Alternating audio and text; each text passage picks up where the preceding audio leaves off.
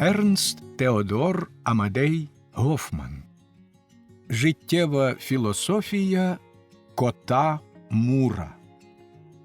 Разом з уривками біографії капельмейстера Йоганнеса Крейслера, випадково знайденими серед аркушів макулатури.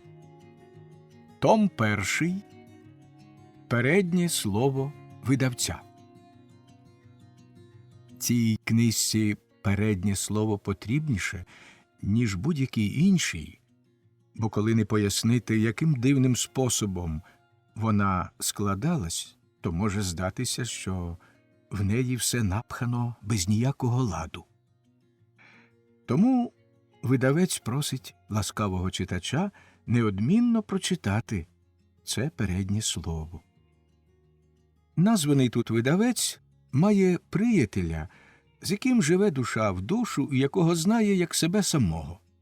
Одного дня той приятель сказав йому десь таке: «Ти, голубе, видрукував уже чимало книжок і знаєш книгарів, отже тобі неважко буде знайти серед тих шановних людей когось такого, що за твоєю рекомендацією видрукував би писання одного молодого автора, обдарованого блискучим хистом і багатьма чудовими рисами.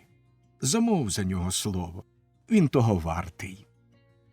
Видавець пообіцяв зробити все, що тільки від нього залежатиме, для свого колеги-письменника. Правда, він трохи здивувався, коли приятель признався йому, що той автор – кіт на ім'я Мур, і що в рукописі викладено його життєву філософію. Але слово було вже дане, а перші сторінки здались йому досить добре написаними, тому він з рукописом у кишені негайно ж таки подався до пана Дюмлера на Унтер-ден-Лінден і запропонував йому видати котячу книжку. Пан Дюмлер сказав, що хоч він досі не мав серед своїх авторів кота і не чув, щоб хтось із його шановних колег заходив у ділові стосунки з особами цієї породи, а проте ладен спробувати. Рукопис пішов у друк, і незабаром видавець отримав на перегляд перші коректурні аркуші. Та як же він злякався, коли побачив, що Мурова історія час від часу уривається, і замість неї йдуть уривки з іншої книжки, яка містить життєпис капельмейстера Йоганнеса Крейслера. Після пильних досліджень і розпитувань видавець дізнався нарешті ось що. Пишучи свою життєву філософію, кіт Мур із спокійним серцем подер надруковану вже книжку, яку знайшов у свого господаря. Одні аркуші він підкладав під свої, щоб краще було писати, іншими промокав чорнило. Ті аркуші лишилися в рукописі і через недогляд були надруковані як один твір. Видавець змушений покірно, з тяжким серцем визнати, що ці чужі один одному тексти були, на жаль, так безладно перемішані через його власну легковажність, бо йому належало добре переглянути рукопис кота, перш ніж давати його в друк. А проте він себе трохи втішає ось чим. По-перше, ласкавий читач легко зрозуміє, що до чого стосується, коли не пропустить повз увагу взяті в дужки позначки А.М., аркуш макулатури, і М.П.Д. Мур провадить далі. До того ж, найімовірніше, що подерта книжка так і не потрапила в продаж, бо про неї ніхто нічогісінько не знає.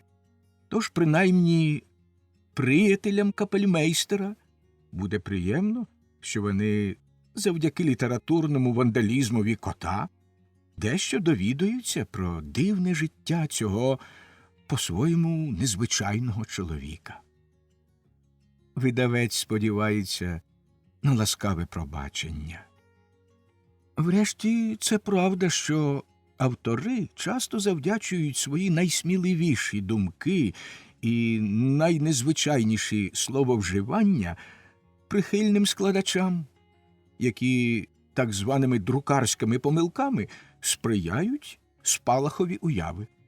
Так, наприклад, видавець у другій частині своїх «Нічних оповідань» на сторінці 326 говорив про чималі галяви, що траплялися в парку. Складачеві це речення видалося не досить геніальним, і він замінив галяви на халяви. А в оповіданні «Панна Скюдері» складач хитро одяг цю даму не в чорний халат, а в чорний жилет із важкої шовкової матерії і так далі. Але кожному своє.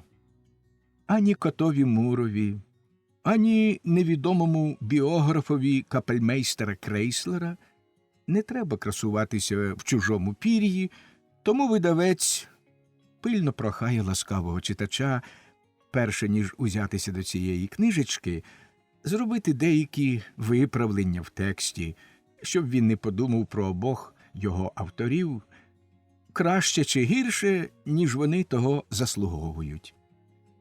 А втім, ми відзначаємо тільки головні друкарські помилки, а дрібніші хай уже ласкавий читач нам вибачить. Наостанці видавець хоче запевнити ласкавого читача, що він особисто познайомився з котом Муром, і той виявився приємним, вихованим юнаком. Його дуже вдало зображено на обкладинці цієї книжки. Ернст Теодор Амадей Гофман.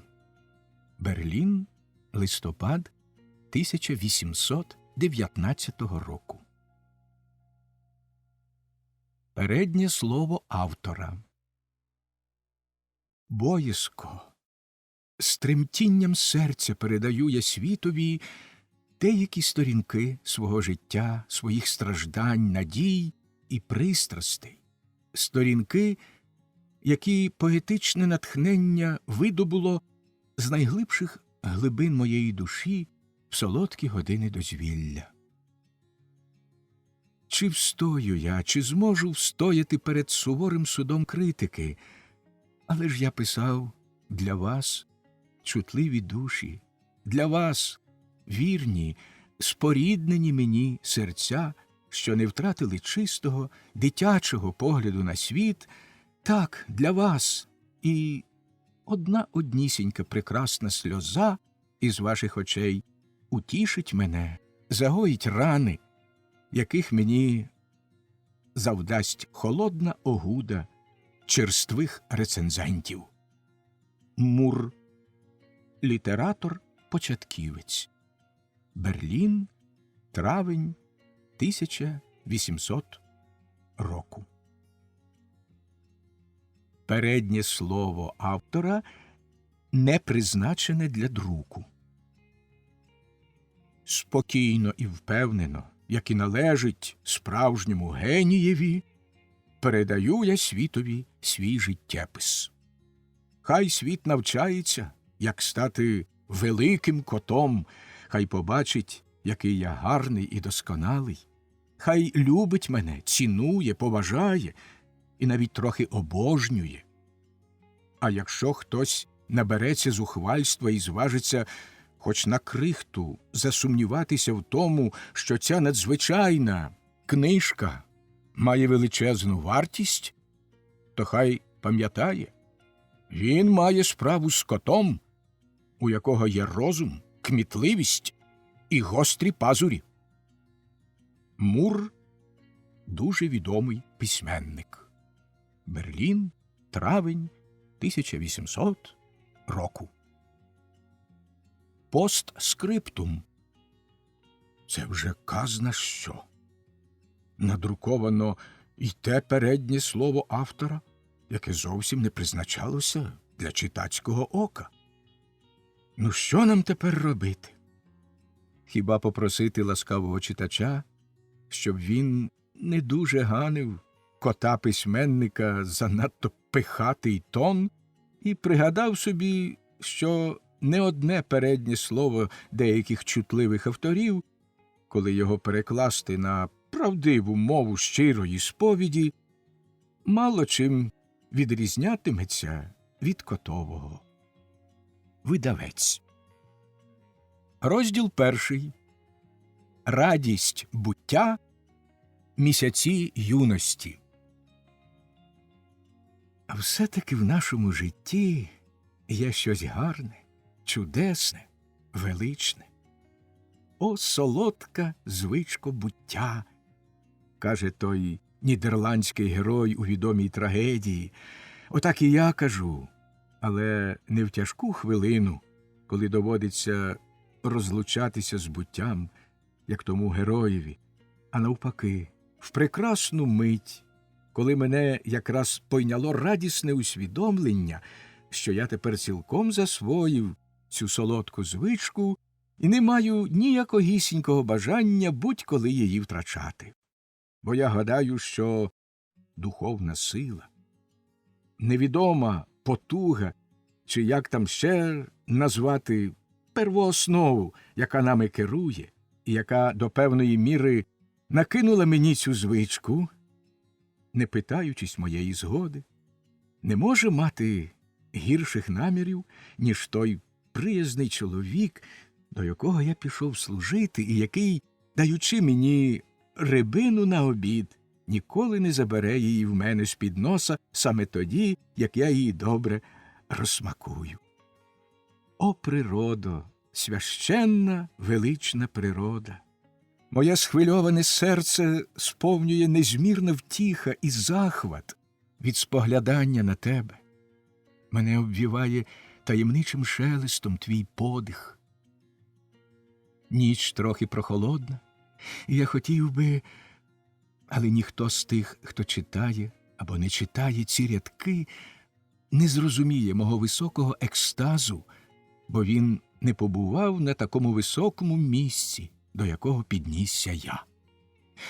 Правильніше було б сказати «видряпався», проте жоден поет не говорить про свої ноги, навіть коли має їх аж 4, як я, а тільки про своє піднесення.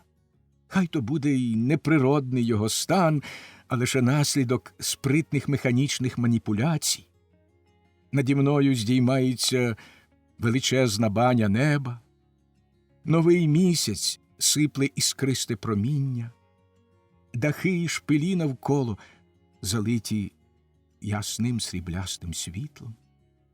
Гамір і метушня на вулицях піді мною дедалі спадає, ніч стає все тихіша, по небу пливуть хмари, якась самітна голубка боязко туркоче сумну любовну пісню, кружляючи навколо церковної вежі. Серденько моє, ану ж вона захоче наблизитись до мене. Я відчуваю, як у мені прокидається дивне хвилювання, якийсь мрійливий апетит немилосердно роздирає мою душу. Ох, якби та мила пташечка прилетіла до мене, я б її міцно пригорнув до свого закоханого серця і ніколи, ніколи не відпустив би від себе. О, вона залітає назад, у голубник, облудниця, і я лишаюся сам на даху без ніякої надії. Як рідко все-таки трапляється в ці убогі, недобрі, черстві часи справжня спорідненість душ. Невже вміння ходити рівно на 2 ногах таке велике досягнення, що плем'я, яке зветься людьми, присвоїло собі право панувати над нами всіма, хто ходить на 4, набагато краще за нього, утримуючи рівновагу? Але я знаю, вони, люди, найдужче пишаються тим, що нібито сидить у них в голові і що вони звуть розумом. Я погано уявляю собі, що це таке, та одне знаю напевне. Коли розум, як я собі виснував із деяких балачок мого пана і добродійника, лише здатність свідомо діяти і не робити дурниць, то я не поміняюся з жодною людиною. Взагалі я вважаю, що свідомість – просто собі звичка. Адже всі ми приходимо в життя і долаємо його, самі не знаючи як. Принаймні, я можу сказати це про себе. І мені здається, що жодна людина на землі не знає з власного досвіду, як і де вона народилася. А тільки з чужих слів, які до того ж часто бувають не зовсім певні.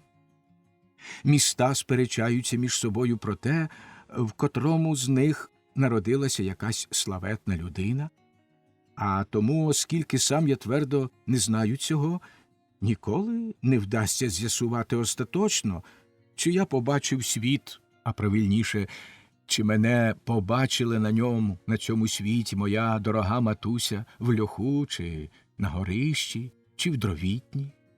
Бо, як ведеться в нашому роду, мої очі були запнуті поволокою. Дуже невиразно пригадую собі певні звуки, які лунали навколо мене, урчання й пирхання, до якого мимоволі вдаюся я, коли мене посідає гнів. Чіткіший, уже майже свідомий, другий мій спогад.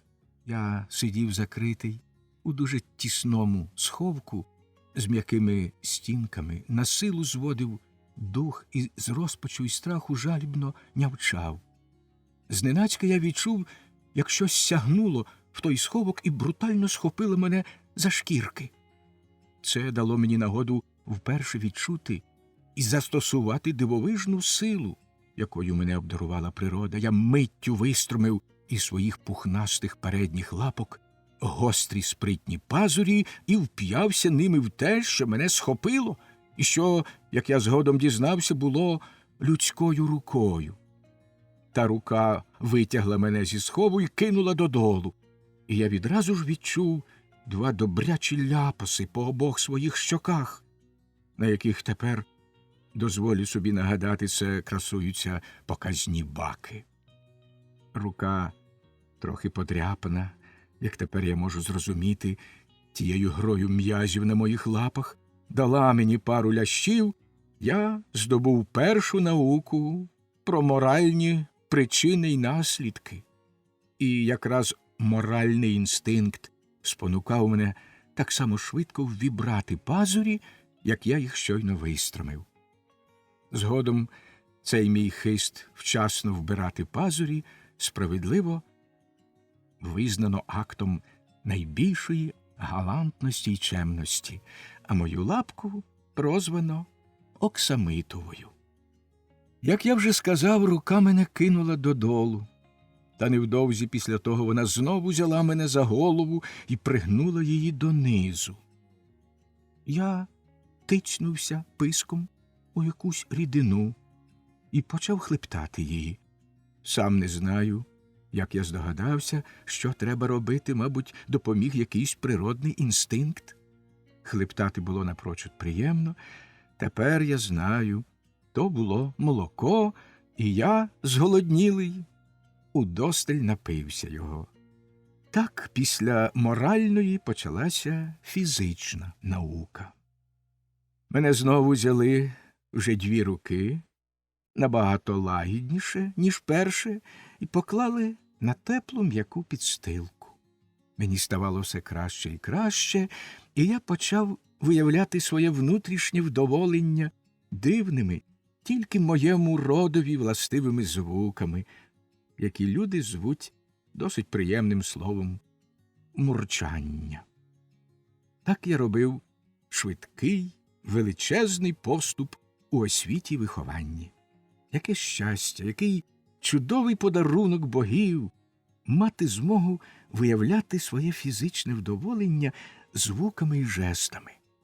Спершу я мурчав, потім у мені прокинувся незрівняний талант вишукано задирати хвіст, а далі й дивовижний хист одним однісіньким слівцем «няу» віддавати радість і горе, захват і втіху, страх і розпач, коротше, усі почуття і пристрасті в їхніх різноманітних відтінках. Що варта людська мова проти цього найпростішого з усіх способу виявлення почуттів? Але вернімось до небуденної, повчальної історії моєї багатої на події юності. Я прокинувся з глибокого сну і злякався. Мене оточувало сліпуче сяйво. Поволока з моїх очей спала, я бачив.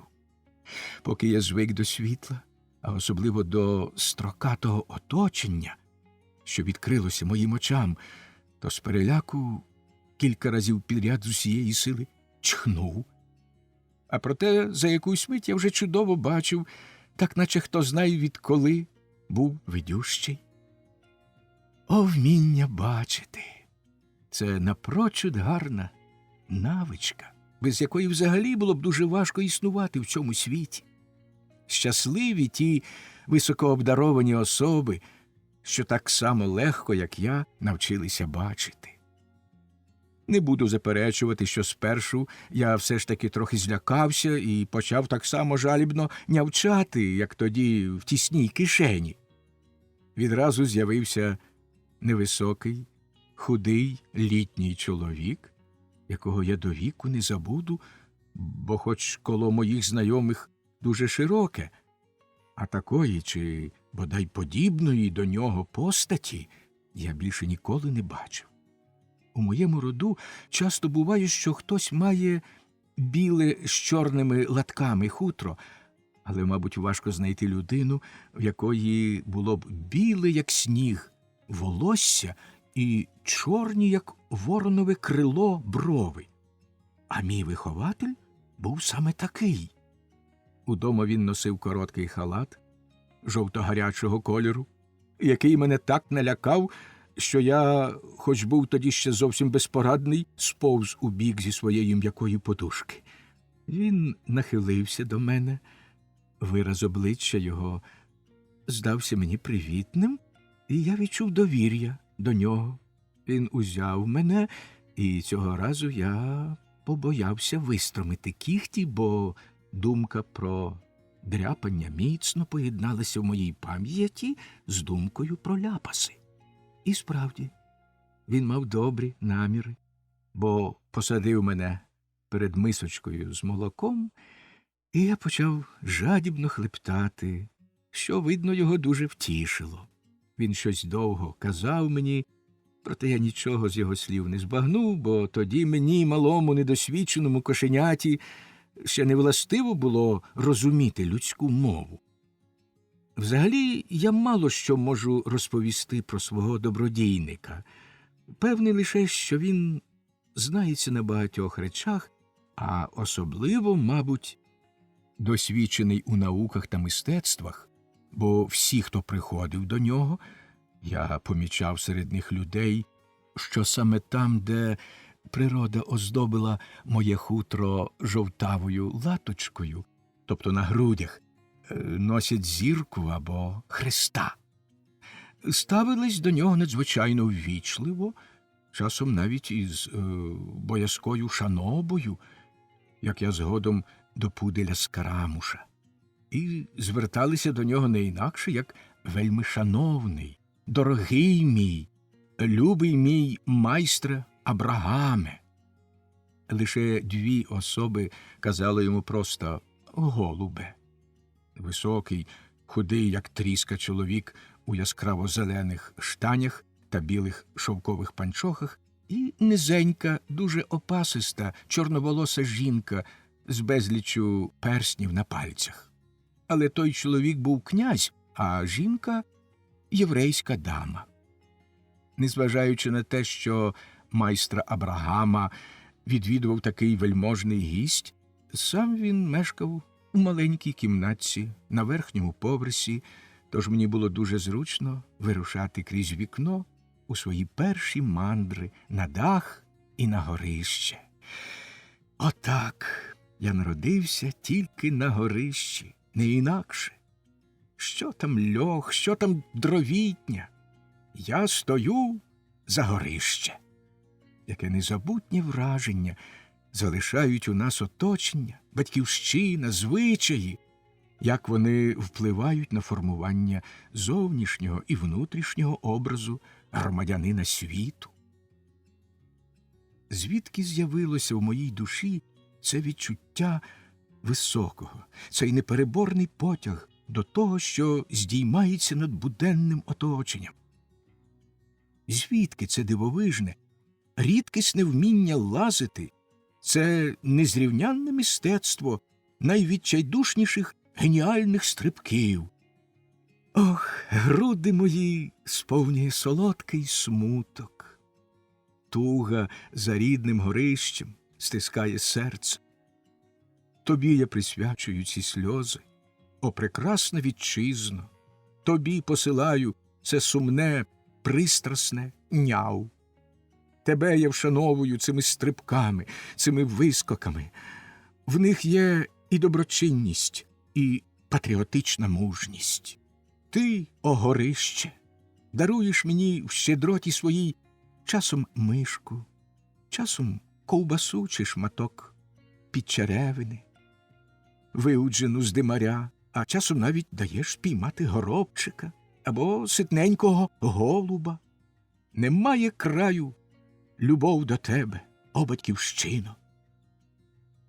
Але я повинен ще багато чого. А.М. Аркуш макулатури. Хіба ви не пам'ятаєте, ласкавий пане, тієї страшної бурі, що зірвала капелюха з голови адвоката, коли він гуляв уночі на Новому мосту і кинула в Сену? Десь так написано в Рабле, але насправді то не буря пограбувала адвоката, бо він, лишивши плащ на поталу вітрові, міцно притис капелюха рукою до голови, а якийсь гренадер, що проходив мимо, голосно вигукнувши «Дуже вітряно, добродію!», швидко висмикнув з-під руки в адвоката гарного касторового капелюха, що прикривав його перуку. І в каламутні хвилі Сени полетів не цей капелюх, а нікчемна суконна солдатова шапка, яку вітер поніс у мокру могилу. І ви знаєте, ласкавий пане, що тієї миті, коли адвокат зупинився, спантеличений до краю, другий солдат, пробігаючи мимо й так само вигукнувши «Дуже вітряно, добродію!», схопив за комір адвокатів плащ і стяг його з плечей, а відразу потому третій солдат, поминаючи його і так само вигукнувши «Дуже вітряно, добродію!», вихопив у нього з рук іспанський ціпок із золотою головкою. Адвокат закричав пробі, кинув услід останньому розбишаці свою перуку і простоволосий, без плаща й ціпка, подався додому, де склав найдивовижніший у світі заповіт і пережив найдивовижнішу в світі пригоду. Ви все це знаєте, ласкавий пане? Я нічогісінько не знаю, відповів князь, вислухавши мене. І взагалі не розумію, як ви, майстре Абрагаме, можете теревенити мені такі нісенітниці. Щоправда, Новий міст я знаю.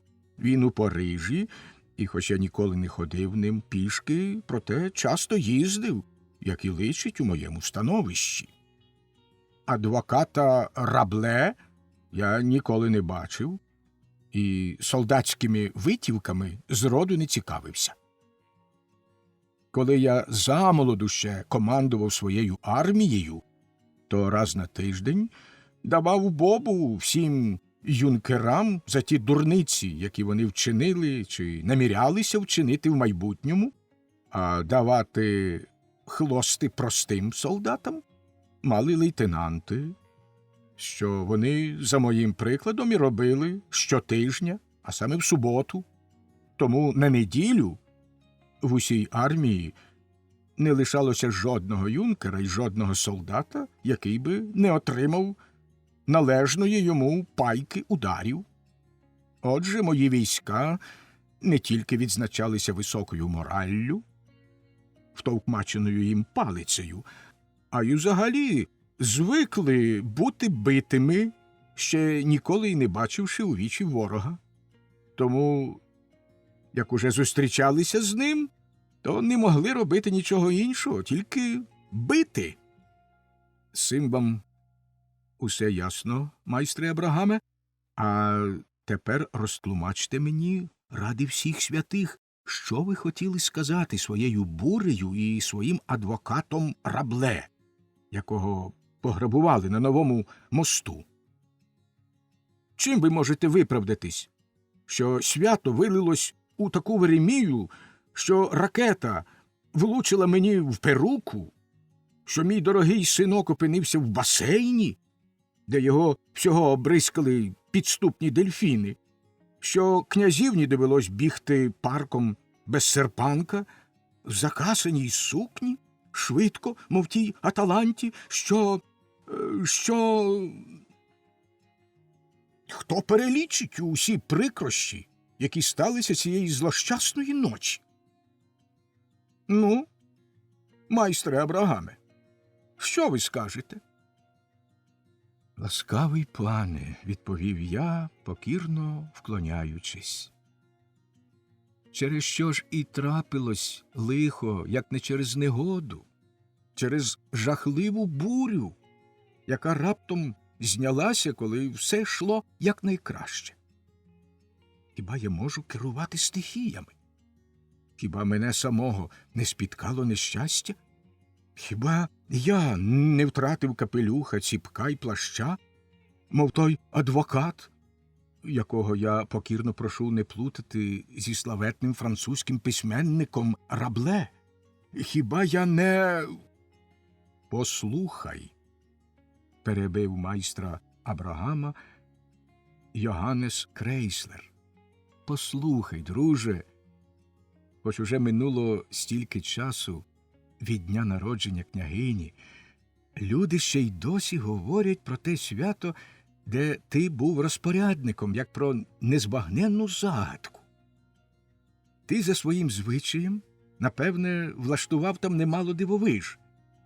Тебе вже й так уважали за якогось чаклуна, а ти на тому святі, здається, ще й зміцнив у людях цю віру.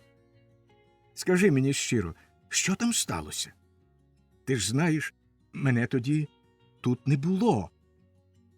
Саме тому, урвав приятеля на слові майстер Абрагам, саме тому, що тебе тут не було, що ти, гнаний бозна якими пекельними фуріями, помчав звідси, мов божевільний, саме тому я так знавіснів і почав заклинати стихії, щоб вони стали на заваді святові.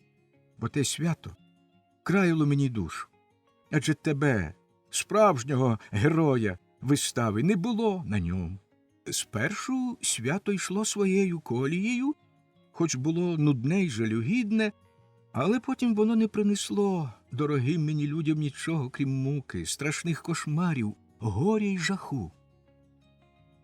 Дізнайся ж, Йоганнесе, що я глибоко заглянув тобі в душу, і мені відкрилася схована в ній небезпечна грізна таємниця, кипучий вулкан, який може щомиті вивергнути з себе згубне полум'я, нещадно поглинаючи все навколо.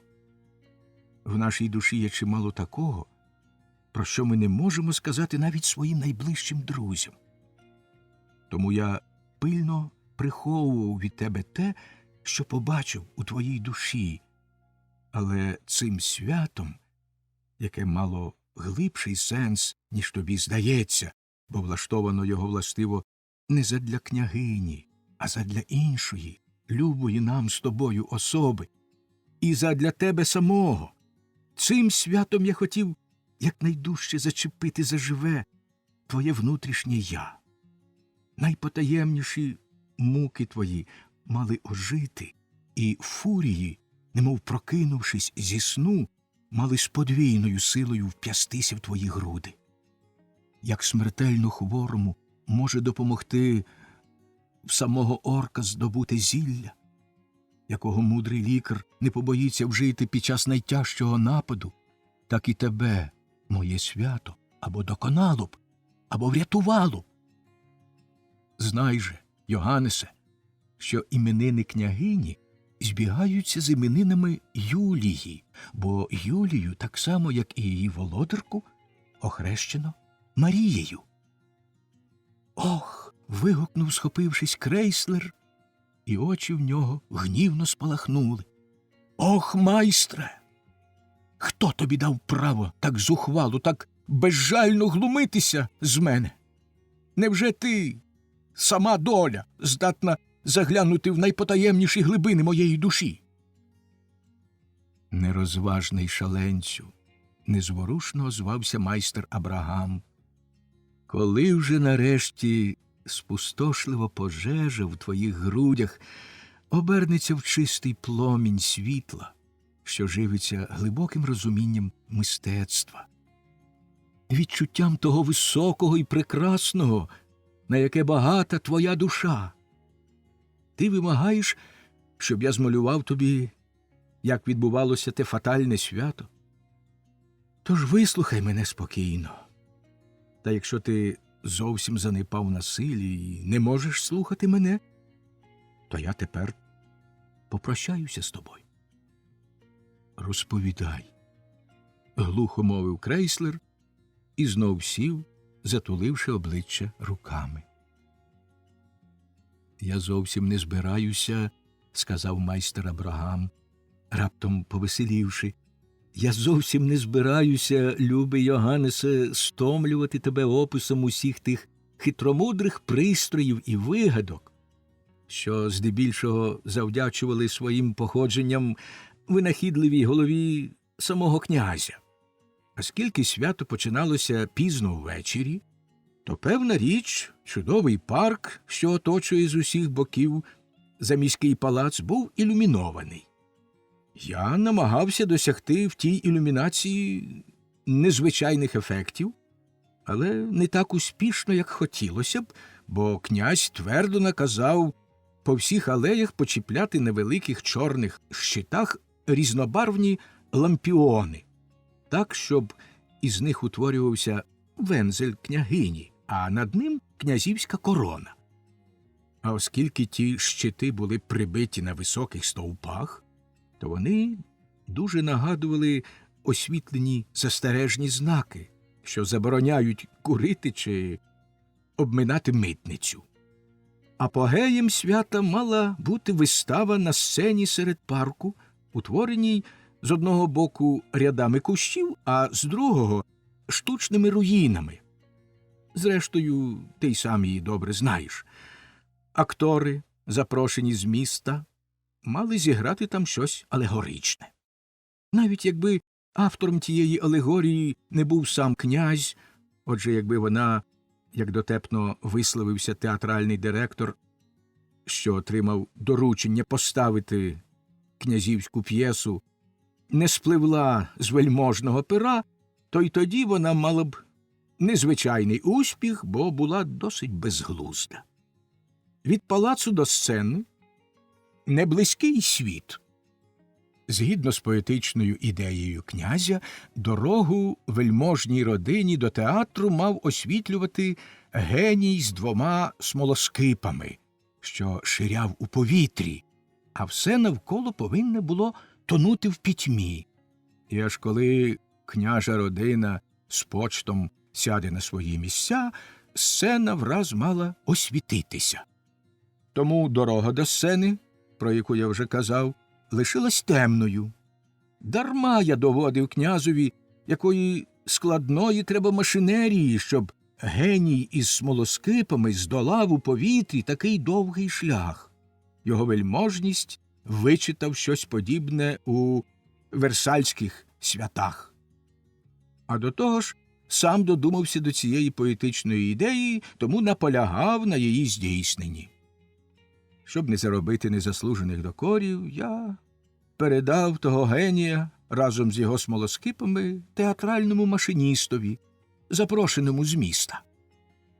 І ось тільки-но вельможне подружжя, а за ним і весь почет вийшли з дверей зали, невеличкого щокатого чоловічка із 2 запаленими смолоскипами, великими восковими свічками в розчепірених руках спущено з даху палацу. Проте лялька виявилась занадто важкою, і, протягши її кроків з 20, машина зупинилася. Світлоносний ангел-охоронець княжого дому завис угорі, а коли помічники машиніста дужче смикнули за мотузку, перевернувся догори ногами. Свічки, опущені гнотами вниз, горіли далі, скапуючи додолу гарячими восковими краплями. Перша з тих крапель влучила в самого князя. Його вельможність стоїчно приховав свій біль, але хода його втратила свою врочистість, і він чимдуж поспішив уперед.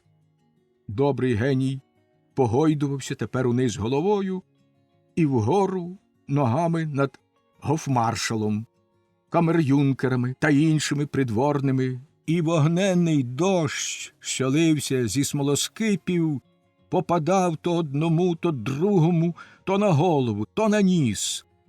Нечемно було б виявляти свій біль і таким чином затьмарювати радісне свято, тому прицікаво було дивитися, як ті нещасні, ціла когорта стоїчних севол страхітливо кривлячись, а проте з усієї сили намагаючись перебороти муку, навіть видушили з себе усмішку, таку, якою усміхаються хіба в пеклі.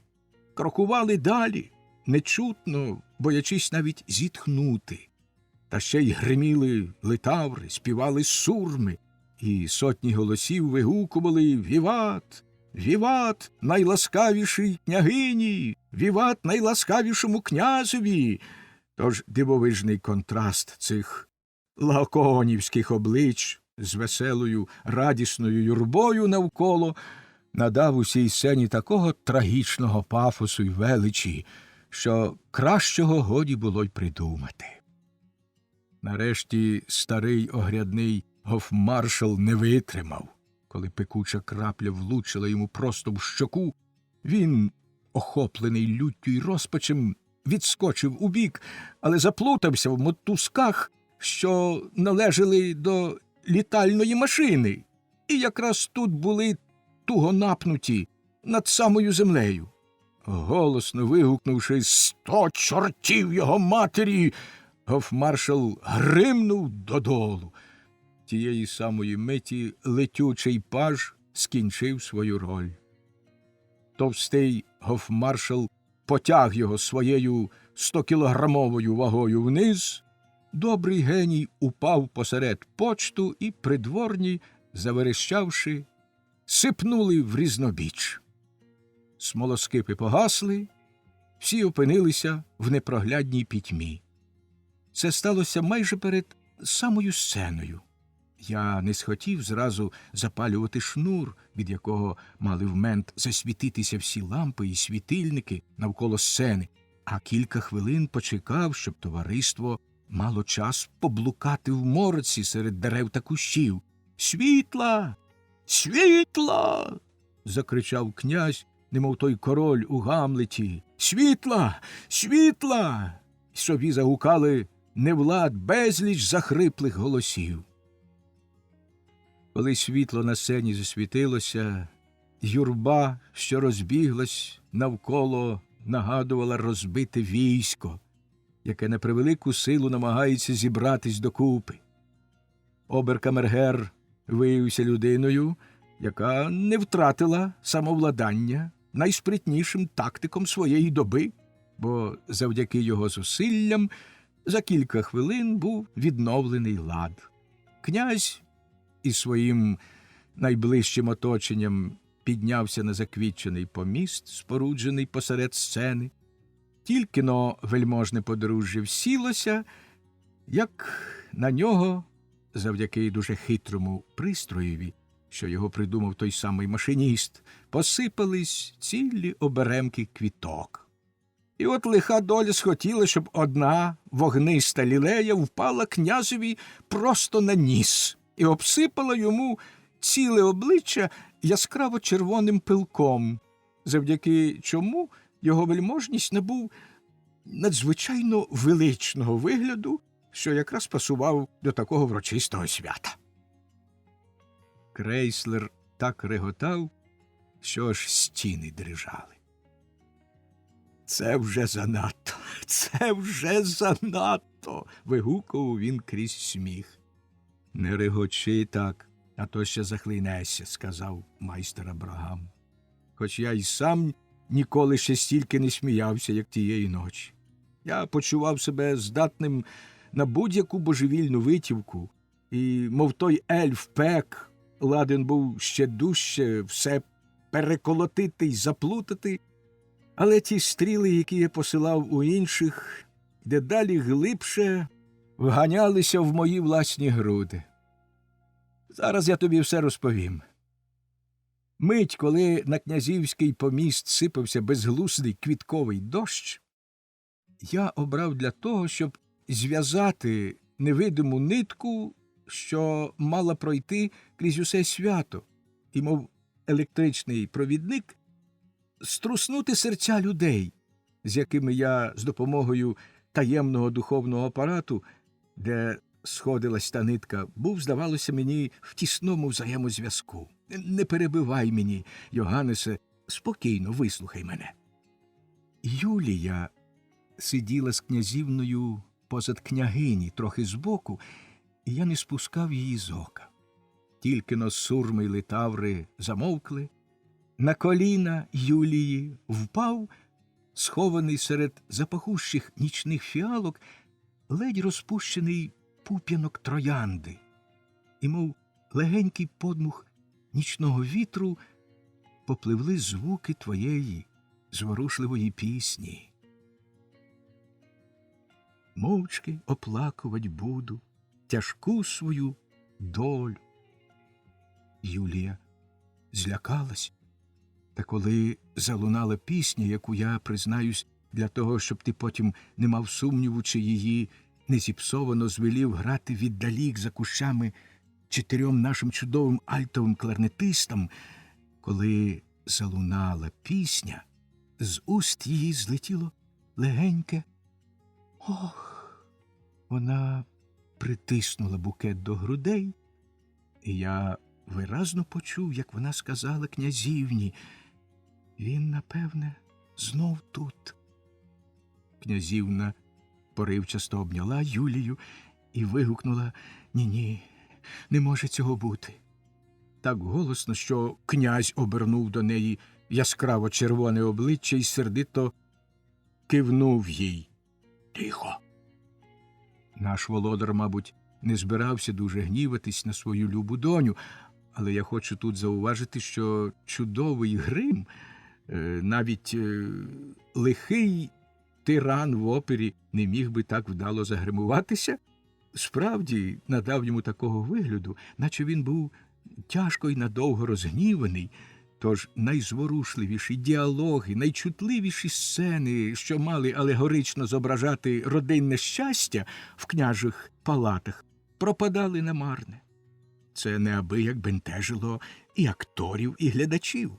Бо навіть тоді, коли князь у тих місцях, які він підкреслив у своєму примірнику червоним олівцем, цілував княгині руку чи витирав хусточкою сльози на очах, всім здавалося, що він затявся в своєму гніві, і камергери, яким належало сидіти побіч нього, перешіптувались між собою: «О, Господи, що таке з нашим вельможним володарем?»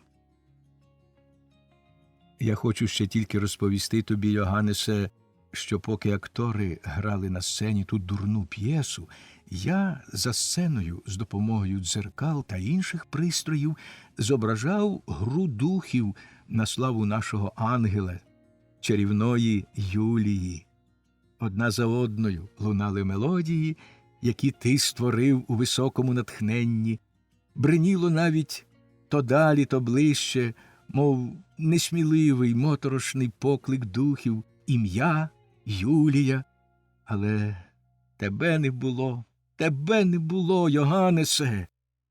І хоч мені після закінчення вистави довелось вихваляти свого Аріеля, як шекспірівський Просперо вихваляв свого, хоч я й сказав, що він усе виконав надзвичайно вдало, проте моя витівка, у яку я вкладав глибокий зміст, видалась мені банальною і нецікавою.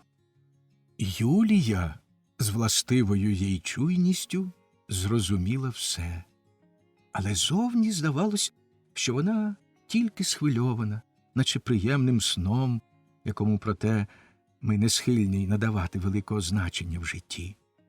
Князівна ж, навпаки, була глибоко замислена.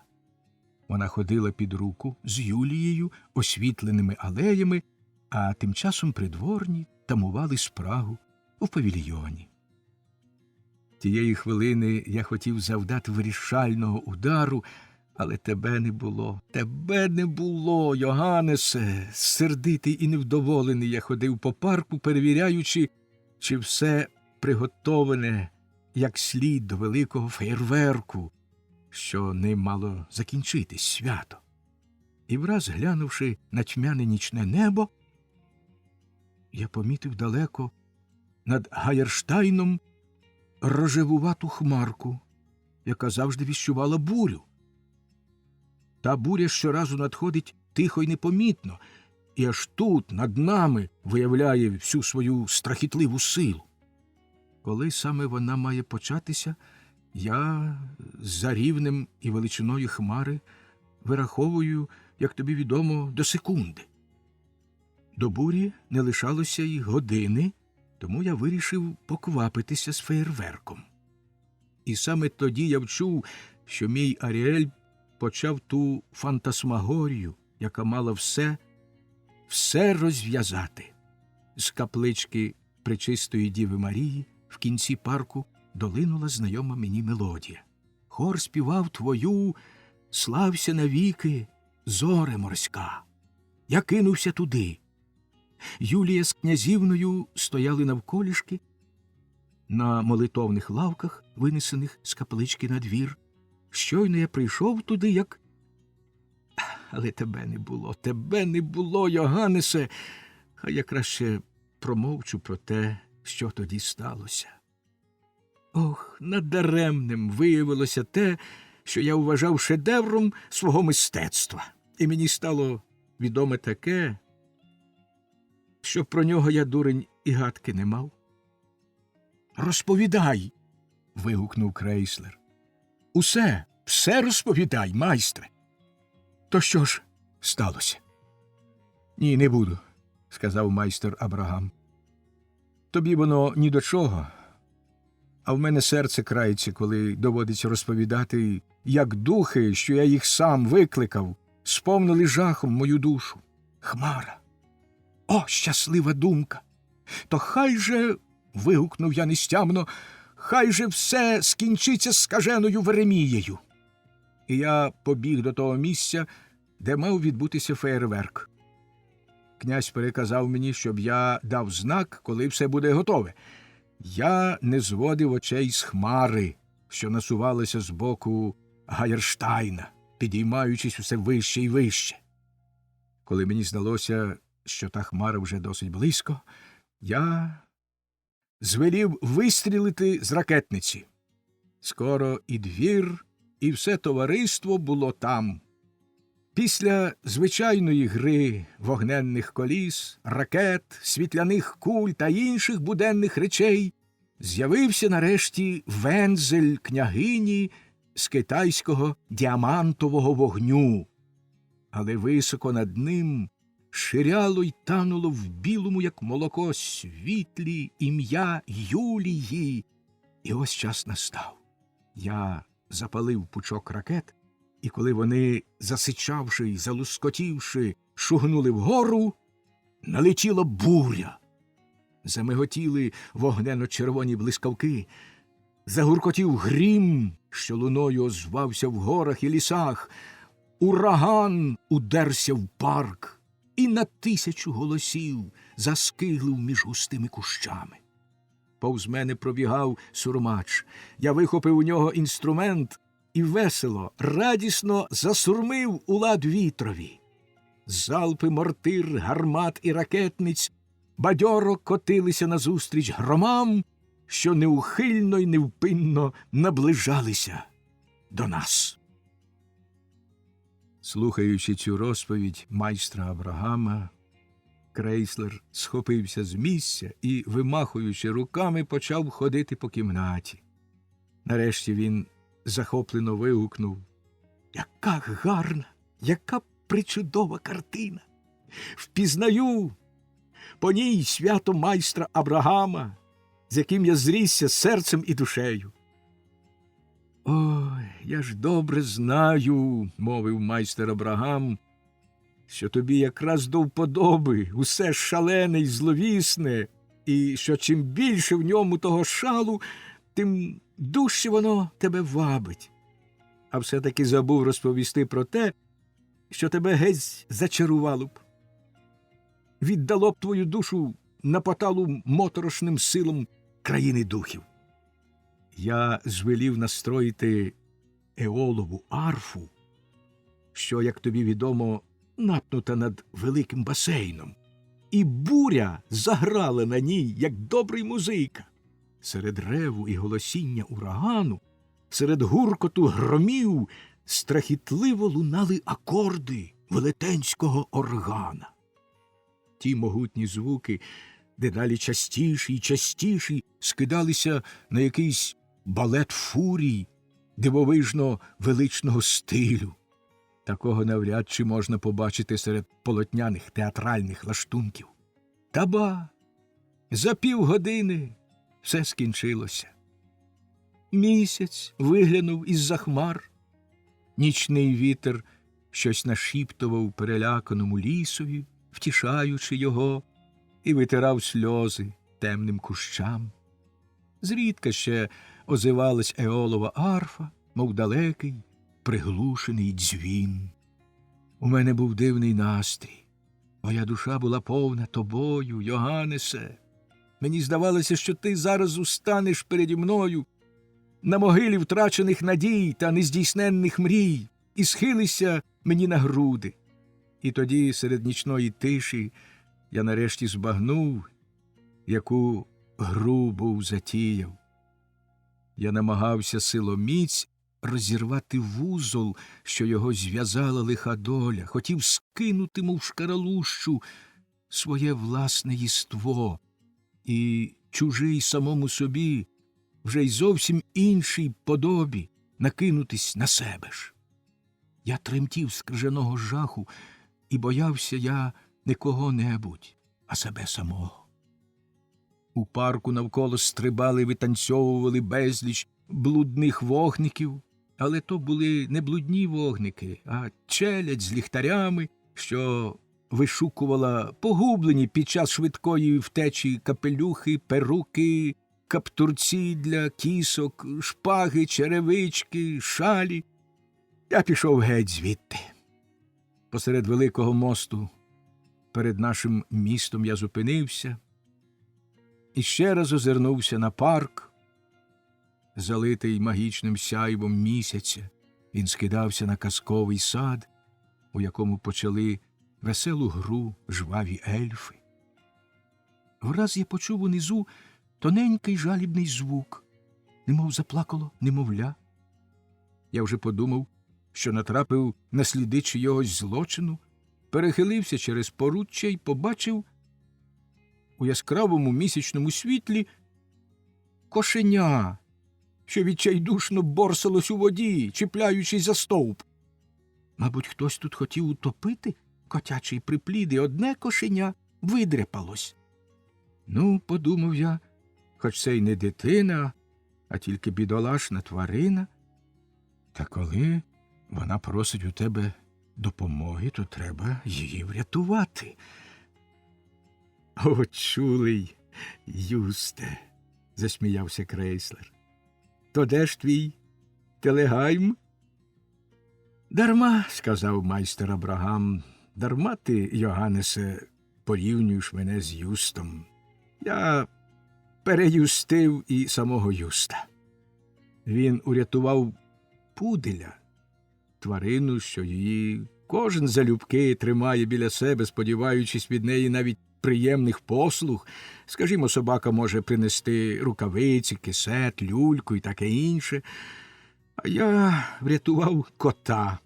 Ти сам знаєш, цих тварин багато хто не зносить, вважає, що вони підступні, нездатні на щиру дружбу. Ніколи не бувають лагідної, доброзичливої вдачі, і що в них завжди лишається бодай крихта ворожості до людей. І ось я з чистої, безкорисливої людяності врятував кота. Я переліз через поруччя, опустився, хоч це було й небезпечно, аж до води, схопив кошеня, що жалібно нявчало, витяг його нагору і запхнув до кишені. Я був стомлений, виснажений, тож, повернувшись додому, швидко роздягся і кинувся в ліжко. Та тільки-но я заснув, як мене збудило жалібне тоненьке попискування, що начебто долинало з шафи. Виявляється, я забув про кошеня і лишив його в кишені.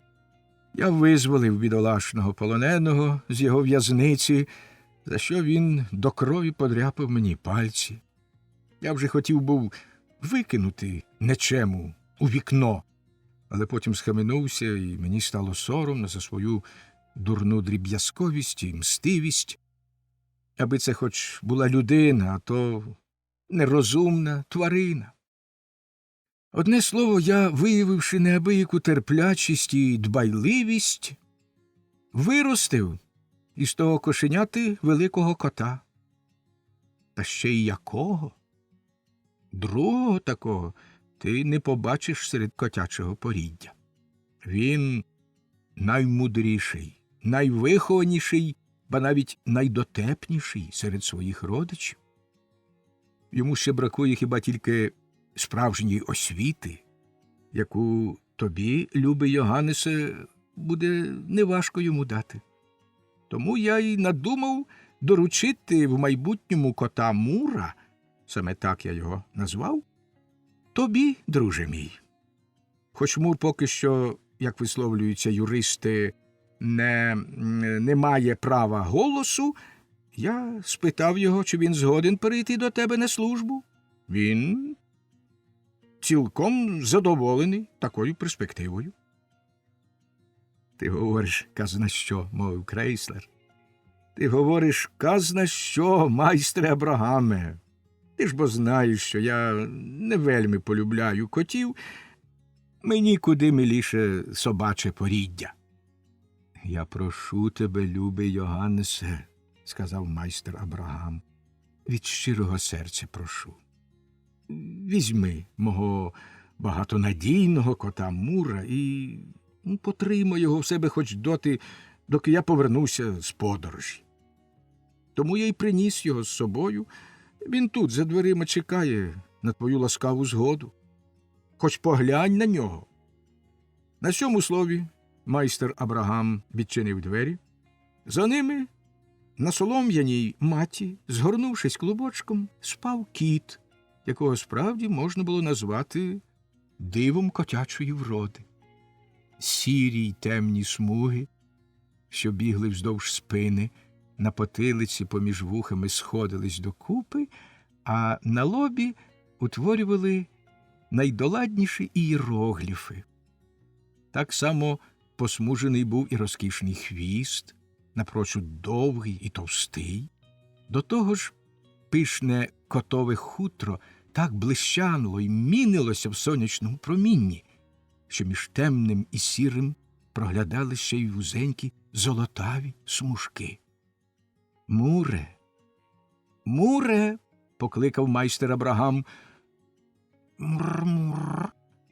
Дуже чітко відповів кіт, потім потягся, встав, вигнув неймовірно гарною дугою спину і розплющив зелені, як весняна трава, іскристі очі, в яких світилися розум і свідомість. Принаймні так запевняв майстер Абрагам, і Крейслер теж урешті визнав, що в цьому котові було щось особливе, незвичайне, що голову він мав досить велику, для того, щоб у ній могли вміститися які завгодно науки, а вуса вже й тепер, замолоду, досить довгі й сиві, щоб при нагоді здобути собі авторитет не менший, ніж у якогось там грецького мудреця. Ну як так можна? Всюди, куди не потрапиш, відразу мостися спати, звернувся майстер Абрагам до кота. Коли ти не відмовишся від цієї поганої звички, то ти й не щуйся, як із веселого пустуна станеш похмурим бурмилом. Ану, вмийся, Муре.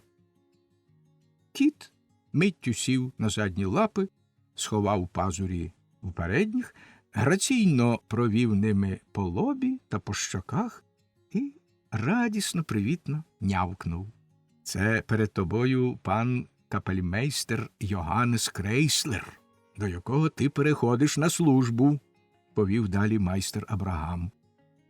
Кіт блимнув на капельмейстера своїми великими іскристими очима, заморчав, вискочив на стіл поряд із Крейслером, а звідти, недовго думаючи, на його плече, наче хотів йому щось сказати на вухо.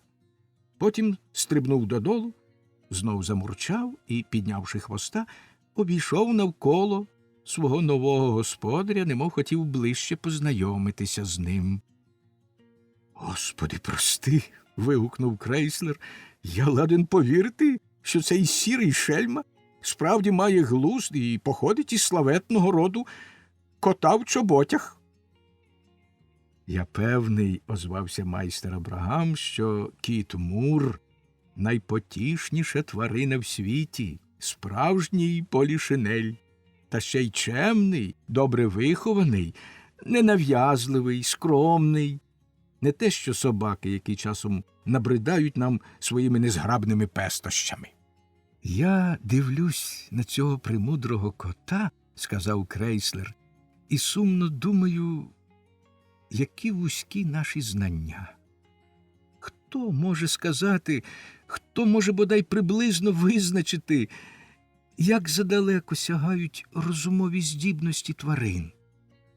І якщо ми чогось, а скільки його є такого, не можемо дослідити в природі, то зразу маємо для нього напоготові ярлик і пишаємося своєю нікчемною школярською мудрістю, яка не бачить далі, як поза власного носа. Отак ми наліпили ярлик «інстинкт» на всі розумові спроможності тварин, що виявляються часом найдивовижнішим чином. Але я хотів би отримати відповідь тільки на одне питання. Чи можна пояснити інстинктом, сліпим, мимовільним потягом здатність бачити сни? Бо ж, наприклад, кожен, хто спостерігає сонного мисливського пса, знає, що собаки бачать сни, та ще й дуже яскраві, ніби скалки самого життя. Мисливський собака у вісні ще раз переживає все полювання, шукає, принюхується, сопе, пітніє, дригає лапами, наче щодуху біжить полем. А втім, про кота, що бачить сни, я поки що не чув.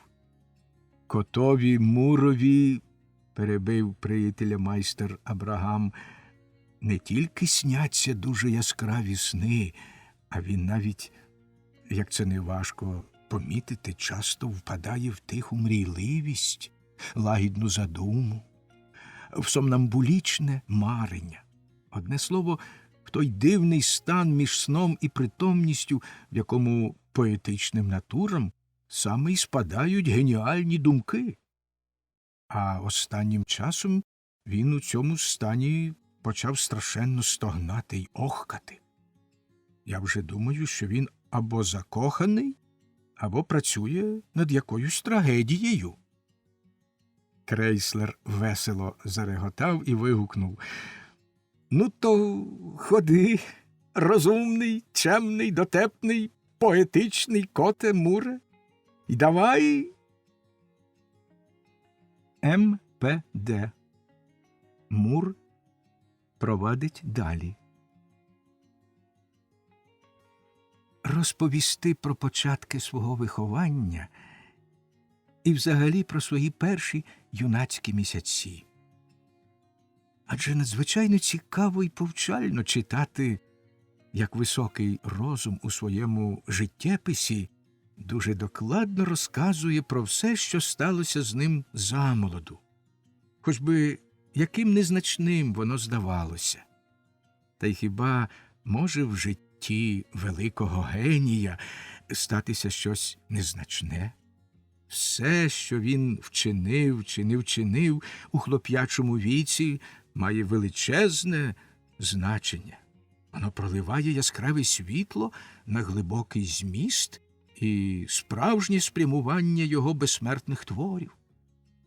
Груди юнака, який прямує до вищої мети, і якого мучить боязкий сумнів, чи вистачить у нього внутрішньої снаги, щоб осягти її, сповнює прекрасна мужність, коли він читає, що велика людина, бувши хлопцем, також гралася в солдатики, до безтями любила солодощі і часом діставала прочуханки за лінощі, нечемність і дурість. «Так само, як я», радісно вигукує юнак, і вже немає сумніву в тому, що він теж великий геній, як і його обожнюваний кумир. Дехто читав Плутарха або самого лише Корнелія Непота і став великим героєм, а дехто античних трагіків і поряд з ними Кальдерона й Шекспіра, Гьоте й Шиллера і став, якщо й не великим поетом, то принаймні скромним, симпатичним віршувальником, який людям також до вподоби. Тож і мої твори, напевно, запалять у грудях не одного молодого, обдарованого розумом і глибокими почуттями кота, високе полум'я поезії. І коли той шляхетний юнак котячого роду візьметься до моїх біографічних розваг на даху, коли він цілком осягне високі ідеї моєї книжки, яку я саме тримаю в своїх пазурах, то в нестямному захваті вигукне: «О, Муре, божистий Муре, найвидатніший з усіх котів! Тобі, тільки тобі я завдячую все, лише твій приклад зробив мене видатним». Похвально, що мій господар, виховуючи мене, не керувався ні настановами забутого вже Базедова, ні методом Песталоцці, а давав мені необмежену волю, щоб я виховував себе сам, дотримуючись лише певних загальновизнаних засад, які господар вважав украй необхідними для життя в громаді, що тримає в своїх руках усю владу на цій землі. Без них кожне мчало б, як скажене, наосліп, дістаючи на кожному кроці то прикрі стусани в ребра, то болючі гулі, і взагалі ніяка громада не була б можлива. Втіленням цих засад господар вважав природну ввічливість на противагу ввічливості умовній, за правилами якої треба казати: «Прошу мені ласкаво вибачити», коли на вас наскочив якийсь нечема, чи коли вам хтось наступив на лапу. Якщо навіть така ввічливість потрібна людям, то я ніяк не можу збагнути, чому її вимогам має коритися й моє вільнонароджене плем'я. А коли ще й врахувати, що головним інструментом яким майстер прищеплював мені ті загальновизнані засади, була недоброї пам'яті березова різка, то я маю всі підстави нарікати на суворість свого вихователя. Я був би втік від господаря, якби мене не прив'язував до нього мій природжений потяг до вищої культури. А правду кажуть, що чим більше культури, тим менше волі. Бо як зростає культура, то зростають і потреби, а як зростають потреби, то, одне слово, якраз негайно задовольняти деякі свої природні потреби, не рахуючись ані з часом, ані з місцем, було перше, від чого мене господар остаточно відучив з допомогою тієї фатальної різки. Потім надійшла черга забаганок, що, як я згодом переконався, з'явилися в мене тільки через якийсь неприродний стан душі. Якраз той дивний стан, що, мабуть, залежав від мого психічного складу, спонукав мене залишати молоко чи навіть печеню, яку господар ставив для мене, стрибати на стіл і хапати те, що він хотів з'їсти сам. Я відчув силу березової різки і кинув цю звичку. Я визнаю, що господар добре робив, відвертаючи думки мої від цих витребеньок, бо мені відомо, що чимало моїх добрих родичів, не таких культурних і вихованих, як я, потрапили через них у страшну халепу, а декотрі і навіки зіпсували собі життя. Наприклад, я довідався, що один дуже обдарований юнак котячого роду через брак внутрішнього духовного гарту не міг опертися своїй хоті і вихлептав горня молока, за що позбувся хвоста, і осміяний, зневажений, змушений був утекти від світу і коротати вік у самотині.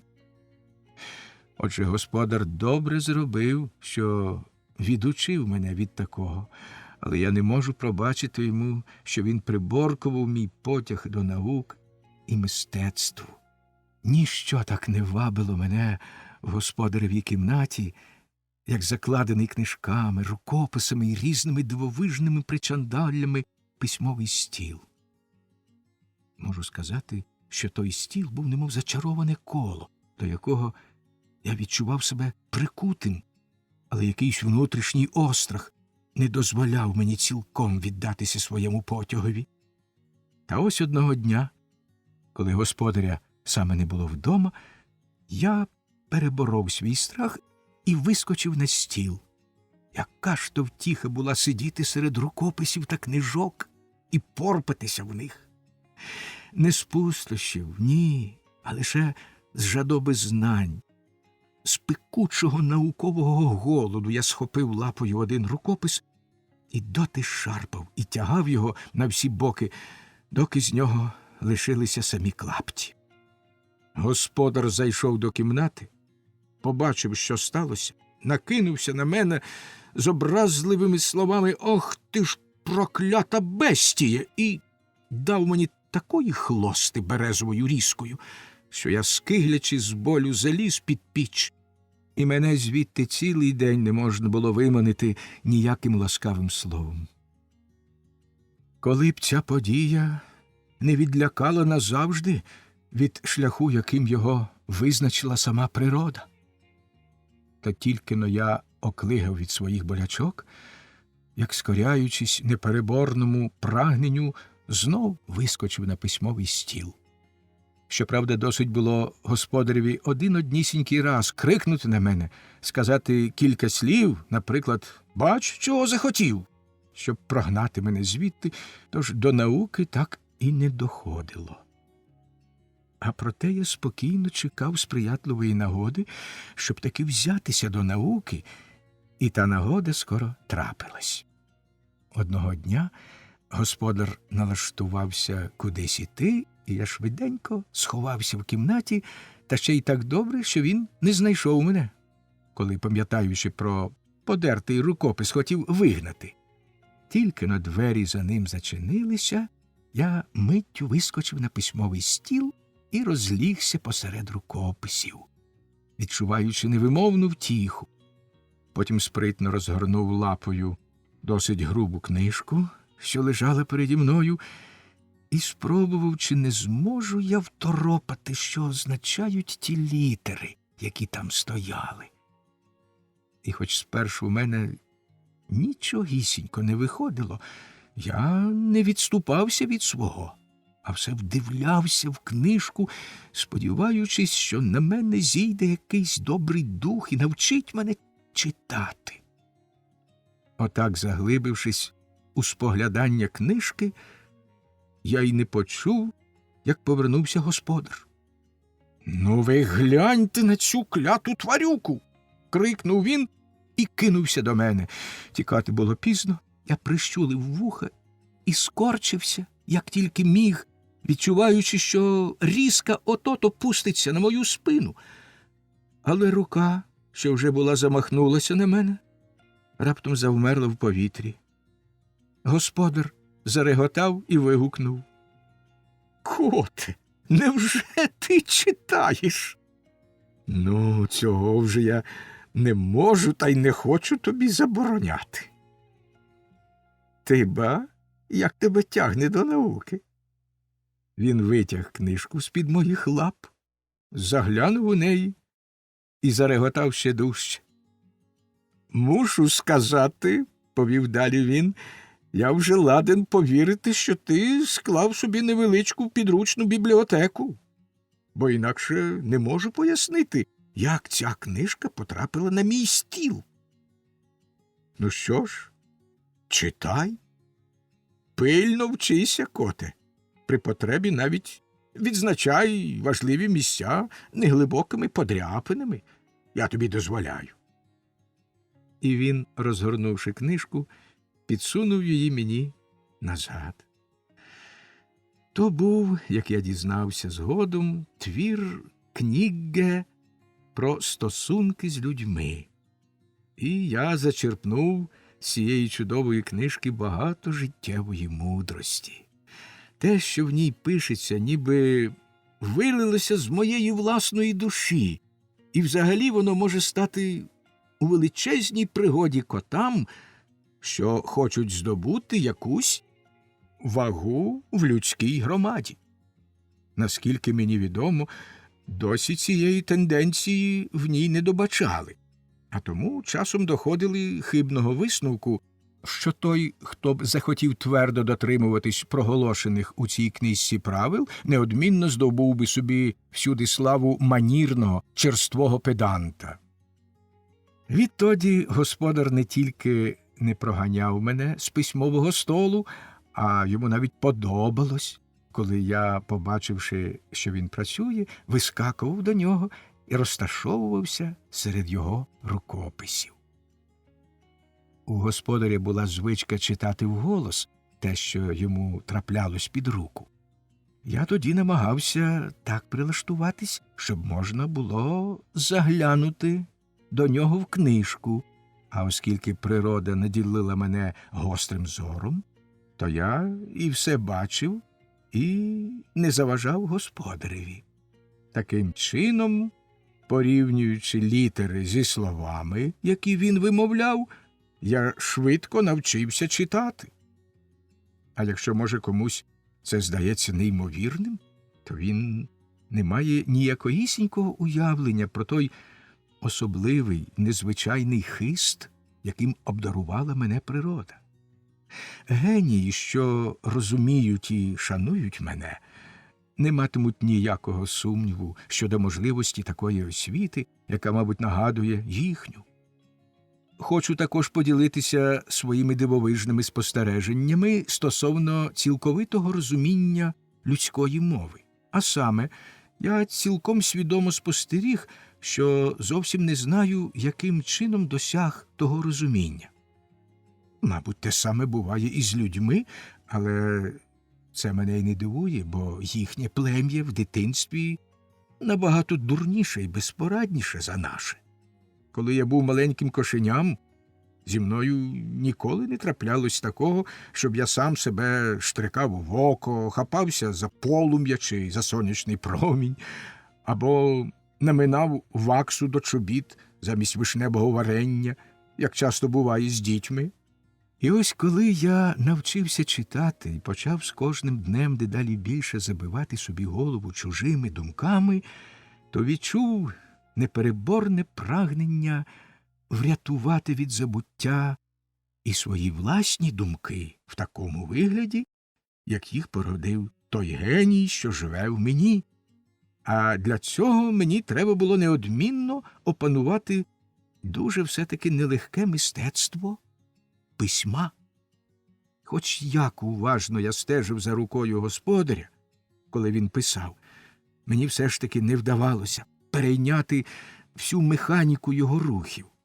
Я простудіював Гільмара Кураса, єдиний підручник каліграфії, що знайшовся в мого господаря, і вже майже дійшов висновку, що загадкову складність письма можна подолати лише маючи таку велику манжету, як на тій намальованій у підручнику руці, що виводить літери, а мій господар пише без манжети тільки завдяки особливим чином набутій спритності, як досвідчений канатоходець врешті перестає відчувати потребу в жердині для рівноваги. Я жадібно зазирав по всіх усюдах, де б його дістати манжету, і вже надумав був порвати нічний чепчик нашої старої ключниці, зладити собі з нього манжету на праву лапу, як раптом мене осяяло. Таке буває в геніїв. З'явилась блискуча думка, що все розв'язала. А саме, я здогадався, що не можу тримати перо чи олівець так, як тримає їх мій господар, через зовсім іншу будову наших рук. І цей здогад виявився слушним. Я мав винайти інший спосіб письма, що відповідав би будові моєї правої лапки. І справді, винайшов його, як і слід було сподіватися. Так із особливої структури індивідууму виникає нова система. Друге прикре ускладнення почалося, коли справа дійшла до вмочання пера в чорнильницю. Ніяк мені не щастило, вмочаючи те перо, вберегти від чорнила свою лапку. Щоразу вона потрапляла в чорнильницю, а тому й не диво, що перші мої літери були написані більше лапкою, ніж пером, і що вони виходили трохи завеликі й заширокі. Тому нерозумні читачі можуть сприйняти мої перші манускрипти просто як заляпаний чорнилом папір. Зате генії легко вгадають геніального кота в його перших же творах і зачудуються, ба навіть не стямляться з захвату, спостерігши, який глибокий і всеосяжний у нього розум, і з яких невичерпних джерел він б'є від самого початку. А щоб нащадки в майбутньому не сперечалися про хронологію моїх безсмертних творів, я хочу тут зазначити, що найперше я написав філософсько-сентиментально-дидактичний роман «Думка й чуття» або «Кіт і пес». Уже ця річ могла б викликати сенсацію. Потім, бувши майстром на все, скомпонував політичний трактат під назвою «Про пастки та їхній вплив на світогляд і активність котівства». Далі мій геній надихнув мене на трагедію «Щурячий король Кавдалор». Ця трагедія також могла б іти безліч разів на всіх можливих сценах із шаленим успіхом.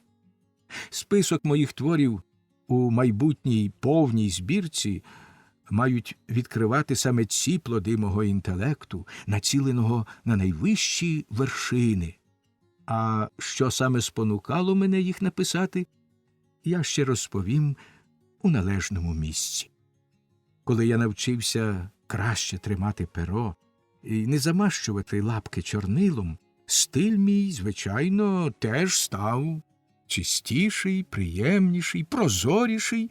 Я переважно брав собі за взірець поетичні альманахи, компонував милі віршики і взагалі дуже швидко став тим люб'язним, симпатичним добродієм, яким лишився й досі. Я вже тоді був мало не створив героїчну поему в 24 піснях, але, як я її докінчив, вийшло щось трохи не те.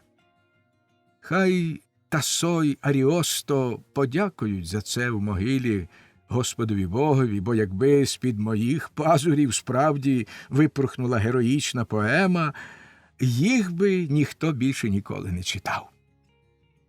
А тепер я переходжу до А.М. Аркуш макулатури. Щоб ти краще все зрозумів, ласкавий читачу, треба тобі чітко і ясно розповісти, що й до чого. Кожному, хто хоч раз зупинявся в заїзді чарівного містечка Зігардсвайлера, відразу ж траплялось почути про князя Іринея. Скажімо, якщо гість замовляв у господаря заїзду форель, яку в тій місцевості чудово готують, той, напевно, відповідав йому: «Слушно, добродію, наш вельможний князь теж залюбки їсть форель, і я можу приготувати вам цю смачну рибу саме так, як її готують при дворі».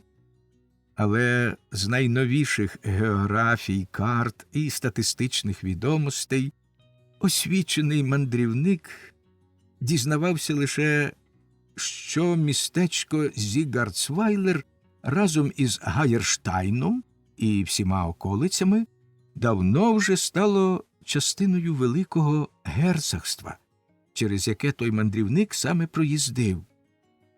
Тож він, напевне, неабияк дивувався, виявивши там вельможного князя і його двір. А справа ось у чому. Князь Іриней справді володарював колись у невеличкому симпатичному князівстві недалеко від Зігардсвайлера, а оскільки він з допомогою доброї підзорної труби міг з бельведера свого замку в містечку, що стало його резиденцією, оглянути всі свої володіння, то ніколи не спускав з ока своїх любих підданців, знав і про всі радощі, і про всі прикрощі своєї країни. Будь-якої хвилини він міг довідатись, чи вродила у Петера пшениця у найдальшому кінці його володінь, і з таким самим успіхом подивитися, чи не ледачаться Ганс і Кунц доглядати свої виноградники. Кажуть, що князь Іриней згубив своє князівство, коли, гуляючи, перейшов кордон сусідньої держави. Воно в нього просто випало з кишені. Хто зна, правда це чи ні, відомо тільки напевне, що в новому, значно доповненому виданні опису того сусіднього герцогства до його території долучені й дораховані володіння князя Іринея. Звільнений від тягаря керування князівством, він отримував з прибутків від колишніх своїх володінь досить щедру винагороду, яку йому й належало проїдати в чарівному Зігардсвайлері.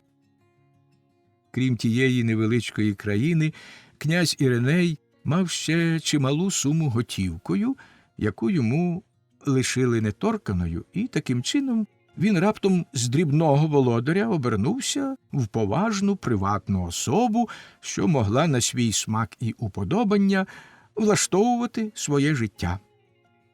Князь Іриней мав славу високовченого володаря, аматора наук і мистецтв. До цього ще треба додати, що тягар керування князівством часто здавався йому прикрим і обридливим. Казали навіть, начебто він колись був висловив у приємній віршованій формі романтичне бажання жити в іделічній самотині, відійшовши від справ. над струмком, який жебонітиме під вікнами в маленькому будиночку серед хатніх тварин. Отже, слід було сподіватися, що тепер він, забувши про своє князювання, влаштує в себе домашній затишок, що неважко зробити заможній, незалежній, приватній особі. Та ба, вийшло зовсім інакше. Можливо, на любов сильних світу цього до мистецтва і науки треба дивитися як на складову частину власне двірського життя.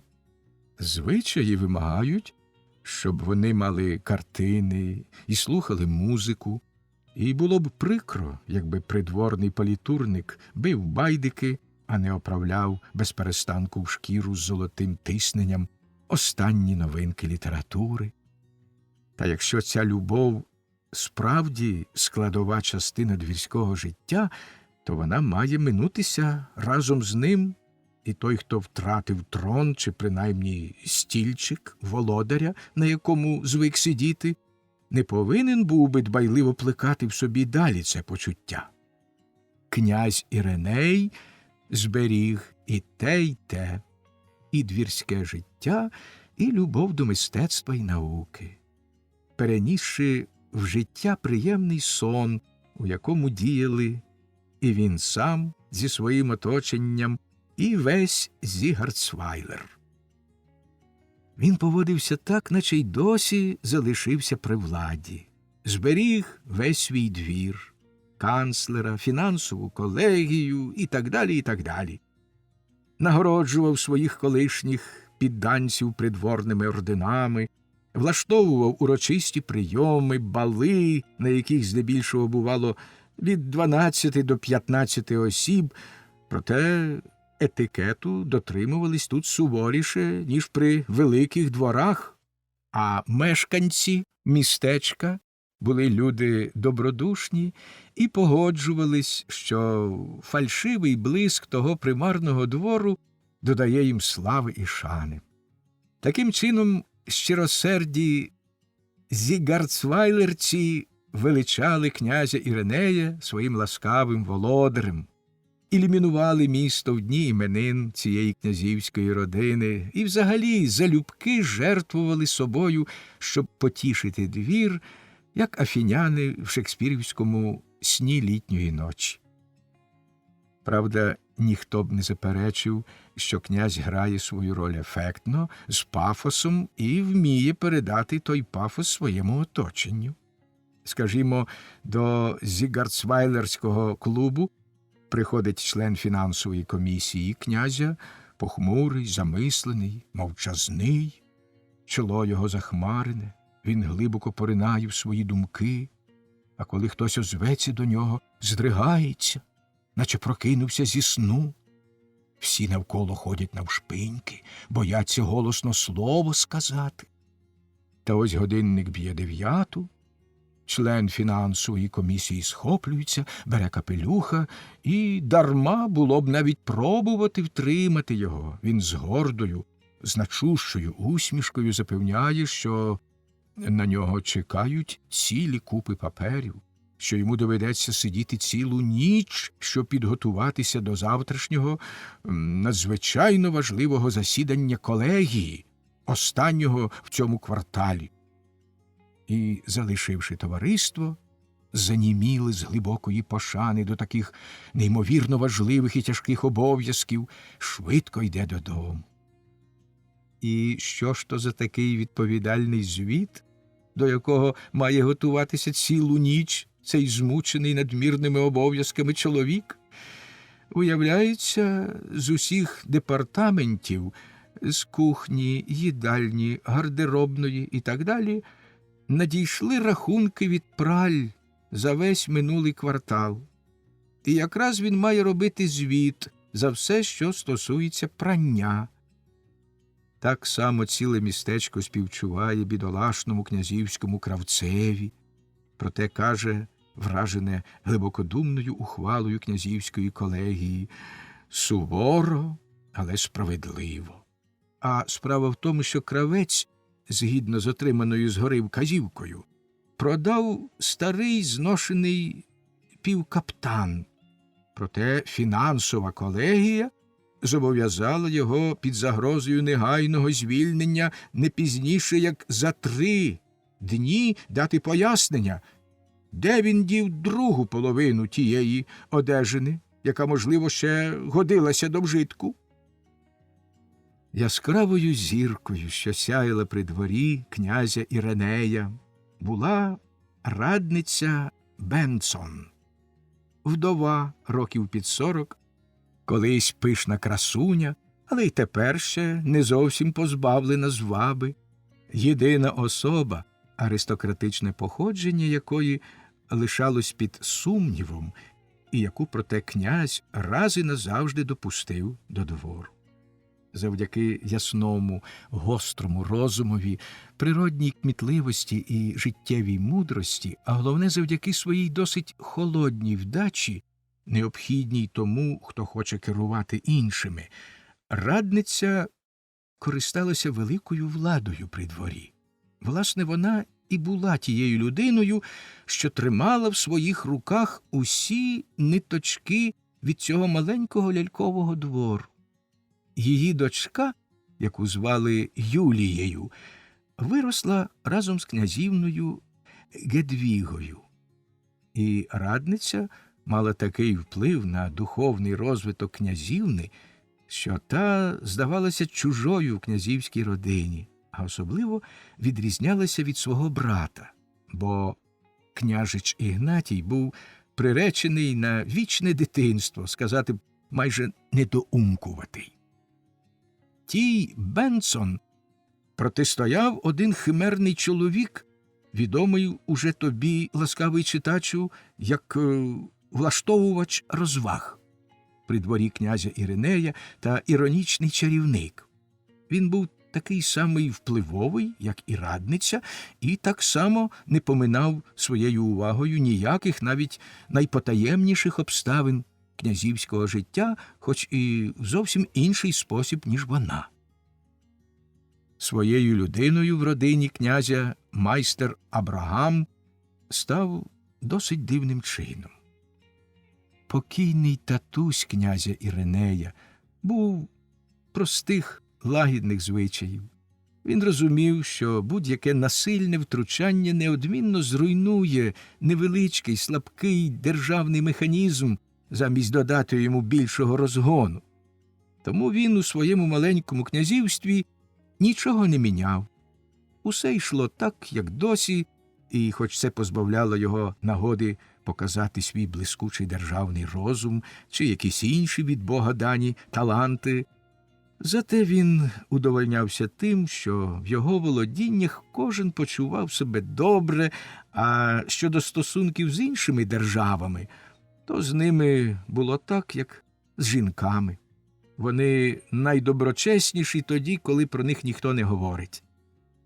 А що маленький двір князя був старосвітський, манірний і церемонний, що сам князь ніяк не міг засвоїти декотрих добромисних ідей, висунутих часом, то все це через незмінність того задерев'янілого кістяка двірської машини, рух якої обергофмейстери, гофмаршали і камергери так ревно і з таким зусиллям спрямовували по їх внутрішньому колу.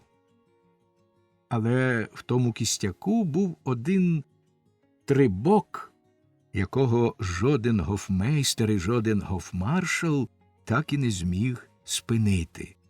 Це був властивий князеві від народження потяг до всього незвичайного, дивного і таємничого. Часом він, за прикладом славетного каліфа Харуна ар-Рашіда, ходив переодягнений по місту і по околицях, щоб задовольнити той потяг, який дивно суперечив решті його життєвих настанов, чи принаймні знайти йому якусь поживу. В таких випадках він надягав круглий капелюх і сірий сурдут, тому кожному з першого погляду було зрозуміло, що його вельможність упізнавати не слід. Одного вечора, отак переодягнений і невпізнаний, князь ішов алеєю, що вела від замку у віддалений куток парку, де самотою стояв маленький будиночок, у якому жила вдова придворного кухаря. Вже перед самим будиночком князь спостеріг двох загорнених у плащі чоловіків, що саме тихенько вийшли звідти.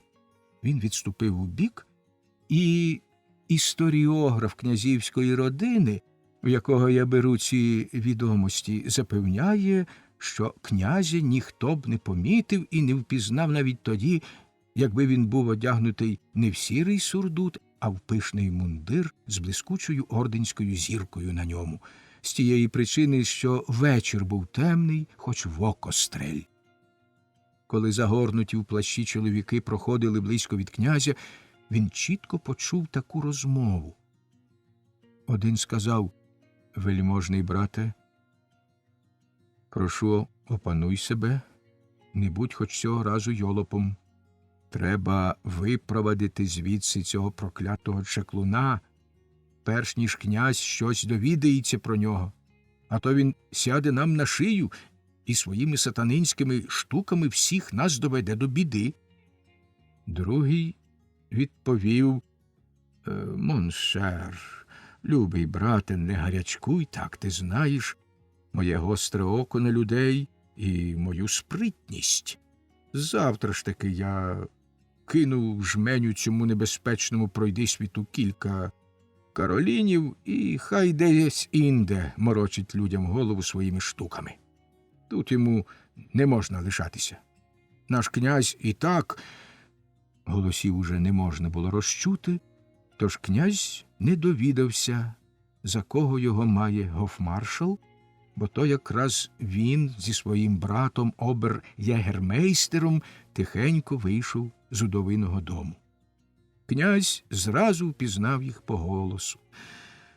Можна не сумніватися, що князеві страх захотілось негайно ж таки знайти того небезпечного чаклуна, від знайомства з яким його конче хотіли вберегти.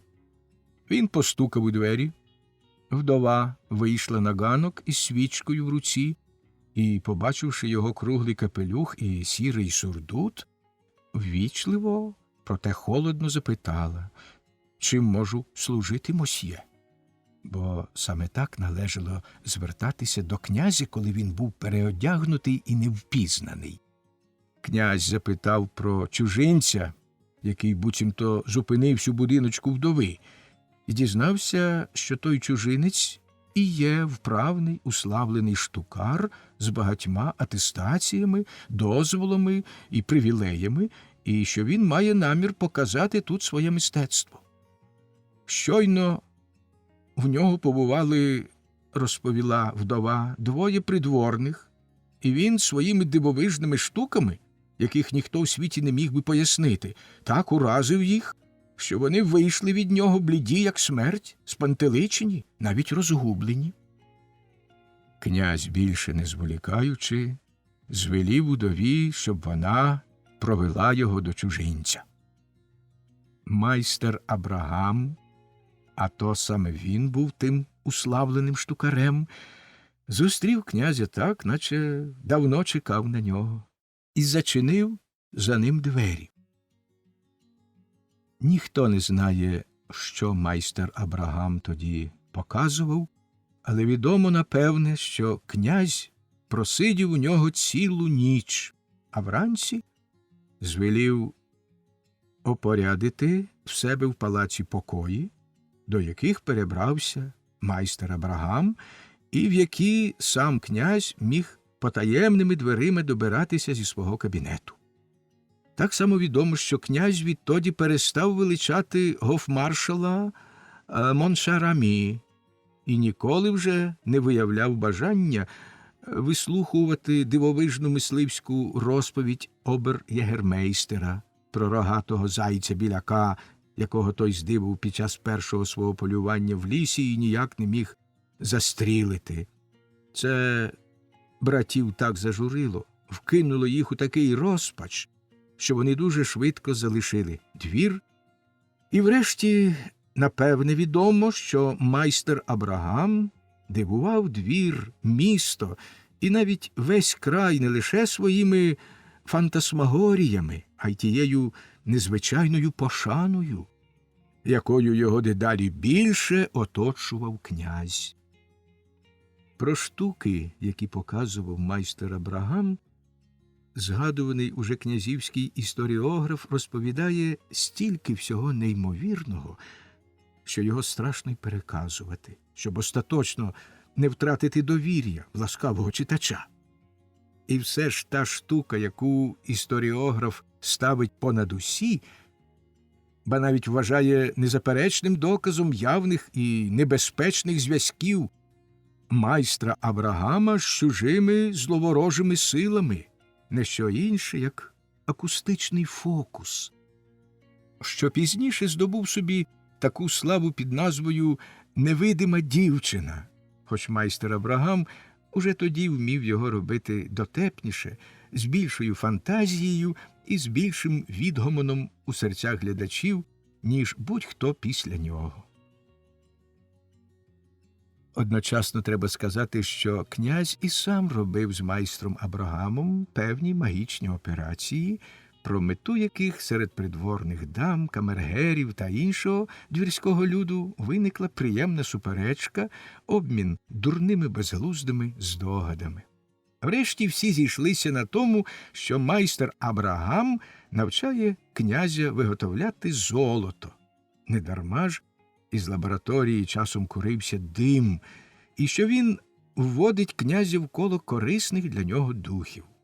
Крім того, всі були переконані, що князь не дасть новому бургомістрові патенту на урядування, ба навіть не підвищить платні двірському грубникові, не спитавши на це дозволу в свого агатодемона, в родинного духа або в зірок.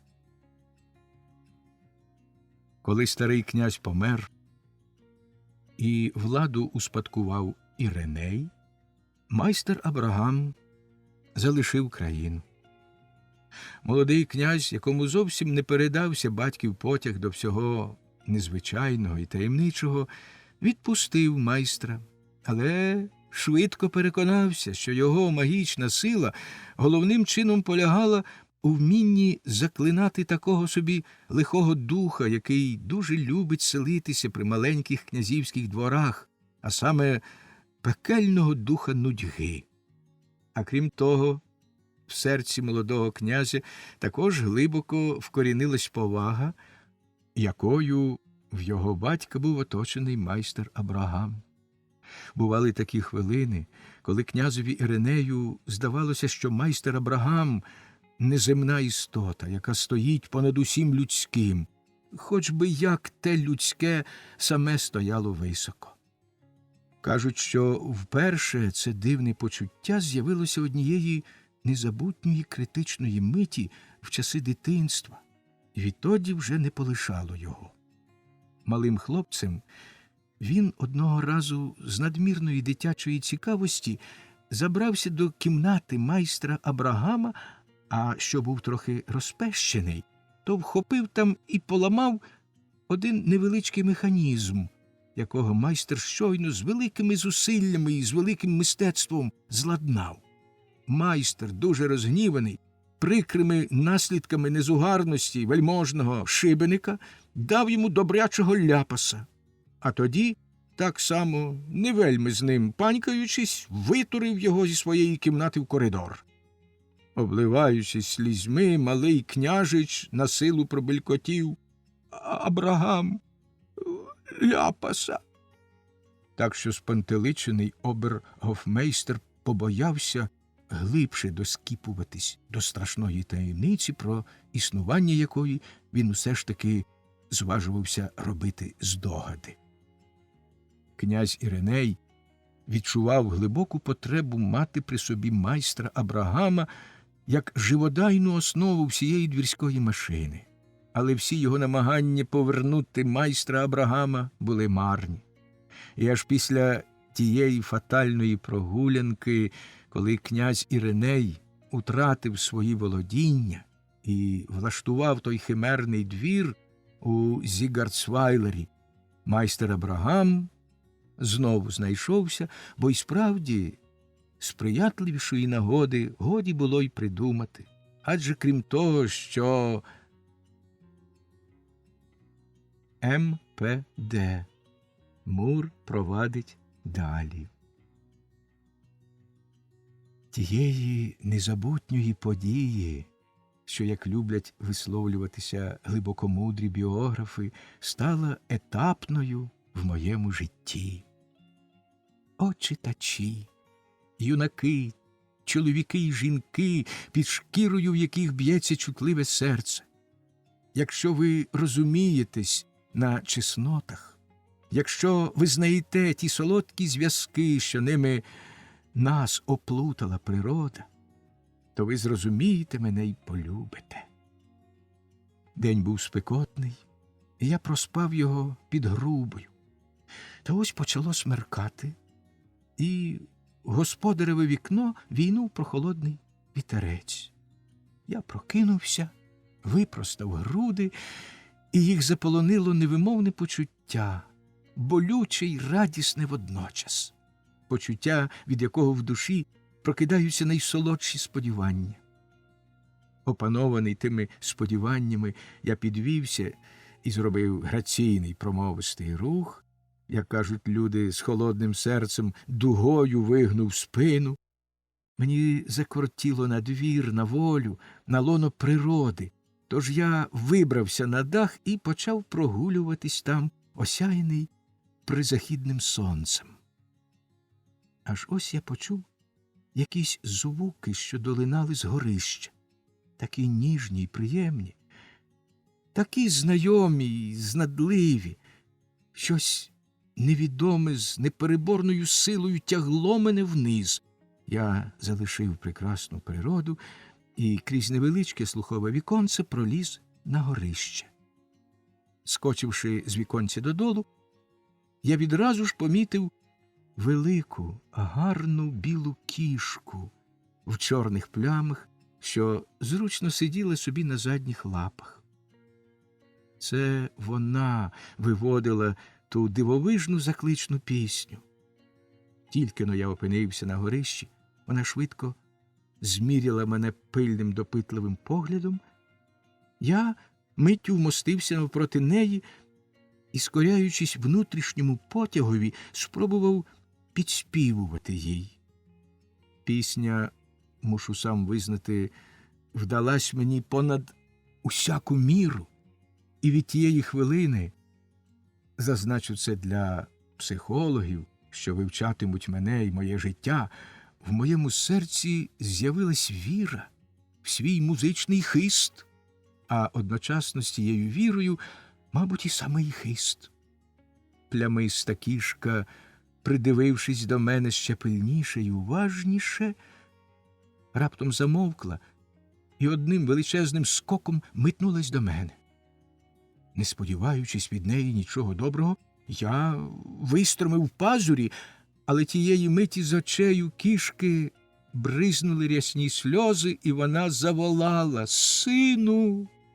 О, сину мій, ходи сюди, швидше ходи в мої лапи!» І, палко обнявши мене і пригорнувши до своїх грудей, вона повела далі: «Так, ти справді мій син, мій ласкавий син, якого я породила не в надто великих муках». Я був схвильований до глибини душі, і вже саме те хвилювання мало переконати мене, що плямиста кішка справді моя мати. Але все-таки я спитав, чи вона цілком певна цього. О, ця подібність, ці очі, ці риси обличчя, ці вуса, це хутро. Все мені нагадує того зрадливого, того невдячного, що покинув мене. Ти викопаний, батечко, любий Мурре, бо тебе ж звуть Муром, правда? А проте я сподіваюся, що разом із батьковою вродою ти успадкував лагіднішу вдачу і доброзвичайність своєї матері Міни. Твій батько мав дуже вишукані манери, чоло його було позначене печаттю промовистої гідності, в зелених очах світився глибокий розум, а на устах часто грала весела усмішка. Ці телесні принади, а також його кмітливість і дивовижна зграбність на ловах мишей скорили моє серце. Але скоро виявилась його жорстока, тиранічна вдача, яку він до часу так уміло приховував. З жахом вимовляю я ці слова. Тільки-но ти народився, як твій батько відчув згубне бажання з'їсти тебе разом із твоїми братами і сестрами. Дорога матусю, перебив я мову плямистій кістці, дорога матусю, не клиніть так татусевих нахилів. Он же й найосвіченіший народ на землі приписував своїм богам дивну схильність до поїдання власних дітей, а проте Юпітер був урятований. І я так само. Я не розумію тебе, сину мій, заперечила Мінна, але мені здається, що ти або верзеш дурниці, або хочеш боронити свого батька. Не будь же такий невдячний. Той кровожерний тиран, напевне, задушив і з'їв би тебе, якби я не кинулась мужньо боронити тебе оцими гострими пазурами, якби не переховувала тебе від зазіхань того зіпсованого варвара, то в льохах, то на горищах, то в стайнях. Нарешті він кинув мене, і відтоді я жодного разу не бачила його. І все ж таки серце моє й досі лине до нього. Він був чудовий кіт. Постава й манери в нього були такі вишукані, що багато хто вважав його за мандрівного графа. Я вже гадала, що буду провадити собі тихе, спокійне життя і виконувати свої материнські обов'язки в тісному, родинному колі. Та на мене чекав новий страхітливий удар. Повернувшись одного разу додому з недовгої прогулянки, я побачила, що ти зник разом зі своїми братами і сестрами. Якась стара баба знайшла напередодні мій сховок і почала варнякати про те, що вас треба потопити і таке інше. Ох, яке щастя, що ти, сину, врятувався. Дай, нехай я ще раз пригорну тебе до своїх грудей, люба моя дитино. Плямиста Міна ніжно пригорнула мене, а тоді заходилась докладно розпитувати про моє життя. Я все розповів їй і не забув згадати про свою велику освіченість та про те, як я її досяг. Але Міну, здається, менше вразили мої рідкісні цноти, ніж можна було сподіватися. Мало того, вона ясно дала мені наздогад, що я зі своїм незвичайним розумом, зі своєю глибокою вченістю зійшов на манівці, які можуть довести мене до загибелі. Особливо ж вона радила мені не показувати своїх знань, набутих у нього майстрові Абрагаму, бо він, мовляв, використовуватиме їх тільки для того, щоб тримати мене в найтяжчій неволі. Я, щоправда, не можу похвалитися такою освіченістю, як у тебе, сказала Міна, а проте мені аж ніяк не бракує природних здібностей і приємних талантів, що завжди були у мене в крові. До них я, наприклад, зараховую вміння пускати тріскучі іскри з шерсті, коли мене хтось гладить, і яких тільки прикрощів не зазнала я через самий лише цей свій хист. І діти, і дорослі, без угаву торсають мене за спину задля того феєрверку, мучать мене. А як я сердито відскочу або й покажу кіхті, лають, прозивають дикою, боязкою тварюкою, чи, бувай, наб'ють. Отож кажу тобі, любий Муре, як тільки майстер Абрагам довідається, що ти вмієш писати, він зробить тебе своїм переписувачем. І те, що досі було твоєю радістю і втіхою, стане тяжким обов'язком. Міна ще довго розводилась про мої стосунки з майстром Абрагамом та про мою освіченість. У її словах мені вчувалась відраза до наук, і аж згодом я зрозумів, що то була справжня життєва мудрість, притаманна моїй плямистій матері. Я довідався, що Міна живе в старої сусідки, дуже бідує, і часом навіть не має чим погамувати свій голод. Це мене глибоко зворушило, у моїх грудях на повний голос озвалась синівська любов. Я згадав про чудову оселедячу голову, що лишалась у мене від учорашнього обіду, і вирішив принести її своїй добрій матері, так несподівано віднайденій. Але яке ж хистке серце в тих, хто любить блукати при хисткому сяйві місяця. Чому доля не замкнула наші груди, щоб вони не стали шаленим грищем згубних пристрастей? Чого ми маємо, немов той гнучкий, тоненький очерет, хилитися перед життєвою бурею? О, лиха доле, о, апетите, ім'я тобі, кіт. Тримаючи в зубах оселедячу голову, я, такий собі доброчесний Еней, вибрався на дах і хотів уже пролізти крізь віконце на горище, коли зі мною почало робитися щось дивне. Моє «я» стало раптом чуже моєму «я». А проте це було начебто моє справжнє «я». Вважаю, що висловився чітко і зрозуміло. І кожен, хто прочитає цей опис мого стану, визнає в мені психолога, спроможного зазирнути в найпотаємніші глибини душі. Отже, я веду далі. Дивне почуття, суміш бажання й неохоти відібрало в мене волю. Опанувало мене так, що я не зміг йому опертися і з'їв оселедячу голову. Злякано слухав я, як нявчала Міна, злякано слухав, як вона кликала мене на ім'я. Мене охопив сором, мене охопило каяття. Я вскочив назад до господаревої кімнати і заліз під грубу.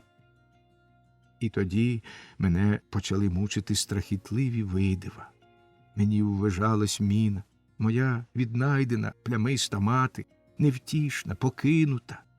Вона так зголодніла, так страшенно хоче обіцяної вечері, що ось-ось зомліє. Ох, навіть вітер, що завивав у димарі, вимовляв її ім'я. Міна, Міна. Шелестіло в господаревих паперах, рипіло в хистких плетених стільцях. Міна, Міна, голосили затулки в грубах. О, яке тяжке, несамовите почуття країло мені серце. Я поклав собі, тільки-но трапиться нагода, запросити свою бідолашну матір на сніданок, похлептати зі мною молока. Від цієї думки на мене найшов блаженний спокій, немов прохолодна, живлюща тінь. Я прищулив вуха і заснув.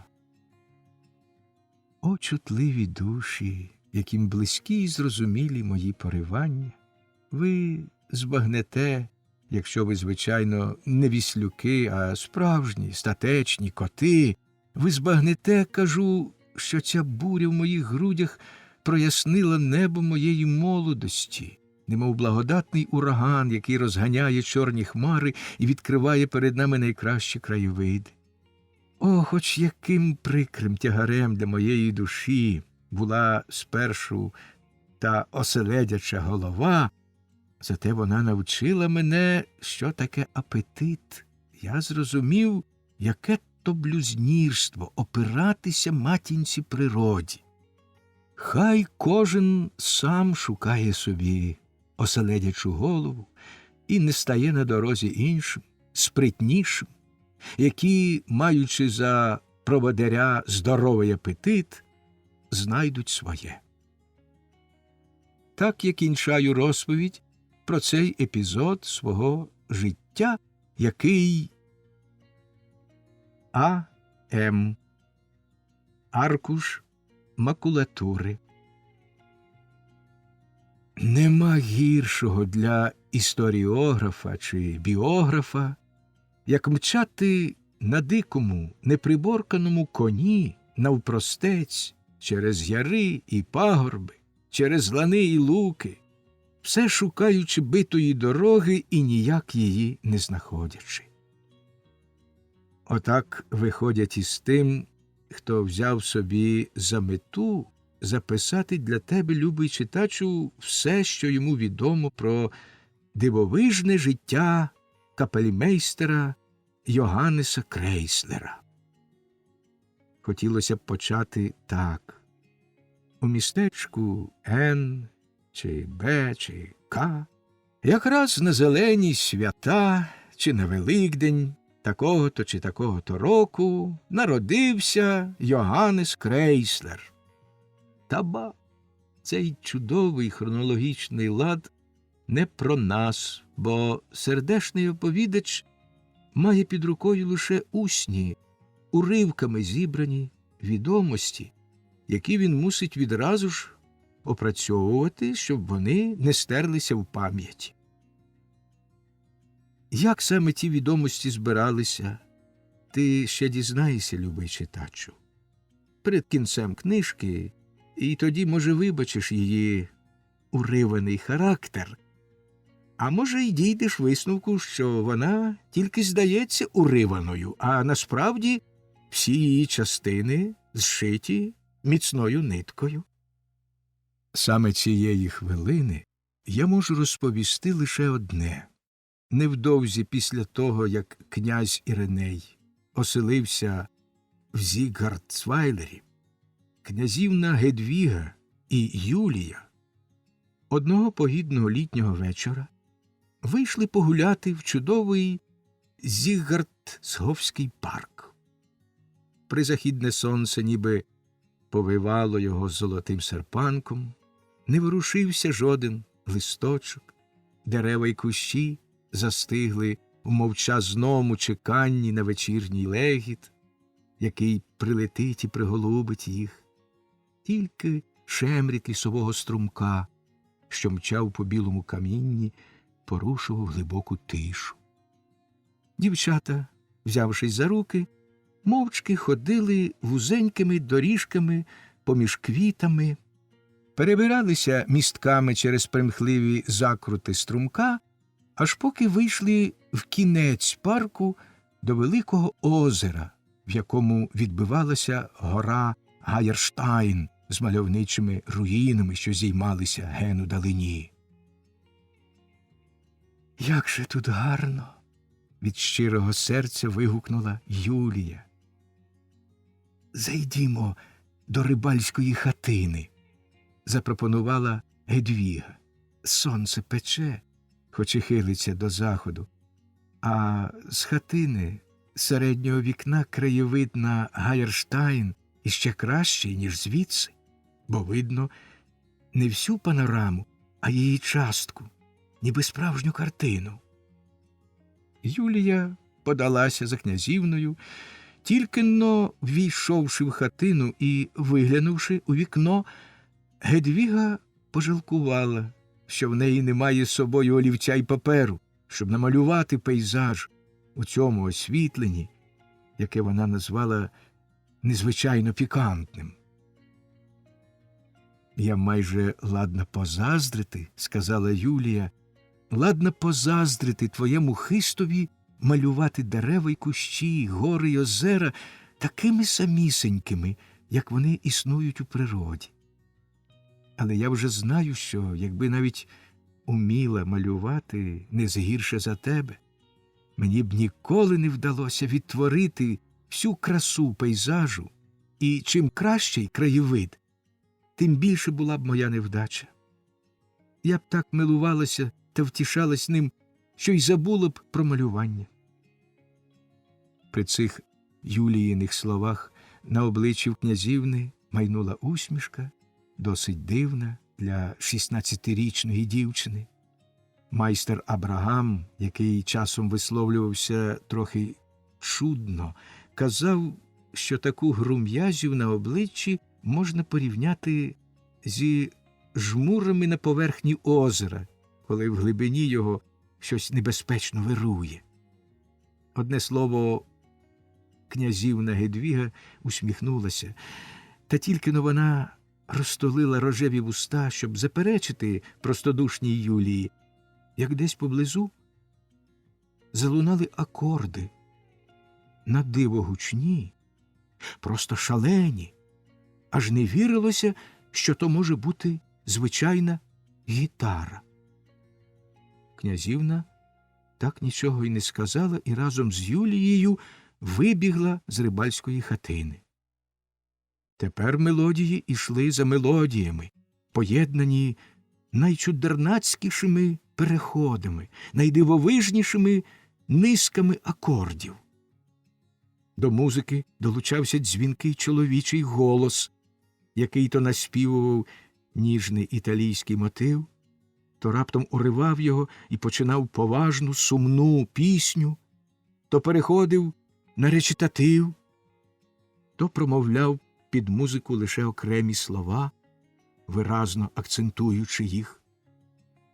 Ось він настроїв гітару, знов узяв кілька акордів, урвав гру і ще раз настроїв гітару. Голосно, ніби сердито, вимовив кілька слів. Знов полились мелодії. Знов настроює гітару.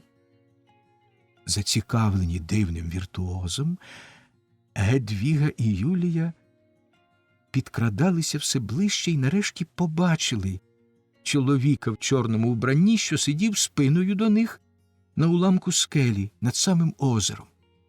Це він так химерно грав, то співаючи, то промовляючи якісь слова.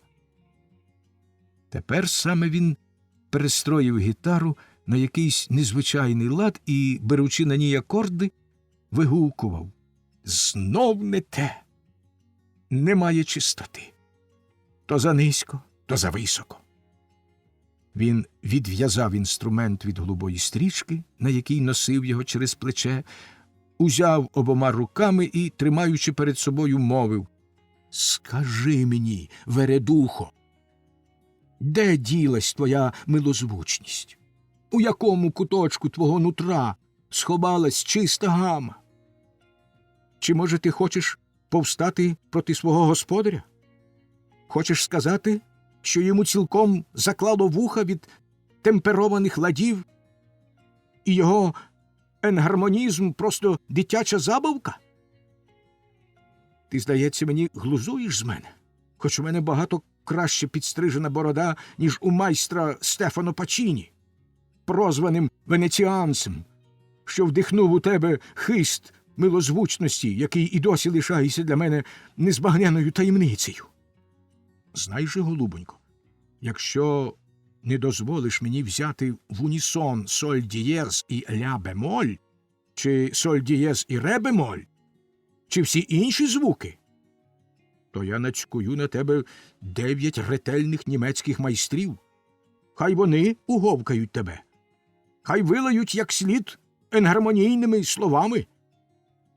І не кидайся в обійми своєму Стефано Пачіні.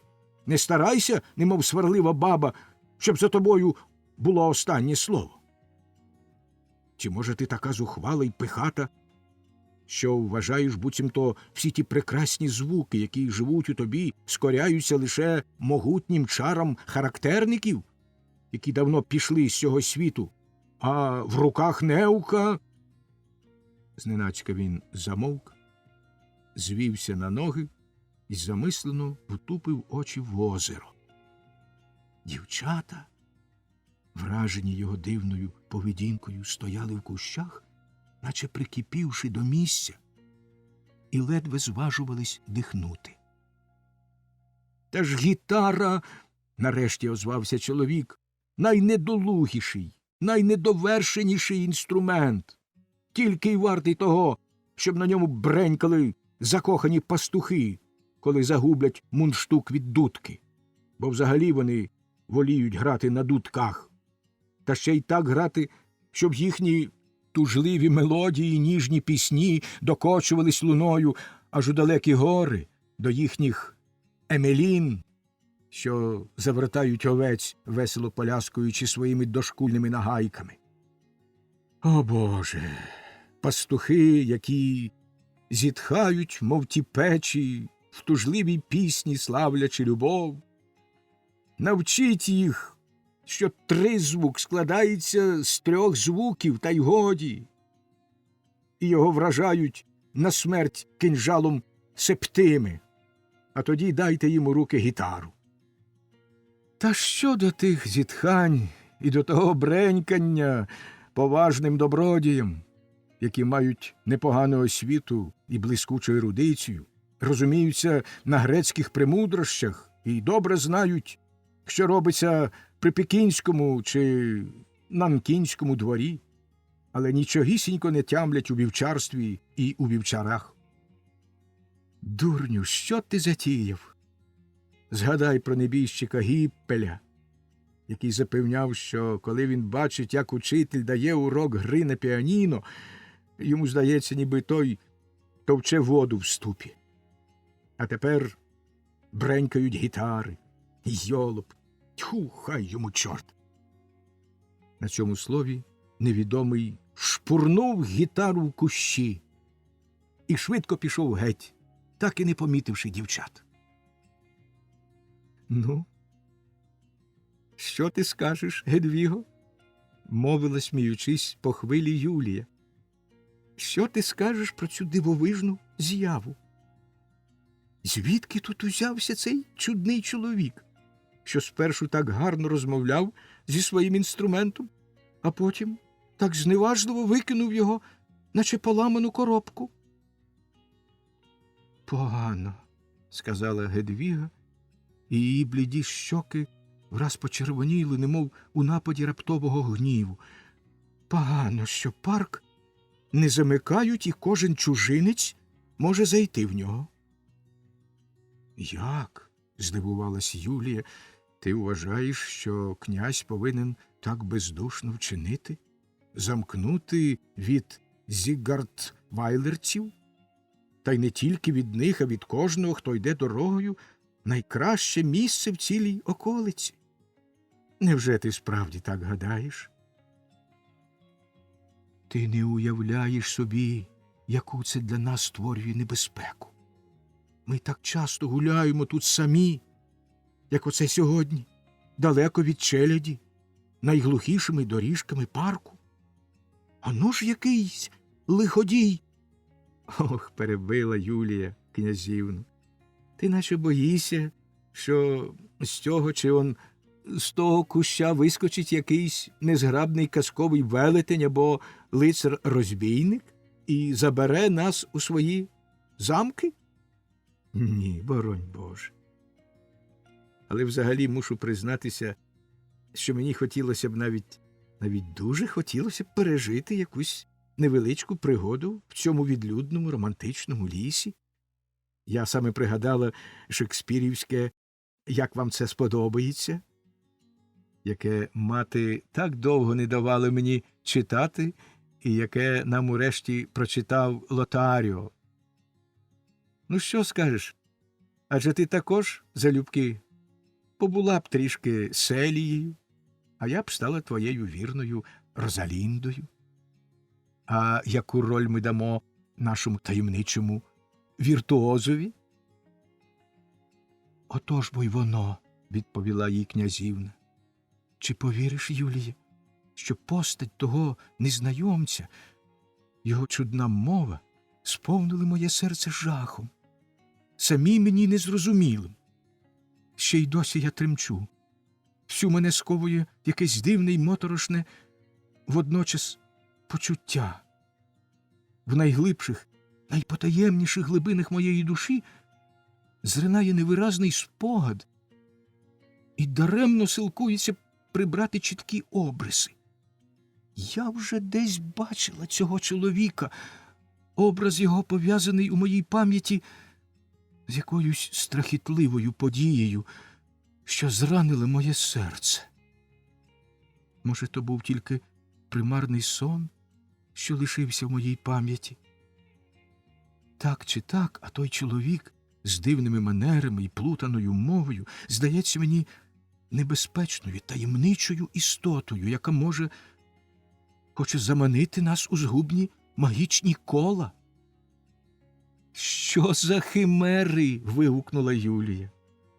«А мені той чорний привид з гітарою швидше нагадує мосьє Жака чи навіть щиросердого Мантачку, філософія якого не дуже далеко відбігає від дивних висловлювань незнайомця. Але тепер нам треба найперше врятувати бідолашний інструмент, якого той варвар так жорстоко пошпурив у кущі. «Юліє, ради Бога, що ти робиш?» – крикнула князівна. Проте Юлія, незважаючи на неї, кинулась у гущавину і за якусь хвилину переможно вернулася звідти, тримаючи в руках гітару, яку викинув незнайомець. Князівна переборола свій страх і почала дуже уважно розглядати інструмент, незвичайна форма якого вже сама собою свідчила про його старовинність, якби навіть її не підтверджували дата й ім'я майстра, що їх видно було на днищі крізь отвір у деці. Там чорним по білому стояло «Зробив Стефано Пачіні у Венеції, 1532 рік». Юлія не втрималась, узяла акорд на своїй пригарній знахідці і аж злякалась, почувши, який сильний і повний звук має той невеличкий інструмент. «О, чудово! Чудово!» – вигукнула вона і, не перестаючи грати, рушила доріжкою. Але вона звикла, що гітара служить тільки для акомпанементу співові, тому невдовзі почала мимоволі співати. Князівна мовчки йшла за нею. Та ось Юлія урвала гру, і Гедвіка озвалася. «Співай, грай далі на цьому чарівному інструменті. Може, тобі пощастить загнати назад у пекло тих лихих ворожих духів, що хочуть опанувати мене». «Тобі все на думці ті лихі духи», – відповіла Юлія. «Вони нам і були чужі, і будуть чужі. Але я співатиму і гратиму, бо зроду не думала, що мені колись трапиться інструмент, який би так давався в руки і взагалі так лежав мені до серця, як цей. Мені навіть здається, що й голос мій під його акомпанемент звучить багато краще, ніж звичайно». Вона заспівала відому італійську кансонетту і захопилась різними вишуканими мелізмами, карколомними пасажами і каприччо, даючи волю силі силеній звуків, що таїлися в її грудях.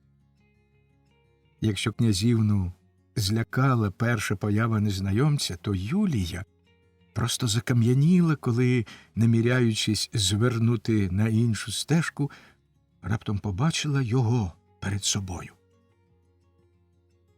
Чужинець мав десь років 30. Він був у чорному костюмі, пошитому за останньою модою. В його вбранні ніхто б не знайшов нічого особливого, незвичайного, а проте він справляв враження якогось дивного, не такого, як усі. Вбрання те, хоч яке було ошатне, здавалось трохи неохайним, не стільки через недбальство незнайомця, скільки через те, що йому довелося здолати шлях, яким не ходять у такому одязі. Жилет на ньому був розхристаний, краватка розпущена, черевики так товсто вкриті порохом, що крізь нього майже не проглядали золоті пряжки. А найсмішніше, що він підкотив ззаду, щоб захистити потилицю від сонця, трикутну шапочку, яку носять тільки під пахвою. Мабуть, він пробирався крізь найгустіші зарості парку, бо в його густий чорний чуб набилося повно чатиння. Михцем позирнувши на князівну, він звернув виразний променистий погляд своїх великих чорних очей на Юлію. Від того вона ще дужче збентежилась, і на очах у неї, як завжди в таких випадках, виступили сльози. І ці небесні звуки, озвався врешті незнайомець лагідним, ніжним голосом, і ці небесні звуки уриваються при моїй появі й тонуть у сльозах. Князівна, намагаючись не піддатись першому враженню, яке на неї справив незнайомець, гордо глянула на нього й майже гостро мовила: «В кожному разі нас здивувала ваша раптова поява, добродію. В таку пору в князівському парку ніхто вже не сподівається зустріти сторонніх. Я князівна Гедвіга». Тільки-но князівна озвалася, незнайомець миттю обернувся до неї і глянув їй у вічі, але всього його наче підмінили. Де й дівся сумний тужливий вираз, замість слідів глибокого душевного хвилювання на обличчі відбилась гірка іронія, а несамовита посмішка, що скривила уста, надавала йому майже блазенського вигляду. Князівна затнулась, наче громом уражена, вся спеленіла і опустила очі. Незнайомець немов хотів щось сказати, та тієї миті озвалась Юлія. «Ну, яка ж я дурна! Злякалась і плачу, немов мала бешкетниця, що її застукали, коли вона ласувала варенням». «Так, добродію, я ласувала, і моїми ласощами були чудові звуки вашої гітари.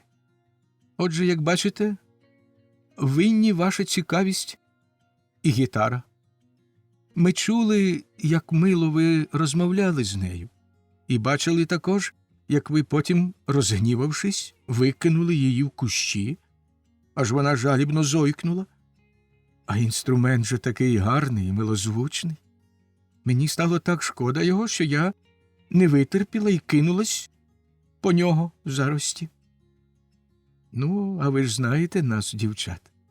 Я трохи бренькаю на гітарі, і як вона мені потрапила до рук, то я вже не могла її випустити. Пробачте мені, добродію, і візьміть назад свій інструмент». І Юлія подала гітару незнайомцеві. «Це, – сказав незнайомець, – інструмент рідкісної милозвучності. Ще з добрих давніх часів, і тільки в моїх незграбних руках. Та що руки, що там руки?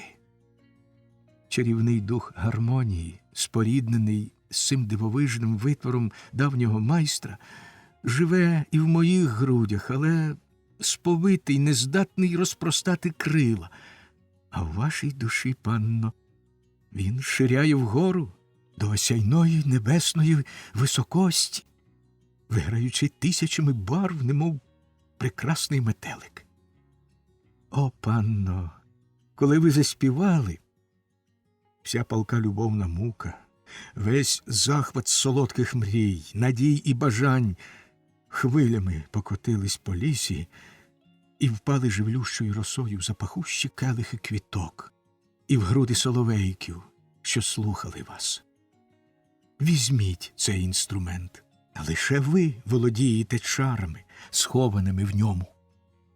Але ж ви викинули його, заперечила Юлія, почервонівши.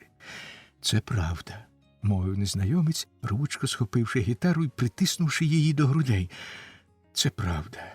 Я викинув її і приймаю назад освячену. Я більше ніколи не випущу її зі своїх рук. Зненацька обличчя незнайомця знову обернулося в блазненську маску, і він сказав високим, різким голосом: «Правду казати, доля чи мій лихий демон позбиткувалися з мене. Цілком раптово, як кажуть латиняни, та й інші шановні люди, виставили мене перед ваші ясні очі, вельмишановні дами. О, Боже, ясновельможна князівно, зважтесь оглянути мене з голови до п'ят. Моє вбрання заспокоїть вас, бо ви переконаєтесь, що я налаштувався до важливого візиту. О, я саме надумав зазирнути до Зігарцвейлера і лишити в цьому милому місті, якщо не свою особу, то принаймні свою візитну картку. О, Господи, хіба мені бракує світських зв'язків, ясновельможна князівно? Хіба гофмаршал вашого татуся не був моїм близьким приятелем? Я певен, що якби він побачив мене тут, то пригорнув би до своїх атласних грудей і розчулено сказав би, пригощаючи тютюном: «Тут ми самі, любий, і я можу дати волю своєму серцю і найприємнішим почуттям». Я б отримав аудієнцію у вельможного володаря князя Іринея, і мене б відрекомендували вам, о князівно. Відрекомендували б так, що я закладаюся своїм найкращим вінком септакордів проти ляпаса, здобув би вашу прихильність. Та ба, на свою біду, я мушу сам відрекомендовуватись вам тут, у парку, в найгіршому місці, між Качиним ставком і Жаб'ячою канавою. О, Боже, якби я вмів хоч трішки чаклувати, якби я тільки міг зненацька перетворити оцю шляхетну зубочистку, він дістав зубочистку з кишені жилета, в найошатнішого камергера з двору князя Іринея, який узяв би мене за полу і сказав: «Ясновельможна князівно, це такий-то й такий-то». Та ба, нічого не вдієш і нічого не скажеш. Зласкавтесь, о князівно, о шановні дами й панове. На цьому слові незнайомець уклякнув перед князівною і заспівав хрипким голосом: «О, зласкавтесь, сеньоро, зласкавтесь». Князівна схопила Юлію за руку і кинулась навтіки, голосно вигукуючи: «Це причинний, причинний! Він вирвався з божевільні!» Перед самим замком їм назустріч трапилась радниця Бенсон, і вони, засапані від бігу, мало не попадали перед нею додолу. «Що сталося? Ради Бога, що сталося? Від кого це ви втікаєте?» – спитала радниця. Князівна в нестямі ледве спромоглася пробелькотіти кілька слів про те, що на них напав якийсь божевільний. Юлія ж спокійно і розважно розповіла про їхню пригоду і закінчила тим, що їй незнайомець зовсім не здається божевільним. Він, мабуть, просто дотепник і жартун, справді подібний до мосьє Жака. Йому б якраз личила роль у тій комедії в Арденському лісі.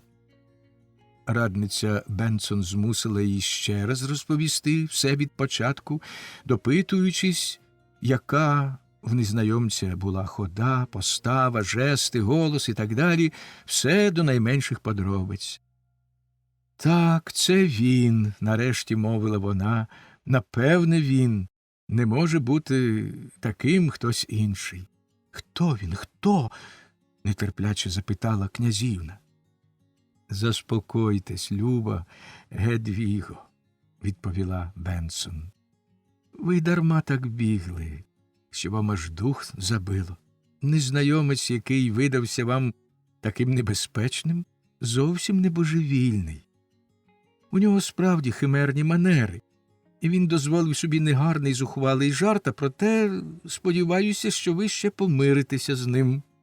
Ніколи, вигукнула князівна, ніколи я не захочу бачити його, недоречного блазня. Ой, Гедвіго, засміялась Бенсон. Який дух підказав вам слово недоречний? Воно пасує до того, що сталося набагато більше, ніж ви, мабуть, гадаєте і уявляєте собі. Я теж не розумію, озвалась Юлія. Як ти можеш так гніватись на нього, любо Гедвіго? Навіть найбезглуздіші його вчинки, його плутана мова дивували мене, але зовсім не зачіпали. Добре тобі, сказала князівна, і на очах у неї виступили сльози.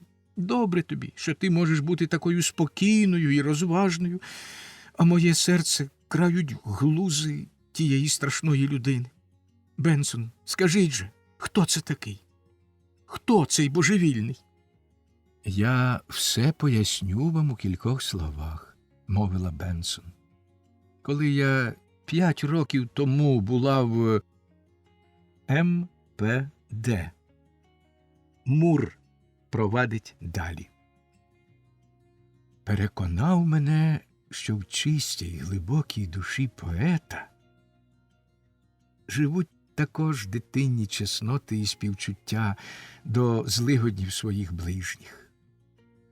Якась невиразна туга, що часто опановує юних романтиків, коли в грудях у них нуртують і борються високі думки, як завжди під час духовного зросту, змушувала мене шукати самотини.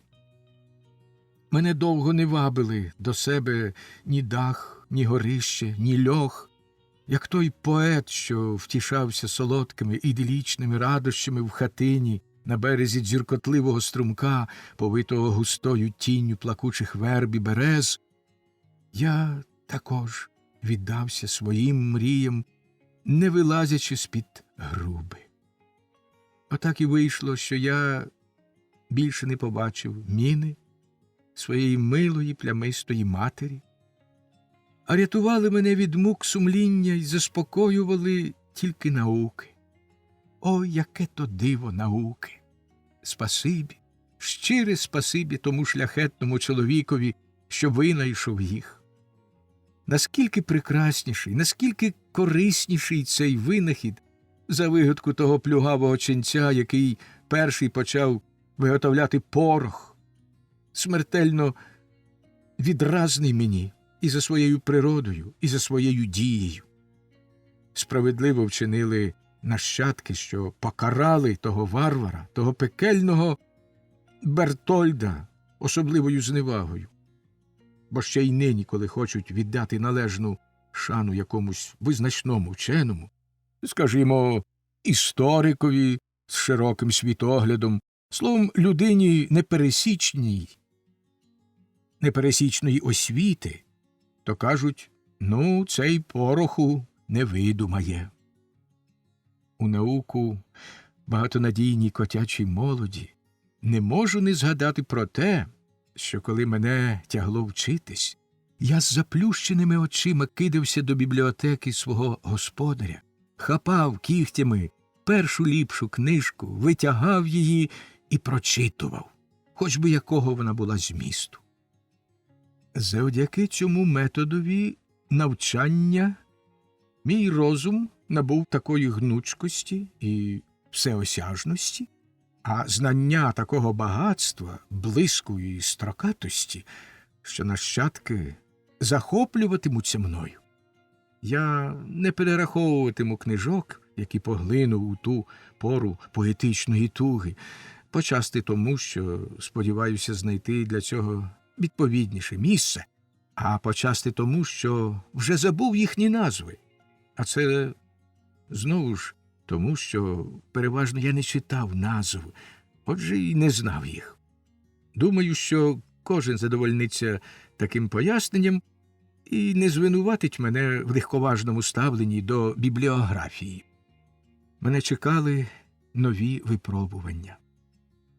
Одного разу, коли мій господар заглибився в розгорнутий перед ним товстий фоліант, а я прилаштувався біля нього під столом на аркуші найкращого олександрійського паперу, вправляючись у грецькому письмі, яке, на мою думку, легше давалось моїй лапі, до кімнати швидко зайшов один молодик, знайомий мого господаря. Я вже не раз бачив його. Він ставився до мене з прихильністю, ба навіть з тією приємною шановою, яку й належить виявляти до видатного таланту й визнаного генія. Привітавшися з господарем, він не тільки казав мені «Добрий день, котику», а й щоразу чухав мене за вухами і ласкаво гладив по спині. У цій його поведінці я вбачав щире заохочення. Він спонукав мене ще сміливіше показувати світові блиск моїх талантів. Але того дня все вийшло інакше. А сталося ось що. Слідом за молодиком, чого ще ніколи не бувало, в двері вскочила якась чорна, кучерява почвара з палаючими очима і, помітивши мене, кинулась просто в мій бік. Мене охопив невимовний жах. Одним стрибком я опинився на столі свого господаря, а коли та почвара зі страхітливим гуком і собі скочила на стіл, з переляку й розпачу щосили занявчав. Боячись за мене, мій добрий господар узяв мене на руки і сховав під свій халат. Та молодик сказав: «Не хвилюйтесь, любий майстре Абрагаме, мій пудель не скривдить жодного кота. Він лише хоче погратися. Пустіть Мура додолу. Вам буде цікаво дивитися, як вони будуть знайомитись, мій пудель і ваш кіт». Господар і справді хотів пустити мене додолу, проте я міцно вчепився в нього і жалібно занявчав, чим принаймні домігся того, що господар, знов сідаючи, залишив мені місце біля себе на стільці. Господарева оборона додала мені сміливості, і я, сівши на задні лапи та обвившись хвостом, прибрав гідної постави, шляхетна гордість якої мала викликати пошану у мого гаданого чорного супротивника. Пудель умостився на підлозі переді мною, втупив у мене очі і звернувся до мене з уриваними словами, яких я, проте, не зрозумів. Поступово страх мій минув, а коли я цілком заспокоївся, то помітив, що в погляді пуделя світиться тільки добродушність і чесність. Я не самохідь почав легенько ворушити хвостом, показуючи цим, що схильний довіряти пуделеві, і він відразу ж якнайприязніше заметляв своїм куценьким хвостиком. О, моє серце прихилилось до нього. Наші душі були співзвучні. Як сталося, спитав я сам себе, як сталося, що незвична поведінка цього незнайомця нагнала на тебе такого смертельного жаху? Хіба ці стрибки, цей гавкіт, ця шалена біганина і підвивання не ознака сили й любові до вільного, радісного життя, запального і жвавого юнака? О, які доброчесні, шляхетні, пуделячі почуття живуть у цих кошлатих чорних грудях!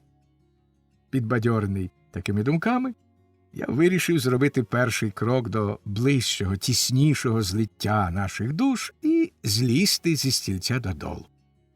Не встиг я підвестися і потягтись, як пудель почав гасати по кімнаті, голосно гавкаючи. О, чудесний вияв переповненого життєвою снагою серця! Мені вже не було чого боятися.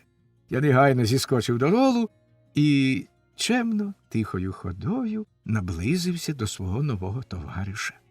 Ми почали ту церемонію, яка мовою символіки означає ближче знайомство споріднених душ, укладення спілки, зумовленої внутрішнім потягом, і яку короткозорий блюзнір зве буденним простацьким словом обнюхування. Мій чорний приятель виявив бажання скуштувати курячих кісточок, які лежали в моїй мисочці. Я, скільки міг, давав йому знаки, що світська вихованість і чемність зобов'язують мене ставитись до нього як до гостя. Я тільки збоку дивився, як він з дивовижним апетитом трощив кісточки.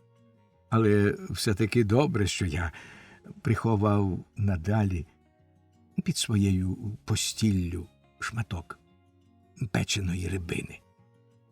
Коли він попоїв, ми завели веселу гру і, врешті, так припали до серця один одному, що почали обійматися, міцно вчепившись один в одного лапами, кілька разів перекинулись і заприсяглися бути до віку вірними й щирими приятелями. Не знаю, що могло бути смішного в цій зустрічі двох прекрасних душ, у цьому взаємному пізнаванні щиросердих юнаків, але чомусь обидва свідки цієї стрічі, і мій господар, і той молодик, реготали на весь голос, хоч як мені це не подобалося. Нове знайомство справило на мене таке глибоке враження, що в мене скрізь на осонні й в затінку, на даху й під грубою була одна думка, одна згадка, одна мрія, одне почуття. Пудель, пудель, пудель. Тому переді мною у найяскравіших барвах постала внутрішня суть пуделянства. І завдяки цьому раптовому осягненню з'явився на світ глибокий твір, про який я вже згадував, а саме «Думка й чуття» або «Кіт і пес». У ньому я висунув твердження, що звичаї, побут і мова обох родів глибоко зумовлені притаманними їм властивостями, а проте обидва вони лише різні промені, відбиті однією призмою. Особливо вдалося мені осягнути природу мови і довести, що вона тільки символічний вияв у формі звуків природного принципу, з чого випливає, що може бути лише одна мова. Отже, і котяча мова, і собача в особливій формі пуделійської говірки, відгалуження одного дерева. Тому наділені високим розумом кіт і пудель можуть легко порозумітися. Щоб добре пояснити своє твердження, я навів чимало прикладів з обох мов, наголошуючи на спільності коренів, як от дзяв, няв, гау, гау, вау, вау, гур, мур і так далі. Закінчивши свою книжку, я відчув непереборне бажання ґрунтовно вивчити пуделійську мову, чого й досяг завдяки своєму новому приятелеві пуделю Понто. Хоч не без деяких зусиль, бо пуделійська мова для вас, котів, важка. А втім, геній з усім упорається. Хоч саме такої геніальності не визнає один відомий людський письменник, який запевняє, буцімто для того, щоб говорити чужою мовою, з усіма особливостями вимови, властивими тому народові, треба неодмінно бути ще й трохи блазним. Щоправда, мій господар теж дотримувався такої думки, казав, що чужу мову знає лише той, хто опанував її науково, а не хто цвенькає нею. Так він називав уміння говорити чужою мовою про все і ні про що. Він заходив навіть так далеко, що твердив, ніби французька мова наших придворних дам і кавалерів своєрідна хвороба, яка, мов напади каталепсії, має страхітливі симптоми.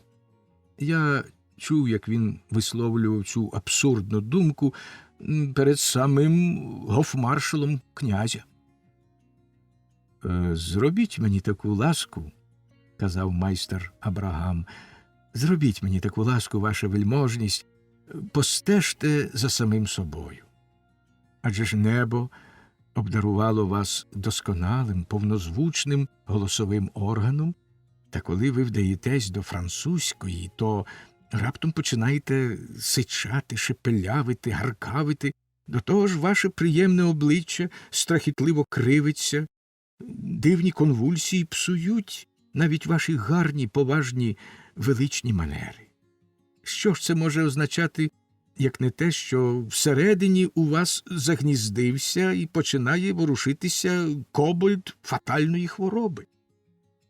Гофмаршал тоді дуже сміявся, і справді гіпотеза майстра Абрагама про захворювання чужими мовами хоч у кого викликала б сміх.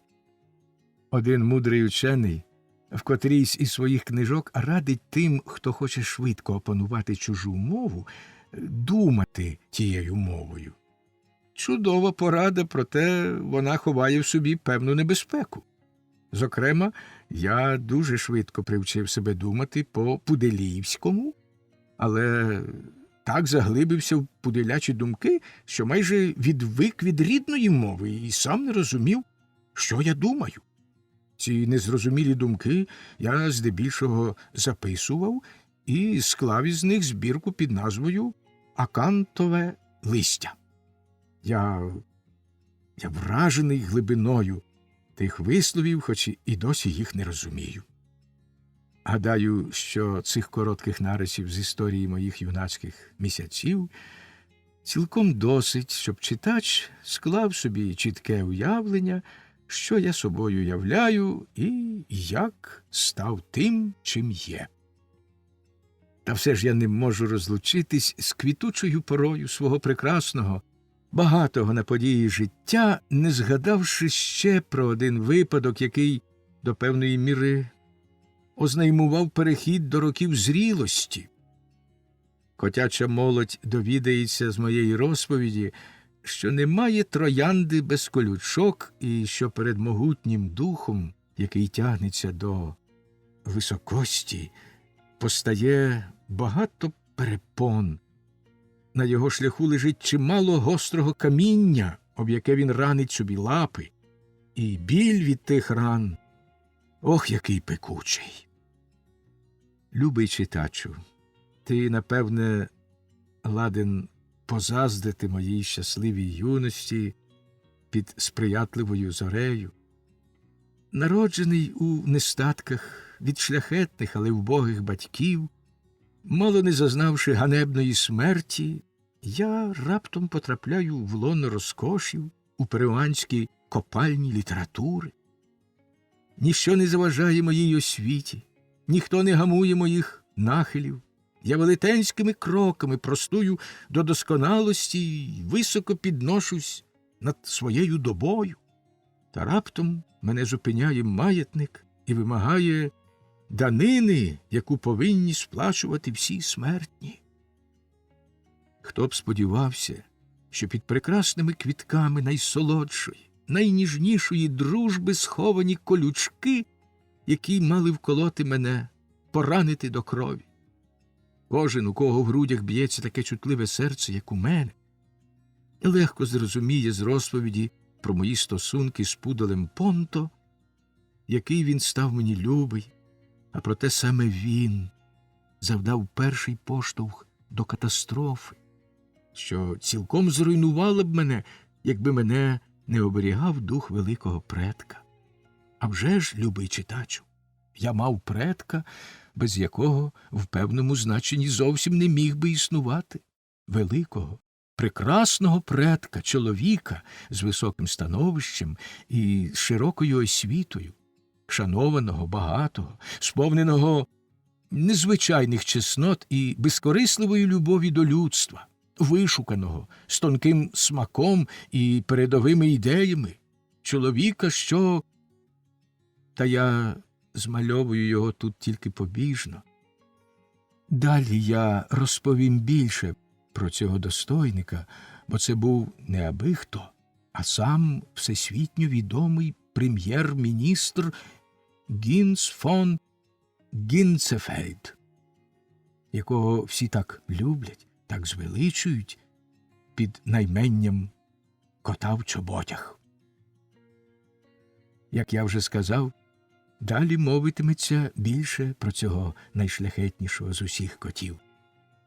Чи ж міг я, навчившись легко й вишукано висловлюватись по-пуделійському, не розповісти своєму приятелеві Понто про те, що найвище ставив у житті, тобто про себе самого і про свої твори?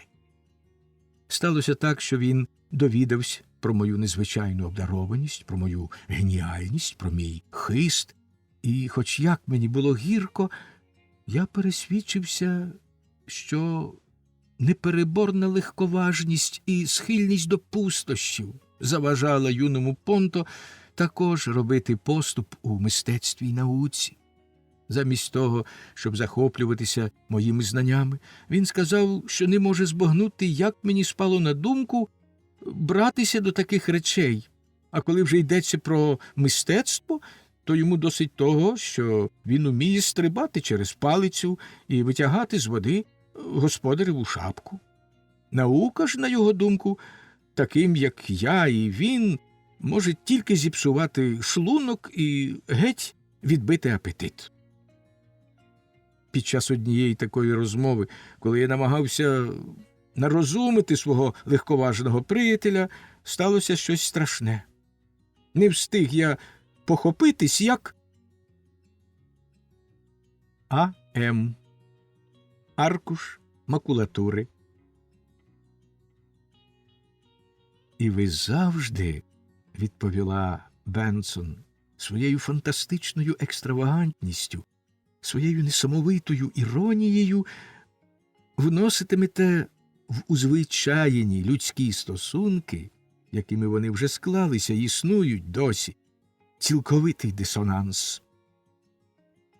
О, чудовий капельмейстер, що здатний на такі дисонанси, засміявся Йоганнес Крейслер. Нічого вам сміятися, повела далі радниця. Нічого вам сміятися, ви не відбудетесь гіркими жартами. Я тримаю вас міцно, любий Йоганнесе.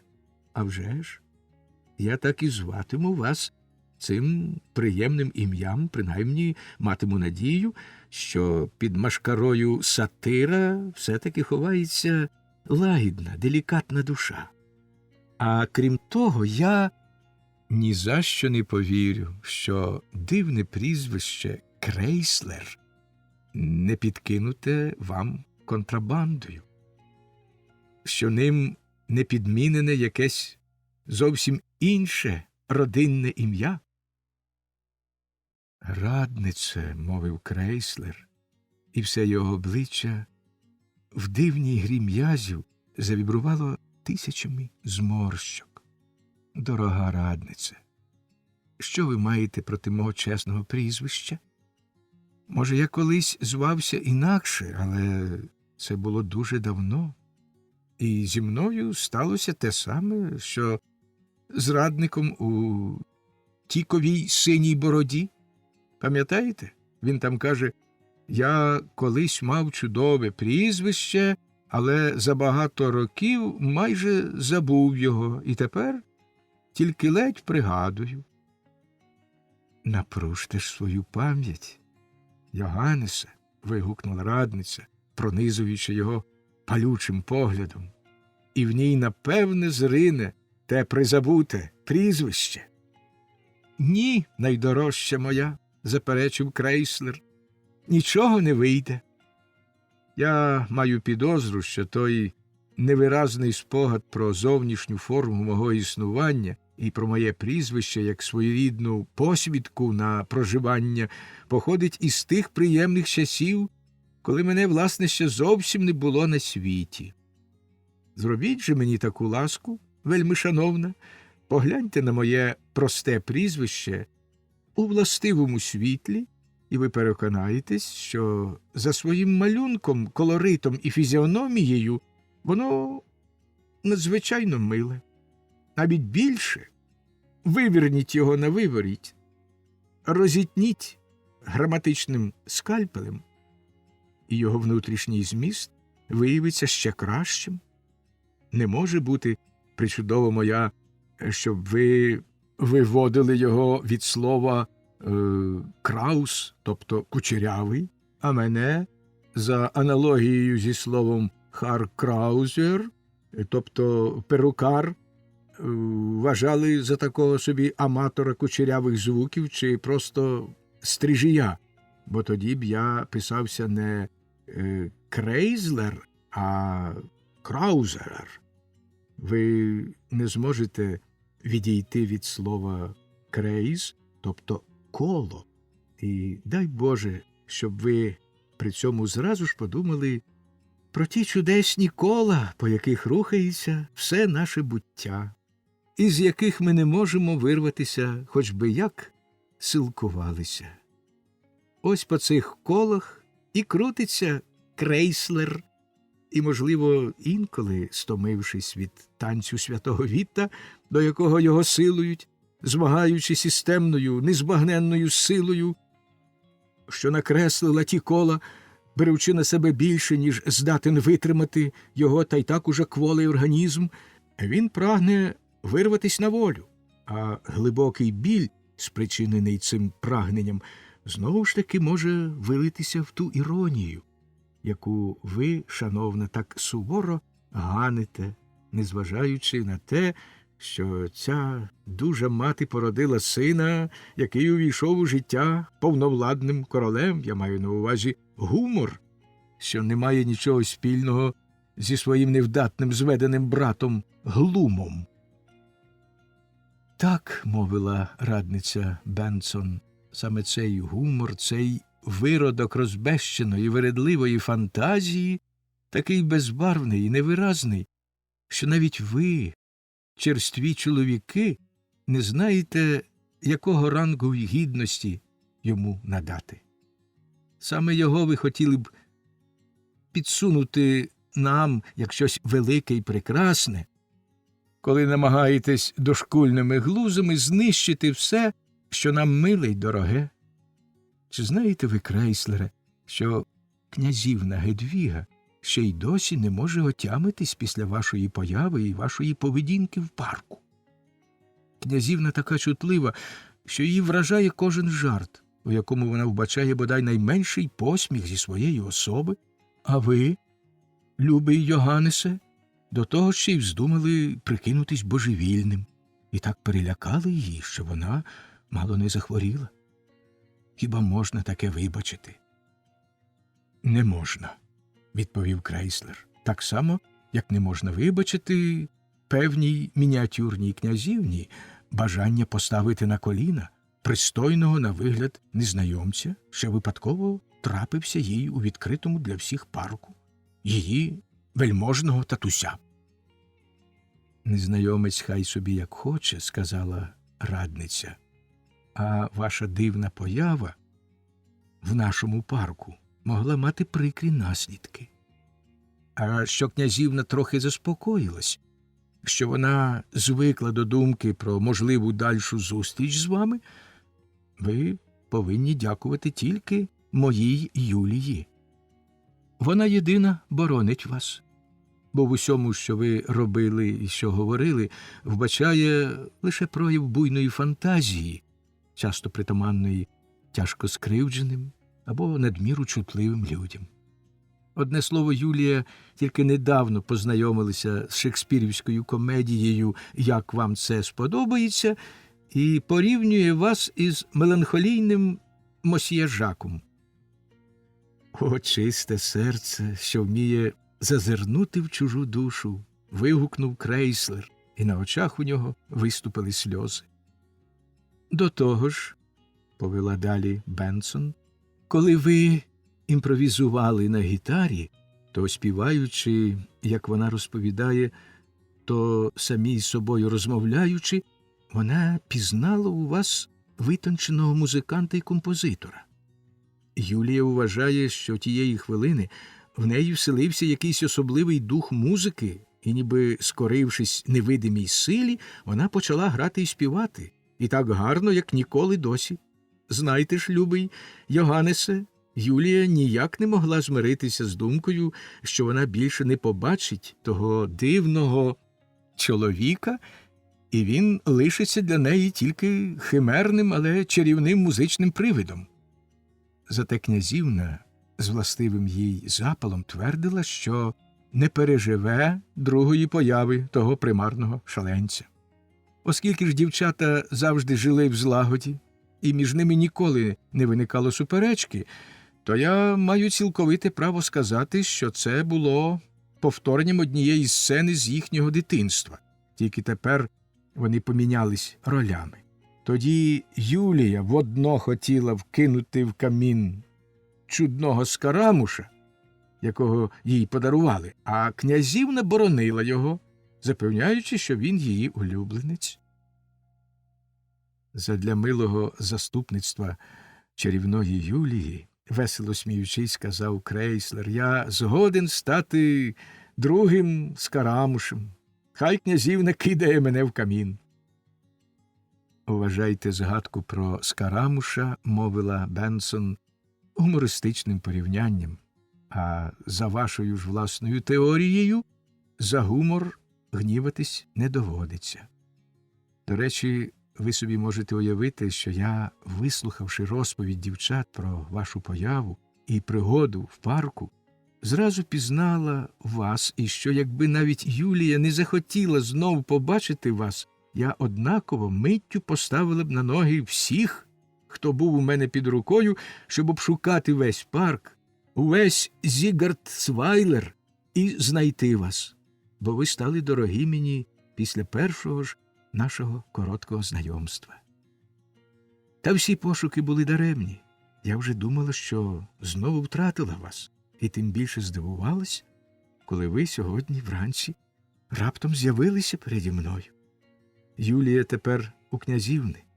Ох, яка буря найсуперечливіших почуттів знялася б у їхніх серцях, коли б вони раптом дізналися про ваш прихід.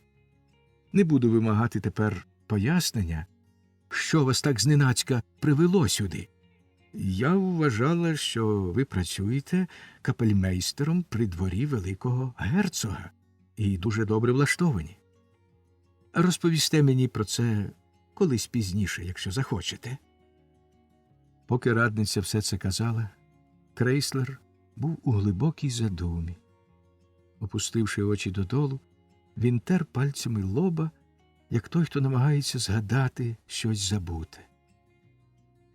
Ох, почав він, коли радниця замовкла. Ох, це страшенно безглузда історія. Навряд чи варто її розповідати. А проте одне я знаю напевне. Те, що князівна схильна була вважати плутаною балаканиною божевільного, мало під собою підставу. Я справді робив тоді візити, коли на своє лихо налякав у парку ту вразливу малу володарку. І якраз повертався з відвідин не будь-кого, а самого найяснішого великого герцога. Тут, у Зігардсвайлері, я також хотів зробити кілька незвичайно приємних візитів. «О, Крейслере!» – вигукнула радниця, стиха сміючись, бо вона ніколи не дозволяла собі сміятися голосно і нестримно. «О, Крейслере! Це, напевне, знов якийсь химерний жарт. Коли я не помиляюся, від резиденції великого герцога до Зігардсвайлера треба добиратися щонайменше 30 годин. Так воно і є, відповів Крейслер. Але дорога йде садами, та ще й такого пригарного стилю, що вони зачарували б і самого Ленотра. Та коли ви, шановна, не погоджуєтесь, що я робив візити, то пристаньте на те, що сентиментальний капельмейстер з мелодією на устах і в серці та з гітарою в руках мандрує запашними гаями, прохолодними зеленими луками, через дике громаддя скель, вузькими кладками, під якими шумлять і піняться лісові потоки, і уявіть собі, що цей капельмейстер, виводячи соло в лад хорові, який лунає навколо нього, дуже легко, сам того не помітивши і не ставлячи перед собою такої мети, міг забратися в чужий парк десь у його далекий куточок. Так я й опинився в Зігартфордському князівському парку, адже він тільки маленька частка великого парку, який зростила природа. Але ні, все не так. Коли ви щойно розповіли про те, як підняли на ноги цілу ватагу веселих мисливців, щоб спіймати мене, мов дичину, яка забігла до парку, в мене вперше з'явилось тверде внутрішнє переконання, що моє місце тут. Переконання, що однаково завело б мене в пастку, якби я навіть захотів продовжити свої шалені гони. Ви ласкаво згадали про те, що знайомство зі мною тішило вас. Та як же я б, слухаючи ваші слова, не подумав про ті фатальні дні загального збентеження і горя, коли нас звела доля. Ви зустріли мене, як я кидався на всі боки, нездатний спинитися на чомусь одному, як уся душа моя була змордована. Ви прийняли мене тепло, приязно, і, відкривши моїм очам ясне, безхмарне небо, замкнутої в собі жіночності, намагалися втішити мене, дорікаючи мені за шаленство і нестриманість, і водночас вибачаючи мою поведінку, бо пояснювали її глибоким відчаєм, у який я впав під гнітом обставин. Ви вирвали мене з оточення, яке я сам визнав підозрілим. Ваш дім став для мене мирним, дружнім притулком, де я, шануючи ваше мовчазне горе, забував про своє. Ваші розмови, такі веселі й лагідні, були для мене, мов цілющі ліки, хоч ви і не знали моєї хвороби. Не грізні події, що могли підірвати моє становище в житті, так згубно вплинули на мене.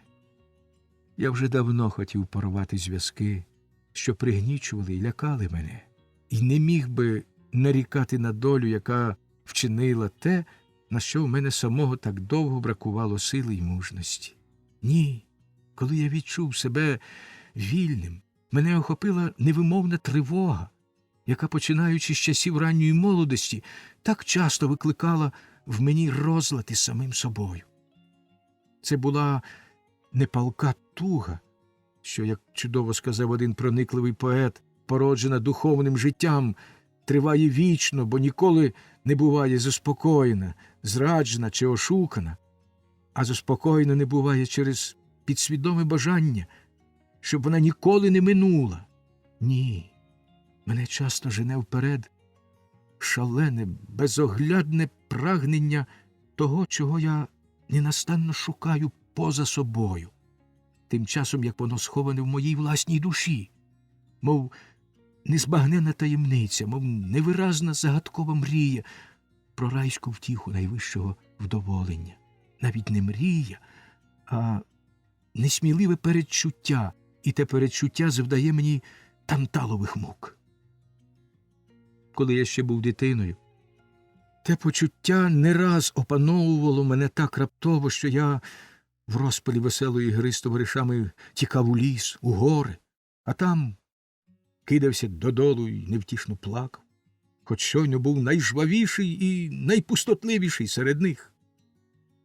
Згодом я навчився опановувати себе, але годі передати словами, які тортури мені доводилось терпіти, коли у веселому товаристві добрих, приязних друзів під час виконання якогось гарного музичного твору, або навіть коли щось так чи інакше тішило моє шанолюбство, мені раптом усе починало здаватися мізерним, нікчемним, бляклим, мертвим, і я ніби опинявся в безрадісній пустелі.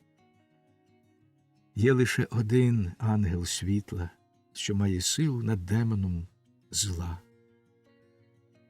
Це дух музики, світла, що має силу над демоном зла. Це дух музики, що часто повстає, тріумфуючи з моєї власної душі, і перед його могутнім голосом німіють усі земні страждання. Я завжди вважала озвалась радниця, що музика діє на вас надто сильно, часом навіть згубно, бо, слухаючи якийсь чудовий твір, ви весь переймалися ним, аж мінилися на виду, ви блідли, не могли вимовити й слова, зітхали, плакали, а потім починали жорстоко насміхатися, безжально глумитися з кожного, хто зважувався сказати свою думку про щойно почуту річ. Навіть коли, о, найдорожча моя радниця, перебив її Крейслер. І глибоке, щире зворушення, що досі бриніло в його голосі, враз поступилося місцем притаманній йому іронії. О, найдорожча моя радниця, тепер уже все змінилося. Ви навіть не уявляєте собі, шановна, яким я став тихим і вихованим при дворі великого герцога. Я можу тепер з величезним душевним спокоєм, цілком добродушно відбивати такт у Дон Жуані, в Арміді, можу привітно кивати головою примадонні, коли вона в карколомній каденції стрибає по сходинках гами, а як гофмаршал після закінчення пір року Гайдна шепоче мені: «Ця річ була досить нудна, дорогий капельмейстере».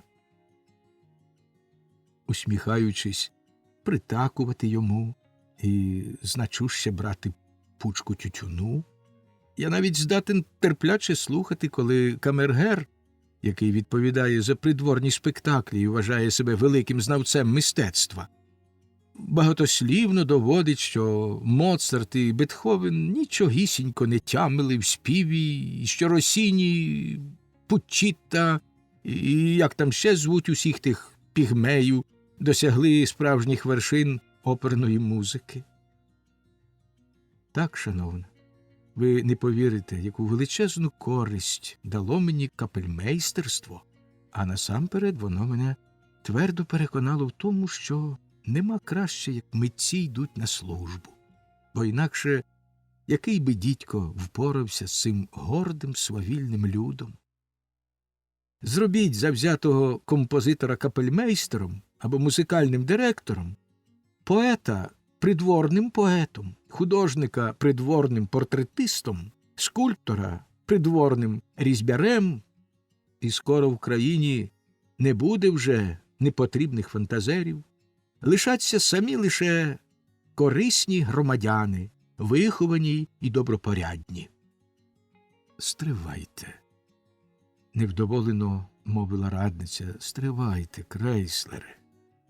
Ваш улюблений конник за своїм звичаєм знов стає дибки. Між іншим, я зразу відчула, що у вас не все гаразд, і тепер страшенно хочу дізнатися, яка прикра подія змусила вас чимдуж тікати з резиденції великого герцога. Бо всі обставини вашої появи у Зігардсфордському парку свідчать саме про втечу. А я, спокійно сказав Крейслер, твердо дивлячись у вічі радниці, а я можу запевнити вас, що та прикра подія, яка вигнала мене з резиденції, не залежала ні від яких зовнішніх обставин. Я сам спричинився до неї. Якраз та тривога, що про неї я вам розповідав, може, більше й поважніше, ніж годилося б, опанувало мене дужче, як будь-коли. Я не міг довше лишатися там. Ви знаєте, як я радів, коли отримав місце капельмейстера у великого герцога. Я, дурень, гадав, що на цій посаді житиму тільки мистецтвом, і це цілком заспокоїть мене, переможе демона в моїх грудях. Але навіть уже з того, що я встиг вам розповісти про своє виховання при дворі великого герцога, ви, шановна, зрозумієте, як тяжко я помилявся. Не змушуйте мене змальовувати як непристойне загравання зі святим мистецтвом, до якого і я мимоволі став причетний, як дурість бездушних шарлатанів. ницих дилетантів, безглузда метушня цього світу, заселеного маріонетками, все більше й більше відкривали мені очі на жалюгідну нікчемність мого існування. Одного ранку мене покликали на прийом до великого герцога, де я повинен був дізнатися, які обов'язки накладають на мене під час урочистостей, що мали відбутися через кілька днів. Під час нашої з герцогом розмови був присутній, як звичайно, церемонімейстер, що висипав на мене цілу купу безглуздих, позбавлених будь-якого смаку вказівок, які мені належало виконати. Особливої ж ваги він надавав прологові, який сам і скомпонував. Він вважав, що той пролог стане вершиною театрального свята і вимагав, щоб я поклав його на музику. Оскільки ж цього разу, сказав він герцогові, скоса кидаючи на мене вбивчий погляд, ідеться не про вчену німецьку музику, а про вишуканий італійський спів, то він сам склав кілька ніжних мелодій, які я повинен був аранжувати. Великий герцог не тільки схвалив усе це, але й, скориставшись нагодою, висловив надію, що я почну вдосконалювати свою майстерність, пильно вивчаючи новітніх італійців. Яким жалюгідним здавався я собі тієї хвилини. Як я зневажав себе. Всі ті приниження здавались мені справедливою карою за моє немудре дитиняче терпіння. Я залишив палац, щоб більше ніколи туди не вертатися. Я вирішив того ж таки вечора вимагати відставки, але навіть ця ухвала не принесла мені бажаного спокою, бо я бачив, що мене вже піддано таємному остракізмові. Виїхавши за браму, я відіслав назад карету, взявши з неї лише гітару, яку прихопив для іншої мети. Опинившись на волі, я кинувся бігти все далі й далі від своєї добровільної в'язниці. Сонце хилилось до заходу, тіні гір і гаїв ставали довші й темніші. Сама думка про повернення в резиденцію була для мене нестерпною, гіршою за смерть. Ніяка сила не примусить мене повернутись назад. Голосно вигукнув я. Шлях мій стелився на Зіггардсвайлер. Я згадав старого майстра Абрагама, від якого напередодні отримав листа.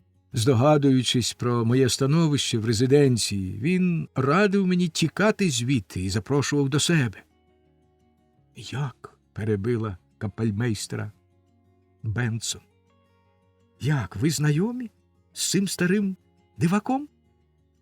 Майстер Абрагам, повів далі Крейслер, був найближчим приятелем мого батька, моїм учителем, а почасти й вихователем. Ну, шановна, тепер ви знаєте з усіма подробицями, як я опинився у парку славного князя Іринея, і більше не будете сумніватися, що я, коли треба, вмію розповідати спокійно, з необхідною історичною ретельністю і так докладно, що мені аж самому стає моторошно. Взагалі вся історія моєї втечі з резиденції, як я вже казав, здається мені такою дурною і нудотно-прозаїчною, що коли я починаю говорити про неї, мені стає млосно. А проте добре було б, якби ви, дорога раднице, захотіли піднести цю нікчемну подію переляканій князівні, як нюхальну сіль. Хай вона заспокоїться і подумає про те, що чесному німецькому музикантові, якого саме тоді, коли він надяг шовкові панчохи і зручно вмостився в герцоговій кареті, погнали звідти всілякі Росіні, Пучітти, Павезі, Фіораванті і бозна ще які Іні та Ітти, важко бути дуже чемним і стриманим. Отже, я сподіваюся, що мене вибачать, хочу сподіватися. Але послухайте, дорога раднице, який поетичний фінал мала моя буденна пригода. Тієї миті, коли я, гнаний своїм демоном, хотів уже тікати з парку, мене зупинили якісь солодкі чари. Зловтішний демон прагнув споганити найглибшу таємницю, сховану в моїй душі, коли це могутній дух музики махнув крильми, і їхній мелодійний шурхіт збудив у мені надію, втіху і навіть палке бажання. А те бажання не що інше, як невмируща любов і захват вічної молодості. То був спів Юлії. Крейслер замовк. Бенсон напружено чекала, що буде далі. Оскільки ж капельмейстер, здавалось, поринув у глибоку задуму, вона спитала з холодною ввічливістю: «Ви справді вважаєте спів моєї дочки таким приємним, любий Йоганнесе?» Крейслер стрепенувся, проте замість відповіді з його грудей вихопилось тільки глибоке зітхання. Ну що ж, повела далі радниця, мене це дуже тішить. Щодо справжнього мистецтва співу, то Юлія зможе багато чого навчитися від вас, любий Крейслере, бо ж ви лишаєтесь тут, по-моєму, це справа вирішена. Вельмишановна, почав був Крейслер, але тієї миті двері відчинились, і до кімнати зайшла Юлія. Коли вона побачила капельмейстера, її гарненьке личко осяяла мила усмішка, а з уст злетіло тихе «Ох!».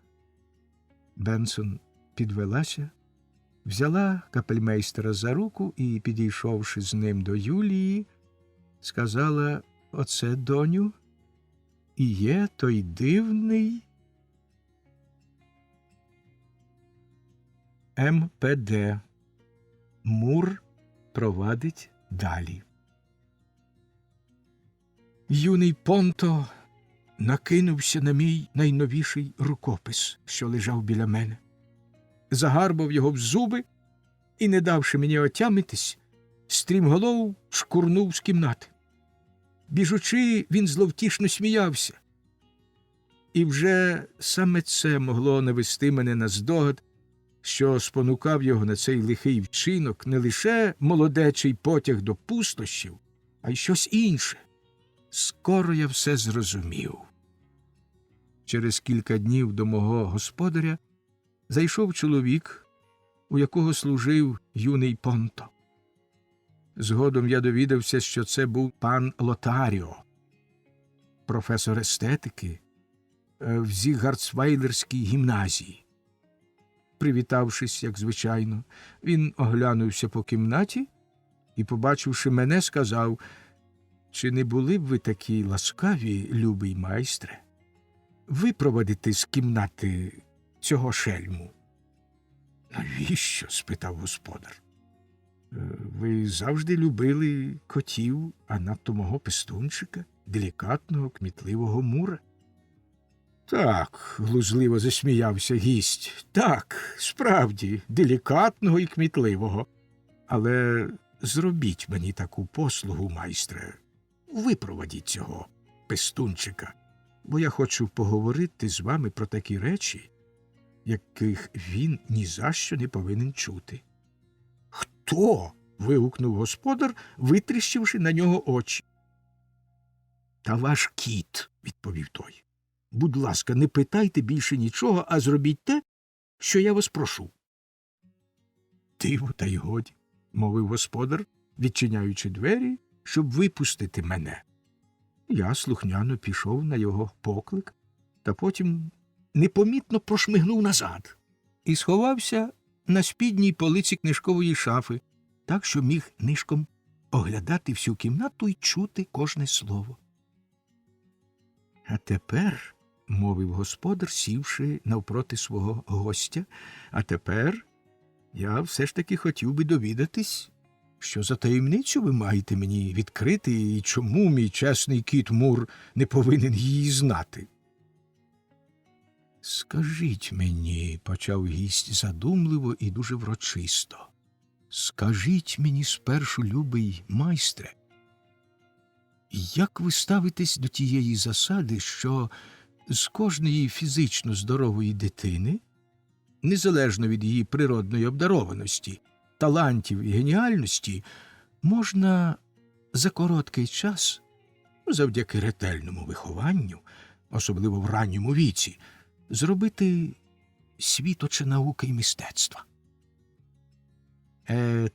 Відповів господар, я можу тільки сказати, що ця засада безглузда і не варта доброго слова. Можливо, навіть дуже можливо, що дитині, яка має здатність наслідувати десь таку, як у мавпи, та ще й добру пам'ять, неважко за якийсь час убагати в голову безліч всіляких речей, якими вона потім хизуватиметься перед людьми. Але та дитина має бути позбавлена будь-яких природних здібностей, а то все найкраще в її душі опиратиметься цій варварській процедурі. Та й хто б назвав такого недалекого, начиненого крихтами різноманітних знань хлопця вченим у справжньому розумінні цього слова? «Весь світ!» – палко вигукнув професор. «Увесь світ назвав би. Ох, який це жах! Ця блюзнірська, божевільна засада вбиває всю віру у внутрішню, вищу природжену духовну силу, ту силу, що єдина може витворити вченого або митця». «Не розпалюйтесь так», – усміхнувся господар. «Наскільки мені відомо, досі в нашій любій Німеччині з'явився лише один однісінький продукт такого методу виховання, про який трохи погомоніли та й перестали, переконавшись, що той продукт не вельми вдалий. До того ж пора розквіту його збіглася з модою на вундеркіндів, що, мов вимуштрувані собаки чи мавпи, за дешеву плату показували своє мистецтво». «Це ви тепер так говорите», – озвався професор. «Це ви тепер так говорите, майстре Абрагаме. І вам повірили б, якби не знали, що в душі ви лукавий жартун, і якби не знали, що все ваше життя – низка найдивовижніших експериментів. Признайтеся, майстре Абрагаме, признайтеся, що ви тихцем, у найглибшій таємниці експериментували, виходячи з цієї засади, і поставили собі за мету перевершити творця того експоната, про який ми щойно згадували. Ви хотіли виступити зі своїм вихованцем, коли він буде вже цілком вимуштруваний, щоб здивувати і довести до відчаю професорів усього світу. Хотіли перекреслити чудовий принцип. Не з кожного дерева можна вирізати Меркурія. Одне слово, кожен уже є, але не Меркурій, а кіт». «Що ви сказали?» – вигукнув господар і зареготав. «Що ви сказали? Кіт?» «Не відмагайтесь», – повів далі професор, «не відмагайтесь, що ви випробовуєте той абстрактний метод виховання на своєму пестунчикові, який сидить там, у передпокої. Ви навчили його читати, писати, ви ознайомили його з науками, і він так запишався, що вже вдає себе за письменника і навіть складає вірші». «Ну, такого безглуздя я ще зроду не чув. Я виховую свого кота, я його ознайомлюю з науками. Скажіть мені, голубе, що за химери вроїлися вам у голову? Запевняю вас, що нічогісінько не знаю про освіченість свого кота, та й взагалі вважаю, що такого не може бути». «Невже?» – протяглим тоном мовив професор, витяг з кишені зшиток, у якому я відразу впізнав рукопис, що його вкрав у мене Понто, і заходився читати. Поривання до високого. Що за чуття мені хвилюють груди? Чом весь я трепет і щемка напруга? Чи вабить до стрибка мене потуга, що притаманна генієві всюди? Що це? В чим суть чуттів? Облуди? Надії й глуму зблиск тоненька смуга? Чи настрої мої – це їх заслуга? Чом серця жар мого тривога студить? Мені ввижаються краї казкові. Я сам не свій ходжу, як в сні німому, та тільки подих я весни зачую. Як скинув мить одну важкі окови, вгадаю здобич у гіллі густому і орадосте за крильце уполюю. Гадаю, що серед моїх ласкавих читачів не знайдеться жодного, хто б не визнав довершності цього прекрасного сонета, який вилився з найпотаємніших глибин моєї душі. А ще дужче вони захоплюватимуться мною, коли довідаються, що це взагалі одна з перших моїх віршованих спроб. Проте злостивий професор прочитав його так невиразно і препогано, що я сам на силу впізнав свій твір і, опанований раптовою люттю, мабуть, властивою всім молодим поетам, мало не вискочив зі сховку і не вчепився йому в обличчя. Хай би відчув, чого варті мої пазурі. Але, розважно подумавши, що коли вони вдвох, професор та господар, візьмуться за мене, то однаково вийде на їхнє.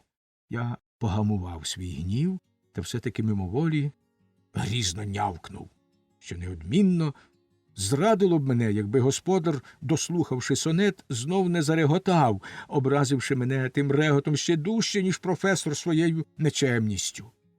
«Га-га-га!» – гримів він на цілу кімнату. «Цей сонет і справді гідний кота.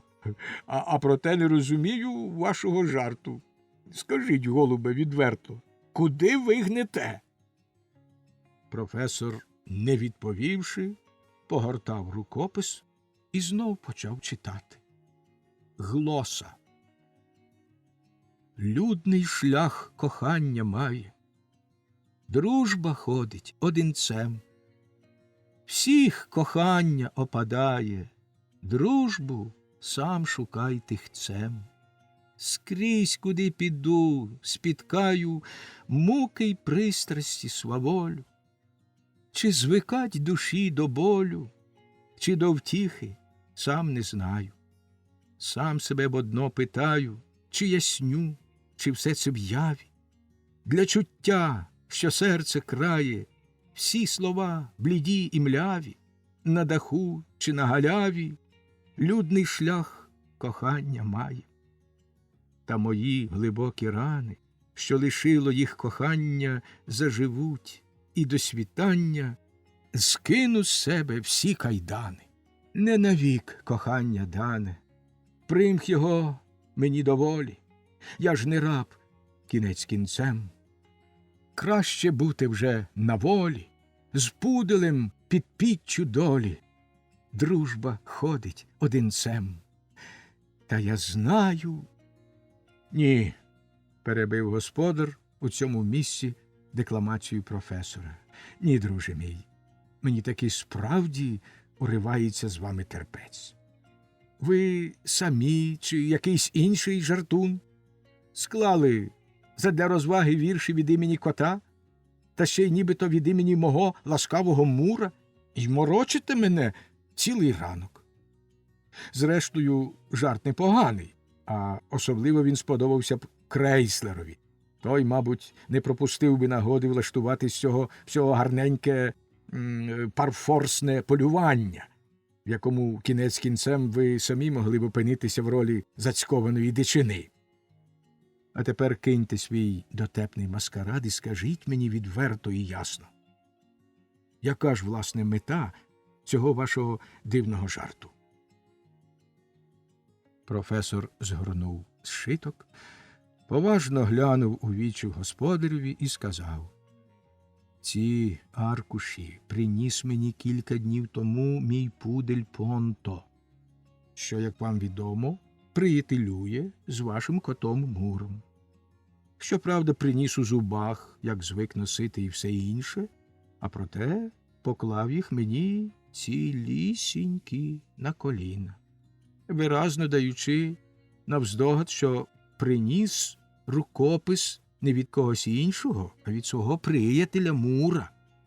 Коли я почав гортати зшиток, мені відразу упало в око незвичайне, дуже своєрідне письмо. А коли я ще й прочитав кілька рядків, мені раптом, сам не знаю, яким дивом сяйнула химерна думка, що все це міг написати сам Мур. Хоч скільки переконував мене розум і певний життєвий досвід, який ми всі мимоволі здобуваємо, і який, зрештою, і є той самий розум, хоч скільки, кажу, переконував мене розум, що ця думка безглузда, що коти не можуть писати, а тим паче складати вірші, я ніяк не міг її спекатись, і тому вирішив постежити за вашим котом. Знаючи від Понто, що Мур часто бавить час на вашому горищі, я виліз до себе на горище і зняв кілька черепичин, щоб можна було заглянути у ваше слухове віконце. І що ж я побачив? Слухайте й дивуйтеся. В найдальшому кутку горища сидить ваш кіт. Сидить, випроставшись за столиком, на якому розкладено письмове приладдя та папір, і поводиться вкрай дивно. То потре лоба чи потилицю, чи проведе лапою по писку, тоді вмочить перо, попише, перестане, знов попише, перечитає написане і замурчить, заворкоче з задоволення. Мені аж на друге горище чутно, а навколо лежать книжки. Я бачив зі спинок, що вони взяті з вашої бібліотеки. «Отуди к бісу!» – вигукнув господар. «Ану, гляну, чи всі мої книжки на місці?» З цими словами він підвівся і підійшов до книжкової шафи. Помітивши мене там, він вражено витріщив очі і відступив назад на цілих 3 кроки.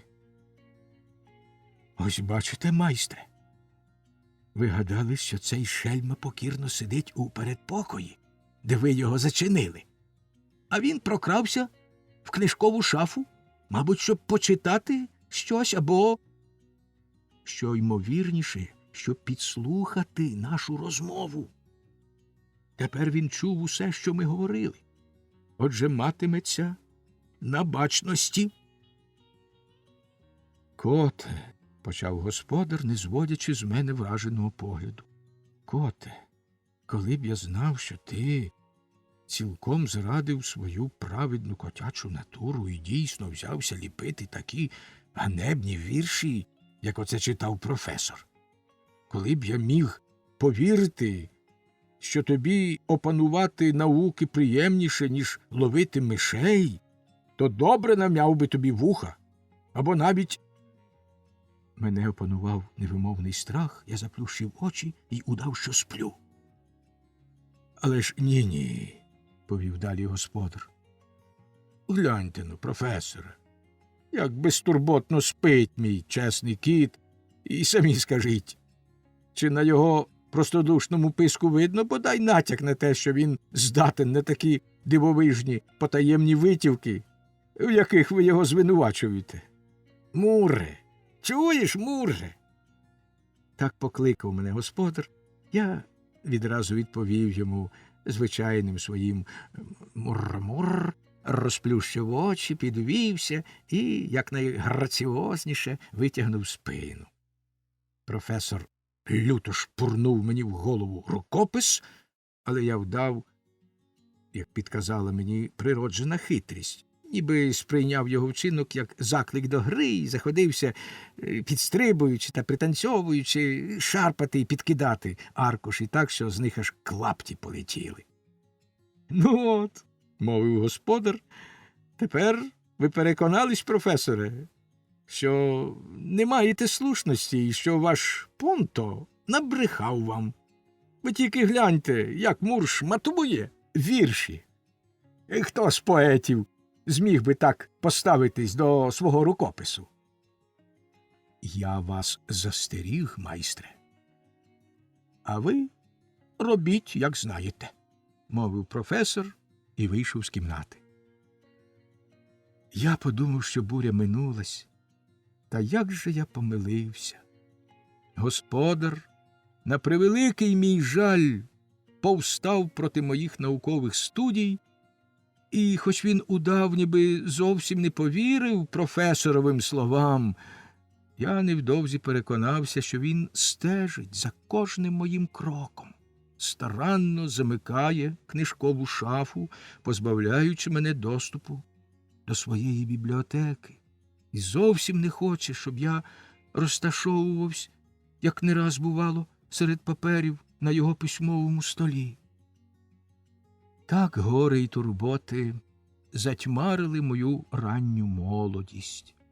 Що може бути гірше й болючіше для генія, ніж бачити себе невизнаним, навіть осміяним? Що може завдати великій душі більшої прикрості, ніж перепони там, де вона сподівається зустріти саме лише сприяння? Та чим тяжчий утиск, тим могутніша сила опору. Чим дужче натягнена тятива, тим далі полетить стріла. Мене позбавлено доступу до книжок. Що ж, тим вільніше творив мій власний розум, черпаючи сили в самому собі. Сумний і пригнічений, я в ту пору багато днів і ночей провів у льохах нашого будинку, де було наставлено чимало мишачих пасток і де збиралися коти різного віку й становища. Сміливий філософський розум скрізь помічає навіть найпотаємніші взаємозв'язки в життєвих явищах і пізнає, як із тих взаємозв'язків складається саме життя у своїх поглядах і діях. Так і мені в льохах упали в око зв'язки між пастками на мишей і котами в їхній взаємодії. В мене, кота зі щирою шляхетною душею, серце сходило кров'ю, коли я бачив, що ті мертві машини зі своєю невідмовною дією спричинювались до чимраз більшого зледачіння котячої молоді. Я взявся за перо і написав безсмертний твір, про який уже згадував тут, а саме про пастки та їхній вплив на світогляд і активність котівства. У тій книжиці я ніби поставив перед очі зніженій котячій молоді дзеркало, в якому вона повинна була побачити себе саму, позбавлену будь-якої сили, бездіяльну, мляву, цілком байдужу до того, що прудкі миші полюють на сало. Я громовими словами будив її зі сну.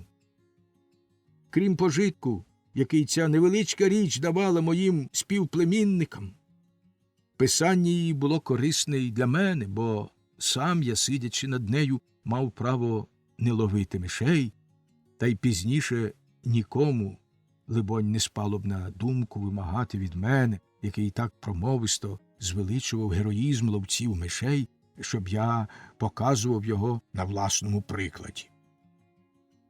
Цим, мабуть, я міг би і закінчити розповідь про перший період свого життя і перейти до місяців справжньої юності, які прилягають до зрілого віку, проте не маю сили приховати від прихильних читачів дві останні строфи чудової глоси, які мій господар не захотів вислухати. Ось вони. Та я знаю, неможливо вберегтися від спокуси, як у серці і у вусі. Все відлунює дражливо, млосних кличів ціла злива. Тож, як любка із затину озоветься, кров заграє, я тоді не маю спину, бо з жаги палкої гину, всіх кохання опадає. Ці жадання, ці зальоти можуть розум відібрати, та надовго щастя дати незугарні, бо лиш доти буде їх полон тривати, доки місяць з неба блисне осяйним своїм лицем. А тоді, немов навмисне, інша думка серце стисне. Дружби сам шукай тихцем. А.М. Аркуші макулатури. Давно вже ніхто не бачив його таким веселим і добродушним, як того вечора. Саме через цей його настрій і сталося щось нечуване. Він не схопився внестями і не втік, як завжди бувало з ним у таких випадках, а спокійно, навіть з доброзичливою усмішкою, вислухав довгу, вкрай нудну першу дію страхітливої трагедії, яку скомпонував молодий червонощокий лейтенант із пригарно накрученим волоссям, що подавав великі надії, і яку той лейтенант прочитав з пафосом, притаманним кожному щасливому поетові. І навіть більше, як лейтенант скінчив читати і запитав Крейслера, що той думає про його твір, він, весь прояснівши, наче спізнав величезну втіху, запевнив юного героя війни й поезії, що його перша дія – ласий шматочок для жадібних естетичних гурманів, і що в ньому є справді чудові думки, про геніальну самобутність яких свідчить уже хоча б та обставина, що вони осявали і великих поетів, яких уже визнано, наприклад, Кальдерона, Шекспіра, а в новіші часи Шиллера. Лейтенант розчулено обняв його і з таємничою міною признався, що має намір сьогодні ж таки ввечері ощасливити найдовершенішою з усіх будь-коли написаних перших дій цілий гурт найдостойніших панночок, серед яких є навіть одна графиня, яка читає по-іспанському і малює олійними фарбами. Отримавши від Крейслера запевнення, що він їм зробить цим величезну приємність, юний поет у захваті помчав геть. «Я не розумію», – сказав маленький таємний радник, – «я не розумію, любий Йоганнесе, що з тобою сьогодні сталося. Звідки в тебе ця неймовірна лагідність?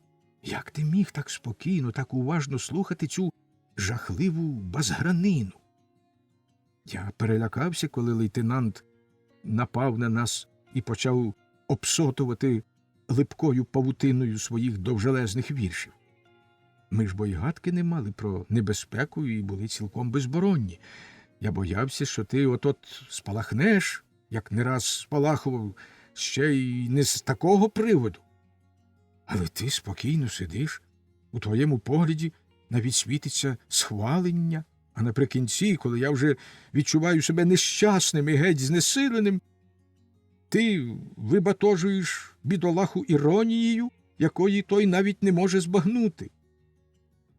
Хоч би був сказав йому в науку на майбутнє, що п'єса задовга, і її не вадило б добре підчекрижити. «Ох», – заперечив Крейслер, – «ох, чого б я домігся своєю нікчемною порадою. Якщо такий багатий на думки поет, як наш дорогий лейтенант, і підчекрижить трохи свої вірші з неабиякою користю для них, то хіба вони відразу ж не відростуть знов? Хіба ти не знаєш, що вірші наших молодих поетів мають здатність самовідтворюватись, мов хвости у ящерок, які хутко відростають, навіть коли їх відрізати при самому корені? Але ти глибоко помиляєшся, коли думаєш, що я уважно слухав його нудне читання. Буря вщухла, всі трави й квітки в саду підвели свої похилі голівки і жадібно ковтали небесний нектар, що негустими краплями спадав із сірої завіси хмар. Я стояв під великою розквітлою яблунею, слухав гуркіт грому, що завмирав у далеких горах і відлунював у моїй душі, немов пророцтва неймовірно прекрасних подій, і милувався небесною блакиттю, яка подекуди, наче променисте око, прозирала крізь швидкоплинні хмари.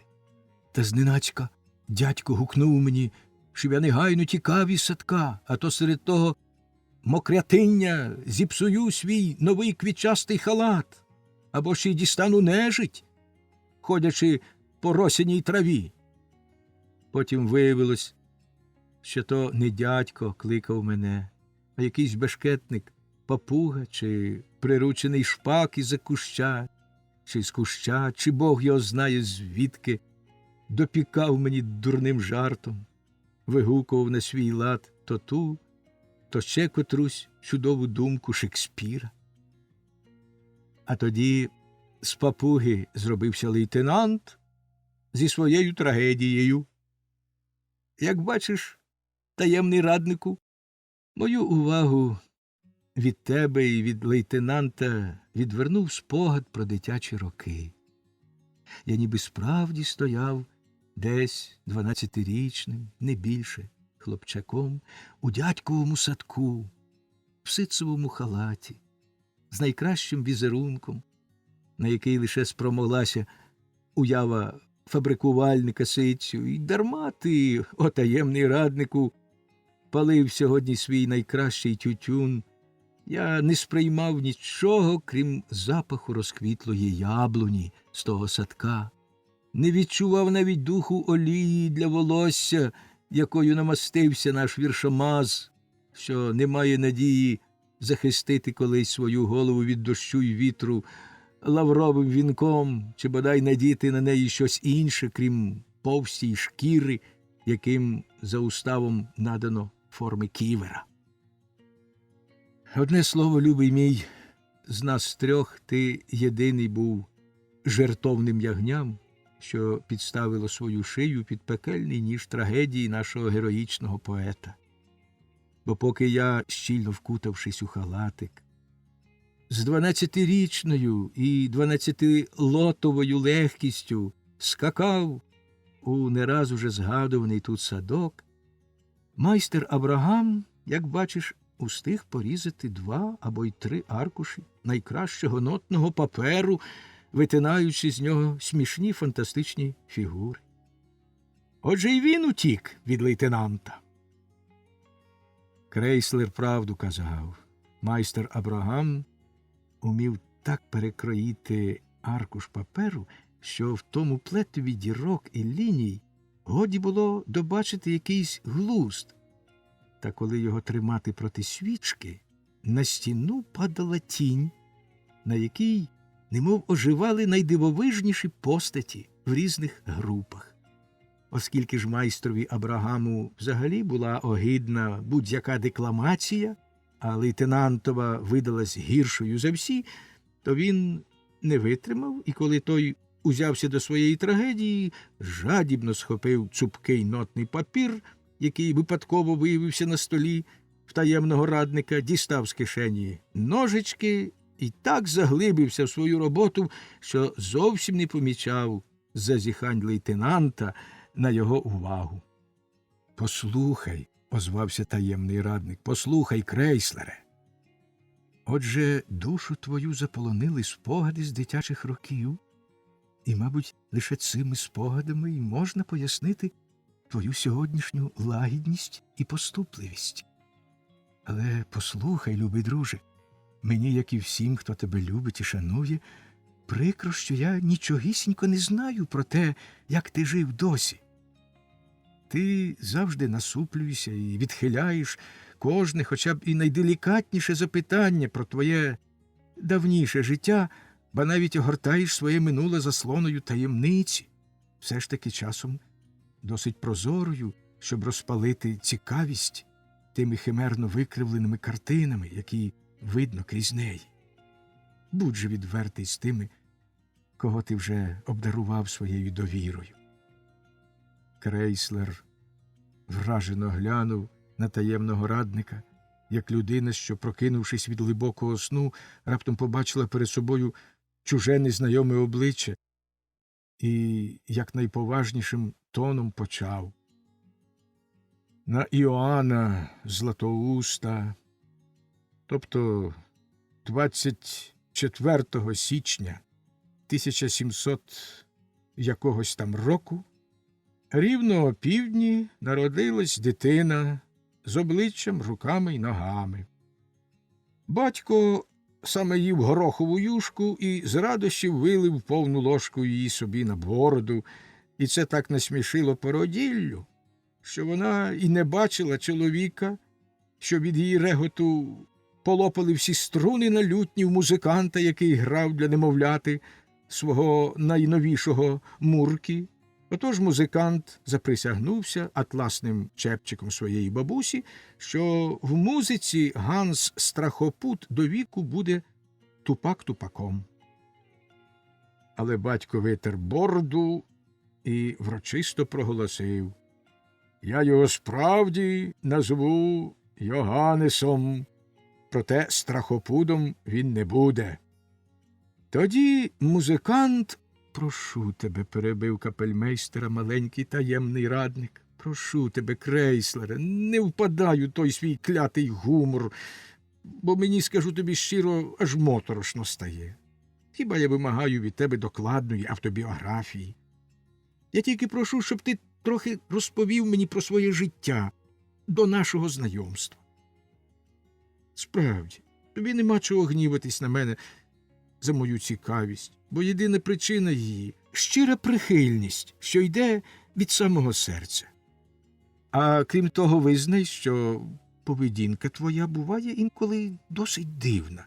Тож кожен вважає, що тільки найбурхливіше життя, ціла низка найфантастичніших подій могли замісити й виліпити ту психічну форму, в якій тебе вилито.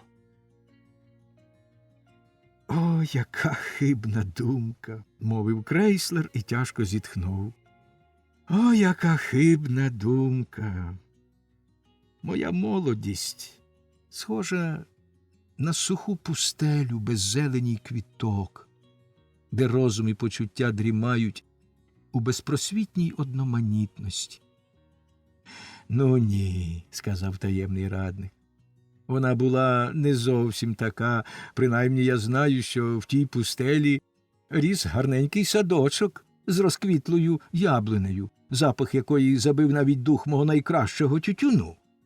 Отож я сподіваюсь, Йоганнесе, що ти нарешті поділися з нами спогадами про свою ранню молодість, які сьогодні, за твоїм же власним визнанням, цілком заполонили твою душу». «Я також вважаю», – озвався майстер Абрагам, докінчуючи тонзуру для щойно вирізаного капуцина, «я також вважаю, Крейслере, що в такому погідному настрої, як оце у вас сьогодні, найкраще, що ви можете зробити, це відімкнути своє серце чи свою душу, чи назвіть як хочете, ту потаємну скриньку з коштовностями, що її ви ховаєте глибоко в собі, і дістати з неї дещо й для нас. Тобто, оскільки ви вже призналися, що, незважаючи на заборону стурбованого дядька, вибігали на дощ і забобонно вислухували пророцтва грому, який завмирав у далині, то розкажіть докладніше про все, що тоді відбувалося. Тільки не брешіть, Йоганнесе, бо ви добре знаєте, що я завжди стежив за вами принаймні від того часу, як ви надягли перші штани і вам заплели першу кіску». Крейслер хотів щось заперечити, проте майстер Абрагам швидко обернувся до таємного радника і сказав: «Ви не повірите, голубе, як ваш Йоганнес улягає лихому демонові брехні, коли починає, хоч таке, правда, з ним буває дуже рідко, розповідати про своє дитинство. Як його послухати, то він у тому віці, коли діти ще тільки лопочуть «тато», «мама» і тикають пальцями у вогонь, уже все помічав і вмів глибоко заглядати в людське серце». «Ви несправедливі до мене», – покірним голосом мовив Крейслер і лагідно всміхнувся. «Ви дуже несправедливі до мене, майстре. Невже я такий марнославний блазень, що зважився б морочити вам голову порожніми балачками про свої незвичайні розумові здібності, виявлені ще в колисці? Але я питаю тебе, таємничий раднику, чи не бувало часом із тобою такого, що перед твоїм душевним зором, ніби вихоплені з мороку, виникали картини з тієї пори життя, яку декотрі мудрагелі звуть просто рослинним животінням, не добачаючи в цьому нічого, крім голих інстинктів, та й то куди бідніших, ніж у тварин? По-моєму, це не така проста справа, як здається. Вічною таємницею для нас залишиться та хвилина, коли в нашій душі вперше прокидається ясна свідомість. Якби це відбувалося раптово, то ми, напевне, померли б з ляку. Адже навіть прокидаючись від глибокого сну і враз отямлюючись, ніби наново усвідомлюючи себе, ми першої миті відчуваємо страх. Хто з вас не спізнав його? Одне слово, не вдаючись у зайві мудрування, я все-таки наважуся висловити думку, що кожне сильне психічне враження з тієї пори залишає в нашій душі немовби зернину, яка проростає разом з розвитком наших духовних здібностей, і таким чином усі болі, усі радощі тих досвітніх годин живуть далі в нас. Це ті солодкі, тужні голоси любих нам людей, які здаються нам, коли вони будять нас почутими в вісні, і які насправді все ще лунають у наших грудях. А проте я знаю, на що натякає майстер. Він має на гадці не що інше, як пригоду з моєю покійною тіткою. Він ту пригоду заперечує, а я, щоб допекти йому, розповім її саме тобі, таємний раднику, якщо ти пообіцяєш не ставити мені на карб мою трохи надмірну дитинячу чутливість. Те, що я тобі казав про горохову юшку і лютняра, ох, мовчи вже, перебив капельмейстера таємний радник, мовчи вже, тепер я добре бачу, що ти хочеш напустити на мене туману всупереч усім добрим звичаям. Ані трохи, вигукнув Крейслер, ані трохи, серце моє. Але я все-таки мушу почати з лютняра, бо розповідь про нього – найприродніший перехід до лютні, грайські звуки якої навівали на дитину солодкі сни. Молодша сестра моєї матері віртуозно грала на цьому інструменті, запхнутому в наші часи до музичних комор. Солідні люди, що вміли писати, рахувати і зналися ще на дечому, проливали в моїй присутності сльози, згадуючи, як причудово грала на лютні покійна мамзель Зофі. Тож хіба можна закидати мені, спраглій дитині, те, що я зовсім безпорадний, ще не здатний виявити свою свідомість у слові, жадібно пив чарівну тугу дивовижних звуків, яку лютнярка виливала з глибин своєї душі. А той лютняр, що грав над моєю колискою, був учителем небіжки. То був приземкуватий клишоногий чоловічок, і звався він мосьє Туртель. Він носив дуже охайну білу перуку з широким каптурцем на потилиці і червоний плащ. Я все це кажу лише для того, щоб довести, як чітко бачу перед собою образи з тих часів, і щоб ні в майстра Абрагама, ні в когось іншого не виник сумнів, коли я твердитиму, що добре пам'ятаю, як малою, ще навіть не 3-річною дитиною сидів на колінах у молодої дівчини, лагідні очі якої освітлювали мою душу, що й досі чую її милий голос, чую, як вона говорить зі мною, як співає мені, що й досі не забув, якою любов'ю і ніжністю до тієї чарівної істоти палало моє серце. Це й була тітка Зофі, яку в родині називали чудним, пестливим найменням Фюсхен. Одного дня тітки Фюсхен десь не стало. Я цілий день проплакав за нею. Тоді нянька взяла мене на руки і понесла до кімнати, в якій на постелі лежала тітка. Але якийсь літній чоловік, що сидів біля неї, швидко схопився зі стільця і випровадив нас звідти, суворо нагримавши на няньку. Невдовзі після того мене одягли, закутали в теплі хустки і віднесли в зовсім інший будинок до інших людей, які почали запевняти мене, що всі вони також мої дядьки і тітки, що тітка Фюсхен дуже хвора, і що коли б я лишився в неї, то й сам захворів би. Минуло кілька тижнів, і мене повернули туди, де я жив раніше. Я плакав, кричав, що хочу до тітки Фюсхен.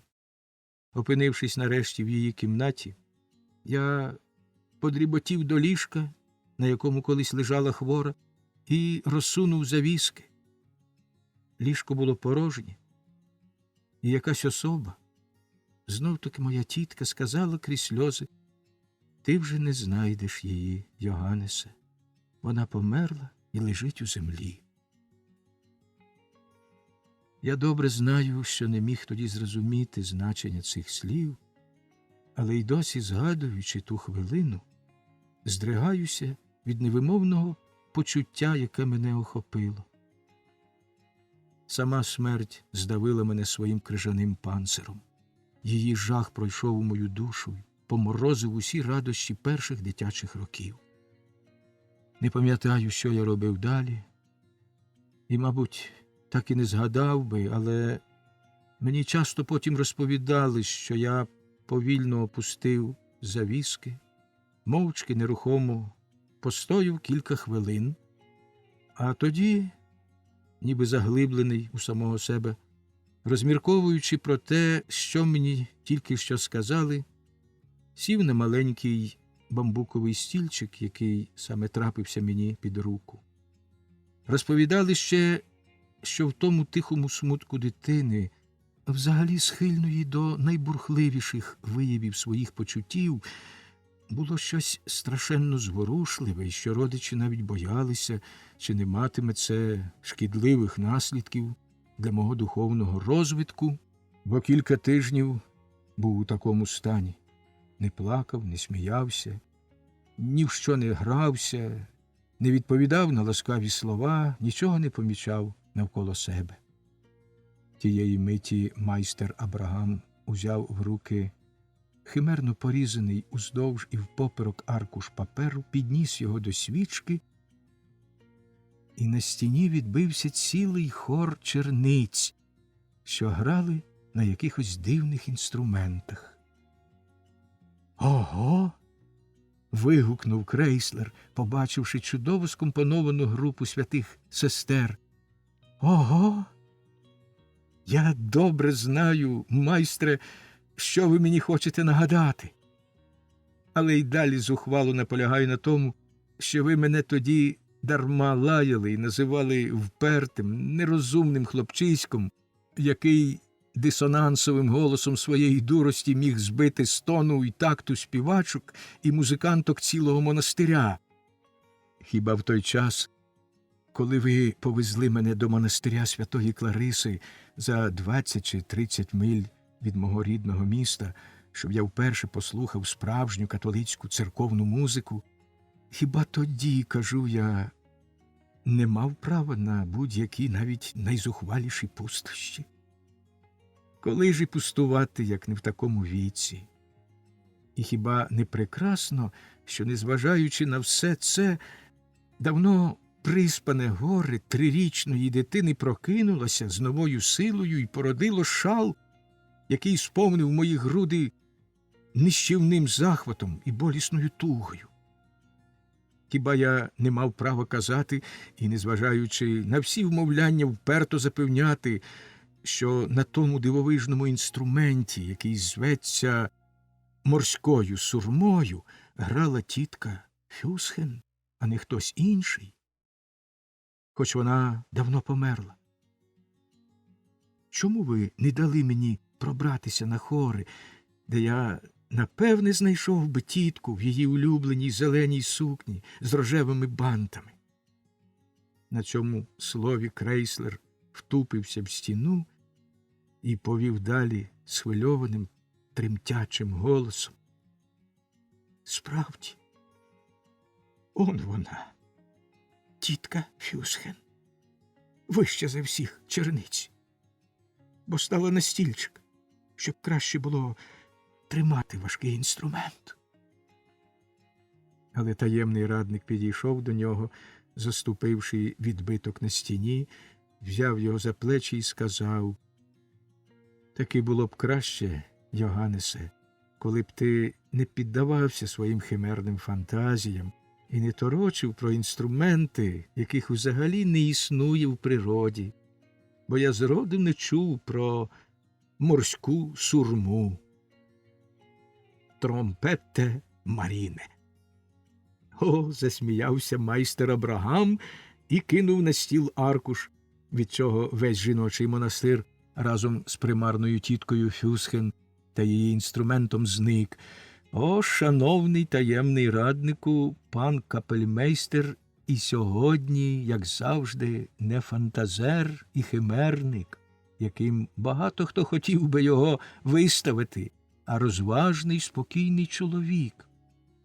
Хіба не могла лютнярка після своєї смерті успішно опанувати незвичайний інструмент, який, мабуть, ви ще й нині, на свій подив, знайшли б подекуди в жіночих монастирях? Як? Невже тромпете Маріне не існує в природі? Ану, гляньте, будь ласка, на це гасло в Кохів музичний словник. Ви ж бо маєте його в своїй бібліотеці? Таємний радник негайно ж розгорнув словник і прочитав. Цей старовинний, дуже простий смичковий інструмент складається з 3 тоненьких дощечок по 7 футів завдовжки і внизу, де інструмент спирається на підлогу, від 6 до 7 дюймів завширшки, а вгорі лише 2 дюйми. Дощечки ті склеєні у вигляді трикутника, і весь корпус поволі звужується догори, де до нього прилаштовані кілочки. Одна з тих 3 дощечок править задеку, на якій зроблено кілька резонансних отворів, і напнута єдина, досить груба жилова струна. Під час гри інструмент ставлять навскоси перед собою і спираються грудьми на його верхню частину. Великим пальцем лівої руки гравець торкається струни в різних місцях, залежно від того, якої висоти йому потрібен звук, але дуже легенько, десь так, як при флейтіно чи флажолетах на скрипці. А в правій руці тримає смичок і водить ним по струні. Своєрідний звук цього інструмента схожий на приглушений звук сурми, утворюється завдяки особливій підставці, на якій унизу, на резонансній деці, лежить струна. Та підставка трохи нагадує черевичок, спереду зовсім низенький і тоненький, а ззаду вищий і товщий. На задній частині його і лежить струна. Коли по ній водять смичком, вона своїм коливанням рухає то вгору, то вниз передню, легшу частину підставки на резонансній деці, від чого й утворюється гудіння, схоже на приглушений звук сурми. У таємного радника заблищали очі. «Зробіть мені такий інструмент!» – вигукнув він. «Зробіть мені такий інструмент, майстре Абрагаме! І я закинув в куток свою скрипчину, не доторкнуся більше до Евфона, а дивуватиму двір і ціле місто, граючи причудові пісні на тромпете маріне, на морській сурмі». «Зроблю», – відповів майстер Абрагам, «і хай до вас, любий таємний раднику, прилине дух тітки Фюсхен у сукні з зеленої тафти і надихає вас на гру». Таємний радник захоплено обняв майстра, проте крейслер розвів їх і майже сердито сказав: «Ей, та ви, бачу, не менші пустуни, ніж я був колись, та ще й безжальні. До того, кого, якщо вірити вашим словам, любите.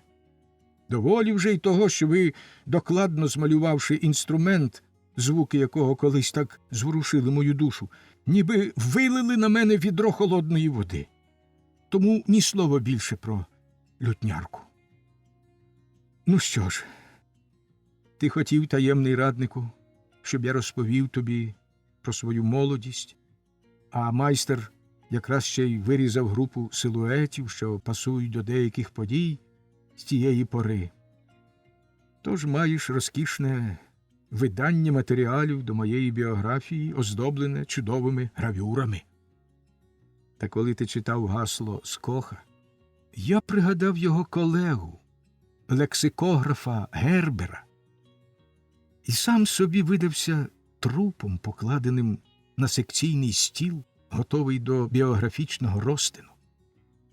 Прозектор міг би сказати, не дивина, що в тілі цього юнака тисячами жил і жилочок тече сама лише музична кров, бо таке бувало з багатьма його кровними родичами, тому він і родич їм по крові.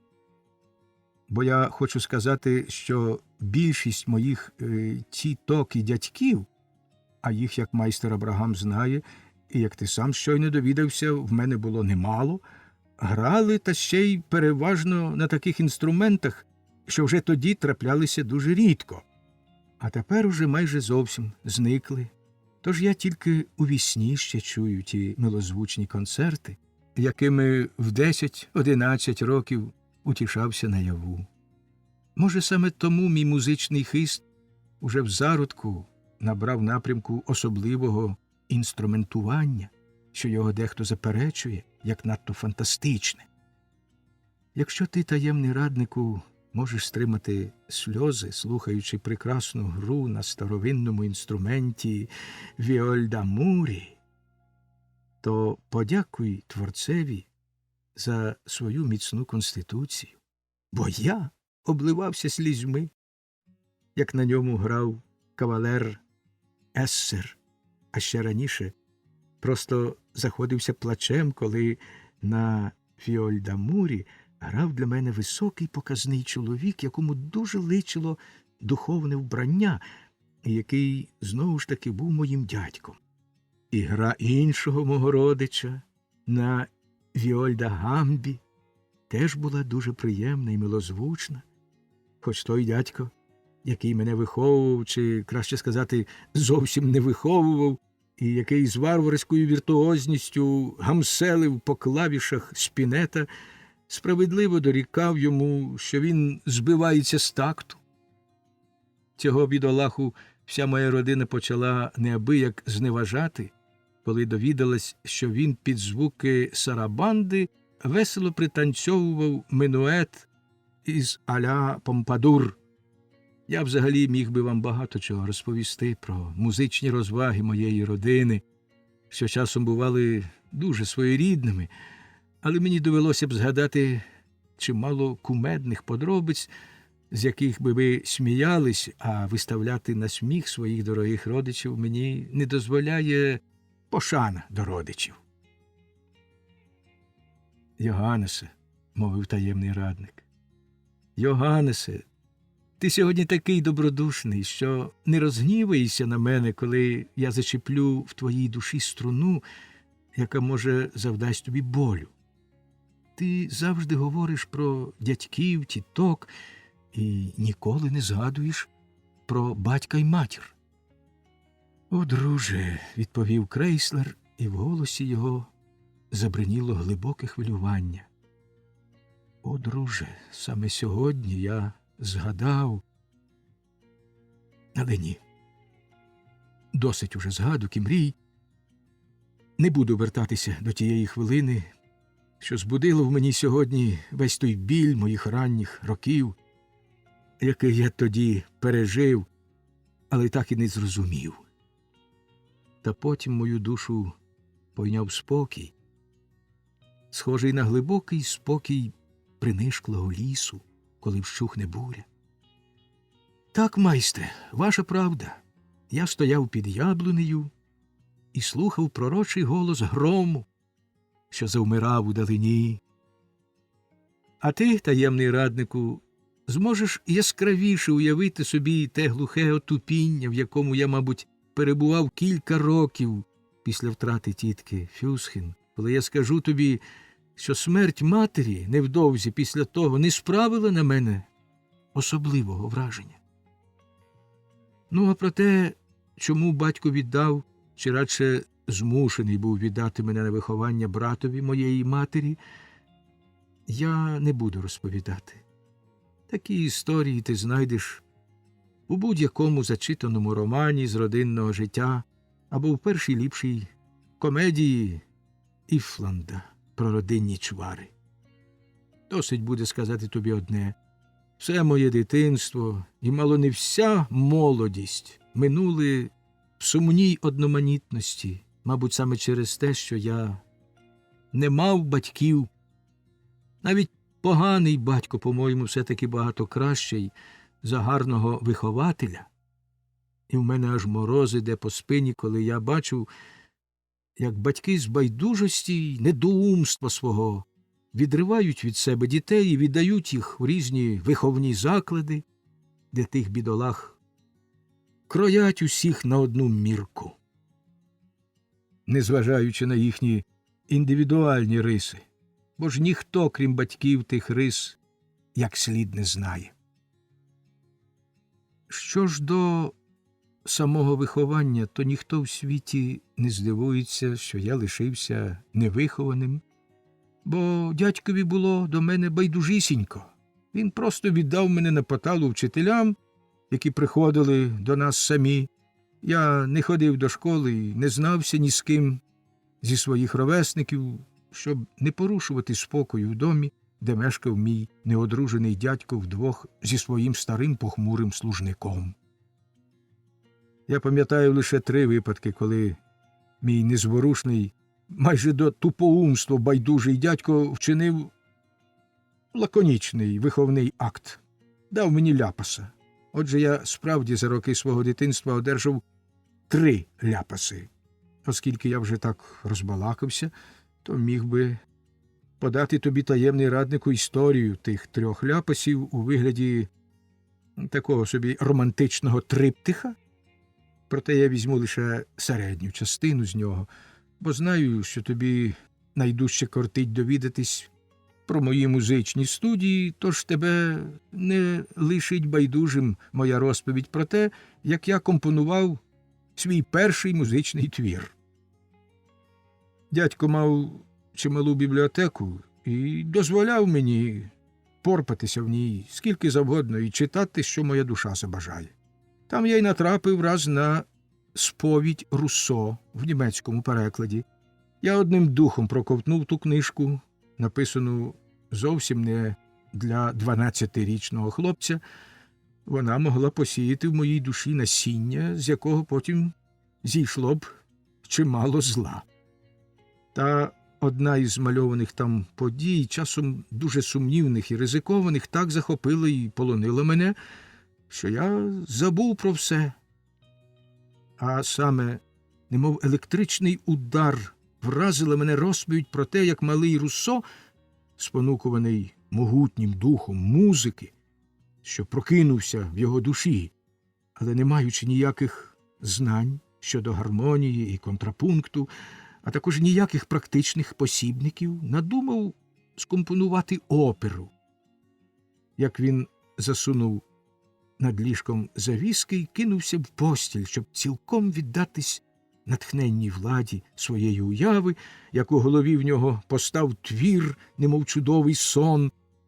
Ні вдень, ні вночі не покидала мене думка про цей випадок, коли, як мені здавалось, на малого Руссо зійшла найвища благодать. Часом я вже й себе відчував причетним до тієї благодаті, а отже, тільки від моєї твердої ухвали залежало, чи я здіймусь до того раю, бо ж мене так само окрилював дух музики. Одне слово, я поклав собі зробити так, як той, кого я взяв за приклад. Отож, одного вітряного осіннього вечора, коли дядько всупереч своїм звичкам десь пішов з дому, я відразу ж засунув завіски і кинувся на дядькову постіль, щоб, як Руссо, сприйняти душею сподівану оперу. Та хоч як ґрунтовно я приготувався, хоч як силкувався приманити творчий дух, він уперто затято оминав мене. Я чекав чудових мелодій, а у вухах бриніла давня, плаксива, нікчемна пісенька. Кохав я лиш Ісмену, Ісмена лиш мене. Вона ніяк не кидала мене, хоча відчайдушно проганяв її від себе. Зараз пролунає величний хор жерців з вершин Олімпу, сказав я собі. Так, кохав я лиш Ісмену, і далі настирливо бриніло в моїх вухах, аж поки я міцно заснув. Збудили мене гучні голоси. Нестерпний сморід ліз до носа, забивав дух. Кімната була повна густого диму, а в тому диму стояв дядько, затоптував охоплену полум'ям гардину, якою була завішена одежна шафа, і вигукував «Води! Мерщій води!». Нарешті старий служник приніс ціле відро води, вилив на підлогу, і вогонь погас. Дим повільно виходив у вікно. «Де та шкода?» – спитав дядько, присвічуючи по кутках. Я добре знав, яку шкоду він має на думці, і принишку постелі. Нарешті дядько підійшов до ліжка і зігнав мене звідти, сердито вигукуючи «Ану, вилазь негайно! Цей бешкетник спалить мені будинок!» На його розпитування я спокійно відповів, що хотів так само, як малий Руссо, коли вірити його сповіді, скомпонувати в постелі поважну оперу. І зовсім не знаю, від чого сталась пожежа. Руссо? Скомпонувати поважну оперу? Вражено проказав за мною дядько, а тоді гримнув «Йолоп!» і дав мені добрячого ляпаса, що його я занотував як другий у своєму житті. Скам'янівши з ляку, я стояв, нездатний вимовити й слова, і тієї миті, немов відлуння ляпаса, у вухах у мене чітко прозвучало «Кохав я лиш Ісмену» і так далі, і так далі. Відтоді мені спротивилась і та пісня, і будь-яке компонування. «А як же справді сталась пожежа?» – запитав таємний радник. «Ще й досі», – відповів Крейслер, – «ще й досі я не можу збагнути, яким чином зайнялась та гардина, а разом з нею і чудовий дядьків халат, та 3 або й 4 пригарно накручені тупеї, що з них дядько лаштував свою перуку. Мені потім весь час здавалося, що я дістав ляпаса не за пожежу, яка сталася не з моєї вини, а за спробу скомпонувати оперу. Це було дивно, бо дядько суворо наказував мені опановувати музику. Хоч мій учитель, розчарований моєю раптовою нехіттю до неї, вважав мене цілком немузикальним. До всього ж іншого, що я вчив чи не вчив, дядько був зовсім байдужий. Оскільки він часто висловлював своє велике невдоволення тим, що мене так важко присилувати до музики, можна було подумати, що він дуже зрадіє, як через кілька років у мене потужно озветься музичний хист, затьмаривши всі інші мої здібності й уподобання. Аж ні. Дядько тільки ледь усміхався, помітивши, що я невдовзі почав досить майстерно грати на кількох інструментах і навіть компонувати невеличкі речі на втіху своїм учителям і знавцям. Так він тільки ледь усміхався і казав з хитрою міною, коли мене вихваляли перед ним: «А тож, мій небіж з химерами». Коли так, озвався таємний радник, коли так, то мені зовсім не зрозуміло, чому дядько не дав волі твоїм нахилам, а присилував тебе обрати інший життєвий шлях. Бо, наскільки мені відомо, ти не так давно став капельмейстером. І не дуже багато встиг, засміявся майстер Абрагам і, спрямувавши на стіну відбиток невеличкого чоловічка дивної статури, повів далі. Але тепер я мушу заступитися за симпатичного дядька, якого непутящий небіж прозивав дядьком Гавою, тому що той підписувався не повним своїм ім'ям Готфрід Венцель, а лише ініціалами Г.В. А вже ж, тепер я мушу заступитися за нього і запевнити весь білий світ, що коли капельмейстер Йоганнес Крейслер заповзявся стати радником посольства і мучити себе справами, які цілком суперечать його натурі, то дядько Гава якраз найменше завинив у цьому. «О, мовчіть», – сказав Крейслер, – «о, мовчіть про це, майстре, і заберіть зі стіни мого дядька, бо хоч він і справді має кумедний вигляд, мені не хотілося б сьогодні сміятись зі старого, що давно вже спочиває в могилі». «Ви сьогодні чутливі й доброзичливі понад усяку міру», – заперечив майстер.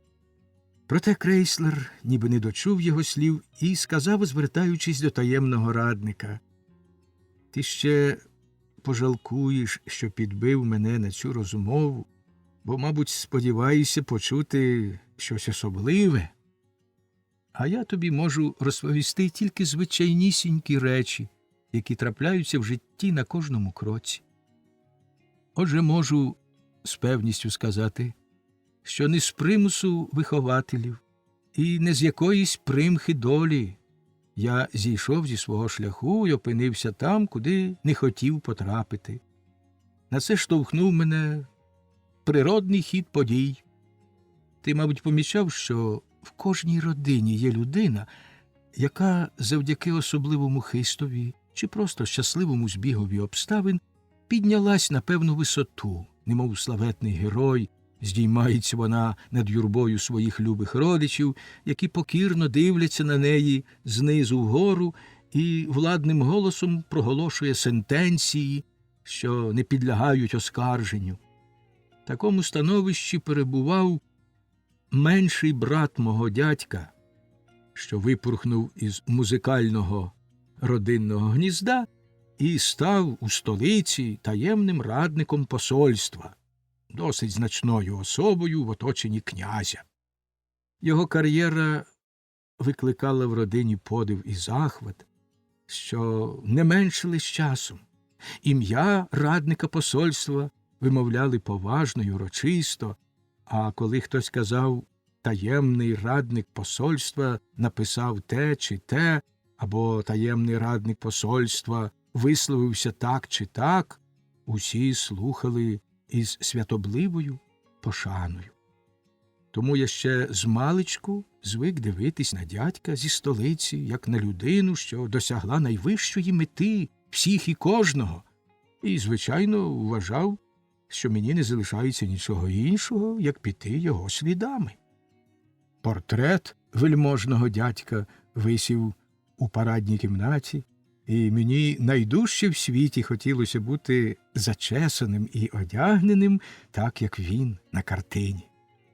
Мій вихователь задовольнив моє бажання, і, мабуть, я, 10-річний хлопець, справді мав чарівний вигляд у височенній накрученій перуці, з маленьким круглим каптурцем на потилиці, в ясно-зеленому фраці, з вузеньким срібним гаптуванням у шовкових панчохах і з маленькою шпагою. Коли я підріс, це дитяче прагнення ще посилилось, і щоб навернути мене до найнуднішої науки, досить було сказати, що вивчати її потрібно, коли я хочу стати, як дядько, радником посольства. Що мистецтво, яким була переповнена моя душа, може стати найбільшим моїм прагненням, єдиною, справжньою метою мого життя, мені й на думку не спадало. Тим більше, що я чув лише одну оцінку музиці, живописові, поезії. Все це, мовляв, дуже приємні речі, вони можуть розважати, розвеселяти душу, та й годі. Завдяки здобутим знанням і підтримці дядька в столиці, я швидко, ніде не зустрічаючи жодної перепони, долав шлях, який до певної міри сам обрав, і не мав навіть вільної хвилини, щоб озирнутися навколо і побачити, що той шлях веде не туди, куди я хотів потрапити. Мета була досягнута, і вернутись назад я вже не міг, коли одного дня, зовсім несподівано для мене, мистецтво, яке я зрадив, почало мститись на мені. Коли думка про змарноване життя сповнила мене невтішною тугою, коли я побачив себе в кайданах, які, здавалось мені, годі зламати. «Прекрасна!» – вигукнув таємний радник, «прекрасна катастрофа, що визволила тебе з кайданів і вернула до життя!» «Не кажи так», – заперечив Крейслер. «Надто пізно прийшло визволення. Я схожий на того в'язня, який так відвик від людської метушні й денного світла, що коли його нарешті звільнили, був вже нездатний втішатися золотою волею і захотів назад у в'язницю.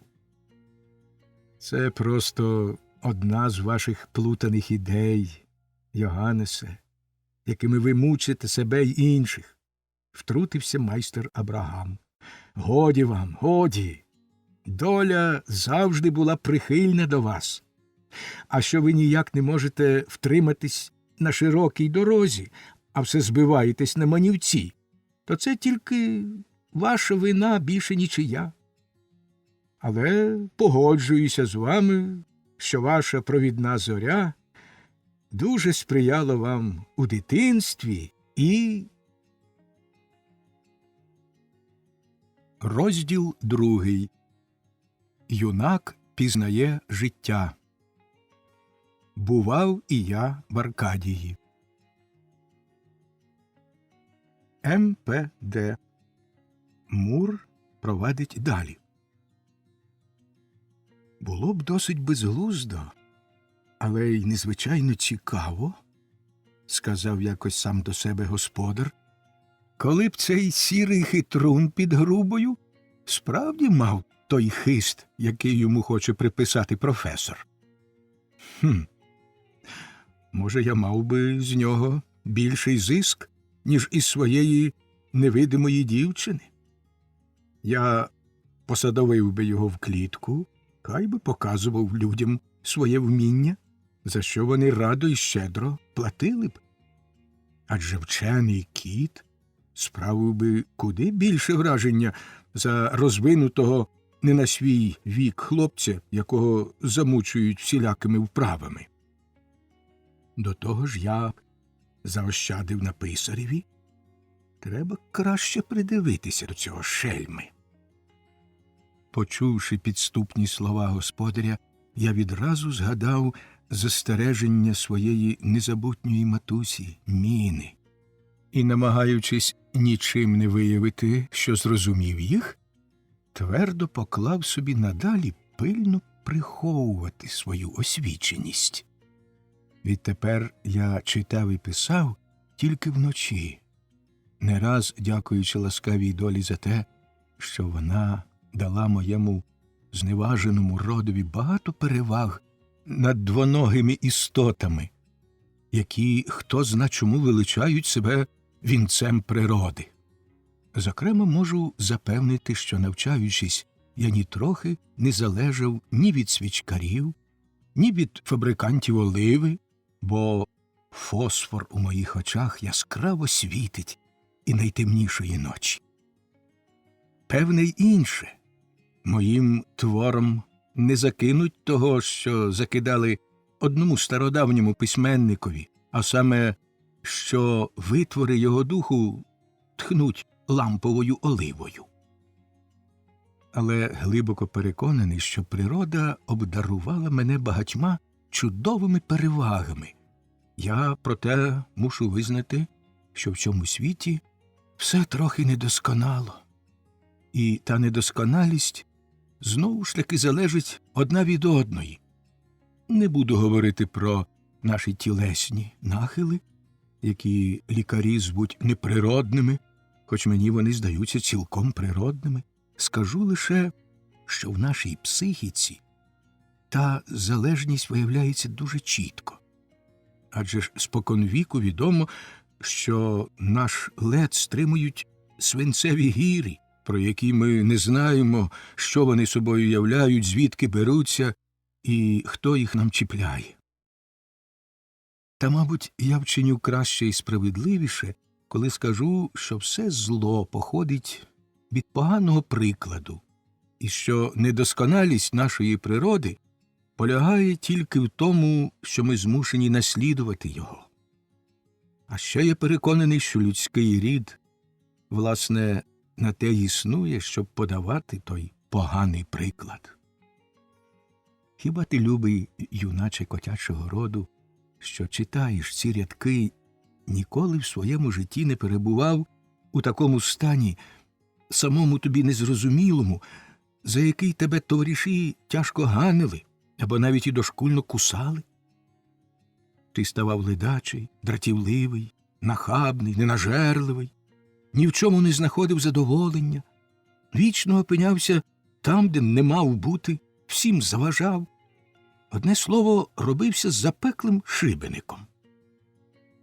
Втішся ж, о коте, не твоя власна, питома природа призвела тебе до такого стану. Ні, ти цим лише віддавав данину принципові, який порядкує нами, і собі наслідуючи поганий приклад людей, що запровадили цей перехідний стан. Втішся, о коте, адже і мені повелося не краще. Бувало, в розпад нічної праці мене зненацька опадала якась нехіть, наче від пересичення нестравною їжею. І я засинав, згорнувшись клубочком, на тій самій книжці, яку читав, чи на тому самому рукописі, який писав. Ця нехіть і млявість дедалі збільшувалась, і врешті я зовсім втратив бажання писати, читати, стрибати, бігати, розмовляти з приятелями в льоху чи на даху. Натомість мені страшенно кортіло робити все те, що господареві та моїм друзям ніколи не було до смаку, чим я завжди справляв їм неприємність. Щодо господаря, то довгий час він тільки проганяв мене, коли я вмощувався там, де йому не подобалося, поки нарешті змушений був трохи набити мене. Наприклад, я стрибнув на його письмовий стіл і доти метляв хвостом, аж поки потрапив кінчиком його у велику чорнильницю і потім почав виводити ним на підлозі й на канапі чудові малюнки. Господар, який, мабуть, не розумівся на такому жанрі мистецтва, розлютився. Я чкурнув на подвір'я, але там мені повелося ще гірше. Великий кіт, що самим своїм виглядом викликав пошану, вже давно висловлював невдоволення моєю поведінкою, а тепер, коли я досить незграбно спробував поцупити в нього з-під носа ласий шматочок, який він налаштувався з'їсти, він без зайвих церемоній надавав мені таких ляпасів в обидві щоки, що зовсім приголомшив мене, і з вух у мене потекла кров. Якщо я не помиляюся, то цей показний добродій був моїм дядьком, бо рисами обличчя він скидався на міну, і подібність їхніх вусів також впадала в око. Одне слово, я визнаю, що поводився тоді нечемно, навіть мій господар казав: «Просто не знаю, Муре, що з тобою діється, не інакше, як для тебе настала та пора, коли треба переказитися».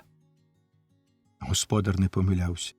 В мене почалася жахлива, фатальна перехідна пора, яку, за поганим людським прикладом, я мусив пережити, і яку, про що вже мовилось, люди запровадили, начебто виходячи з найглибших законів своєї природи.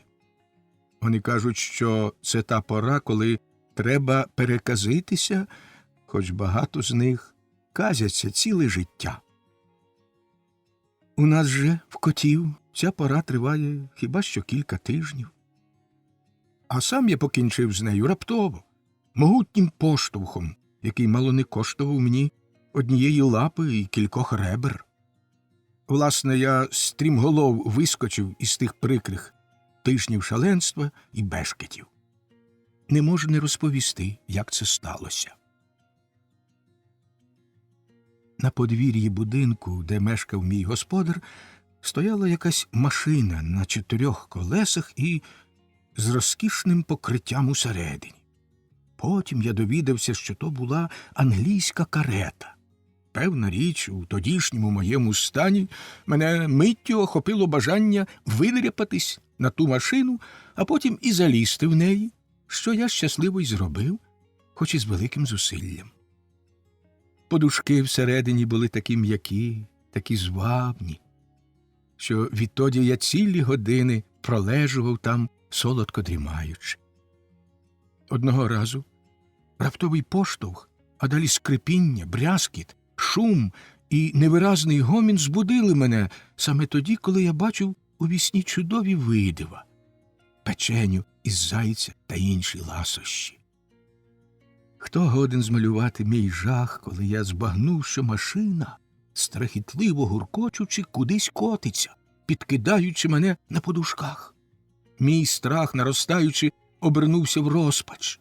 Я зважився на відчайдушний стрибок і метнувся з машини, супроводжуваний глузливим реготом пекельних демонів і їхнім моторошним криком: «Кіт! Кіт! Лови його! Лови!» Вслід мені летіло каміння, а я, не тямлячи себе з ляку, мчав, мов навіжений, аж поки нарешті вскочив у якесь темне склепіння і безсило принишк там. За якийсь час мені здалося, ніби наді мною хтось ходить, і з того, як відлунювала та хода, я збагнув, бо вже мав у цьому певний досвід, що, мабуть, опинився під сходами. Так воно й було. Коли я виліз на двір, о небо! Переді мною на всі боки, скільки око сягало, розбігалися вулиці, а ними сунули люди, з яких я нікогісінько не знав. До того ж навколо торохтіли карети, голосно гавкали собаки. А потім сталося ще гірше. Цілу вулицю заповнив, поблискуючи на сонці зброєю, великий гурт людей, і поряд зі мною зненацька хтось страхітливо загупав у величезний барабан. Я мимоволі підстрибнув на 3 лікті вгору і, звичайно ж, весь похолов з ляку. Бо тепер я побачив, що опинився в тому світі, який досі тільки спостерігав здалеку, зі свого даху, часом з тугою і з цікавістю. Так, тепер я, недосвідчений новачок, стояв у самому осередді того світу. Я чемно й несміливо пішов вулицею, тримаючись біля самих мурів, і нарешті зустрів кількох юнаків свого роду. Я зупинився і спробував завести з ними розмову, та вони обмежились тільки тим, що глипнули на мене своїми палючими очима і побігли далі. Легкодуха молодь, подумав я, ти не знаєш, хто трапився тобі на шляху. Так великі душі ходять по світі невпізнані і непомічені. Така доля кожного мудреця на нашій грішній землі. Розраховуючи на більшу увагу з боку людей, я стрибнув на примурок льоху і кілька разів весело, як мені здавалось, звабливо нявкнув. Але всі йшли повз мене холодно, незворушно, навіть не глянувши в мій бік. Нарешті я помітив гарненького хлопчика з білявими кучерями, що ласкаво дивився на мене. Він ляснув пальцями і гукнув «Киць-киць!» «Прекрасна душе, ти мене розумієш», – подумав я, зіскочив додолу і, привітно замуркотівши, наблизився до хлопчика. Він почав мене гладити, та коли мені вже здалося, що можна цілком віддатися тій приязній істоті, хлопчик так ущипнув мене за хвоста, що я заверещав з нестерпного болю. Саме це, мабуть, найдужче сподобалось підступному бузовірові, бо він зареготав, притримав мене і спробував ще раз утнути свій пекельний жарт. Тоді мене охопила шалена лють, у голові майнула думка про помсту, і я вп'явся пазурами йому в руки та в обличчя так глибоко, що він зойкнув і випустив мене. Але тієї миті я почув вигуки. «Тирсе! Картуше! Гуджі його! Гуджі!» І за мною, голосно гавкаючи, помчали 2 собак. Я біг щодуху, а вони насідали мені на п'яти. Рятунку не було. Засліплений страхом, я скочив у найближче вікно на нижньому поверсі. Задзеленчали шибки, і 2 вазони з підвіконня з гуркотом попадали додолу в невеличку кімнату. Жінка, що працювала, сидячи за столом, перелякано схопилася з місця, крикнула «Ох ти, мерзенний плюгавцю!», схопила палицю і підступила до мене. Але мої очі, що палали гнівом, вистромлені пазурі й відчайдушний нявкіт зупинили її. І, як у відомій трагедії, піднята для удару палиця, немов застигла в повітрі, а зловмисниця, втілення люті, завмерла, збайдуживши до власних намірів. Тієї миті двері відчинилися, і я, блискавично зважившись, шаснув поміж чоловічих ніг і щасливо видобувся з хати на вулицю. Цілком виснажений і знесилений, я нарешті добрався до відлюдної місцини, де можна було трохи відпочити. Але мене почав мучити голод. І я аж тепер з глибоким жалем згадав про доброго майстра Абрагама, з яким мене розлучила гірка доля. Як же його знов знайти? Я тужливо озирнувся навкруги і, не побачивши ніякої можливості відшукати дорогу додому, залився невтішними слізьми. Та все ж таки мені знов сяйнув промінчик надії, коли я помітив на розі вулиці молоду привітну дівчину, що сиділа біля невеличкого столика, закладеного апетитними ковбасками й хлібом. Я поволі рушив до неї. Вона всміхалася мені назустріч І щоб показати їй свою вихованість і галантність, я вигнув спину високою вишиканою дугою. Тепер дівчина засміялася вголос. Нарешті я знайшов шляхетну душу і співчутливе серце. О небо! Які це ліки на мої зранені груди! Так я собі думав, дістаючи зі столика одну ковбаску. Але враз дівчина зарепетувала. І якби те поліно, що вона шпурнула, було в мене влучило, то мені вже ніколи не довелося б ласувати ні тією ковбаскою, яку я взяв, вірячи в прихильність і людяність дівчини, ні жодною іншою. Я натужив останні сили і дременув від лиходійки, що гналася за мною. Мені пощастило втекти, і врешті я знайшов місце, де спокійно з'їв ту ковбаску. Після того скромного обіду мені стало веселіше на душі, а оскільки ще й сонце добре пригрівало на моє хутро, я відчув, що на цій землі все-таки непогано жити. Та коли потім настала холодна, волога ніч, а я не знайшов собі такої м'якої постелі, як мав у свого доброго господаря, коли я другого ранку прокинувся, закляклий з холоду, і мені знову почав дошкуляти голод, мене опанував смуток, що межував з відчаєм. Оце і є той світ. Так я вголос виливав свій жаль. Оце і є той світ, до якого ти прагнув зі свого рідного даху.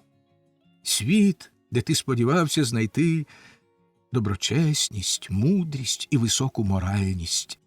О, ці черстві варвари! В чому полягає їхня сила, як не в штурханах? У чому їхній розум, як не в кпинах і знущанні? В чому полягають усі їхні вчинки, як не в заздрісному переслідуванні чутливих душ? О, геть, геть із цього світу, повного лицемірства й брехні!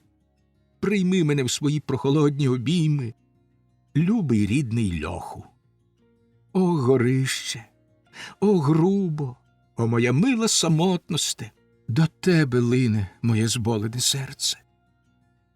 На думці в мене було тільки моє лихо, моє безнадійне становище. Я заплющив очі і невтішно заплакав. І враз до вух моїх долинув знайомий голос. Муре, Муре, любий друже, як ти тут опинився? Що з тобою сталося? Я розплющив очі. Переді мною стояв юний Понто. Хоч як тяжко образив мене Понто, його несподівана поява дуже мене втішила. Я забув про кривду, що її зазнав від нього, і розповів йому, яка зі мною сталася халепа. Обливаючись слізьми, я змалював своє смутне безпорадне становище і закінчив тим, що я смертельно голодний. Але Понто, замість поспівчувати мені, як я сподівався, весело зареготав. «Ну й чи ти не заплішений дурень, любий Муре?» – мовив він. «Спершу ти сідаєш у карету, в яку тебе ніхто не просить. Тоді засинаєш, лякаєшся, коли та карета рушає, вискакуєш із неї на людну вулицю, безмежно дивуєшся, що тебе, який далі, ніж за свої двері, майже не висовував носа, ніхто там не знає, що через твої безглузді витівки тобі всюди перепадає, а до всього ти ще й виявляєшся таким бевзем, що не можеш знайти дороги до свого господаря. Бачиш, друже мій Муре, ти завжди хвалився своїми знаннями, своєю освіченістю, завжди гнув переді мною кирпу, а тепер ось сидиш тут самітній, невтішний, і всіх блискучих вартостей твого розуму не вистачає, щоб навчити тебе, як заспокоїти свій голод і як відшукати господаря. І коли той, на кого ти дивишся згорда, тепер не допоможе тобі, ти врешті помреш жалюгідною смертю.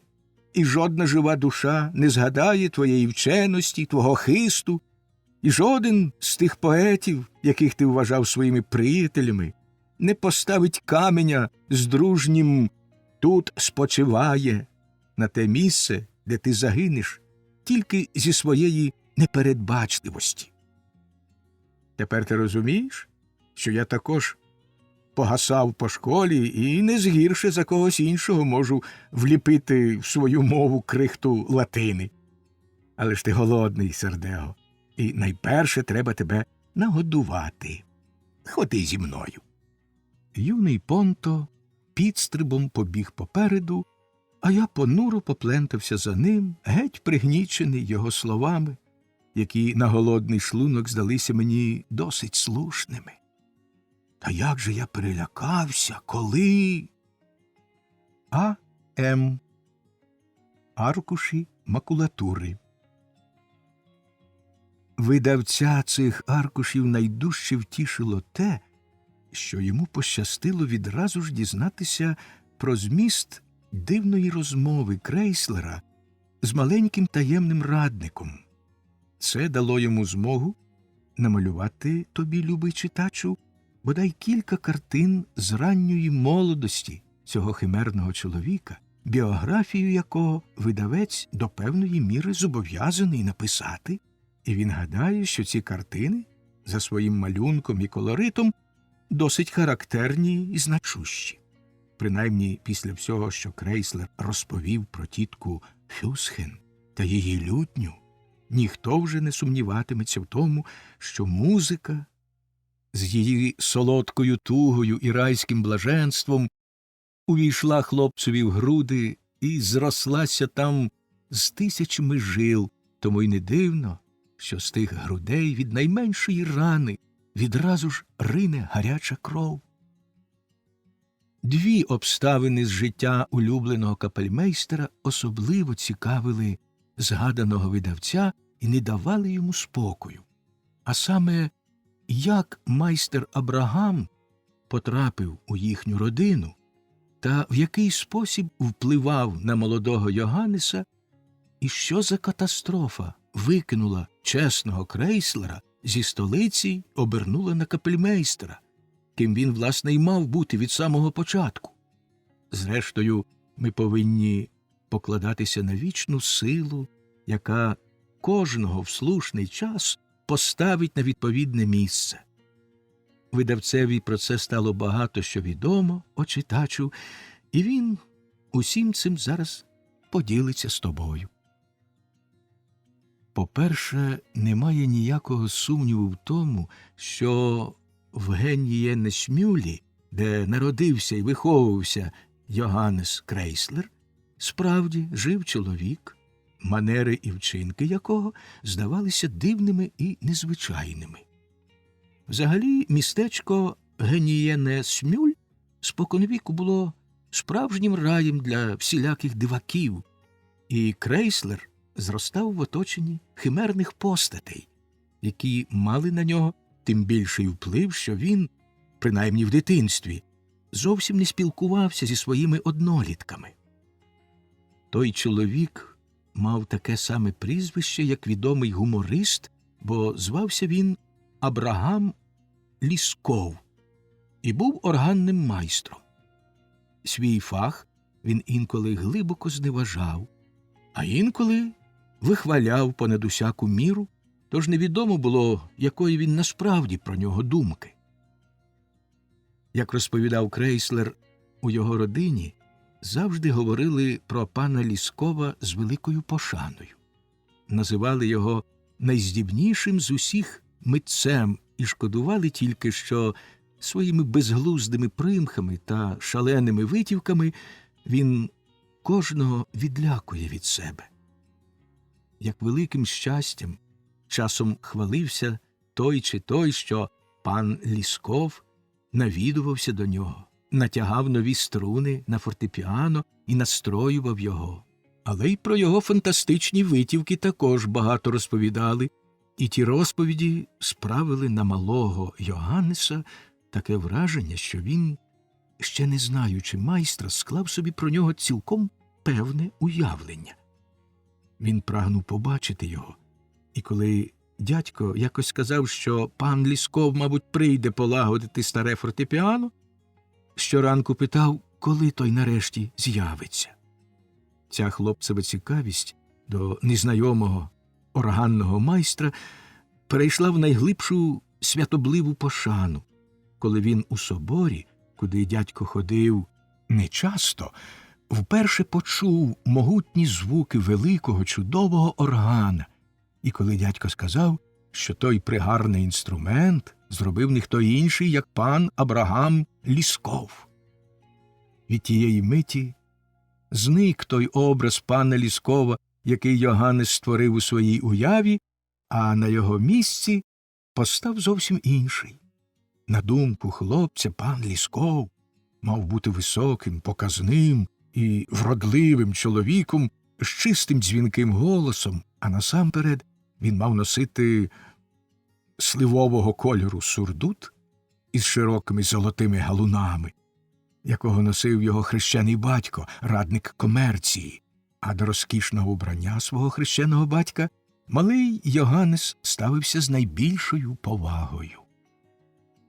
Одного дня, коли дядько з Йоганнесом стояли біля відчиненого вікна, вулицею швидко промчав маленький, худорлявий чоловічок у ясно-зеленому сукняному каптані, широкі закавраші якого дивно метлялися на вітрі. На щедро напудрованій перуці войовниче здіймався трикутний капелюшок, а на спині метлялась надто довга кіска. Він ступав так твердо, що бруківка під ним аж гула, і за кожним другим кроком ще й пристукував довгою іспанською паличкою, яку тримав у руці. Поминаючи вікно, чоловік пронизав дядька поглядом чорних, мов смола, блискучих очей, але не відповів на його вітання. По всьому тілі в малого Йоганнеса пройшов холодний дріж, і водночас йому здалося, що треба посміятися з того чоловіка, і він тільки тому не сміявся, що йому здавило щось груди. «Це пан Лісков», – мовив дядько. «Так я й гадав», – відповів Йоганнес, і, може, то була й правда. Пан Лісков не був високим, показним чоловіком. Він не носив сливового кольору сурдута з золотими галунами, як Йоганнесів хрещений батько, радник комерції. Та хоч як дивно, хоч як неймовірно, але пан Лісков виявився саме таким, яким хлопець уявляв собі його до того, як почув орган у соборі. Не встиг ще Йоганнес отямитись від свого враження, схожого на раптовий переляк, як пан Лісков зненацька спинився, повернув назад, твердо вистукуючи підборами по бруківці, підійшов до вікна, низько вклонився дядькові, побіг далі, голосно сміючись. «Хіба ж так личить?» – мовив дядько. «Хіба ж так личить поводитись поважній людині, тямущій у науках, привілейованому органному майстрові, зарахованому за його хист до митців, що їм закони князівства дозволяють носити шпагу? Хіба ж не здається будь-кому, що він із самого ранку добре заглянув до чарки або втік із божевільні? Але я знаю, тепер він неодмінно прийде і полагодить фортепіано». Дядько не помилився. Пан Лісков прийшов другого ж таки дня, проте замість лагодити фортепіано захотів, щоб малий Йоганнес щось йому заграв. Хлопця посадовили на стілець, підклавши кілька книжок. Пан Лісков став навпроти нього, біля вужчого кінця фортепіано, сперся обома руками на інструмент і втупився в обличчя малого, від чого той так бентежився, щоб без кінця спотикався на минуетах і аріях зі старого нотного зшитка. Міна в пана Ліскова була поважна, та раптом хлопець пірнув униз і опинився під фортепіано. А органний майстер, що одним махом вибив йому стільчика з-під ніг, зайшовся гучним сміхом. Засоромлений хлопець видобувся на світ Божий, та пан Лісков уже сів на його місце біля фортепіано, витяг молоток і заходився так немилосердно стукати по інструментові, наче хотів розбити його вдрузки. «Чи ви здуріли, пане Лісков?» – закричав дядько. А малий Йоганнес, вкрай обурений поведінкою органного майстра, в нестямі схопився за деку інструмента і з усієї сили зачинив її. Якби пан Лісков не відсахнувся, та дека тріснула б його по голові. Хлопець вигукнув: «Ой, любий дядьку, це не той вправний майстер, що зробив чудовий орган. Не може бути, що це він, це якийсь дурний чоловік, що поводиться, як невихована дитина». Дядька здивувала небожева зухвалість, а пан Лісков, змірявши його довгим пильним поглядом, мовив: «А він у вас цікавий чоловік». Потім тихо й обережно підняв деку фортепіано, витяг свій інструмент і взявся до роботи, яку й закінчив годин через 2, так і не вимовивши більше жодного слова. Від тієї хвилини органний майстер почав виказувати хлопцеві особливу прихильність. Він приходив до них майже щодня і невдовзі знайшов спосіб прихилити до себе хлопця, відкривши перед ним новий строкатий світ, де жвавий хлоп'ячий розум міг виявляти себе відважніше й вільніше. І гірше було те, що Лісков, особливо коли Йоганнес уже підріс, спонукав його до різних химерних витівок, які часто зачіпали і самого дядька, обмежений розум і кумедні звички якого давали, щоправда, для цього достатньо підстав. Певне одне, що коли крейслер нарікає на безрадісну самоту, в якій минули його хлоп'ячі роки, коли він каже, що саме ті часи спричинились до душевної роздвоєності, яка його часто так мучить, то, мабуть, найдужче вплинули на це його стосунки з дядьком. Він не міг поважати людину, що здавалась йому смішною, і своїм виглядом, і своїми вчинками, хоч вона й мала заміняти хлопцеві батька. Лісков хотів цілком перетягти хлопця на свій бік і домігся б свого, якби проти цього не повстала шляхетна Йоганнесова натура. Проникливий розум, здатність до глибоких почуттів, дивовижна вразливість – усіх цих чудових прикмет не можна було не побачити в органного майстра. Але те, що звичайно називають гумором, було в нього не тим рідкісним прекрасним настроєм душі, який походить від глибокого знання життя в усіх його проявах і від зіставлення суперечливих засад, а тільки гострим відчуттям недоречного в поєднанні з хистом відтворювати його в житті і необхідністю брати до уваги свою власну химерну зовнішність. Це й стало джерелом нещадного глуму, що так і струменів з Ліскова, тієї зловтіхи, з якою він невтомно, аж до найдальших закутків переслідував усе, що вважав недоречним.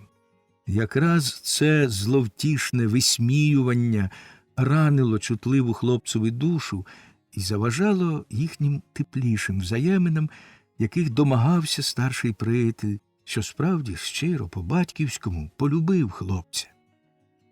Проте не можна заперечити й іншого, що дивакуватий органний майстер був ніби створений для того, щоб плекати паросток справжнього гумору, який проклюнувся в душі хлопця, бо він пишно ріс і дозрівав.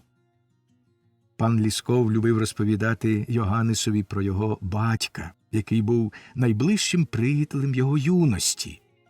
Не на користь дядькові-вихователеві, що ніби відступав у затінок, тим часом як його брат поставав у сонячному сяйві.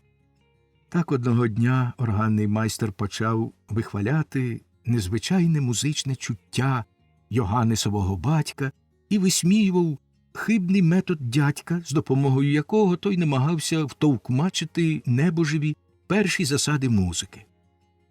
Йоганнес, чия душа була переповнена думками про того, хто був йому найближчою людиною і кого він ніколи не знав, ладен був слухати без кінця. Та зненацька Лісков замовк, і ніби йому сяйнула якась глибока думка, втупився в підлогу. «Що з вами, майстре?» – спитав хлопець. «Що вас так схвилювало?» Лісков здригнувся, наче прокинувся зі сну, і, усміхаючись, сказав: «Ти ще пам'ятаєш, Йоганнесе, як я вибив у тебе з-під ніг ослінчика, і ти полетів під фортепіано, коли дядько звелів тобі грати огидні мурки та минуети?» «Ох», – зітхнув Йоганнес, – «про те, як я вас побачив уперше, мені не хочеться й згадувати. Скривдили дитину, та й раді». «А дитина», – підхопив Лісков, – «у відповідь також повелася не вельми чемно. І все ж таки я тоді ні за що б не повірив, що в тобі таїться такий музичний хист. Тому, синку, зроби мені приємність і заграй порядний хорал на паперовому органі, а я тобі надиматиму міхи». Ми забули сказати, що Лісков дуже любив робити всілякі дивовижні іграшки і неабияк тішив ними Йоганнеса. Ще як той був зовсім малий, Лісков щоразу, коли приходив, дарував йому щось незвичайне.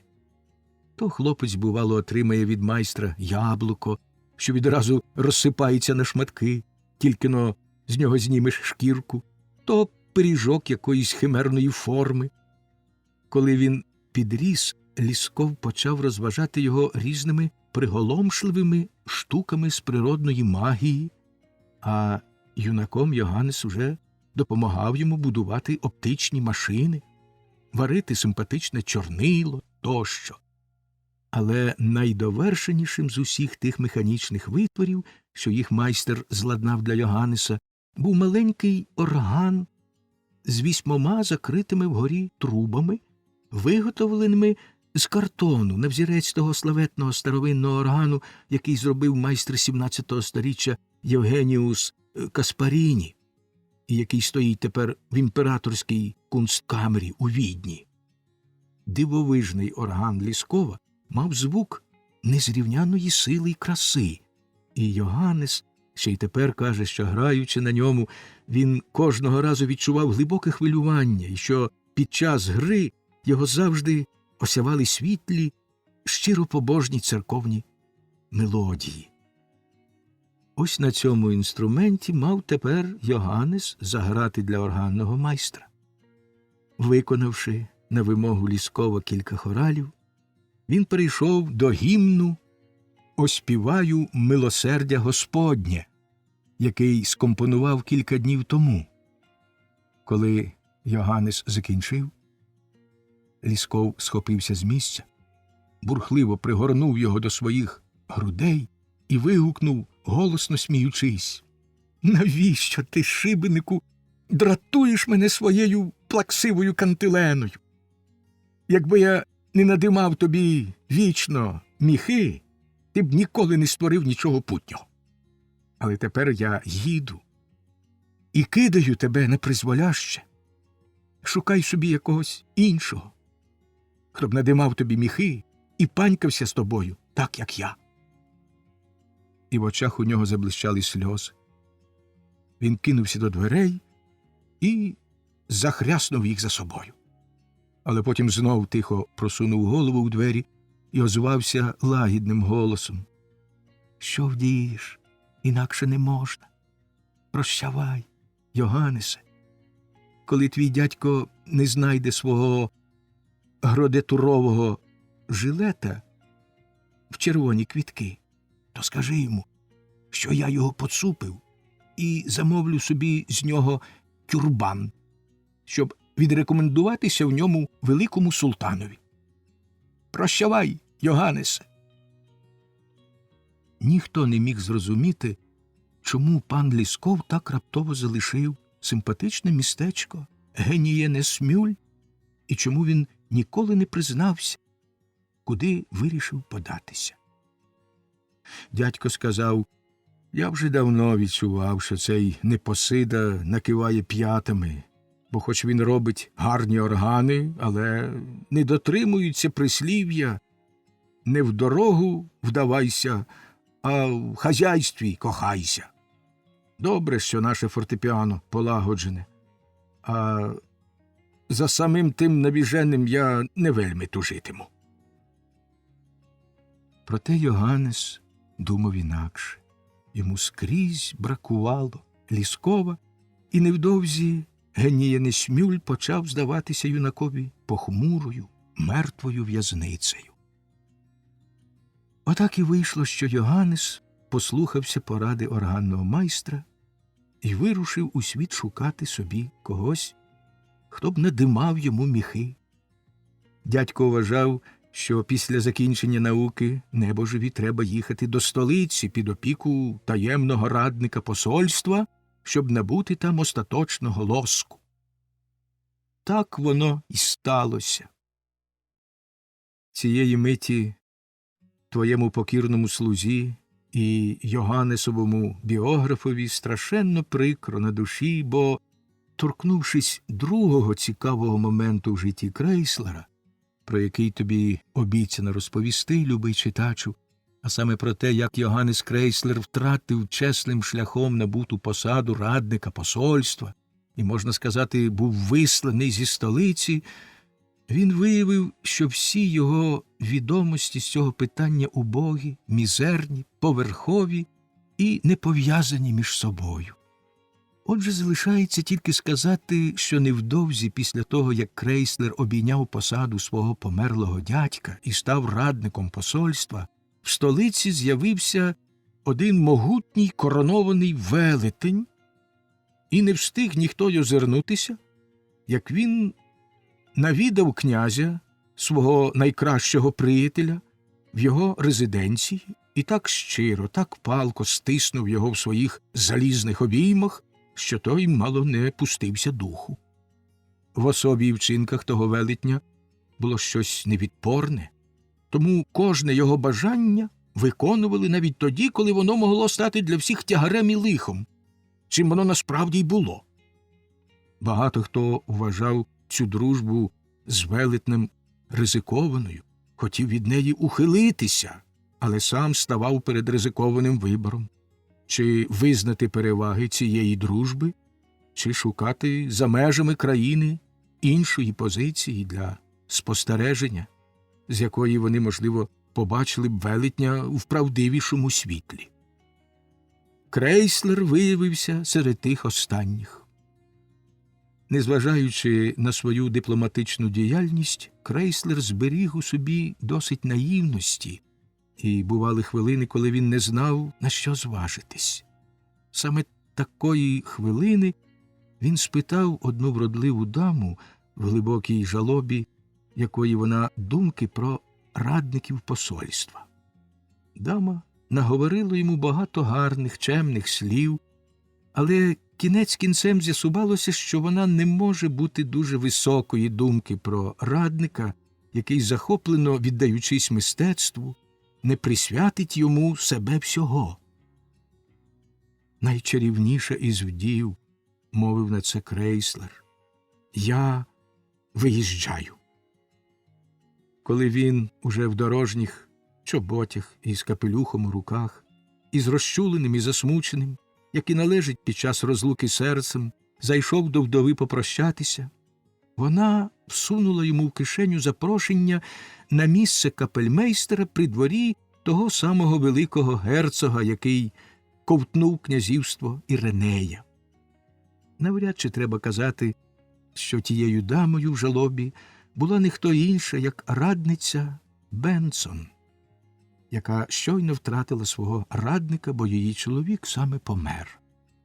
Дивним чином сталося так, що Бенсон якраз тоді, коли МПД Мур провадить далі. Понто підстрибом помчав просто до дівчини, що продавала хліб і ковбаски, і що мало не вбила мене, коли я приязно просяг до столика лапу. «Понто! Любий мій Понто, що ти робиш? Бережись, обминай 10-ю дорогою цю бездушну варварку, цю мстиву богиню ковбас!» Так я гукав навздогін Понто. Та пудель, не звертаючи на мене уваги, біг далі, і я подався за ним, але віддалік, щоб, коли він потрапить у небезпеку, встигнути вшитися. Досягши столика, Понто став на задні лапи і заходився граційно витанцьовувати навколо дівчини, що їй дуже сподобалося. Вона підкликала пуделя до себе, і він підійшов, поклав їй голову на коліна, тоді знов схопився, весело загавкав, ще раз затанцював навколо столика, скромно обнюхав його і ласкаво зазирнув дівчині у вічі. «Ти хочеш ковбаски, чемний песику?» – спитала дівчина, і коли Понто, чарівно махаючи хвостом, радісно заскавчав, вона вибрала, на мій превеликий подив, одну з найкращих, найбільших ковбасок і простягла її пуделеві. Понто в подяку виконав ще один коротенький танок, тоді поспішив з ковбаскою до мене і віддав її мені з дружніми словами. «На, їж, підживи душу, любий мій». Коли я вм'яв ковбаску, Понто звелів мені йти за ним, сказавши, що хоче відвести мене до майстра Абрагама. Ми неквапом пішли поруч, щоб зручніше було, ідучи, провадити розумну розмову. «Я визнаю, – почав я, – що ти, любий Понто, краще за мене вмієш давати собі раду в цьому світі. Я б ніколи не зміг уласкавити серце тієї варварки, а ти доконав це так неймовірно легко. Але вибач мені, у твоїй поведінці з тією ковбасницею було щось таке, проти чого повстає моя природжена гідність, якесь покірне підлещування, втрата самоповаги, приниження своєї шляхетної натури. Ні, любий пуделю, я ні за що не зміг би так запобігати ласки, так пнутись зі шкури, так покірно випрохувати їжі, як ти. Коли я дуже голодний або до чогось дуже гласий, то просто стрибаю на стілець за спину господареві і тільки ніжно мурчу. І навіть цим я не стільки прохаю ласки, скільки нагадую господареві про його обов'язок задовольнити мої потреби. На мої слова Понто голосно засміявся і сказав: «Ох, Муре, дорогий мій коте, ти, може, і вправний літератор, і розумієшся на всяких мудрих речах, про які я й гадки не маю, але в самому житті ти нічогісінько не тямиш і без мене пропав би, бо не маєш ані крихти життєвої мудрості. По-перше, ти, мабуть, інакше міркував би, не з'ївши ковбаски, бо голодний, скромніший і поступливіший, ніж наїдений. А по-друге, ти дуже помиляєшся щодо мого, як ти кажеш, підлещування. Ти сам добре знаєш, що танцювати і стрибати мені дуже приємно, і я часто роблю так задля власної розваги. Коли я починаю показувати людям своє мистецтво, власне, тільки з бажання трохи розворушитися, мені стає страшенно смішно, що ті йолопи гадають, ніби я так стараюся з особливої симпатії до них, і лише для того, щоб розвеселити і втішити їх. А тож, вони справді думають так, хоч неважко помітити, що наміри мої зовсім інші. Ти, любий, щойно сам бачив живий приклад цьому. Хіба дівчина не могла відразу здогадатися, що мені йдеться тільки про ковбаску? А бачиш, яка вона була рада, що я їй незнайомій показую свої штуки, ніби вважаю її саме тією особою, яка здатна їх оцінити. Якраз із тієї радості вона й зробила все, чого мені було треба. Життєва мудрість каже, коли ти щось робиш для себе, вдавай, наче робиш його тільки задля інших. Тоді вони почуватимуться дуже зобов'язаними тобі і виконують усе, що ти захочеш. Багато хто здається люб'язним, послужливим, скромним, ніби тільки й думає, як би догодити іншим, а має на оці лише своє, неоціненне «я», якому слугують інші, самі того не відаючи. Отже, те, що ти волієш звати покірним підлещуванням, є не що інше, як мудра розважність, яка ґрунтується на дурості інших і вмінні нею користуватися. «О, Понто, – заперечив я, – звичайно, ти людина світська, і я ще раз кажу, що ти краще за мене розумієш життя, але все ж таки важко повірити, щоб ті твої химерні штуки давали тобі втіху. Принаймні, мені аж моторошно ставало від твого штукарства, коли ти в моїй присутності приніс своєму господареві шматок печені і обережно тримав його в зубах, не відкусивши ні крихти, поки господар не дозволив тобі з'їсти його. А скажи мені, – мовив Понто, – скажи мені, любий Муре, що було потім? Потім твій господар, – відповів я, – і майстер Абрагам також почали хвалити тебе понад усяку міру і наклали тобі цілу тарілку печені, яку ти в смак ум'яв. Отже, любий коте, – повів далі Понто, – отже, любий коте, ти віриш, що якби я з'їв той шматочок печені, то отримав би потім таку велику пайку її і ще взагалі щось би отримав? Затям собі, недосвідчений юначе, що не треба боятися маленьких жертв, коли хочеш досягти великої мети. Мене дивує, що ти такий начитаний, не знаєш, як часом доводиться віддавати шкірку, щоб піймати мишку. Признаюсь тобі, поклавши лапу на серце, що якби мені трапився шматок печені десь у закутку, я б його в мент проковтнув, не чекаючи дозволу господаря, аби тільки ніхто не бачив. Така вже у нас натура, що в закутку ти поводишся інакше, ніж на людній вулиці. Крім того, є ще одна слушна засада, заснована на глибокому життєвому досвіді. В дрібницях краще бути чесним. Я трохи помовчав, міркуючи про засади, які проголосив Понто, і згадав вичитане десь правило, що кожен повинен поводитись так, щоб його вчинки могли бути нормою для всіх, тобто так, як він хотів би, щоб з ним повелися інші, і надаремно силкувався погодити це правило з життєвою мудрістю Понто.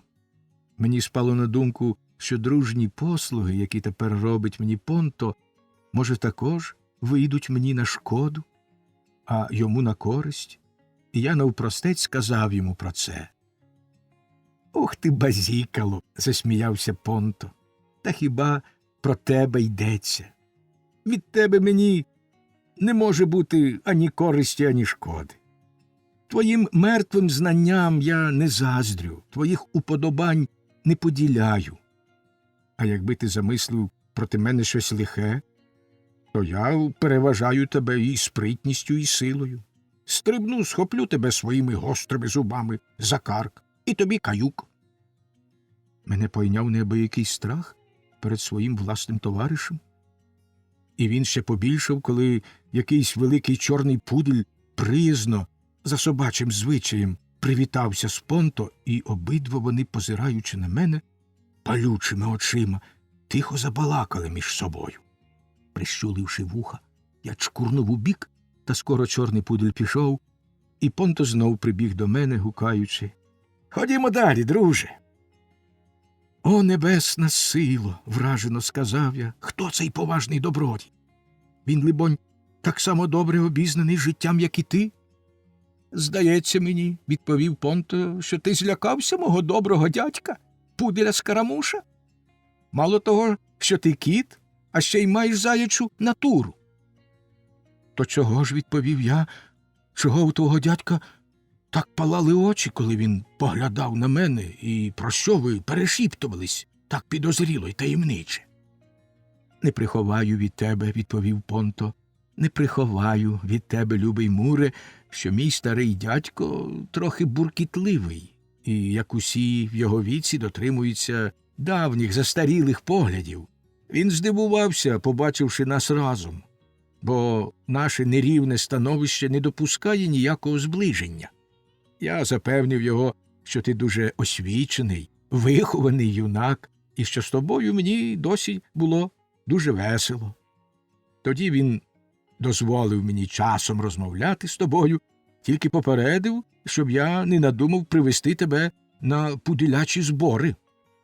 Ти ніколи не матимеш такої честі, хоча б через свої маленькі вуха, що вже самі собою свідчить про твоє низьке походження, і порядним капловухим пуделям взагалі здалися б непристойними. Я пообіцяв не порушувати його заборони. Якби я тоді вже щонебудь знав про свого великого предка кота в чоботях, який досяг високих посад і великої шани, ставши нерозлучним другом короля Готліба, то дуже легко довів би пуделеві Понто, що присутність нащадка такого славетного роду повинна робити честь будь-яким пуделячим зборам. Та, бувши тоді ще невігласом, я мусив терпіти, що Скарамуш і Понто гордували мною. Ми простували далі. Перед самими нами йшов якийсь юнак. Раптом він, радісно вигукуючи, так швидко подався назад, що неодмінно наступив би на мене, якби я миттю не відскочив убік. З таким самим радісним вигуком до мене кинувся інший юнак, що йшов йому назустріч.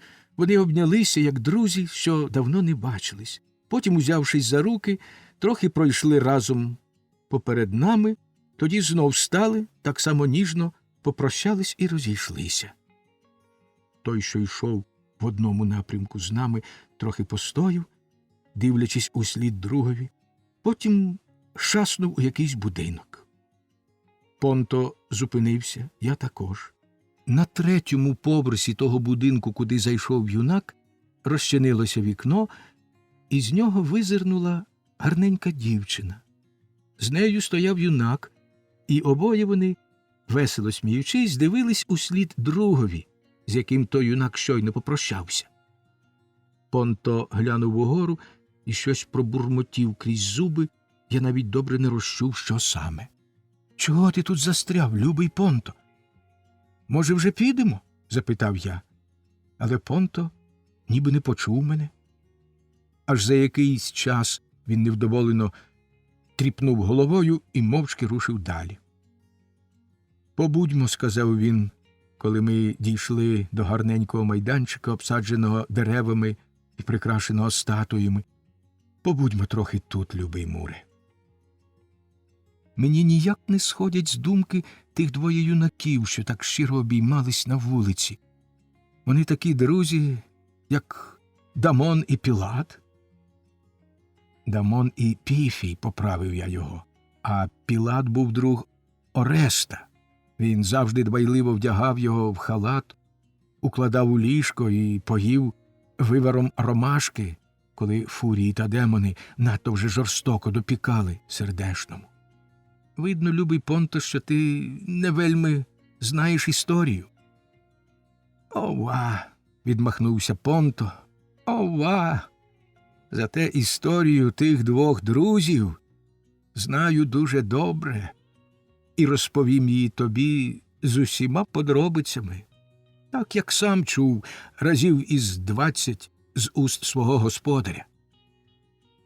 Може, тоді ти поставиш поряд із Дамоном і Піфієм, Орестом і Піладом ще й третю пару – Вальтера і Формозуса. Формозус і є той юнак, який мало не розтоптав тебе з радощів, що зустрів свого любого Вальтера. А в гарному будинку з світлими дзеркальними вікнами мешкає старий, страшенно багатий президент, до якого Формозус, завдяки ясному розумові, спритності і блискучим знанням, зумів так підлеститись, що скоро старий полюбив його, мов рідного сина. Потім сталося так, що Формозус зненацька втратив свою жвавість, зблід і змарнів, наче на нього напала якась хвороба. За кожні чверть години з його грудей разів із 10 виривалися тяжкі зітхання, ніби він прощався з життям. Він зробився задумливий, замкнутий. Здавалося, що він ні за що в світі не відкриє нікому своєї душі. Довгий час старий даремно допитувався юнака, в чому причина його прихованої журби, і нарешті виявилося, що юнак смертельно закохався в єдину дочку президента. Спершу старий злякався, бо пов'язував з дочкою інші плани і не думав видавати її заміж за Формозуса, що не мав ані становища, ані посади. Але, побачивши, що бідолашний юнак тане з кожним днем, президент переборов себе і запитав Ульріку, чи їй подобається молодий Формозус, і чи він, бува, не освідчився їй у коханні. Ульріка опустила очі додолу і відповіла, що хоч Формозус, як хлопець скромний і стриманий, ще не освічувався їй, вона давно помітила його закоханість, бо ж почуття важко приховати. Він їй подобається, і коли б ніщо не стояло на заваді, коли б любий татко не заперечував, то, одне слово, Ульріка сказала все те, що за таких обставин, звичайно, й кажуть дівчата, які вже пережили перший розквіт своєї молодості і до яких усе частіше навідується прикра думка. Хто нарешті стане зі мною під вінець? Після цього президент сказав Формозусові: «Не журися, хлопче, радій, і нехай тобі щастить. Ульріка буде твоя». Так дочка президента стала нареченою молодого Формозуса. Всі бажали щастя вродливому, скромному юнакові. Тільки одного чоловіка пойняв сум і розпач. То був Вальтер, найближчий і найщиріший приятель Формозуса. Вальтер бачив Ульріку кілька разів, навіть розмовляв з нею і також закохався, може, ще дужче за Формозуса. Але я все торочу про кохання і закоханість, а сам не знаю, чи ти, коте, вже коли закохувався? І чи тобі знайоме це почуття? Щодо мене, відповів я, щодо мене, любий Понто, то, мабуть, я ще нікого не кохав і не кохаю, бо певний, що ще ніколи не був у такому стані, який описують багато поетів. Щоправда, їм не можна дуже довіряти, але виходячи з того, що я знаю і що читав про кохання, то це, властиво, не що інше, як психічна хвороба, яка в людей прибирає певної форми божевілля і виявляється в тому, що вони вважають когось зовсім не тим, ким він є насправді. Наприклад, презимкувату товсту дівчину, яка здатна тільки царувати шкарпетки, богинею. Та розповідай далі, любий пуделю, про тих двох друзів – Формозуса і Вальтера. Вальтер, сказав Понто, кинувся Формозусові на шию і, обливаючись гіркими слізьми, мовив: «Ти відбираєш щастя мого життя, і єдина моя втіха, що це ти, а не хтось інший, будеш щасливий. Прощавай, любий друже, прощавай навіки». Після цього Вальтер побіг у кущі, де вони були найгустіші, і спробував застрілитись. Нічого з того не вийшло.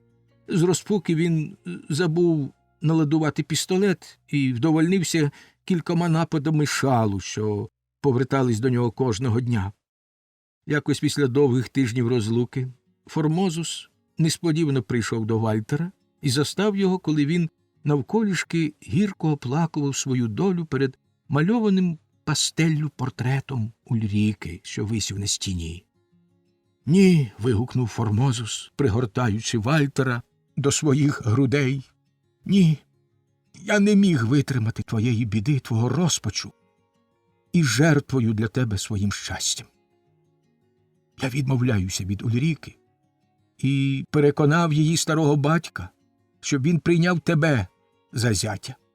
Ульріка кохає тебе, може, й сама не здогадуючись про це. Сватайся до неї, я відступаюсь. І бувай здоровий. Він хотів відразу піти, проте Вальтер не пустив його.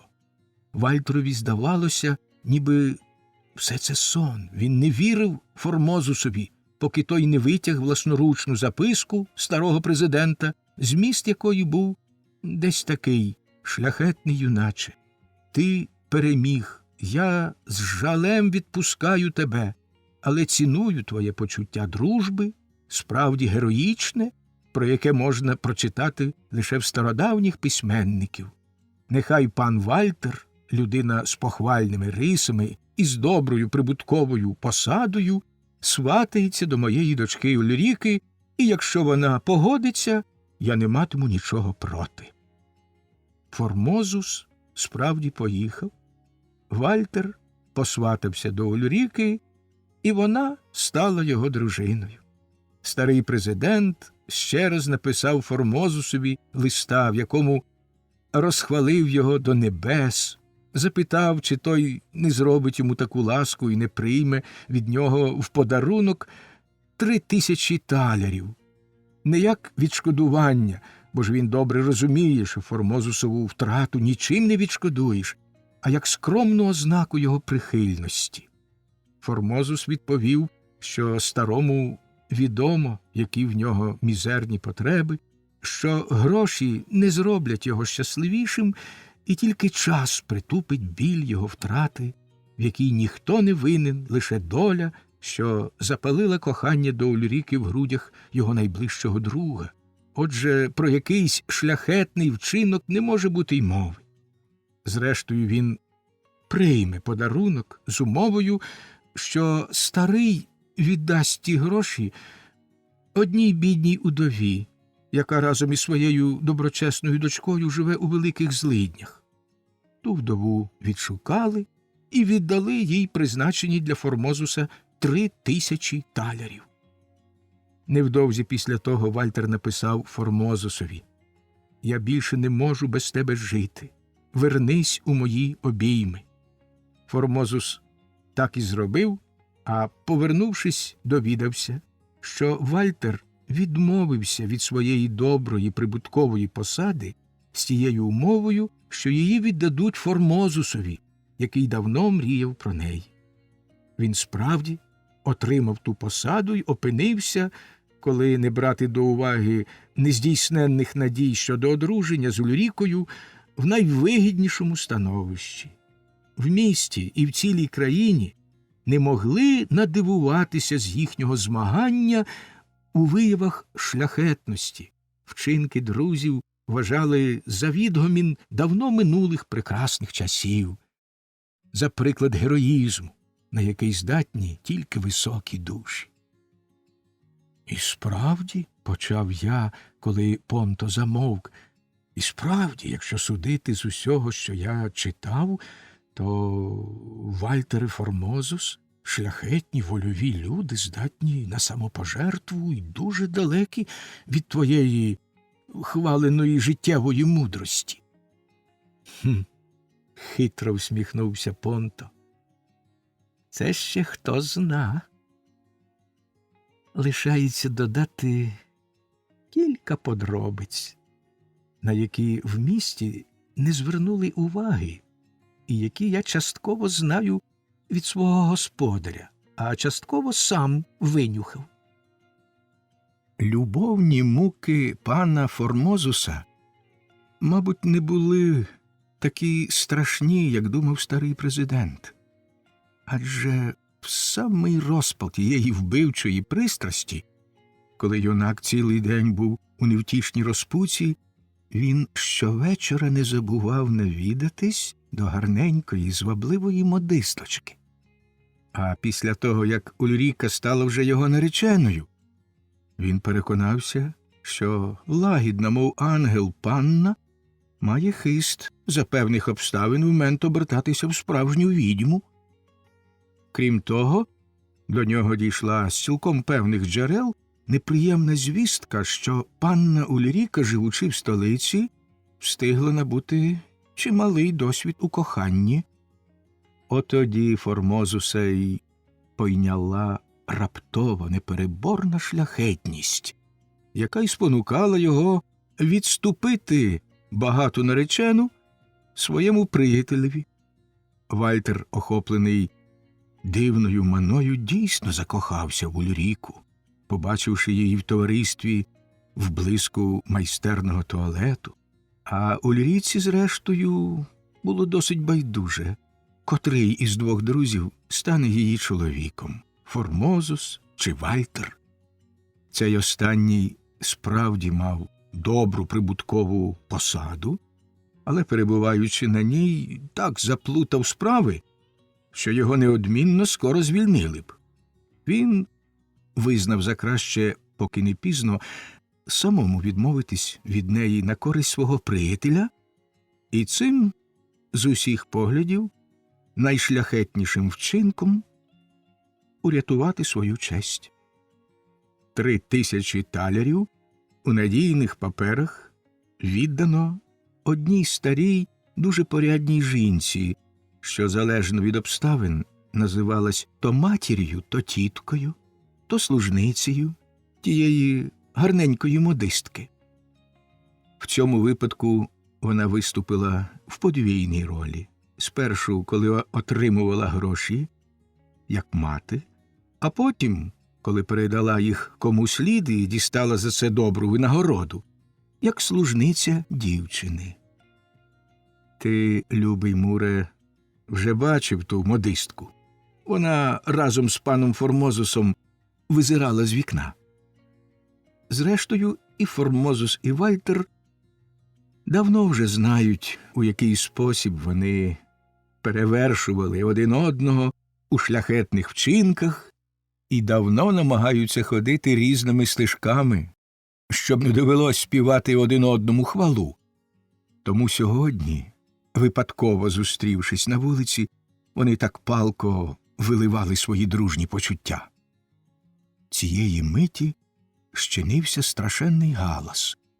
Люди метушились і кричали «Пожежа! Пожежа!». Вулицею мчали вершники, торохтіли підводи. З вікна одного будинку неподалік від нас бухнула хмара диму й полум'я. Понто кинувся навтіки, а я з ляку побрався вгору високою драбиною, що стояла біля стіни одного будинку, і скоро опинився у безпечному місці на даху. Раптом усе здалося мені А.М. Аркуші макулатури. Звалився, мов грім з ясного неба, мовив князь Іриней, не звернувшись до гофмаршала, не попросивши дозволу в чергових камергерів. Майже, хай це лишиться між нами, майстре Абрагаме, нікому не кажіть ні слова, майже без оповіщення. І жодного тобі ліврейного лакея в передпокоях. Ті йолопи грали в карти у вестибюлі. Картярська гра – великий гріх. І аж коли він був уже на порозі, на щастя, нагодився сервірувальник столів, схопив його за полу і спитав, хто він такий, і як про нього доповісти князеві. Але він усе-таки мені сподобався. Цілком пристойний чоловік. Ви, здається, казали, що він не завжди був тільки простим музикантом, а навіть посідав якесь становище. Майстер Абрагам запевнив князя, що Крейслер, звичайно, жив колись в інших умовах, навіть мав честь їсти за князівським столом. І тільки нищівна буря часу позбавила його тих умов. Зрештою, Крейслер хотів би, щоб покривало накинуте на його минуле залишилось неторкнутим. Отже, впав йому в слово князь. Отже, він шляхетного роду, може, барон, чи граф, чи навіть... Але не треба залітати надто далеко у своїх мріях. Я маю уподобання до таких таємниць. Так, пригарна пора була після Французької революції, коли маркізи робили сургуч, а графи плели мереживо для нічних ковпаків. Ніхто не хотів зватись інакше, ніж просто мосьє. І всі веселились на тому великому маскараді. Але вернімося до пана фон Крейслера. Бенсон, яка добре знається на людях, дуже його хвалила. Вона мені рекомендувала його, і, бачу, слушно. З того, як він тримає під пахвою капелюха, я відразу впізнав, що він людина освічена і добре вихована. Князь сказав ще кілька похвальних слів щодо Крейслерової зовнішності, і майстер Абрагам вирішив, що його план увінчається успіхом, бо він мав на думці влаштувати свого любого приятеля в цей химерний двірський штат капельмейстером і таким чином прив'язати його до Зігарцвайлера. Та коли він знов завів про це мову, князь твердо заперечив йому, що з цього нічого не вийде. «Зважте самі», – сказав він. «Зважте самі, майстре Абрагаме, чи зміг би я ввести цього приємного юнака в своє вузьке родинне коло, коли б зробив його капельмейстером, тобто своїм служником?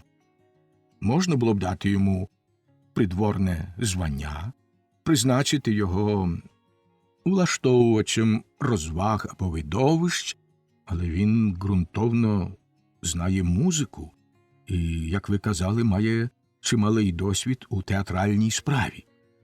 А я не відступлюсь від засади свого небіжчика батька, царство йому небесне, який завжди стояв на тому, що такий розпорядник повинен нічогісінько не тямити в тих справах, які він репрезентує, а то він буде надто про них піклуватися і надто цікавитися людьми, до них причетними, акторами, музикантами тощо.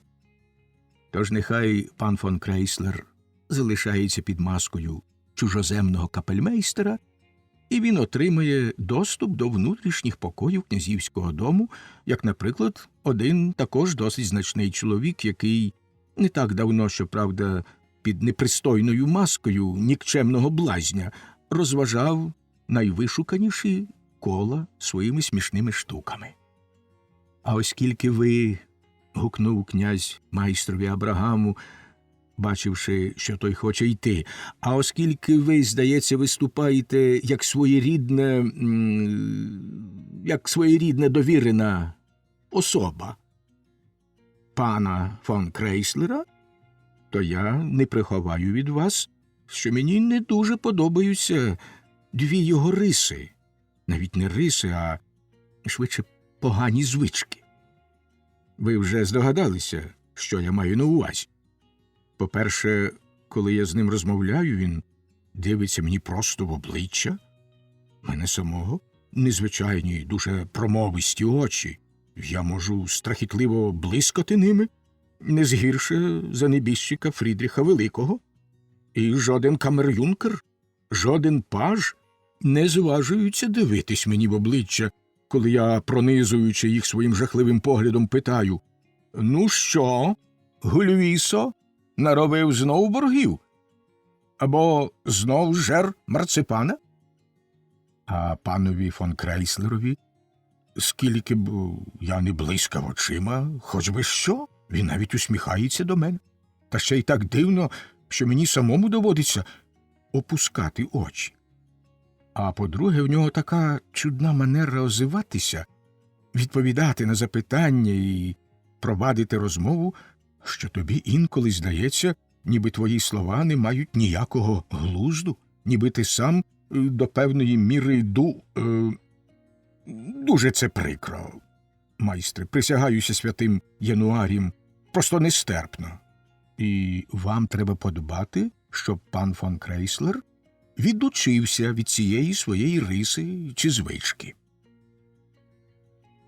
Майстер Абрагам пообіцяв виконати все, що князь Іриней вимагав від нього. І вже був знов рушив до дверей, але князь іще згадав про те, що князівна Гедвіга відчуває до Крейслера особливу відразу і сказав, що її віднедавна мучать химерні сни й видива, тому лейб-медик приписав їй з наступної весни лікування сироваткою. А тепер Гедвіга ще й уроїла собі, що Крейслер утік з божевільні і при першій ліпшій нагоді накоїть тут лиха. «Скажіть мені, – мовив князь, – скажіть мені, майстре Абрагаме, чи в цього розважного чоловіка є бодай якісь сліди розумового розладу?»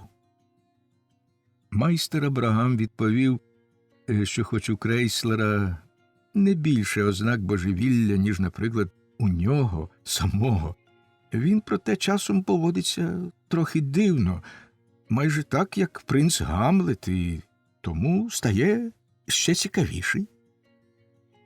«Наскільки мені відомо, – мовив князь, – юний Гамлет був чудовим принцем із старовинного королівського роду, лише інколи носився з химерною ідеєю, що всі його придворні повинні грати на флейті. Високим особам не гріх мати химери, це ще збільшує пошану до них. Що в людини без становища й роду вважають безглуздям, те у високих осіб сприймають як приємну примху видатного інтелекту, яка викликає подив і захват. Панові фон Крейслеру належало б, звичайно, триматись скромно. Та коли йому заманулось наслідувати принца Гамлета, то це свідчить про його гідний схвалення потяг до високого, що, мабуть, розвинувся в ньому внаслідок його непереборної схильності до музичних студій. Тож можна йому вибачити, коли він часом поведеться трохи дивно.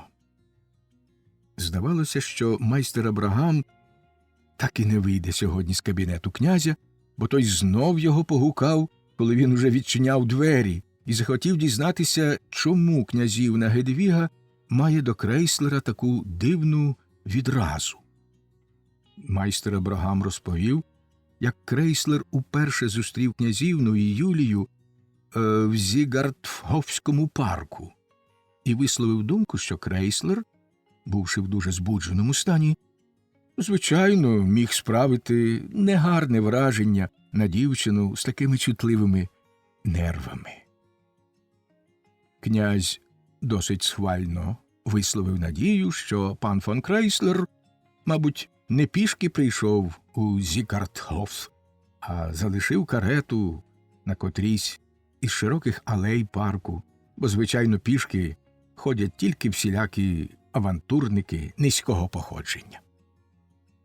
Майстер Абрагам нагадав князеві відомий приклад з одним відважним офіцером, який дійшов від Лейпціга до Сіракуз, жодного разу не підбивши підметок. А що стосується Крейслера, то він, напевне, залишив десь у парку карету. Така відповідь задовольнила князя. Поки в кабінеті князя тривала ця розмова, Йоганнес сидів у радниці Бенсон біля найкращого фортепіано з усіх, які будь-коли створила майстерня фабрики Нанети Штрайхер, і акомпонував Юлії, що виконувала великий пристрасний речитатив Клітемнестри із Глюкової Іфігенії в Авліді.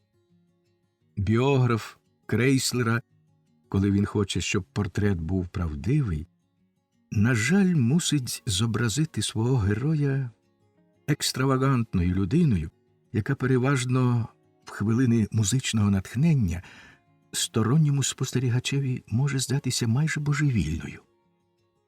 Йому вже траплялось наводити приклад закрученої мови свого героя. Коли Юлія заспівала, над лісом попливли тужливий біль кохання, весь захват солодких мрій, надій та бажань, і цілющою росою впали на духмяні келихи квіток і на груди принишлих соловейків. Виходячи з цього, думка Крейслера про Юліїн спів, мабуть, небагато важить. А проте згаданий біограф, користаючись нагодою, може запевнити ласкавого читача, що в співі Юлії, якого він, на превеликий свій жаль, ніколи не чув, було видно щось таємниче, щось дивовижно знадливе. Найсолідніші люди, які лише недавно дали відрізати собі кіску, пережили складний судовий процес, витримали підступну таємничу хворобу чи щедро скуштували свіженького страсбурзького паштету, а слухаючи в театрі Глюка, Моцарта, Бетховена, Спонтіні, не відчували ніякого душевного зворушення. Навіть такі люди часто запевняли, що спів панни Юлії Бенсон викликав у них якесь чудесне, приємне почуття. Вони й самі не могли до пуття сказати, яке саме. Їм стискала груди якась невиразна туга, що давала невимовну насолоду, цілком опановувала ними, і вони часто доходили до того, що робили всілякі дурниці, мов юні фантасти й віршомази. Далі треба згадати, що одного разу, коли Юлія співала при дворі, з князем Іринеєм теж сталася дивина. Він почав голосно зітхати. А як вона закінчила, підійшов до неї, притиснув її руку до уст і плаксиво сказав: «Найдорожча панно». Гофмаршал зважився ствердити, що князь Іриней справді поцілував маленьку Юлію в руку, і з очей у нього начебто викотились 2 сльозини.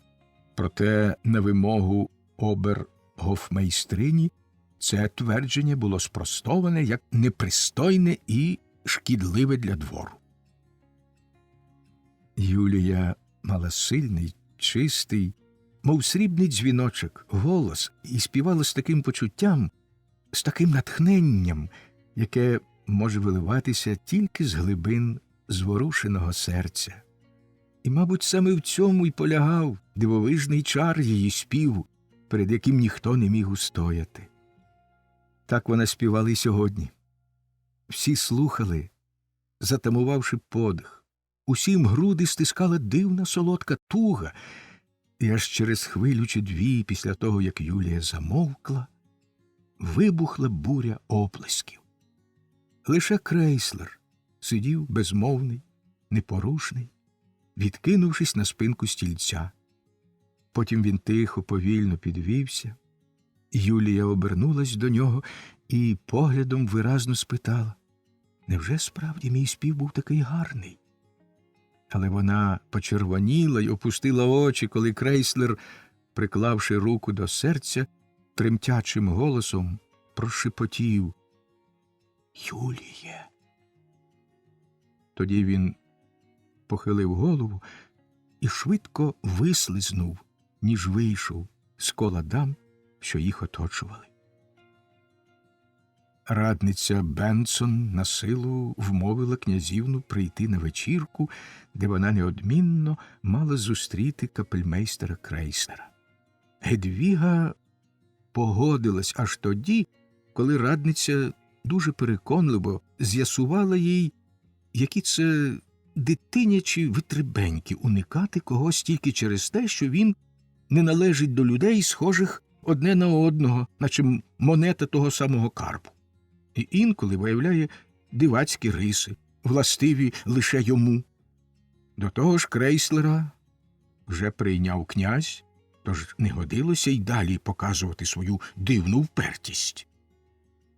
Цілий вечір князівна Гедвіга так спритно ухилялася, що Крейслер, щиро бажаючи її перепросити, бо він був людина незлобива і потульна, хоч як старався, не міг до неї доступитися. Його найспритніші манери розбивались об хитру тактику князівни. Тим більше здивувалася Бенсон, яка все це бачила, коли раптом князівна вийшла з кола дам, що її оточували, і рушила просто до капельмейстера.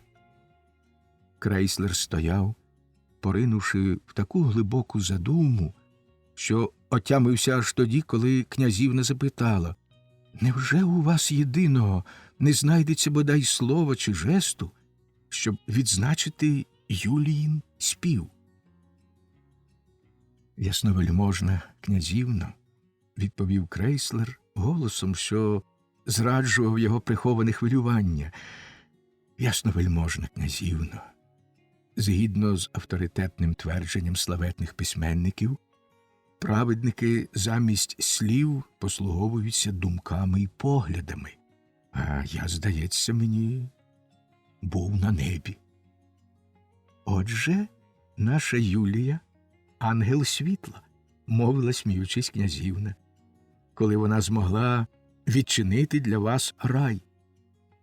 А тепер я прошу вас на кілька хвилин залишити небо і вислухати бідну дитину землі, що стоїть перед вами». Князівна замовкла, ніби чекала, що Крейслер щось відповість, та оскільки він лише звернув на неї променистий погляд, вона опустила очі й обернулась так швидко, що легенько накинута шаль спала з її плечей. Крейслер підхопив шаль, але князівна не простягла до неї руки. «Давайте», – мовила вона непевним, уриваним голосом, ніби змагалась сама з собою, ніби їй важко було висловити те, на що вона вже внутрішньо зважилась. «Давайте поговоримо прозаїчно, про поетичні речі. Я знаю, ви даєте Юлії уроки співу, і мушу визнати, що відтоді її голос і виконання набагато покращили. Це вселяє в мене надію, що ви можете розвинути навіть такий посередній хист, як мій. Я думаю, що…» Князівна затнулась і вся спаленіла. Бенсон підійшла до них і почала запевняти, що Гедвіга несправедлива до себе, називаючи свій музичний хист посереднім. Адже вона чудово грає на фортепіано і дуже виразно співає. Крейслер, якому князівна у своєму збентеженні здалася раптом надзвичайно милою дівчиною, набалакав їй силу гарних слів і наостанці запевнив її, що для нього не може бути більшого щастя, як допомагати князівні, коли вона бажає цього, порадою і ділом у її музичних студіях. Князівна слухала Крейслера з видимим задоволенням.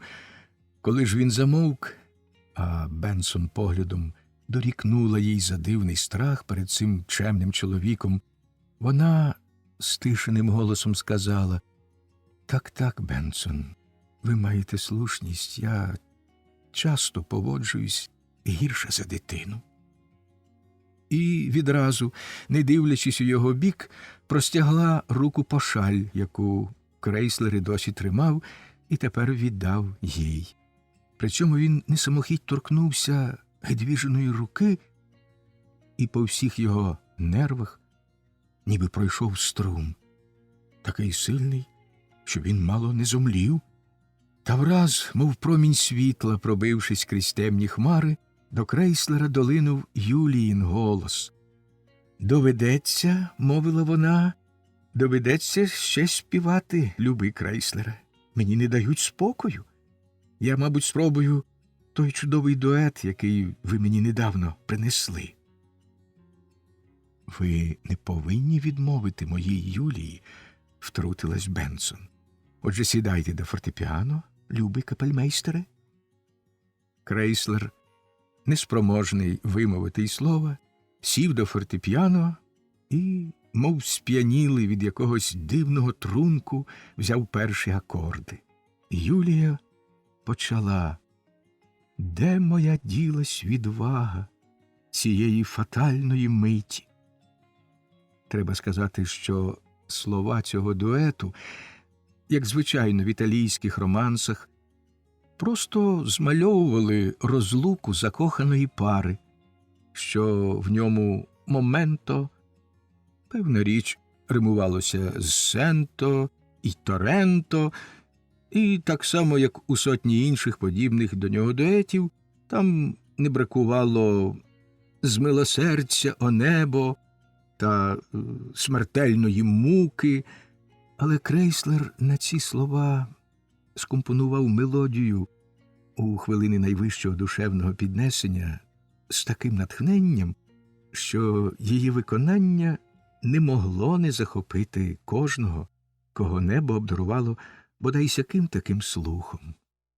Його дует був одним із найпристрасніших творів цього жанру, а що Крейслер прагнув тільки до того, щоб якнайповніше віддати ту пристрасть, а не до того, щоб Юлії було зручно, легко співати, то спершу йому важко було попасти їй у тон.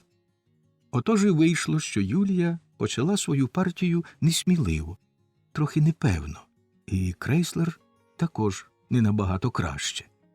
Та скоро їхні голоси полинули вгору на хвилях мелодії, мов білі мерехтливі лебеді, які то здіймались потужними помахами крил до осяйних золотих хмар, то завмирали в солодких обіймах, спадаючи в гучний потік акордів, поки глибокі зітхання не ознаймували наближення смерті і не вихопилось останнє «Ад'є» криком нестямного болю, мов кривавий фонтан бризнув із роздертих грудей.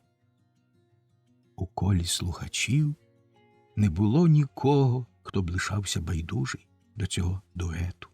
У багатьох в очах блищали сльози, а Бенсон призналася, що не переживала такого навіть у театрі під час найкращого виконання якоїсь сцени прощання. Юлію і капельмейстера вихваляли до небес, казали про щире натхнення, з яким кожне з них виконувало свою партію, підносили саму мелодію ще вище, ніж, мабуть, вона того заслуговувала. З вигляду князівни Гедвіги теж помітно було, що вона схвильована, хоч як вона намагалася здаватись спокійною, навіть цілком байдужою. Поряд із нею сиділа юна фрейліна з румяними щоками, однаково готова і поплакати, і посміятись, і князівна весь час шепотіла їй щось на вухо, на що та відповідала коротко, боячись порушити придворний етикет.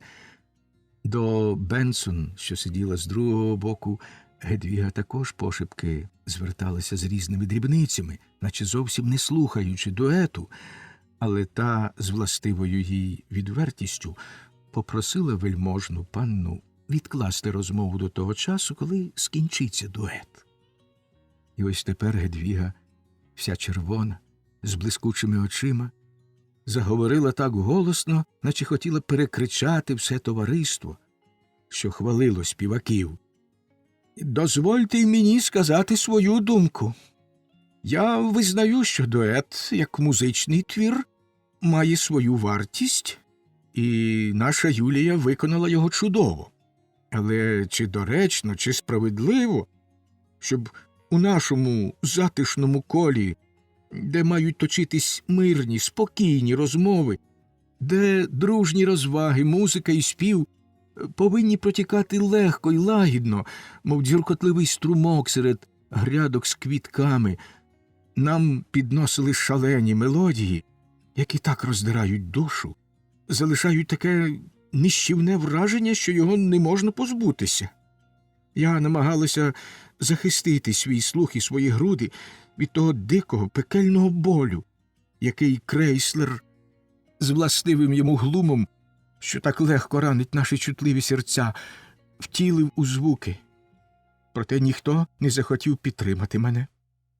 Нехай моя слабкість стане поживою для вашої іронії, капельмейстере, але я признаюсь, ваш дует справив на мене таке тяжке враження, що я почуваю себе зовсім хворою. Хіба немає чи Марози, або Паїзіело, чиї твори написані справді для розваги товариства? Боже святий! Вигукнув Крейслер, і на його обличчі заграв кожен м'яз, як завжди, коли в душі його прокидався гумор. Боже святий, ясновельможна князівно! Та я ж наймізерніший із капельмейстерів, усім серцем згоден з вашою ласкавою, найяснішою думкою. Чи ж ми не підемо всупереч звичаям і приписам щодо одягу, коли свої груди з тяжкою тугою, з пекучим болем, з нестримним захватом, які в них нуртують, виставимо в товаристві незакутані, і пишне жабо найбездоганнішої вихованості і пристойності? Що варті тоді всі пожежні команди доброго тону? Що вони варті, якщо не можуть погасити бурхливого полум'я, яке то тут, то там хоче видобутись назовні? Хоч скільки б поливали нас чаєм, солодкою водичкою, пристойними розмовами і приємними теревенями, а проте часом тому чи іншому злочинному палієві щастить кинути в душу запалювальну ракету, і ось уже там спалахує полум'я. Світить і навіть пече, чого ніколи не буває з чистим місячним світлом. Так, ясновельможна князівно, так, я, наймізерніший капельмейстер на цій грішній землі, допустився ганебного злочину цим жахливим дуетом, що, мов пекельний феєрверк, зі всілякими вогненними кулями, кометами, ракетами й гарматними пострілами переполохав товариство і, на свій жаль, мушу визнати, майже всюди вчинив підпал. Ох, пожежа, пожежа, пробі, горимо! Пожежні помпи сюди, води, рятуйте, рятуйте! Крейслер кинувся до скриньки з нотами, витяг її з-під фортепіано, відчинив, розшпурляв навколо аркуші, схопив якусь партитуру, то була мельничка Паїзіело, сів до інструмента і заграв ритурнель популярної арієти Рекеліна Мельничка, яку співає Мельничка. «Не треба, любий Крейслере», – несміливо попросила перелякана Юлія. Проте Крейслер упав перед нею на коліна і почав благати. «Найдорожча, найпрекрасніша Юлія, зласкавтесь над вельмишановним товариством, влийте розраду в позбавлені надії душі, заспівайте а-ля Ракеліна. Бо якщо ви не заспіваєте, мені нема іншої ради, як тут таки на ваших очах вкинутись у безодню розпуки, на краю якої я вже стою, і дарма ви тримаєте заполи пропащого, дарма ласкаво гукатимете «Залишіться з нами, о Йоганнесе!» Він скотиться в Ахерон і, химерно підскакуючи, закружляє в демонічному танку з покривалами. Отож краще заспівайте, Люба. Юлія, хоч, здавалось, і трохи невдоволено, виконала те, що її просив Крейслер. Не встигла вона скінчити арієту, як Крейслер відразу ж заграв відомий комічний дует Нотаріуса і Мельнички. Голос і манера співу Юлії більше пасувала до поважних, патетичних творів, однак їй не бракувало запалу, коли вона виконувала і комічні речі, які виходили в неї надзвичайно мило. А Крейслер перейняв трохи дивну, проте надзвичайно милу манеру і італійських співаків-коміків, але сьогодні майже перекривлював її. Здавалося, що це зовсім не той голос, який щойно віддавав найглибший драматизм у тисячах відтінків. До того ж він корчив такі кумедні міни, що розсмішив би й самого Катона. Тож не диво, що всі почали виявляти своє схвалення вигуками і реготом. Крейслер у захваті поцілував Юлії руку, але вона невдоволено висмикнула її. «Ох», – мовила вона, – «ох, капельмейстере, я ніяк не можу збагнути чудної, я б сказала, неприродної зміни ваших настроїв, і не можу до неї достосуватись. Цей карколомний стрибок від одних крайнощів до других ранить мені серце. Прошу вас, любий Крейслере, не вимагайте більше від мене, щоб я, глибоко схвильована попередньою музикою, коли в грудях моїх ще бринить відгомін гіркого смутку, співала комічні речі, хоч які б вони були приємні й мелодійні. Я знаю, що зможу заспівати їх, якось упораюся з ними, але такий спів мене цілком виснажує. Я стою просто хвора. Отже, не вимагайте від мене більше такого. Обіцяйте мені, любий Крейслере». Капельмейстер хотів відповісти їй, та тієї миті князівна обняла Юлію, сміючись так голосно і нестримно, що яка-небудь обер-гофмейстриня вважала б її поведінку непристойною і не взяла б на своє сумління. «Дай-но я обійму тебе, найкраща, найспівучіша, найвеселіша з усіх мельничок», – вигукнула вона. «Ти здатна закрутити голову всім баронам, усім намісникам і нотаріусам, які тільки є на світі. Та ще й, мабуть...» Решта її слів потонула в новому нападі сміху. Потім князівна швидко обернулась до капельмейстера і сказала: «Ви остаточно змирили мене з собою, любий Крейслере. О, тепер я розумію ваш мінливий гумор. Він витончений, справді чудовий.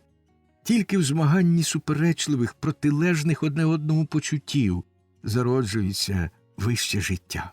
Дякую, щиро дякую, і дозволяю вам поцілувати мені руку». Крейслер узяв її простягнену руку, і знов його пронизав дивний струм, хоч і не такий потужний, як недавно. Тож він на мить завагався, перше ніж підніс до уст незахищені рукавичкою тендітні пальчики, а тоді схилився в такому поклоні, наче й досі був радником посольства. Чомусь, Крейслер і сам не знав чому, це фізичне відчуття від дотику вельможної руки здалось йому надзвичайно смішним. Отже, мовив він сам до себе, коли князівна відійшла, отже, її, ясно, вельможність така собі лейденська банка, що вражає порядних людей електричним струмом на свій князівський розсуд. Князівна пурхнула й пританцьовувала по залі, сміялася, наспівувала речеліну, пригортала до грудей і цілувала то ту, то іншу даму, запевняла всіх, що їй зроду не було так весело, і все це завдяки незрівнянному капельмейстерові. Поважній і суворій Бенсон її поведінка страшенно не подобалась. Нарешті вона не витримала, відкликала князівну вбік і прошепотіла їй на вухо: «Ледвіго, прошу вас, як ви поводитесь?» «Краще», – відповіла князівна, і очі її спалахнули, «краще, люба Бенсон, облиш мене сьогодні тон гофмейстрині, і ходімо всі спати». «Так, спати, спати!» І вона звеліла подавати карету. Якщо в князівни аж переливалась через край якась неприродна, судомна веселість, то Юлія, навпаки, затихла й посмутніла. Підперши голову рукою, вона сиділа біля фортепіано, і її зблідле обличчя та затуманений погляд свідчили, що вона відчувала просто фізичний біль, так погано було в неї на душі. У Крейслера також погас останній спалах гумору. Уникаючи будь-яких розмов, він нечутною ходою наближався до дверей. Дорогу йому заступила Бенсон. «Не знаю», – мовила вона, – «що за чудний прикрий настрій мене сьогодні...» М.П.Д. Мур провадить далі. таким знайомим, таким рідним, солодкий запах якоїсь чудової, сам не знаю якої печені, блакитнуватими хмарками здіймався над дахами, а звідкись здалеку, з шепотом вечірнього леготу, долинали тихі ласкаві голоси. «Муре, мій коханий, де ти так довго блукав?» Чого в засмученому серці почувся знову блаженства щем, мов теплим весняним дощем, прорвав розпуки зимні дверці. Заграла радість у очах, нуртує сила в спритних лапах, пекучий біль в душі прочах, в надію обернувся жах, я чую смаженого запах. Так я співав, і, незважаючи на страхітливий галас та гудіння пожежі, віддавався солодким мріям. Але й тут, на даху, мене не полишали жахливі прояви потворного світського життя, в яке я сам ускочив. Не встиг я озирнутися, як із димаря вилізла одна з тих почвар, що їх люди звуть сажотрусами. Тільки-но той чорнопикий бешкетник помітив мене, як зразу ж зарепетував «Дзу, коте!» і шпурнув у мене мітлою. Ухиляючись від удару, я стрибнув на сусідній дах і подряпався вниз по ринві. Хто опише мій радісний подив, мою щасливу розгубленість, коли я побачив, що опинився на будинку свого доброго господаря. Я спритно перелазив від одного слухового віконця до другого, але всі вони були зачинені. Тоді я підвищив голос, та дарма, ніхто мене не почув.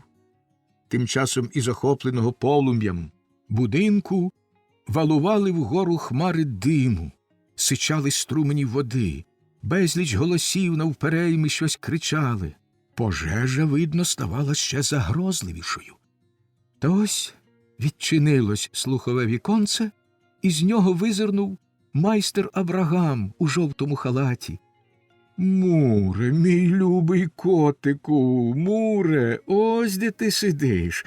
Злазь-но, злазь, сіренький!» – радісно вигукнув він, побачивши мене. Я також не пропустив нагоди всіма приступними мені способами показати йому й свою радість.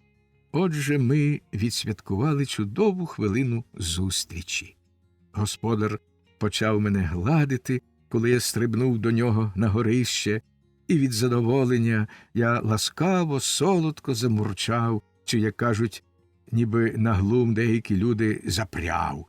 «Ха-ха-ха!» – засміявся господар. «Ха-ха-ха!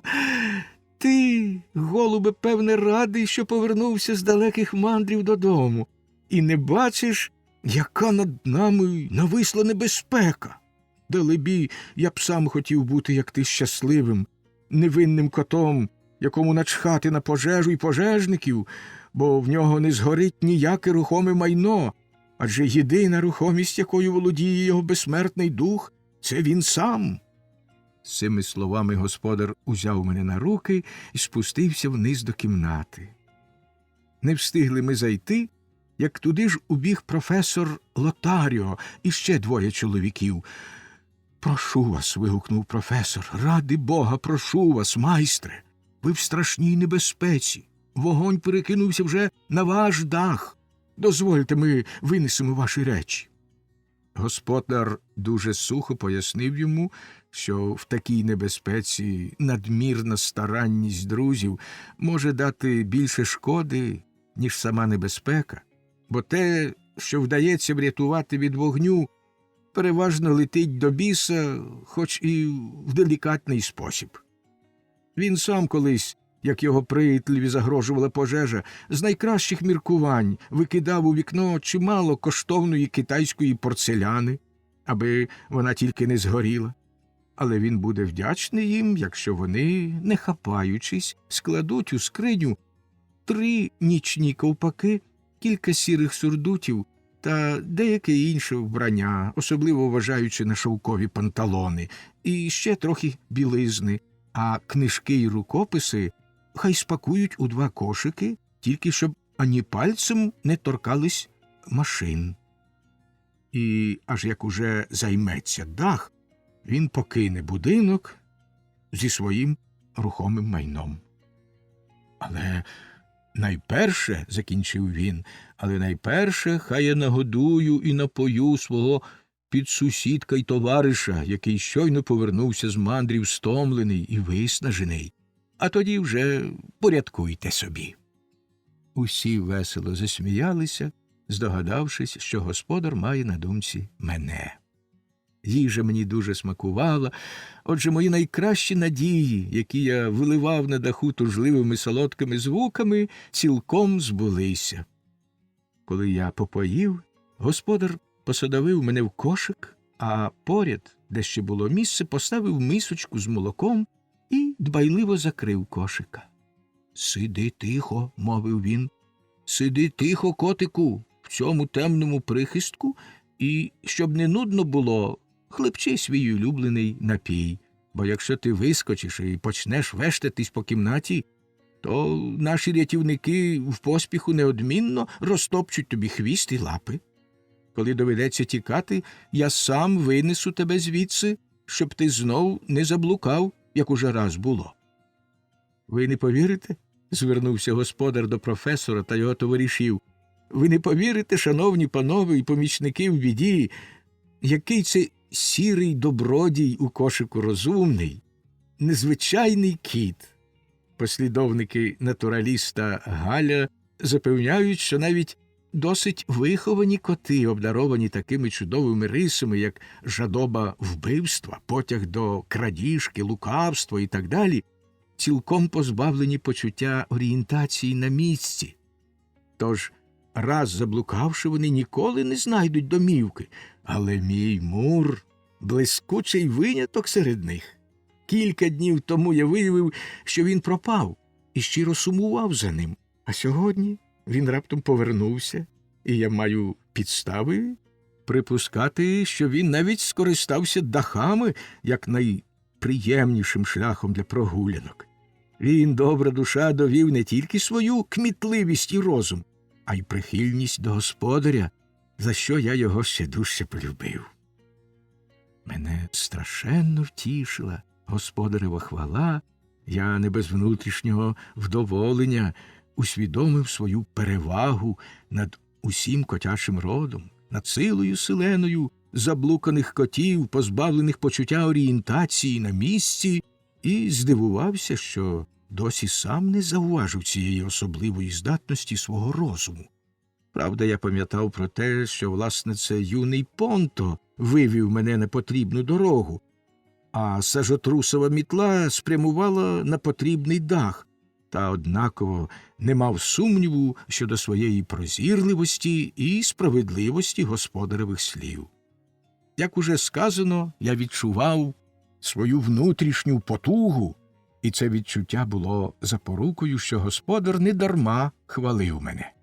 Незаслужена хвала дає багато більшу втіху, ніж заслужена, і той, кого хвалять, багато дужче пишається нею, ніж заслуженою.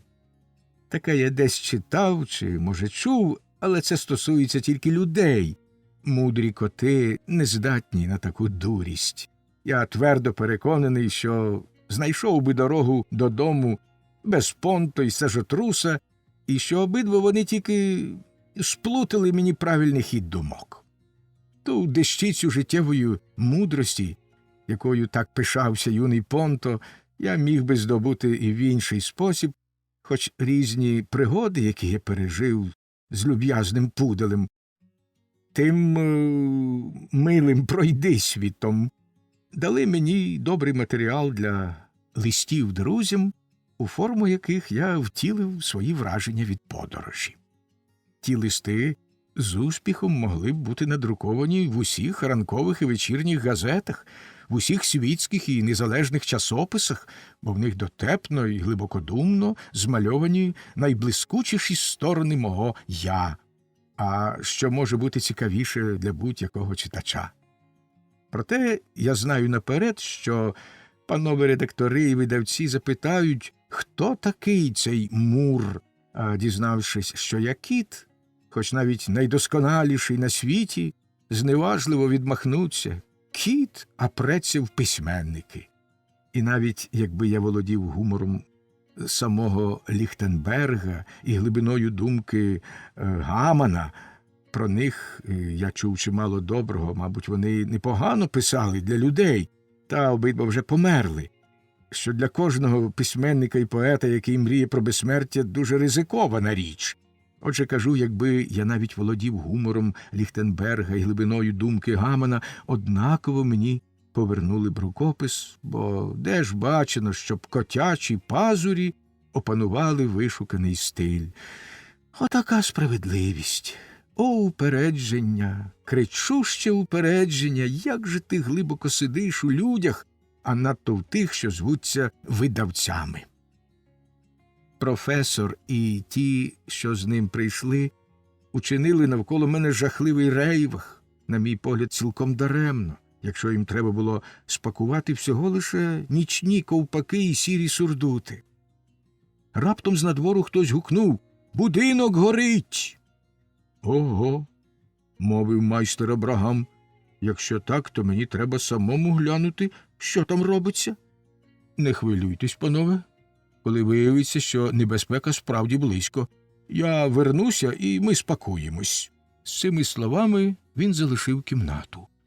Я в своєму кошику весь похолов. Шалений галас, дим, що почав проникати до кімнати, все збільшувало мій страх. У голову мені почали закрадатися чорні думки. Що, коли господар забуде про мене, і мені доведеться ганебно загинути в полум'ї? У животі в мене, мабуть, з великого страху почало неприємно пощипувати.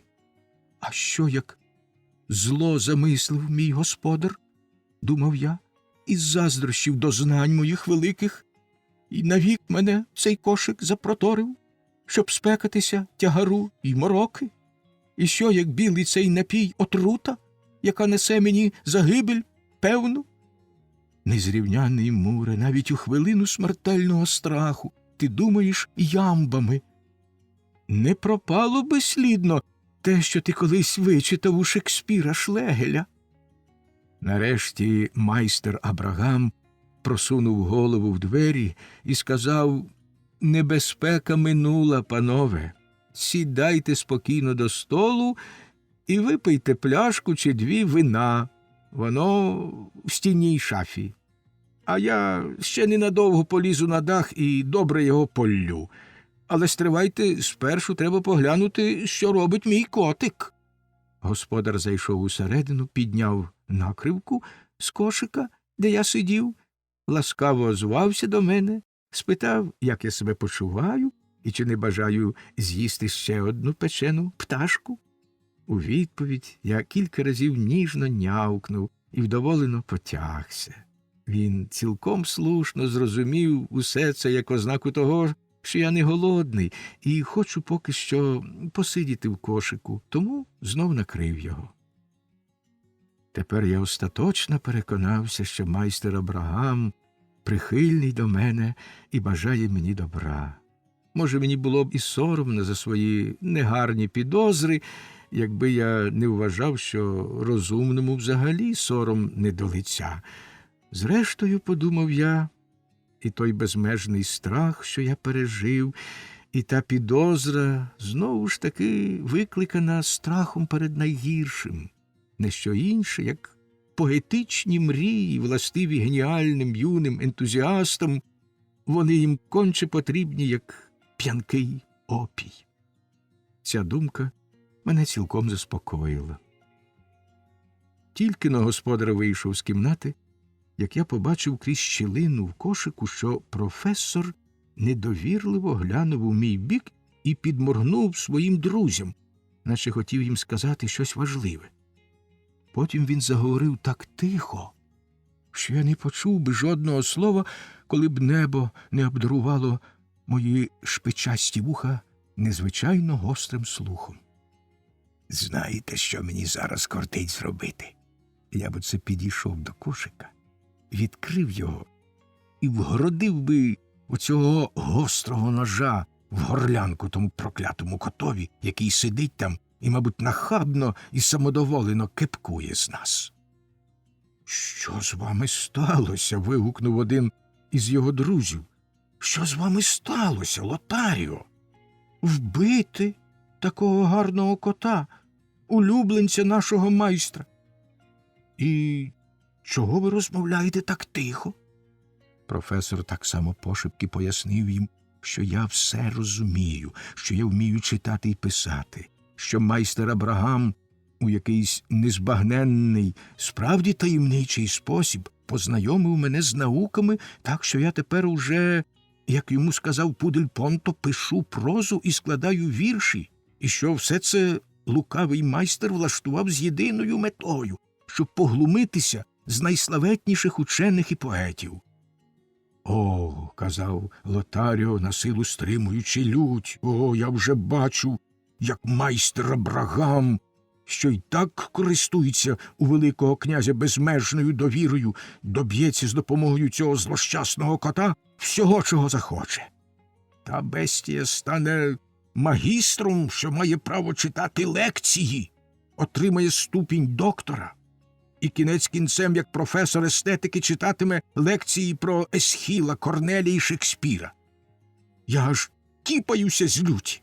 Той кіт запустить мені пазурів в саме нутро, а вони в нього падлючі». Усіх страшенно вразили слова Лотаріо, професора естетики.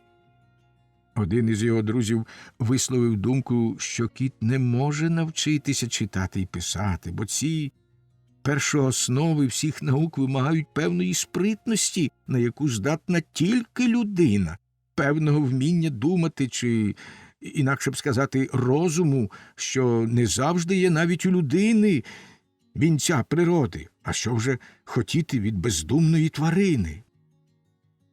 «Любий мій», – втрутився в розмову інший, як мені здалося, з кошика дуже поважний чоловік. «Любий мій, що ви звете бездумною твариною? Бездумних тварин не буває. Часто, поринувши в тихе самоспоглядання, я сповнююсь глибокої пошани до віслюків та інших корисних тварин.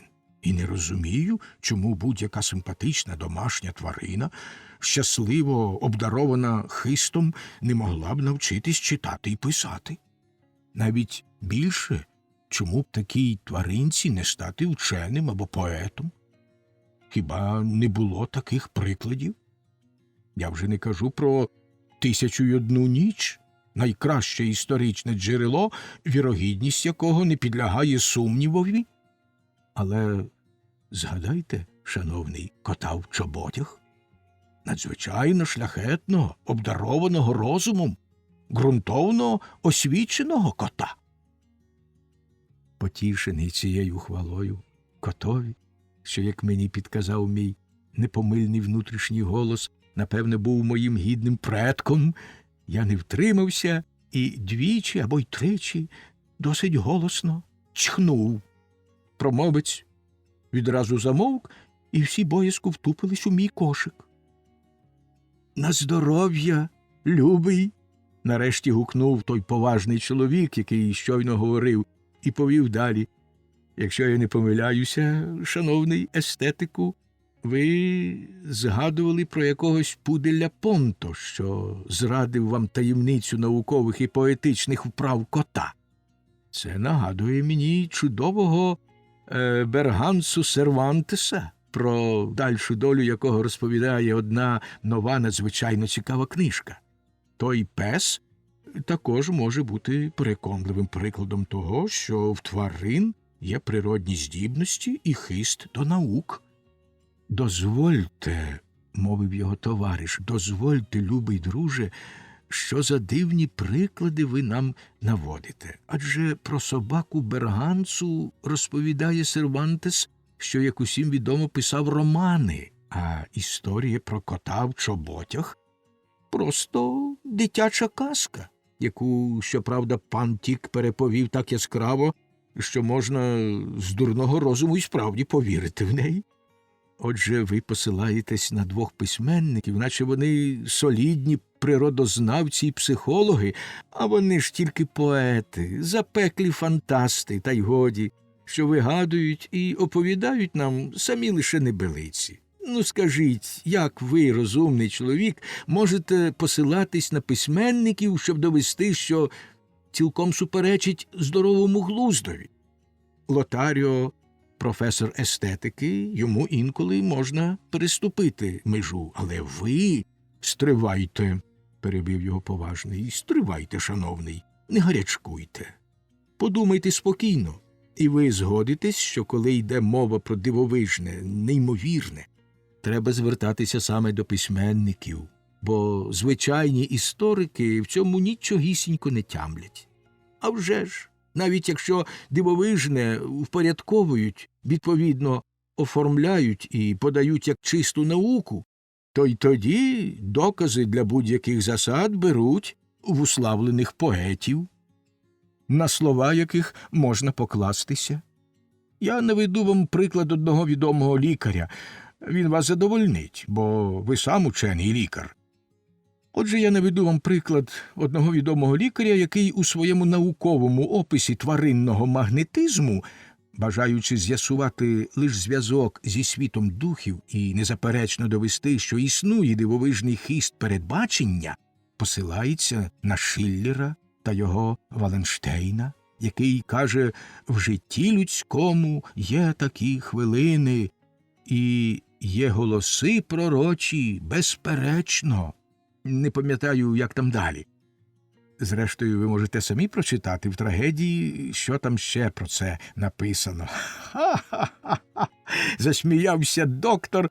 «Ви перескакуєте з одного на друге. Заводите мову про магнетизм і кінець кінцем ладні вже довести, що до всіх див, на які здатен магнетизер, він ще й може навчати обдарованих котів». «Ну і що ж?» – відповів поважний. «Ніхто не знає, як магнетизм впливає на тварин. Коти, що вже мають у собі електричні флюїди, як ви зараз переконаєтесь». Згадавши раптом, як гірко нарікала Міна на такі досліди, що їх провадили над нею, я страшенно перелякався і нявкнув на весь голос. «Присягаюсь орком!» – вражено вигукнув професор. «Присягаюсь орком з усіма його жахами, що цей клятий кіт чує нас і розуміє нашу розмову. Їй-богу, я зараз задушу його своїми руками».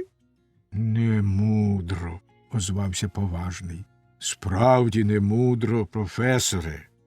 Я ні за що не дозволю, щоб ви зробили бодай найменшу кривду котові, якого я щиро полюбив, хоч не мав щастя ближче з ним познайомитись.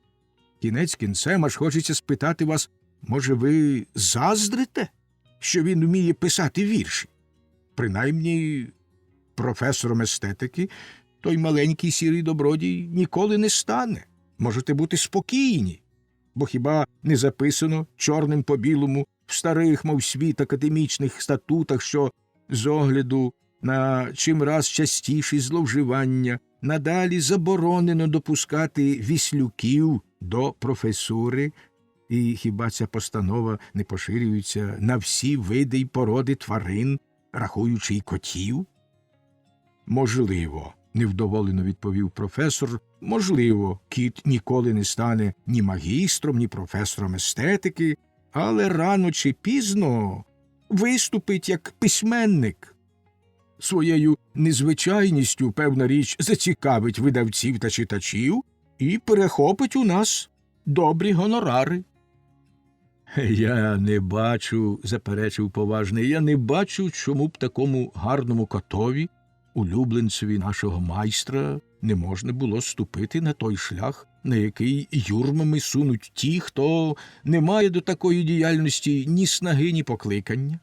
Єдине, що не завадило б зробити, це примусити його обрізати гострі пазурі. І ми, либонь, зараз таки це й зробимо.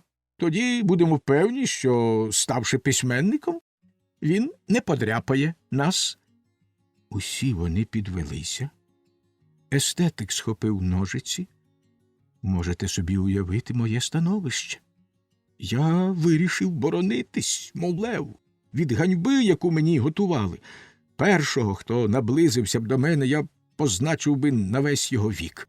Я не готувався до стрибка, тільки-но відкриють кошик.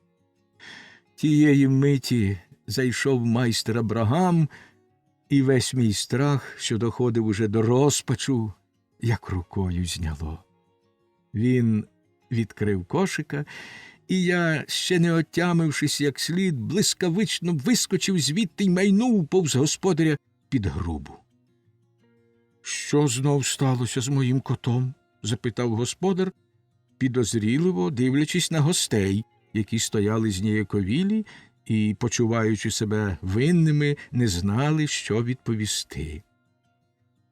Хоч яке скрутне було моє становище у тій в'язниці, а все ж на душі в мене ставало радісно, коли я вертався думкою до професорових слів про мою гадану кар'єру.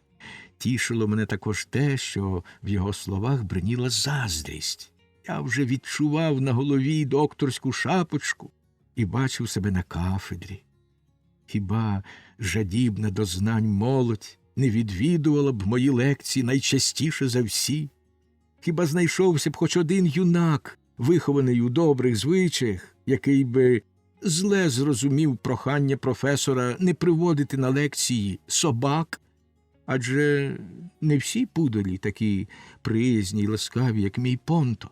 Особливо не можна вірити мисливським капловухим собакам, які скрізь щиняють безглузді сварки з найосвіченішими представниками нашого роду і, хоч не хоч, змушують їх у найбезглуздіший спосіб виявляти свій гнів, пирхати, дряпатись, кусатися і так далі, і так далі. Як же було б прикро. А.М. Аркуші макулатури. Стосувалося рум'яної фрейліни, що її Крейслер бачив у Бенсон. «Зробіть мені ласку, – мовила князівна, – зробіть мені ласку, Нанетто, сходіть униз і подбайте, щоб усі гвоздики знесли в мій павільйон, бо челядь так розледачила, що сама нічого не виконає». Фрейліна зірвалася на ноги, дуже церемонно вклонилась і швидко вибігла з кімнати, мов пташка, випущена з клітки. «Я не можу», – звернулася до Крейслера князівна, – «я не можу нічого заграти, коли сиджу з учителем не сама. Він, мов той священник, якому не боїшся виповісти всі свої гріхи. Взагалі, вам, любий Крейслере, наш суворий етикет видається чудним і обтяжливим. Мене скрізь повинні оточувати фрейліни і стерегти, мов іспанську королеву. Принаймні тут, у нашому милому Зігардсгофі, можна було б мати більшу волю. Якби князь був тепер у замку, я б не зважилась відіслати Нанетту, а вона й сама нудиться під час наших музичних студій і мене сковує. Почнімо ще раз. Тепер має піти краще». Крейслер, що під час уроків був дуже терплячий, знов почав арію, яку вибрала для вправи князівна. Та хоч як Гедвіга старалася, хоч як їй допомагав Крейслер, вона все збивалася з такту й тону, робила помилку за помилкою, аж поки врешті, спаленівши, схопилася з місця, підбігла до вікна і почала дивитися в парк. Крейслерові здалося, що князівна плаче. Цей перший урок і вся ця сцена була йому трохи прикрі. Ну що тут можна зробити? Хіба спробувати вигнати музикою той ворожий немузикальний дух, який, здається, так знервував князівну? І з-під його пальців полилися прекрасні мелодії, найвідоміші, улюблені всіма пісні, які він так майстерно варіював контрапунктними зворотами і мелодійними оздобами, що врешті сам здивувався своїй чудовій грі. Він геть забув про князівну з її арією та нечемною нетерплячкою. Який гарний Гайерштайн у призахідному сонці, не обертаючись, мовила князівна. Крейслер саме долав якийсь дисонанс, що його, звичайно, треба було зняти, а тому не міг милуватися з князівною Гайерштайном у призахідному сонці. Чи є де краще місце за наш Зігардсгоф? Ще голосніше, ніж перше мовила Гедевіга. Тепер Крейслерові, після могутнього кінцевого акорду, довелось підійти до князівни і, скоряючись її вимозі, ввічливо підтримати розмову. «Справді, – сказав він, – справді, ясновельможна князівно, парк чарівний, а особливо мені подобається, що всі дерева вкриті зеленим листям. Мене взагалі дивує і захоплює те, що дерева, кущі й трави зелені, і кожної весни я дякую Всевишньому, що вони знов зеленіють, а не червоніють, бо це зіпсувало б кожний краєвид. Такого немає в жодного з найкращих пейзажистів, наприклад, у Клода Лорена чи в Бергема, або навіть у Гакерта, який, правда, трохи припудровує зелень на своїх луках».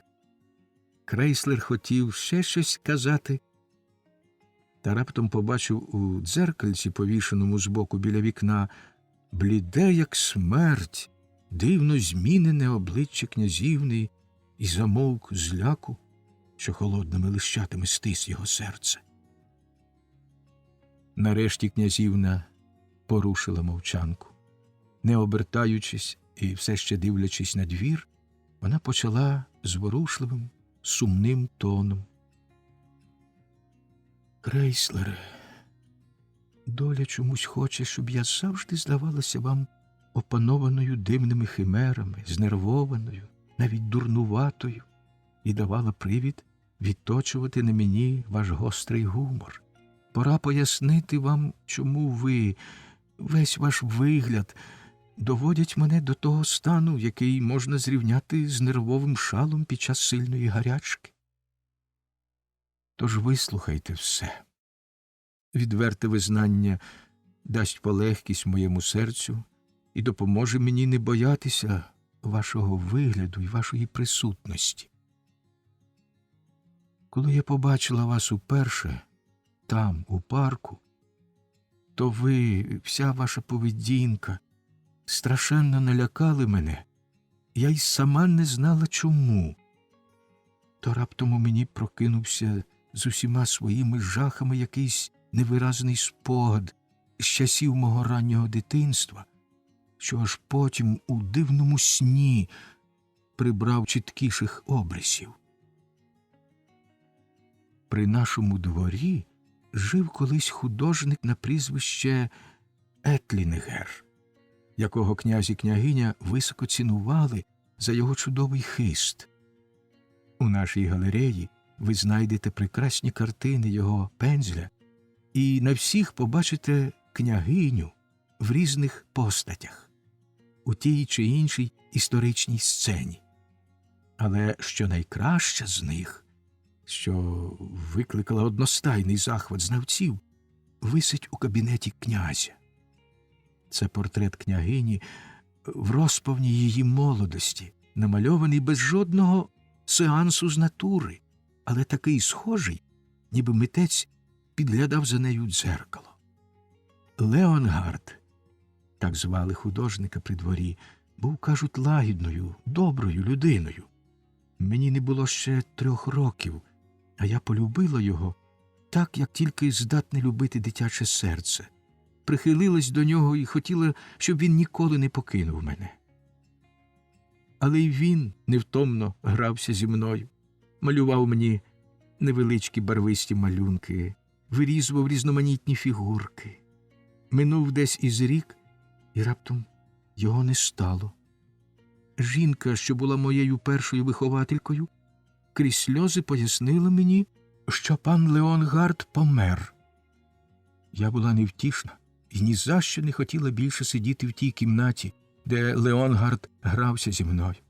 Як тільки випадала нагода, я тікала від своєї виховательки та придворних дам і бігала по замку, голосно гукаючи «Леонгарде!». Я ніяк не могла повірити, що він помер. Усе гадала, що він десь заховався в замку. І ось одного вечора, коли вихователька на хвилину кудись вийшла, я тихенько вибралася з кімнати, щоб пошукати княгиню. Вона повинна була сказати, де пан Леонгард, і повернути мені його.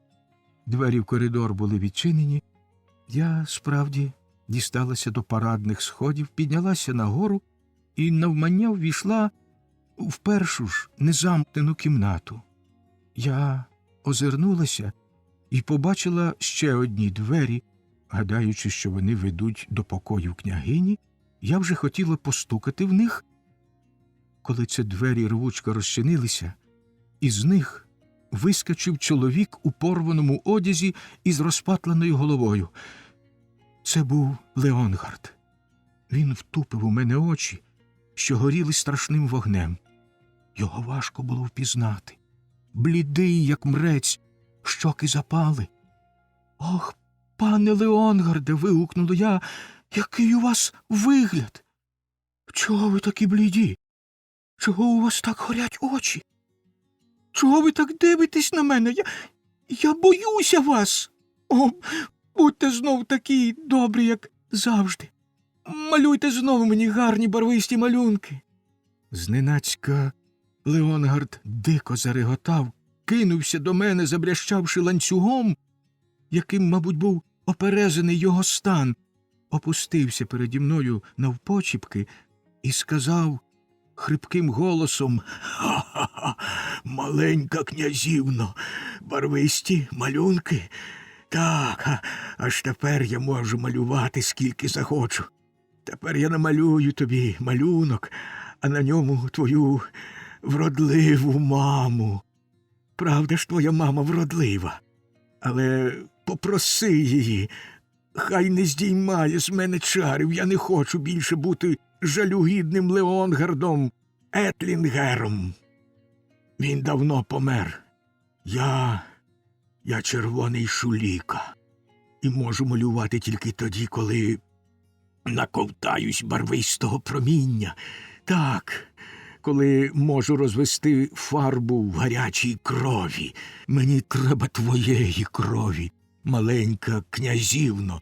З цими словами він схопив мене, притяг до себе, оголив мою шию, і мені здалося, що в руці в нього блиснув невеличкий ніж. Я заверещала не своїм голосом.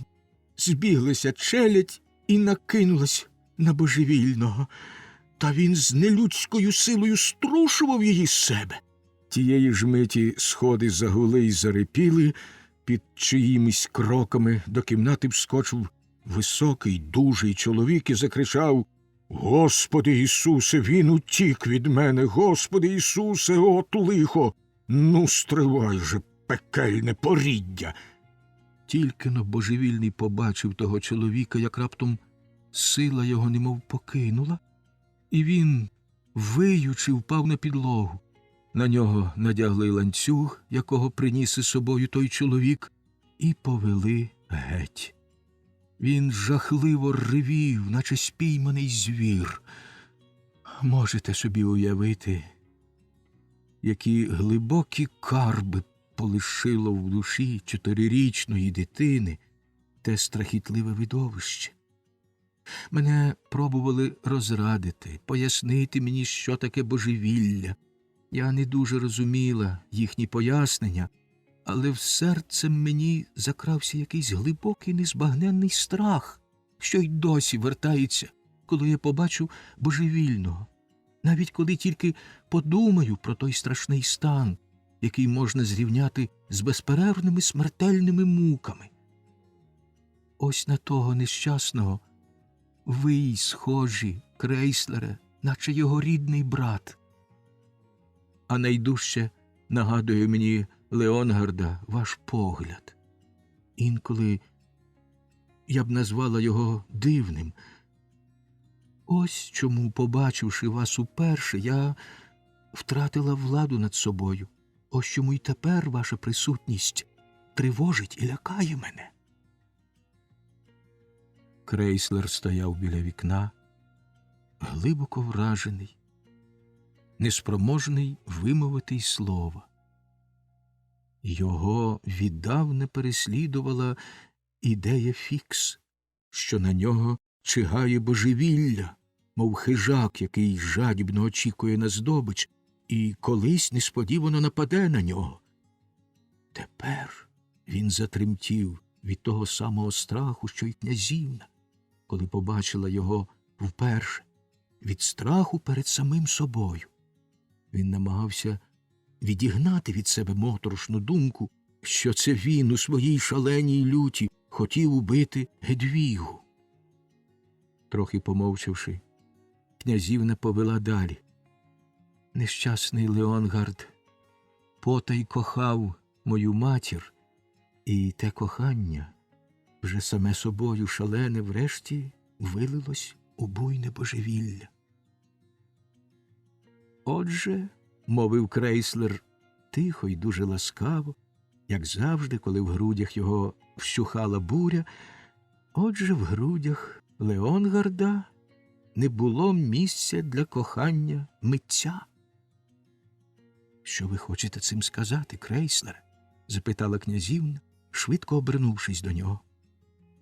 «Коли я, – відповів він, лагідно всміхаючись, – коли я на одній досить веселій виставі почув, як дотепний служник вшановував оркестрантів такою приємною промовою, ви добрі люди й погані музиканти, тому верховний суддя поділяв людство на дві частини.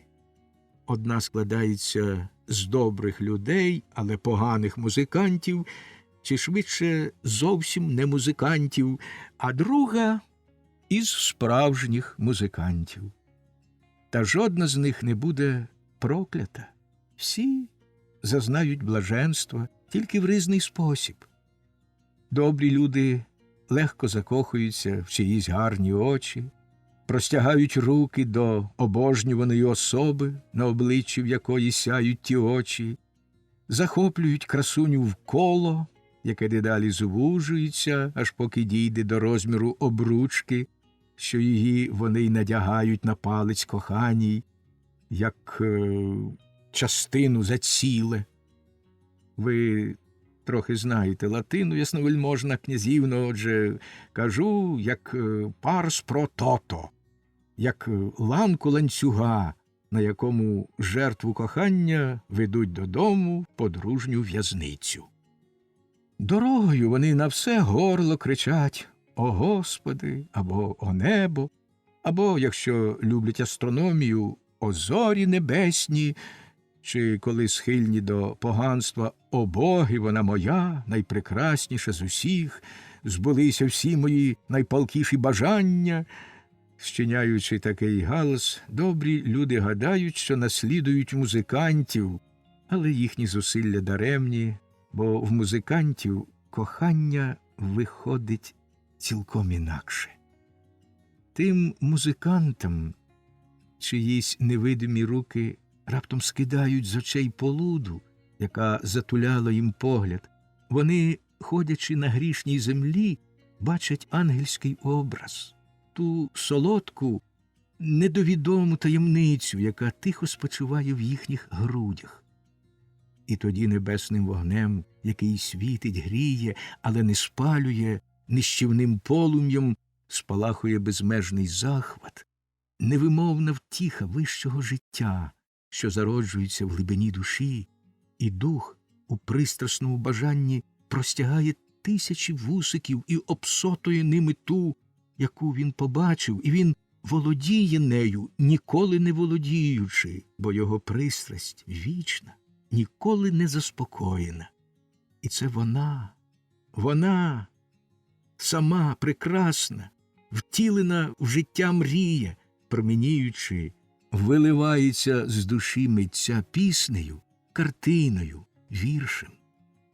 Ах, ясновельможна князівно, повірте мені, без будь-якого сумніву, повірте, що справжні музиканти своїми тілесними руками і пальцями, які на тих руках виросли, тільки більш-менш пристойно музичать, чи то пером, чи пензлем, чи ще чимось іншим, а до своєї коханої вони дійсно простягають лише духовні вусики, на яких немає ні рук, ні пальців, що могли б галантно, як і належить під час такої церемонії, взяти обручку і надягти її на тоненький пальчик своєї богині. Отже, тут можна не боятися вульгарного мезальянсу, і тому, певне, досить байдуже, чи коханою, яка живе в серці митця, буде княгиня, чи дочка пекаря, аби тільки вона не була совою. Такі музиканти, закохавшись, натхненно створюють чудові неземні твори і ніколи не помирають жалюгідною смертю від сухот, ніколи не божеволіють. Ось чому я ставлю на карб панові Леонгардові Етлінгеру, що він докотився до такого шаленства, коли міг, як справжні музиканти, скільки завгодно кохати ясновельможну княгиню без будь-якої шкоди для себе. Гумористичні нотки, яких часом допускався Крейслер, князівна пропускала повз вуха. Їх заглушив відгук струни, якої він торкався і яка в жіночих грудях натягнута дужче за інші, а тому, певно, й звучить дужче за них. «Кохання митця», – мовила вона, опустившись у крісло, і ніби в задумі підперши голову рукою. «Кохання митця, бути так коханою, о, це прекрасний, чарівний, божистий сон, тільки сон, нездійсненний сон». «Ви, ясновельможна князівно», – озвався Крейслер, – «ви, ясновельможна князівно, здається, не вельми шануєте сни. А проте лише у вісні у нас виростають барвисті, немов у метелика крила, і ми можемо вилетіти з найтіснішої і найміцнішої в'язниці і піднятися в осяйні небеса. Адже кожна людина має природжений потяг до літання. І я знав солідних, дуже порядних людей, які пізно увечері просто наповнювали себе шампанським, як надійним газом, щоб уночі, ставши водночас повітряною кулею і пасажиром, піднятись у повітря. «Знати, що тебе так кохають», – знов сказала князівна ще схвильованіше. «А щодо кохання митця», – повів далі Крейслер, коли князівна замовкла, «щодо кохання митця, такого, як я вам намагався змалювати, то ви маєте перед собою, ясновельможна князівно, гіркий приклад пана Леонгарда Етлінгера. Він був музикантом, а хотів такого кохання, як у добрих людей, тому його ясний розум трохи схибнувся.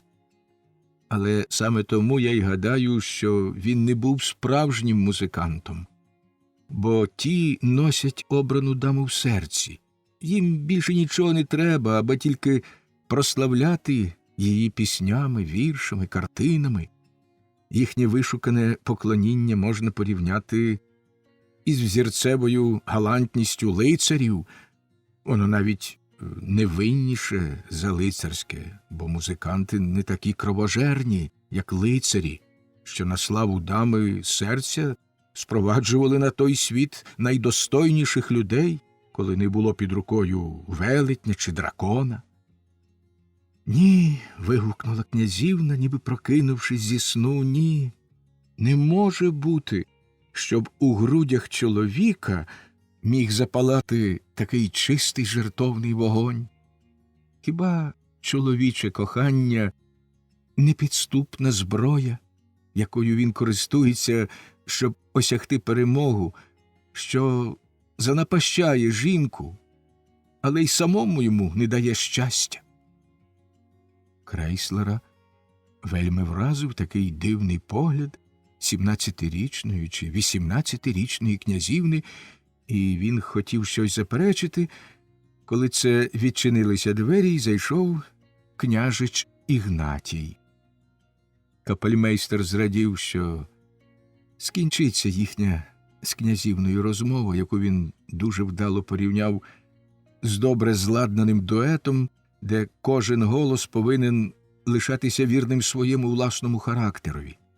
Тим часом, як князівна трималася сумного адажіо і тільки деколи вставляла мордент чи коротеньку трель, сам він, першорядний буффо і чисто комічний співак, перебивав її безліччю коротких нот речитативу, тож композицію в цілому і виконання можна було назвати шедевром, і йому найдужче хотілося б почути князівну і себе самого десь із ложі або з пристойного місця в партері. Отже, до кімнати зайшов, схлипуючи, заплаканий княжич Ігнатій із розбитою чашкою в руці. Треба пояснити, що хоч княжичеві давно минуло 20 років, він ніяк не міг розлучитися з улюбленими розвагами дитячих років. Найдужче йому були до вподоби гарні чашки, якими він у свій спосіб розважався. Годинами розставляв їх рядком на столі, щоразу інакше, то жовту біля червоної, то червону біля зеленої і так далі. А розставляючи їх, він простодушно, щиро радів, наче весела, задоволена дитина. Шкоду, яка довела його до плачу, зробив маленький мопс, що зненацька стрибнув на стіл і скинув на підлогу найкращу чашку. Князівна пообіцяла, що постарається замовити йому з Парижа чашку найновішого взірця. Княжич заспокоївся і радісно всміхнувся. Він, мабуть, аж тепер помітив капельмейстера і запитав його, чи в нього також є багато гарних чашок. Крейслер уже знав від майстра Абрагама, як треба було відповідати на це запитання, отже сказав, що, звичайно, таких гарних чашок, як у його вельможності, він не має та й не може мати, бо не може витрачати на них стільки грошей, як його вельможність.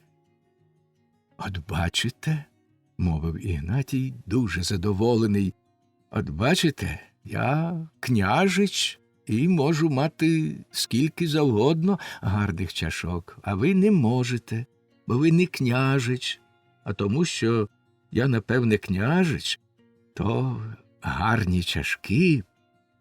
Чашки і княжичі і чашки переплутувалися в мові Ігнатія, дедалі незрозуміліший, а сам він сміявся і з великої радості підстрибував та плескав у долоні. Гедвіга почервоніла і опустила очі. Вона соромилася свого недоумкуватого брата і боялася, хоч, звичайно, дарма, що Крейслер почне брати його на глузи. Але капельмейстер був в такому настрої, що княжичева недоумкуватість, як прояв справжнього божевілля, викликала в нього тільки жаль. Але це не зменшувало, а ще збільшувало напруження. Щоб відвернути увагу бідолахи від тих злощасних чашок, князівна попросила його впорядкувати невеличку підручну бібліотеку, розміщену у вишуканій стінній шафі. Це цілком задовольнило княжича. Радісно сміючись, він відразу почав витягати гарно оправлені книжки, складати їх за форматом і ставити золотими берегами назовні, так, щоб вони утворювали суцільну блискучу смугу, чим він неабияк тішився. До кімнати вскочила панна Нанета і крикнула: Князь! Князь із княжичем! Боже мій! Злякалася князівна. В якому я туалеті? Ми справді забалакалися з вами, крейслере, не думаючи про те, що час не стоїть на місці. Я про все забула, про себе, про князя і княжича. Вона разом з Нанетою зникла в сусідній кімнаті. Княжич Ігнатій і далі складав книжки, ні на що не звертаючи уваги. Під'їхала князівська карета, і коли крейслер спустився вниз до парадних сходів, обидва скороходи в лівреях щойно зіскочили з лінійки. Цю обставину треба пояснити докладніше. Князь Іриней не хотів відступати від давніх звичаїв, і навіть тепер, коли вже перед кіньми не бігли, мов зацьковані звірі, прутконогі блазні в строкатих куртках, серед численної челяді князя всіх родів і рангів було й два скороходи – гарні, пристойні чоловіки, вже літні, тілисті, що через сидячий спосіб життя інколи скаржилися на нестравність шлунку, адже князь був надто людяний і не вимагав від жодного зі своїх слуг, щоб той часом ставав гончаком чи бодай веселим дворовим собакою, та з поваги до етикету. Під час парадних виїздів князя скороходам доводилось їхати попереду, на цілком пристойній лінійці, і, коли було треба, наприклад, там, де збиралось кілька роззяв, ледь помахувати ногами, вдаючи, ніби вони й справді біжать. То було приємне видовище. Отже, скороходи щойно зіскочили з лінійки, камергери зайшли в парадні двері, а за ними рушив князь Іриней у супроводі показного юнака в розкішному мундирі неаполітанської гвардії із зірками й хрестами на грудях. «Вітаю вас, пане де Крезель», – сказав князь, побачивши крейслера. Він казав «Крезель» замість «крейслер», бо в особливо врочистих випадках говорив по-французькому і не міг тоді пригадати жодного німецького прізвища. Чужий княжич, бо панна Нанета, мабуть, мала на думці цього показного юнака, коли крикнула, що приїхав князь із княжичем. Проходячи, недбало кивнув крейслерові головою, а таку манеру вітатися капельмейстер терпіти не міг навіть у найвельможніших осіб. Тому він уклонився до самої землі і так кумедно, що товстий гофмаршал, який взагалі вважав крейслера за відчайдушного жартуна і брав за жарт усе, що той робив чи казав, не втримався і стиха захихотів.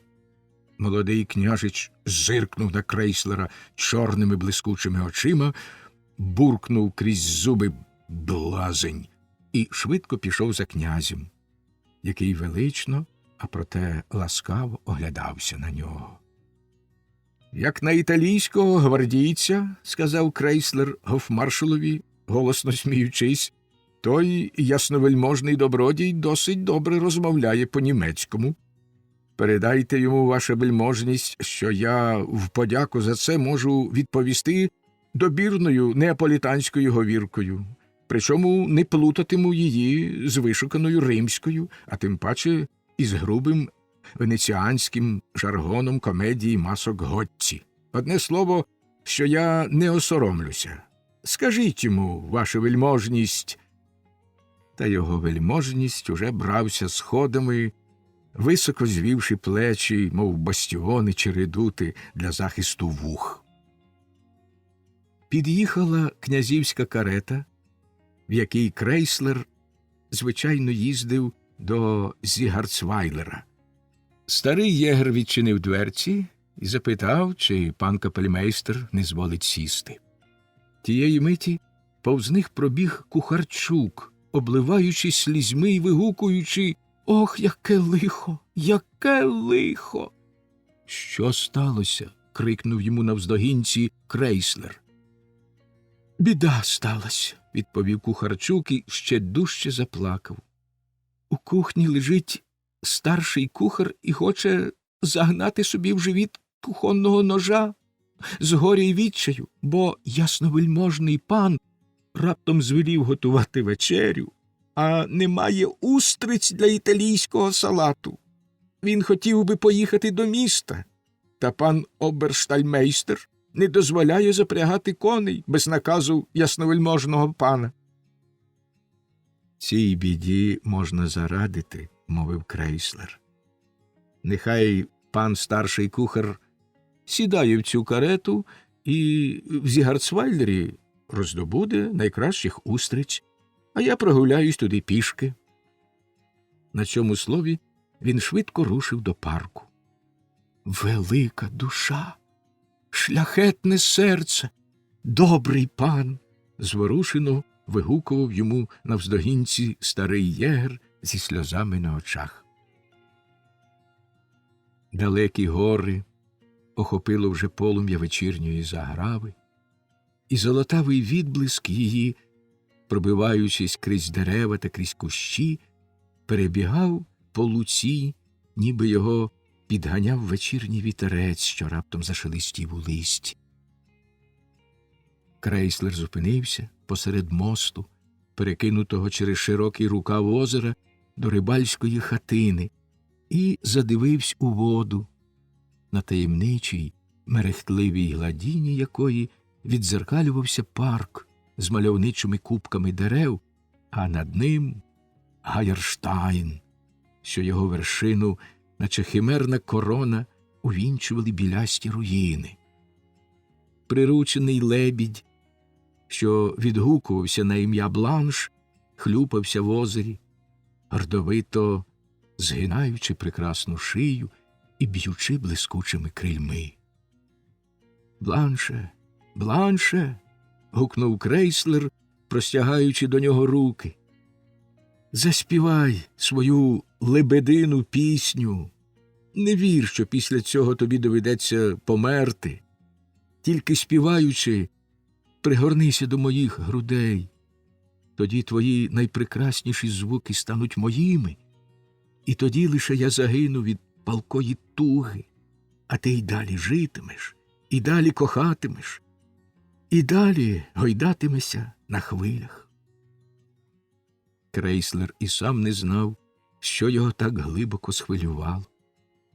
Він сперся на поруччя і несамохіть заплющив очі. Тієї миті він почув Юліїн спів, і невимовно солодка туга стиснула йому серце. На небі з'явились темні хмари і кинули широкі тіні на гори й ліс, немов чорні покривала.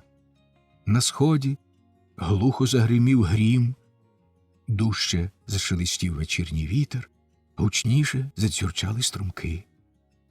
Часом, немов далекий голос органа, долинали акорди еолової арфи.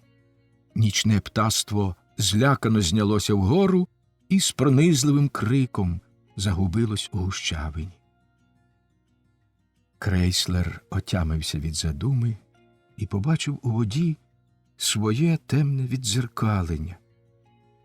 Йому здалося, наче з глибини на нього дивиться божевільний художник Етлінгер. «Агов!» – гукнув він униз. «Агов!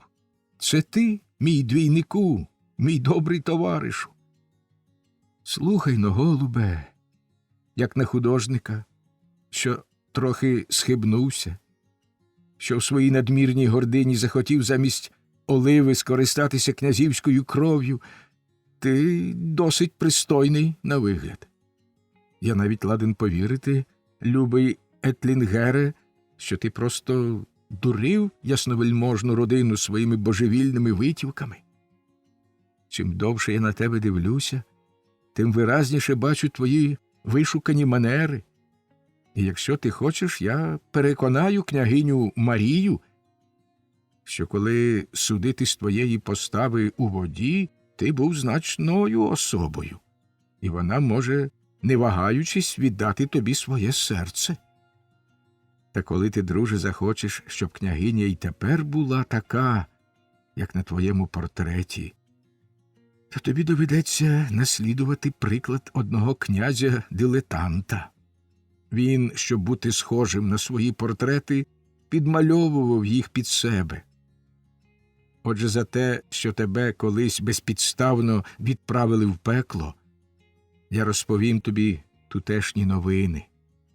Знай же, шановний мешканцю божевільні, що рана, якої ти завдав сердешній дитині, чарівній князівні Гедвізі, ще й досі не загоїлась як слід, і через той біль вона часом робить дурниці. Невже ти так тяжко, так боляче вразив її серце, що воно й досі кривавиться?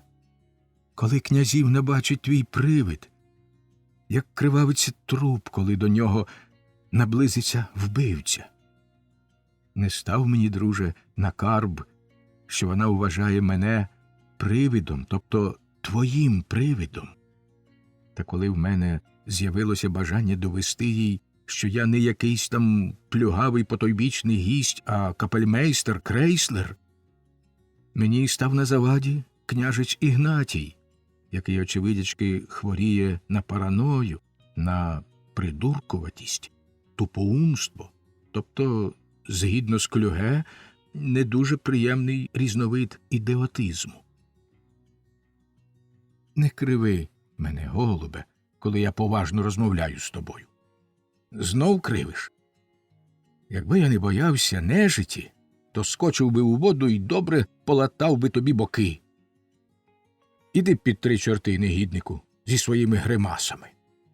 І Крейслер швидко пішов далі. Уже цілком стемніло, в чорних хмарах спалахували блискавки, гуркотів грім і падали перші великі краплі дощу. Але з вікна рибальської хатини струменіло ясне світло, і Крейслер квапливо подався туди. Неподалік від дверей, у широкій смузі світла, Крейслер побачив свою власну подобу, свого двійника, що йшов поряд із ним. Не тямлячи себе з ляку, він ускочив у хатину і безсило опустився в крісло, блідий, як смерть.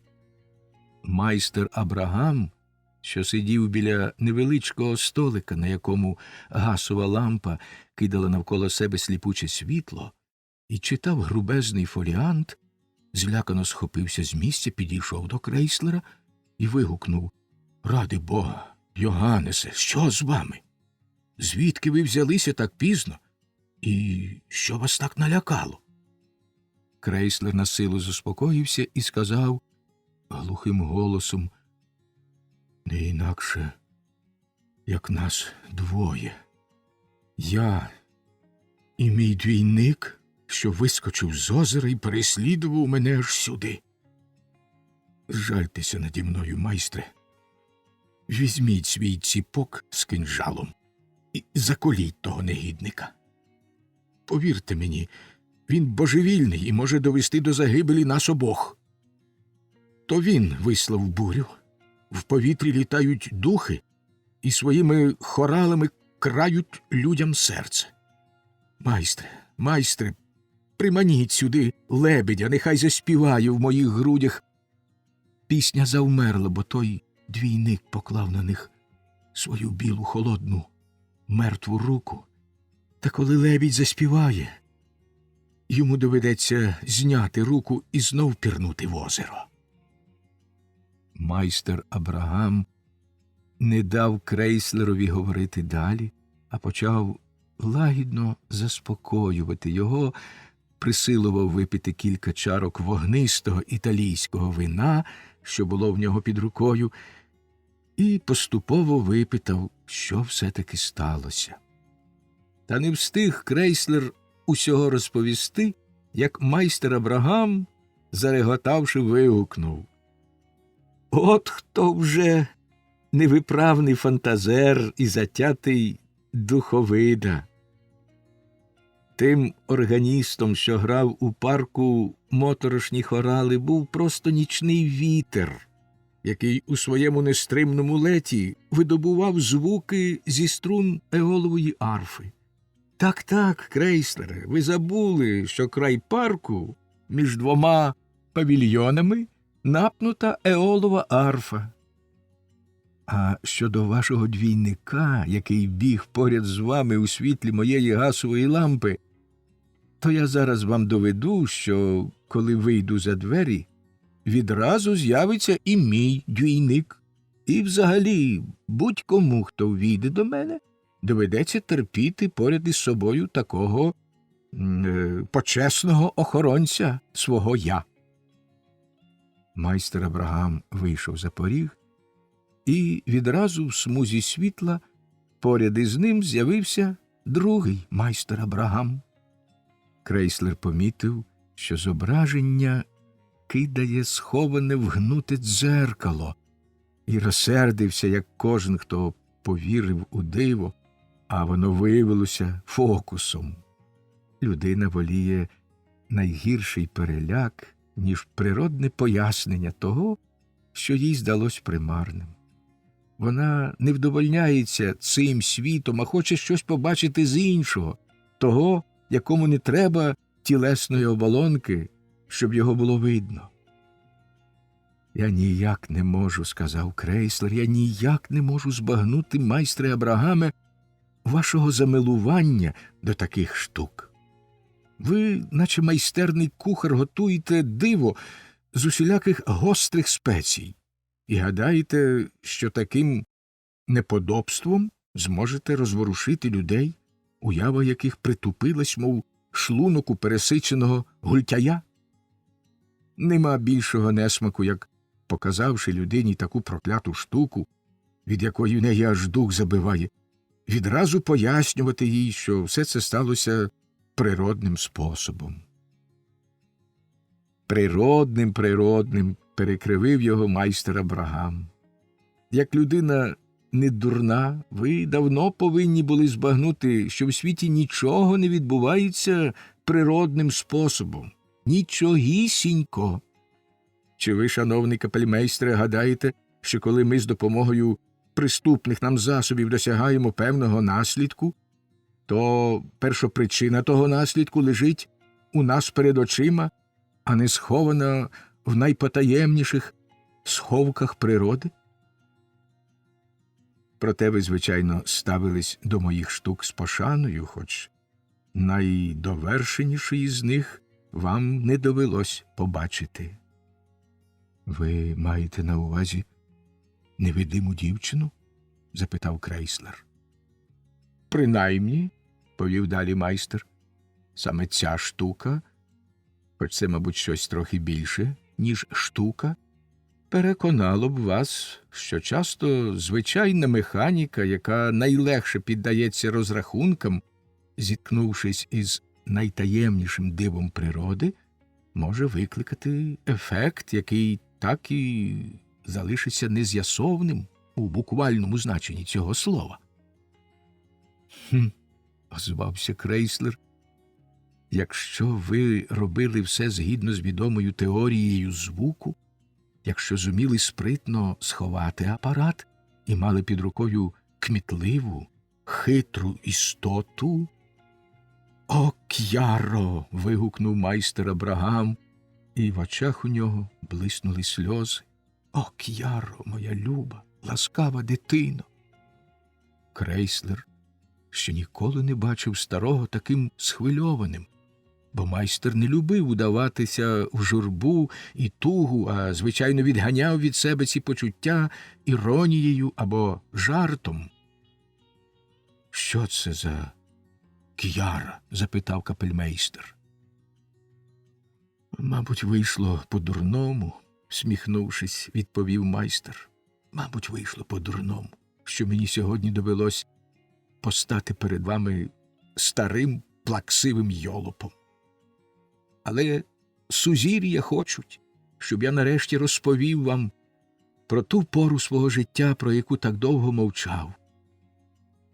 Ходіть сюди, Крейслере. гляньте на цей грубезний фоліант. Це найцінніша річ, яку я маю, спадок одного мага, якого звали Северіно. Я саме сидів тут, читав про всілякі дивні речі і роздивлявся на К'яру, яка в цій книзі зображена. Аж раптом ви вскакуєте до мене, не тямлячи себе зі страху, і починаєте казати зневажливі слова про мою магію. Тієї миті, коли я захоплено згадую про найкраще з див, яке я доконував у квітучі роки свого життя. «То розкажіть і мені про нього», – вигукнув Крейслер, – «щоб я міг плакати разом з вами». «Немає нічого дивного в тому», – почав майстер Абрагам, – «немає нічого дивного в тому, що я тоді молодий і дужий, приємний на вигляд, аж надто беручкий до праці і спраглий слави, так перепрацювався, роблячи великий орган для собору в Генія Смюлі, що захворів. Лікар сказав мені: походіть, шановний майстре, походіть по горах та долинах, по широкому світі. Так я й зробив, і задля жарту скрізь видавав себе за механіка та показував людям прицікаві штуки. Все виходило у мене дуже добре і давало мені багато грошей, поки я не зустрівся з чоловіком, що звався Северіно. Він немилосердно висміяв мене і мої штуки, і мало не примусив повірити разом з темним простолюдом, що він у спілці з дияволом, чи принаймні з якимись іншими пристойнішими духами. Найбільшу цікавість викликала його жінка-оракул, штука, яка пізніше була відома під назвою невидимої дівчини. Посеред кімнати до стелі була підвішена куля із найтоншого, найпрозорішого скла, і з неї, немов легенький віддих, доходили відповіді на питання, звернені до якоїсь невидимої істоти. Не тільки незбагненність цього дивного феномена, але й зворушливий голос невидимого духа, що проникав у саме серце, влучність відповідей і справжній хист передбачення забезпечували штукареві нечуваний успіх. Я доступився до нього і почав розповідати про свої механічні штуки, та він поставився до всіх моїх знань зневажливо, хоч і в іншому розумінні, ніж ви, Крейслере, і загадав мені, щоб я зробив йому водяний орган для домашнього вжитку. Хоч скільки я доводив, так само, як доводив покійний придворний радник майстер Геттінгенський у своєму трактаті про водяні органи, що на такому органі нічого не заощадиш, крім хіба що кількох фунтів повітря, яке, хвалити Бога, ми поки що скрізь маємо задарма. Врешті Северіно сказав мені, що йому потрібні ніжніші, ніж у звичайного органа, звуки цього інструмента, щоб помагати ними невидимій істоті, і погодився відкрити мені таємницю, коли я заприсягнувся святим причастям, що ні сам не скористаюся нею, ні зраджу її іншим, хоч він гадає, що нелегко було б скопіювати його шедевр без... Тут він затнувся і надав своєму обличчю таємничого солодкого виразу, як небіжчик Каліостро, коли він розповідав дамам про свій чаклунський екстаз. Прагнучи побачити невидиму, я пообіцяв зробити водяний орган, якщо тільки зможу йому догодити, і відтоді маг почав виявляти до мене довіру, навіть полюбив мене, бо я охоче робив йому різні послуги. Одного дня, саме як я йшов до Северіно, на вулиці збіглася юрба людей. Мені сказали, що якийсь ошатно вбраний чоловік упав додолу непритомний. Я проштовхався ближче і впізнав Северіно. Його вже підняли і несли до найближчого будинку. Лікар, що саме нагодився, почав його приводити до тями. Після кількох різних спроб Севіріно глибоко зітхнув і розплющив очі. Погляд, який він спрямував на мене з-під судомно насуплених брів, був жахливий. У ньому моторошним вогнем палали всі страхи й муки боротьби зі смертю. Губи в нього ворухнулися. Він хотів щось сказати, але не зміг. Нарешті він кілька разів значуще вдарив рукою по кишені жилета. Я засунув туди руку і витяг зв'язку ключів. «Це ключі від вашого помешкання?» – запитав я, і він кивнув головою. «А цей?» – спитав я далі, підносячи один ключ йому до очей. «Від вашого кабінету, куди ви мене ніколи не пускали?» Він знову кивнув головою. Та коли я хотів ще щось запитати, він, немов у смертельному страху, почав охкати й стогнати, і на лобі в нього виступив холодний піт. Нарешті він простяг руки, з'єднав їх колом, ніби щось обіймав, і показав на мене. «Він, здається, хоче, – мовив лікар, – щоб ви подбали про його речі й апарати, а на випадок смерті забрали їх собі». Севіріно ще дужче закивав головою. Нарешті, зібравшись на силі, крикнув «Біжи!» і знову зомлів. Я швидко побіг до його помешкання. Тремтячи з цікавості й нетерплячки, відчинив кабінет, де сподівався знайти таємничу невидиму дівчину. І був вельми здивований, побачивши, що там нікого нема.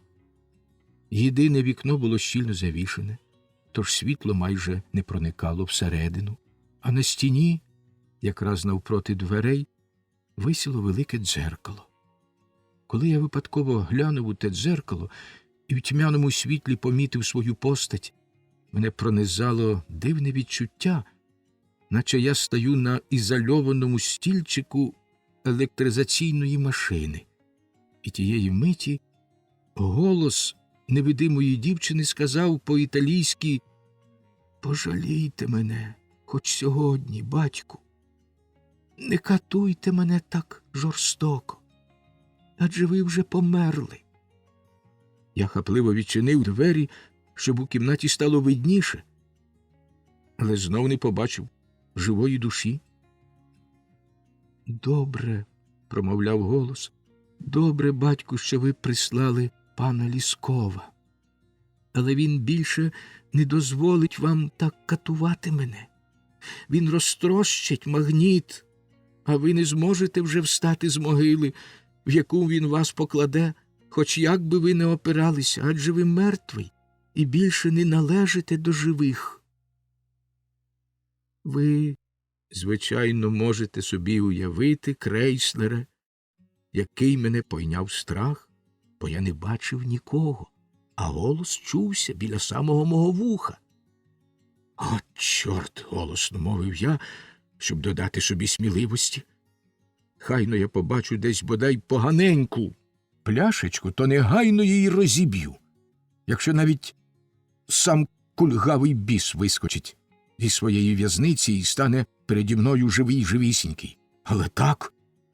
Раптом мені здалося, ніби ті тихі зітхання, що сповнювали кабінет, долинали зі скрині в кутку, на мою думку, надто малої, щоб у ній могла сховатися людська істота. Проте я підскочив до неї, відсунув засув і побачив, що там справді лежала, скрутившись, мов черв'як, дівчина. Вона пильно глянула на мене великими, дивовижно гарними очима і простягла мені руку, коли я гукнув їй: «Вилазь звідти, ягнятко моє, вилазь, маленька невидимко!» Я схопив її за простягнену руку, і враз моє тіло пронизав електричний удар. «Стривайте», перебив його крейслер. Стривайте, майстре Абрагаме. Що це таке? Коли я вперше випадково торкнувся руки князівни Гедвіги, зі мною було те саме.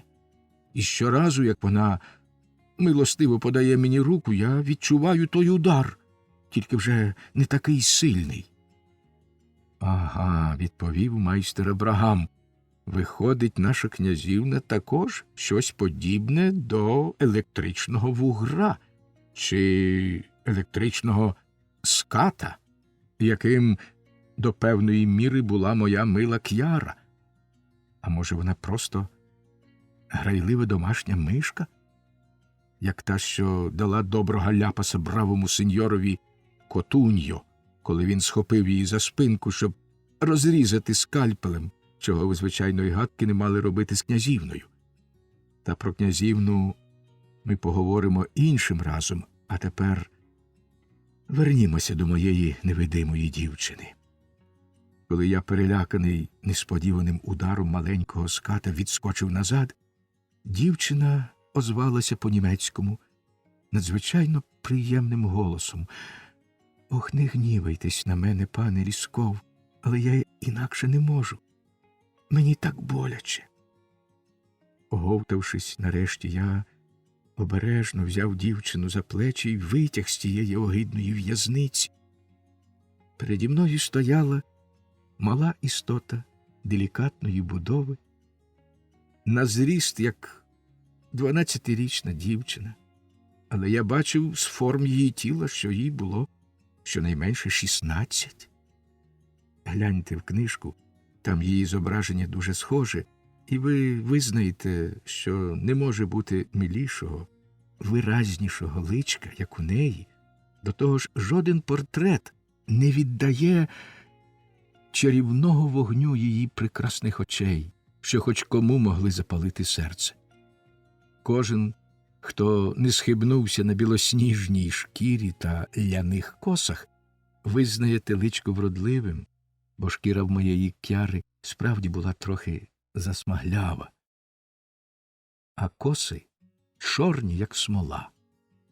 К'яра, ви вже знаєте, що так звали невидиму дівчину, К'яра, сумна і змучена, обливаючись рясними слізьми, впала переді мною навколішки і схвильовано мовила: «Я врятована».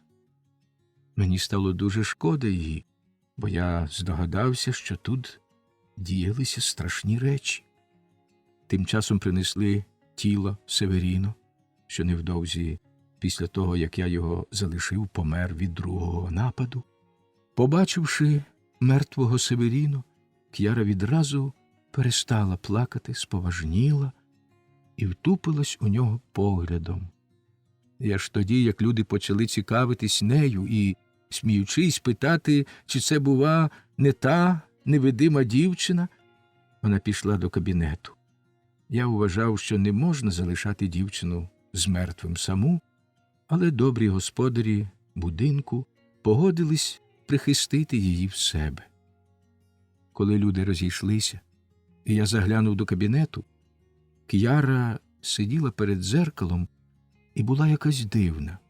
Втупившись очима в дзеркало, вона, здавалось, нічого не усвідомлювала, мов сновида. Спершу вона шептала щось незрозуміле, потім її мова стала виразніша. Плутаючи німецькі, французькі, італійські, іспанські слова, вона говорила про речі, що, мабуть, стосувалися якихось невідомих людей.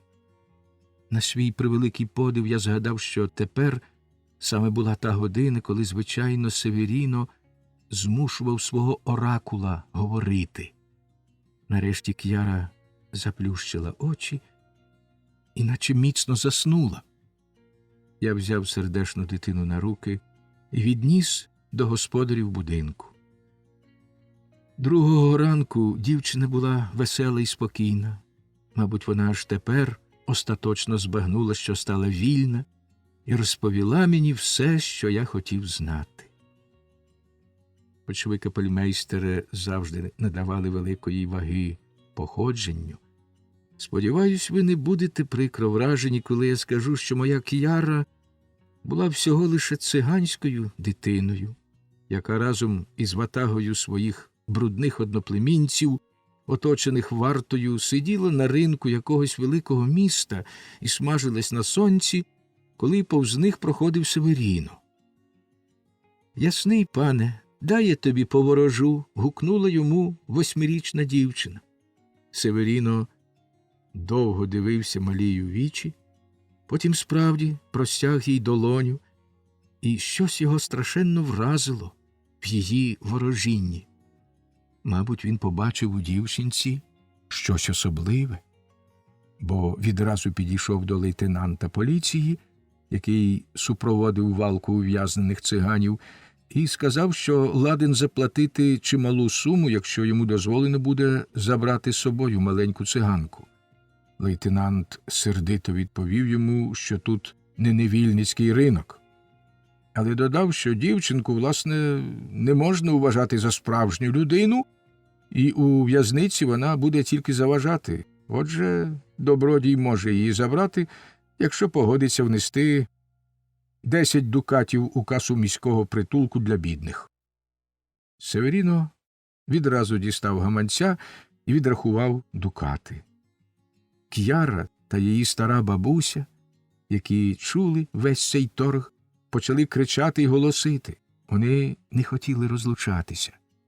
Та підійшли вартові, запхнули стару на підводу, готову до від'їзду. Лейтенант, вважаючи, мабуть, тієї хвилини свій гаманець за касу міського притулку, сховав у нього блискучі дукати, а Северіно потяг за собою маленьку К'яру, яку намагався втішити тим, що на тому самому ринку, де знайшов дівчинку, купив їй гарну нову сукенку, та ще й нагодував її солодощами.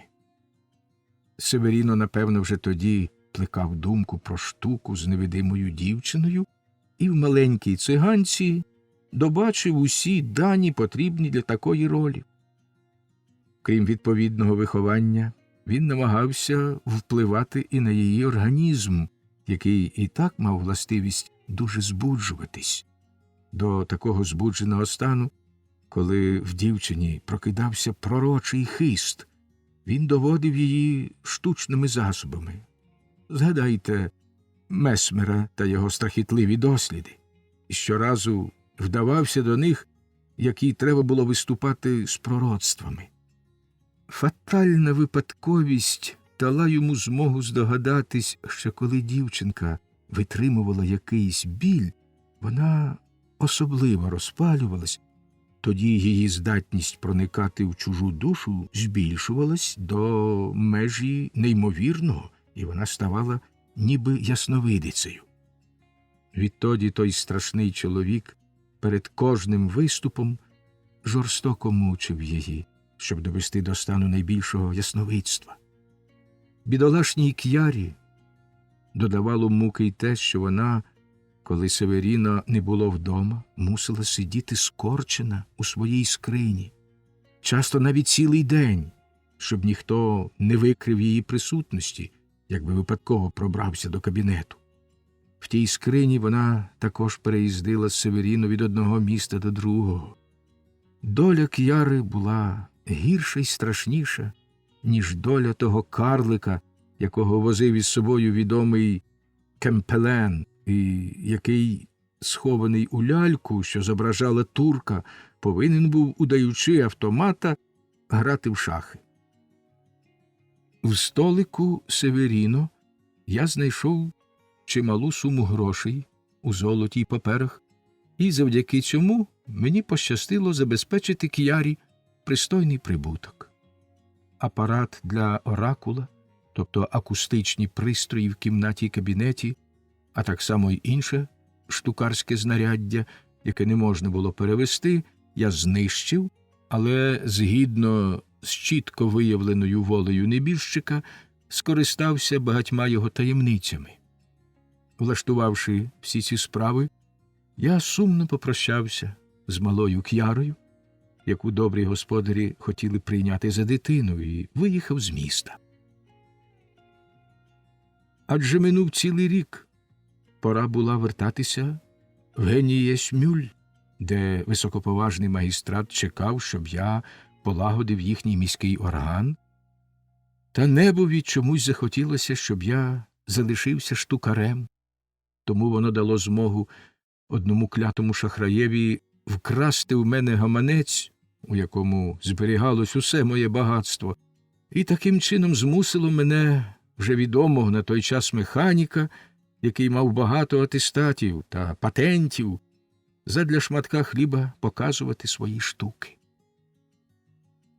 Якось в одному містечку неподалік від Зігарцвайлера я ввечері сидів і майстрував чарівну скриньку. Коли це відчинилися двері, до кімнати зайшла незнайома жінка і вигукнула: «Ні, я не могла довше витримати. Мусила приїхати до вас, пане Лісков, а то померла б з туги. Ви мій володар, я готова до ваших послуг». І кинулась до мене, хотіла впасти мені до ніг, але я взяв її в обійми. То була К'яра. Я насилу впізнав дівчину. Вона виросла на добрий лікоть, зміцніла, хоч і не втратила своєї делікатної будови. «Мила моя, кохана К'яро!» – вигукнув я, зворушений до глибини душі, і пригорнув її до своїх грудей. «Правда, пане Лісков? Ви дозволите мені залишитися у вас?» – мовила дівчина. «Не відштовхнете бідну К'яру, яка завдячує вам волю і життя?» З цими словами вона кинулась до скрині, яку саме вніс поштовий служник, тицьнула хлопцеві в руку стільки грошей, що той, збаранівши, метнувся до дверей і пробурмотів: «От бісова циганочка!» Відчинила скриню, витягла цю книжку і дала мені, кажучи: «Нате, пане Лісков, це найкраща річ зі спадку Северіну, яку ви забули». А поки я гортав книжку, спокійно почала розпаковувати вбрання й білизну. Можете собі уявити, крейслере, в яке незручне становище поставила мене мала К'яра, але пора тобі, хлопче, навчитись трохи шанувати мене. А то, коли я допомагав тобі потай рвати в дядьковому садку спілі груші, а замість них чіпляти на дерево дерев'яні, відповідно підмальовані, або наливати з кислого померанцевого напою в поливальницю, якою він поливав свої каніфасові панталони, відбілюючи їх на моріжку, від чого на них виступали гарні мармурові візерунки. Одне слово, коли я підбивав тебе на шалені витівки, ти бачив у мені лише блазня, у якого взагалі немає серця, або принаймні воно сховане під такою грубою блазенською курткою, що я не чую, як воно б'ється. Не хвались, голубе, своєю вразливістю, своїми слізьми, бо, бачиш, ось я знов починаю огидно рюмсати, як вічно ти рюмсаєш. Але хай йому біс, щоб я оце на старість відкривав перед шмаркачем свою душу, як мебльовану кімнату. Майстер Абрагам підійшов до вікна і виглянув у темряву. Буря стихла. Чутно було, як нічний вітер струшував з дерев у лісі поодинокі краплі. Здалеку, з того боку, де був замок, долинала весела танцювальна музика. Видно, княжич Гектор хоче перед полюванням трохи пострибати, мовив майстер Абрагам. Ну, а що з К'ярою? Запитав крейслер. Добре робиш, повів далі майстер Абрагам, знеможено опускаючись у крісло. Добре робиш, сину мій, що нагадуєш мені про К'яру, бо цієї фатальної ночі я мушу випити чашу гірких спогадів до останньої краплі. Ох, дивлячись, як хазяйновито К'яра вештається по кімнаті, якою чистою радістю сяють її очі, я відчув, що не зможу ніколи розлучитися з нею, що вона повинна стати моєю дружиною. А проте я сказав їй: але ж, К'яро, що я робитиму з тобою, коли ти залишишся тут? Дівчина підійшла до мене і сказала дуже поважно: майстре, в тій книжці, що я вам принесла, ви знайдете докладний опис оракула. Та ви й самі бачили всі ті пристрої. Я хочу бути вашою невидимою дівчиною. К'яро, приголомшено вигукнув я. К'яро, що ти кажеш? Як ти можеш вважати мене другим Северіно? О, не нагадуйте мені про Северіно, відповіла К'яра. Та чи варто докладно розповідати вам про все це, Крейслере? Ви й самі знаєте, що я здивував світ невидимою дівчиною. Але повірте, мені відразно було б збуджувати якимись штучними засобами свою любу К'яру, чи якось інакше обмежувати її волю. Вона сама визначала час і годину, коли відчувала в собі силу, чи швидше, коли могла б відчути силу грати роль невидимої дівчини, і тільки тоді мій оракул промовляв. Крім того, грати цю роль стало потребою для моєї маленької помічниці. Певні обставини, про які ви довідаєтеся потім, привели мене до Зігарцвайлера. Мені хотілося оточити свої виступи тут цілковитою таємницею.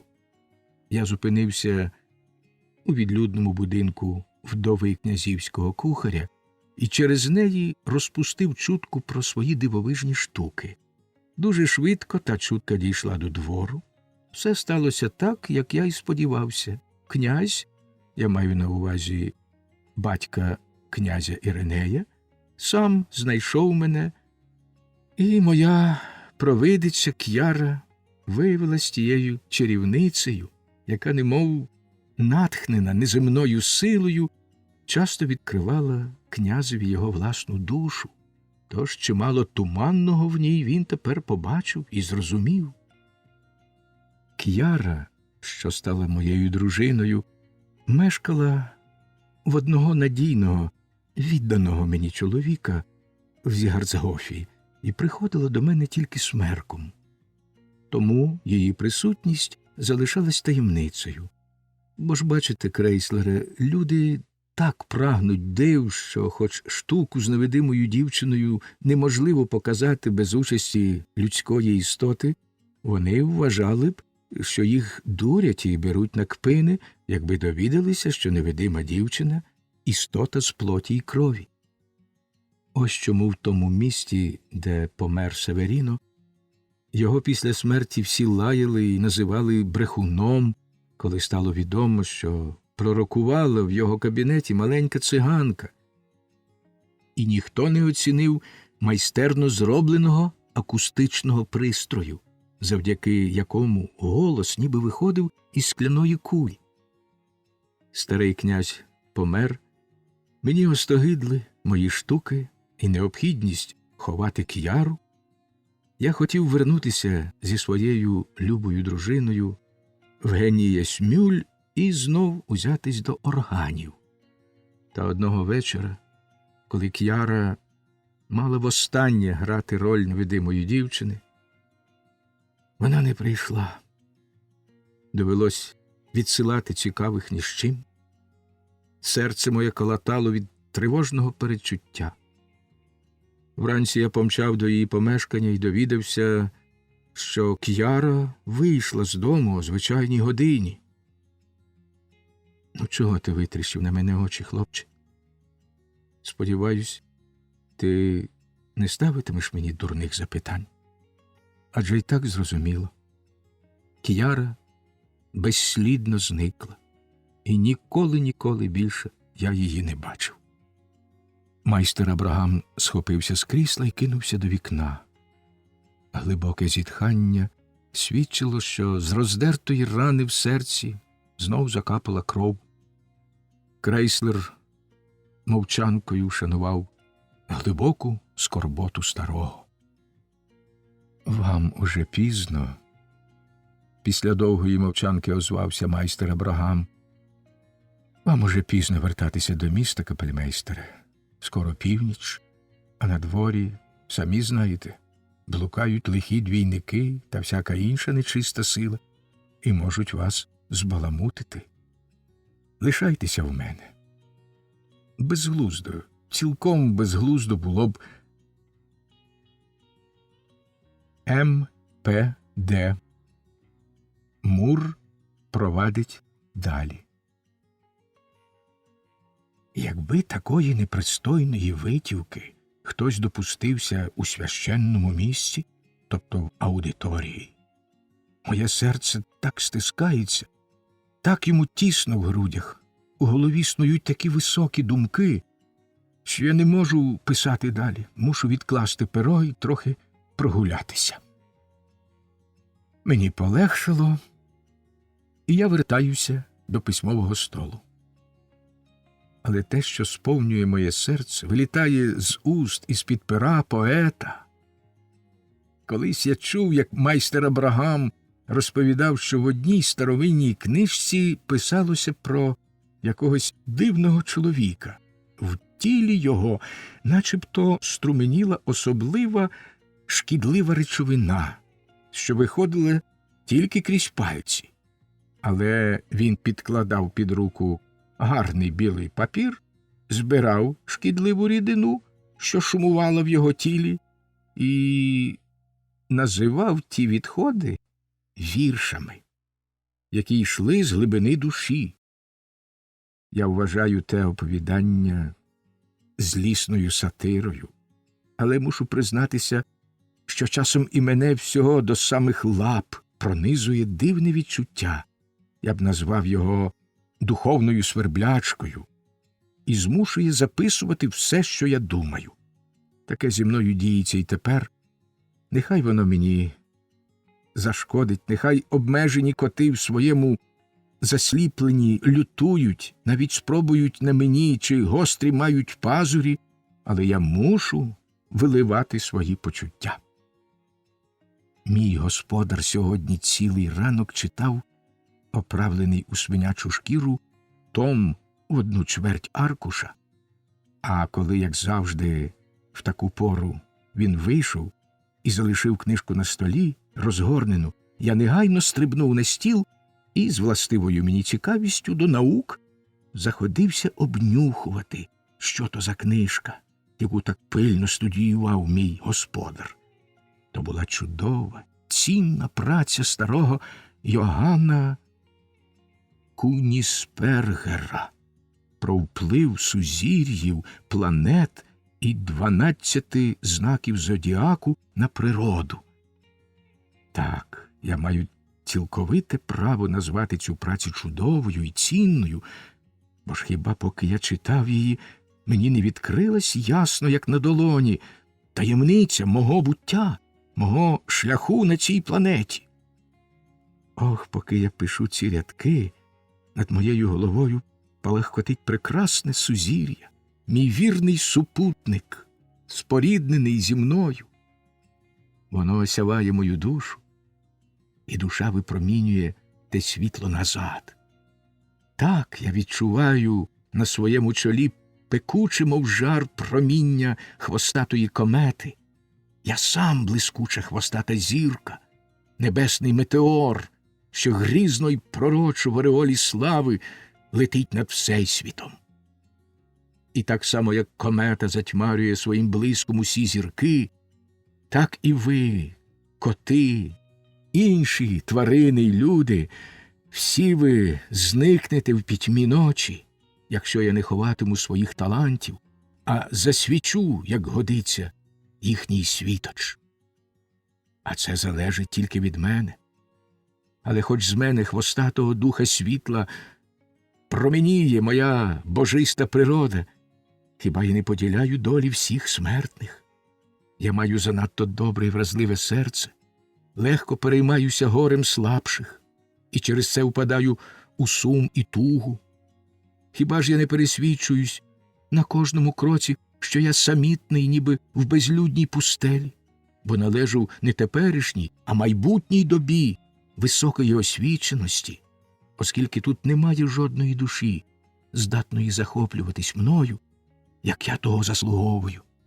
А мені так приємно, коли мною захоплюються. Навіть хвала простих, неотесаних молодих котів невимовно тішить мене.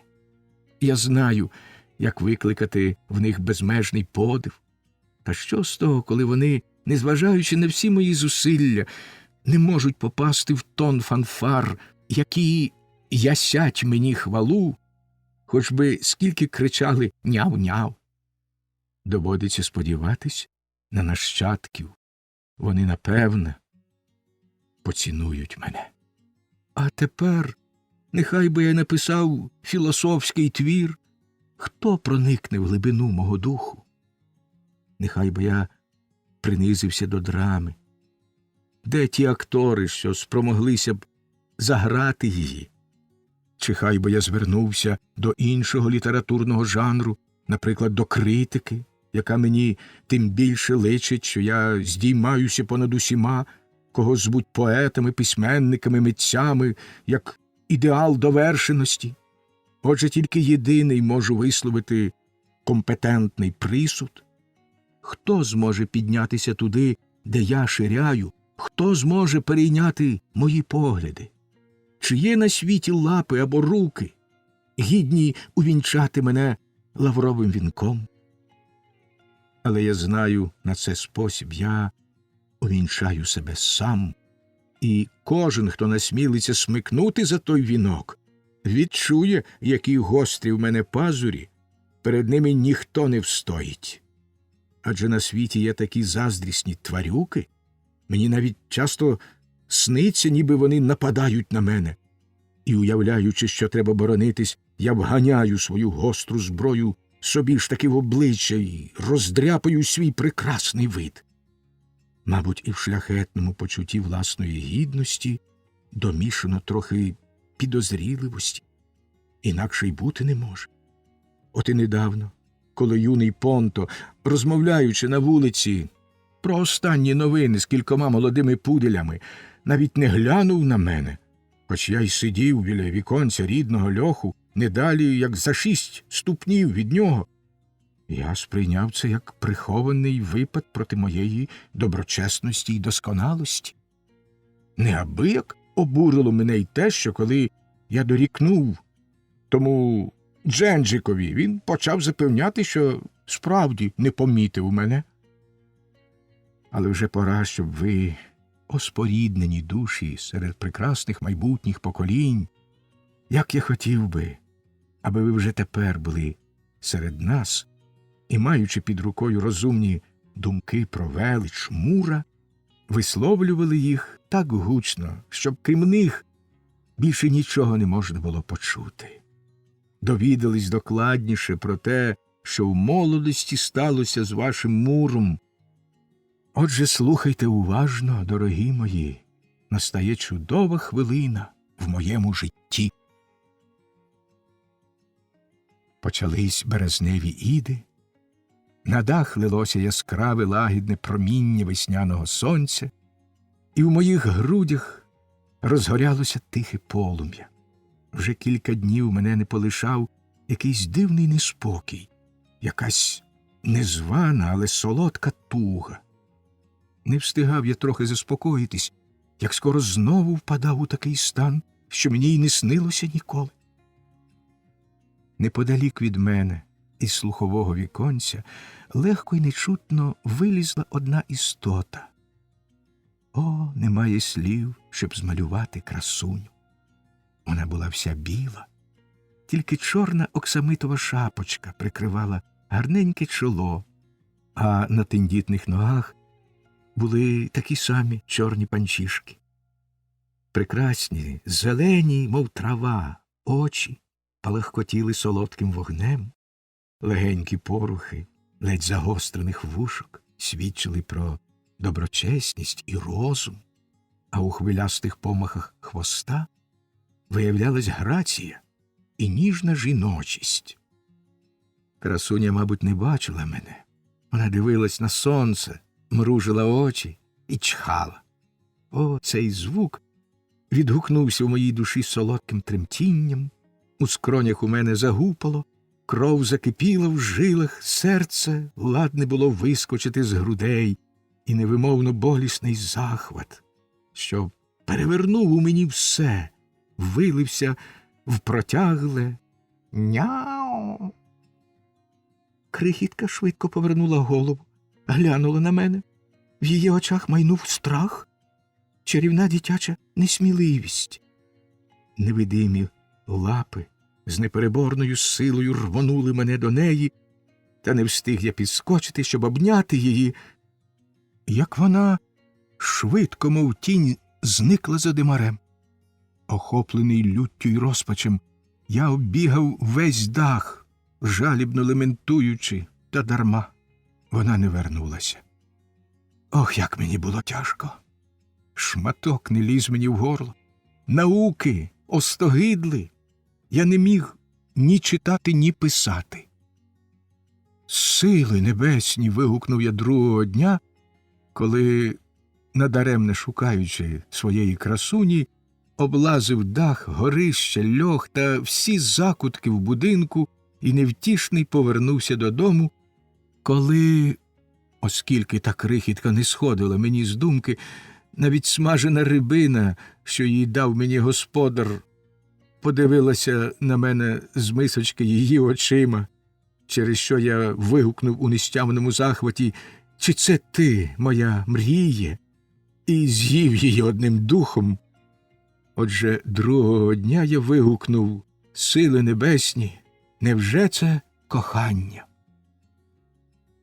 Трохи заспокоївшись, я, як ерудований юнак, вирішив остаточно з'ясувати свій стан, тому відразу почав вивчати, щоправда, не без напруження, мистецтво кохання Овідія, а також мистецтво кохання Мансо, але жодна з ознак закоханості, поданих у тих творах, до мене не пасувала. Нарешті я пригадав, що читав у якійсь п'єсі нібито розкошлені баки і байдужість до всього ознаки закоханості. Я глянув у дзеркало. Господи Боже, мої баки були розкошлені. Господи Боже, я до всього, крім своєї коханої, збайдужів. Тепер, коли я вже знав, що справді закохався, в душу мою вернувся спокій. Я вирішив як слід поповнити свої сили їжею і питвом, а тоді податися на пошуки тієї крихітки, що цілком заволоділа моїм серцем. Солодке перечуття підказало мені, що вона сидить перед дверима будинку. Я спустився сходами вниз і дійсно зустрів її там. О, яке то було побачення! О, який захват! Яке невимовно приємне почуття кипіло в моїх грудях. Киць-киць, так звали крихітку, як я потім довідався від неї. Киць-киць сиділа на задніх лапах у граційній позі, а передньою вмивалася, раз по раз проводила нею по щічках та за вухами. З якою незрівняною грацією вона виконувала в мене на очах те, чого вимагала охайність і елегантність. Їй не потрібне було жалюгідне мистецтво туалету, щоб іще посилити чари, даровані їй природою.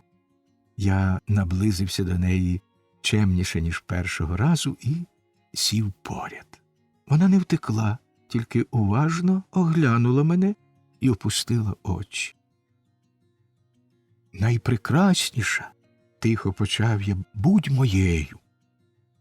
«Відважний коте», – збентежено відповіла вона. «Відважний коте, хто ти? Звідки ти мене знаєш? Коли ти такий щирий, як я, то скажи і присягнися мені, що ти справді мене кохаєш». О, захоплено вигукнув я, присягаюся жахами орка, священним місяцем і всіма іншими зірками та планетами, які світитимуть цієї ночі, коли небо буде безхмарне. Присягаюся ними, що кохаю тебе. І я тебе також, прошепотіла крихітка і зворушливо, засоромлена, прихилила до мене голівку.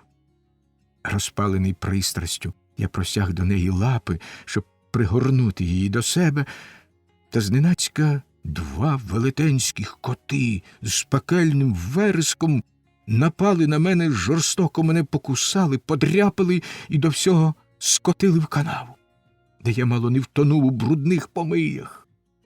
Я ледве вирвався із пазурів тих кровожерних тварюк, що не виявили до мене ніякісінької пошани, і, нявкаючи, зляканий своїм голосом, вилетів сходами нагору. «Ну й вигляд у тебе, Муре!» – засміявся господар, побачивши мене. «Я вже здогадуюсь, що сталося. Ти пустився в пригоди, як кавалер, що блукав лабіринтами кохання, і тобі добре перепало». І хоч як мені було неприємно, господар знову зареготав. Потім він звелів служниці налити в шаплик теплої води і кілька разів безцеремонно занурив мене в неї. Я почав пирхати, чхати. Нічого не чув і не бачив, але господар не зважав на це. Потім він щільно загорнув мене в клапоть фланелі і поклав у мій кошик. З люті і болю я був майже непритомний, не міг ворухнути жодною лапою. Та незабаром від тепла мені полегшало, і в думках з'явився якийсь лад. От іще одне гірке розчарування в житті, почав нарікати я. Отже, це і є кохання, яке я так натхненно оспівував. Це і є те найвище щастя, що дає нам невимовну насолоду і підносить нас до неба. Ох, а мене воно втелюжило в канаву. Я відмовляюся від почуття, яке не дало мені нічого, крім подряпин, огидного купання і ганебної фланелі, що в неї мене загорнули. Та не встиг я обсохнути й опинитись на волі, як киць-киць знов постала в мене перед очима, і я, ще не забувши пережитого приниження, з жахом визнав, що й досі закоханий. Зусиллям волі я опанував себе і, як належить розумному освіченому котові, почав читати Овідія, бо добре пам'ятав, що в Арс Аманді зустрічав також рецепти проти кохання. Я прочитав строфу «Любить Венера дозвілля». Хочеш кохання позбутись? Пильно до праці берись. Праця – то ворог його. Ідучи за цим приписом, я з новим запалом узявся до наук, але на кожній сторінці перед очима у мене з'являлась киць-киць. Я тільки про неї й думав, тільки її ім'я читав і писав. Мабуть, міркував я, автор мав на думці не цю працю, а оскільки від інших котів я чув, начебто ловити мишей, дуже приємна праця, що дає і користь, і втіху, то дуже ймовірно, що праця могла означати і ловитву мишей. Коли стемніло, я подався в льох і рушив понурими переходами, наспівуючи «Скрадаюсь нишком в лісі я, рушниця на прицілі». Та леле, замість дичини, яку я прагнув уполювати, я бачив її милий образ. Він поставав переді мною на кожному кроці. І біль кохання знов почав краяти моє вразливе зранене серце. Я проказав глянь на нас, ранкова зоре, промінистими очима. Ми скиць-киць, щаслива пара, всі незгоди за плечима. Так казав я переможно і чекав на райську втіху, але ба втекла кохана, забагато в мене спіху. Так мене бідолашного дедалі більше й більше опановувало кохання, що його запалило в моїх грудях якесь лихе сузір'я мені на загибель. Тремтячи з люті, нарікаючи на свою долю, я знов накинувся на Овідія і прочитав у нього таку строфу: як безголоса кохана, співати тоді накажи їй, як не торкалося струн ще, грати на цитрі звели. Ага, гайда на дах, зрадів я. Зараз я знайду свою чарівну богиню, там, де зустрів її вперше, і примушу співати. Так, співати. І коли вона візьме бодай одну фальшиву ноту, все минеться, я одужаю, я буду врятований. Коли я виліз на дах, щоб підстерегти киць-киць, небо було ясне і світив місяць, яким я присягався їй у коханні. Я довго чекав на неї, і мої зітхання перейшли в голосну любовну скаргу. Нарешті я заспівав сумну пісню десь такого змісту: тихі гаї, швидкоплинні потоки, плачте зі мною, доки, от доки ждати кохану. Дайте на рану ліки цілющі, звістку про милу. Де вона? Спить, а чи вийшла на лови? Втратив я радість, втратив я силу. Хоч у могилу. Втіху стражденному дайте котові. Місяцю, вірне коханців світило. Де моя мила? Мудрий пораднику всіх, хто кохає, хто заблукав у коханні й не знає стежки назад. Я також у любові щастя не маю, ради шукаю. О, підкажи, що робити котові. Зрозумій, шановний читачу, що порядному поетові не конче блукати тихими гаями чи сидіти біля швидкоплинних потоків. До нього і так прилинуть їхні хвилі, і в тих хвилях він побачить усе, що захоче, й оспіває його так, як захоче.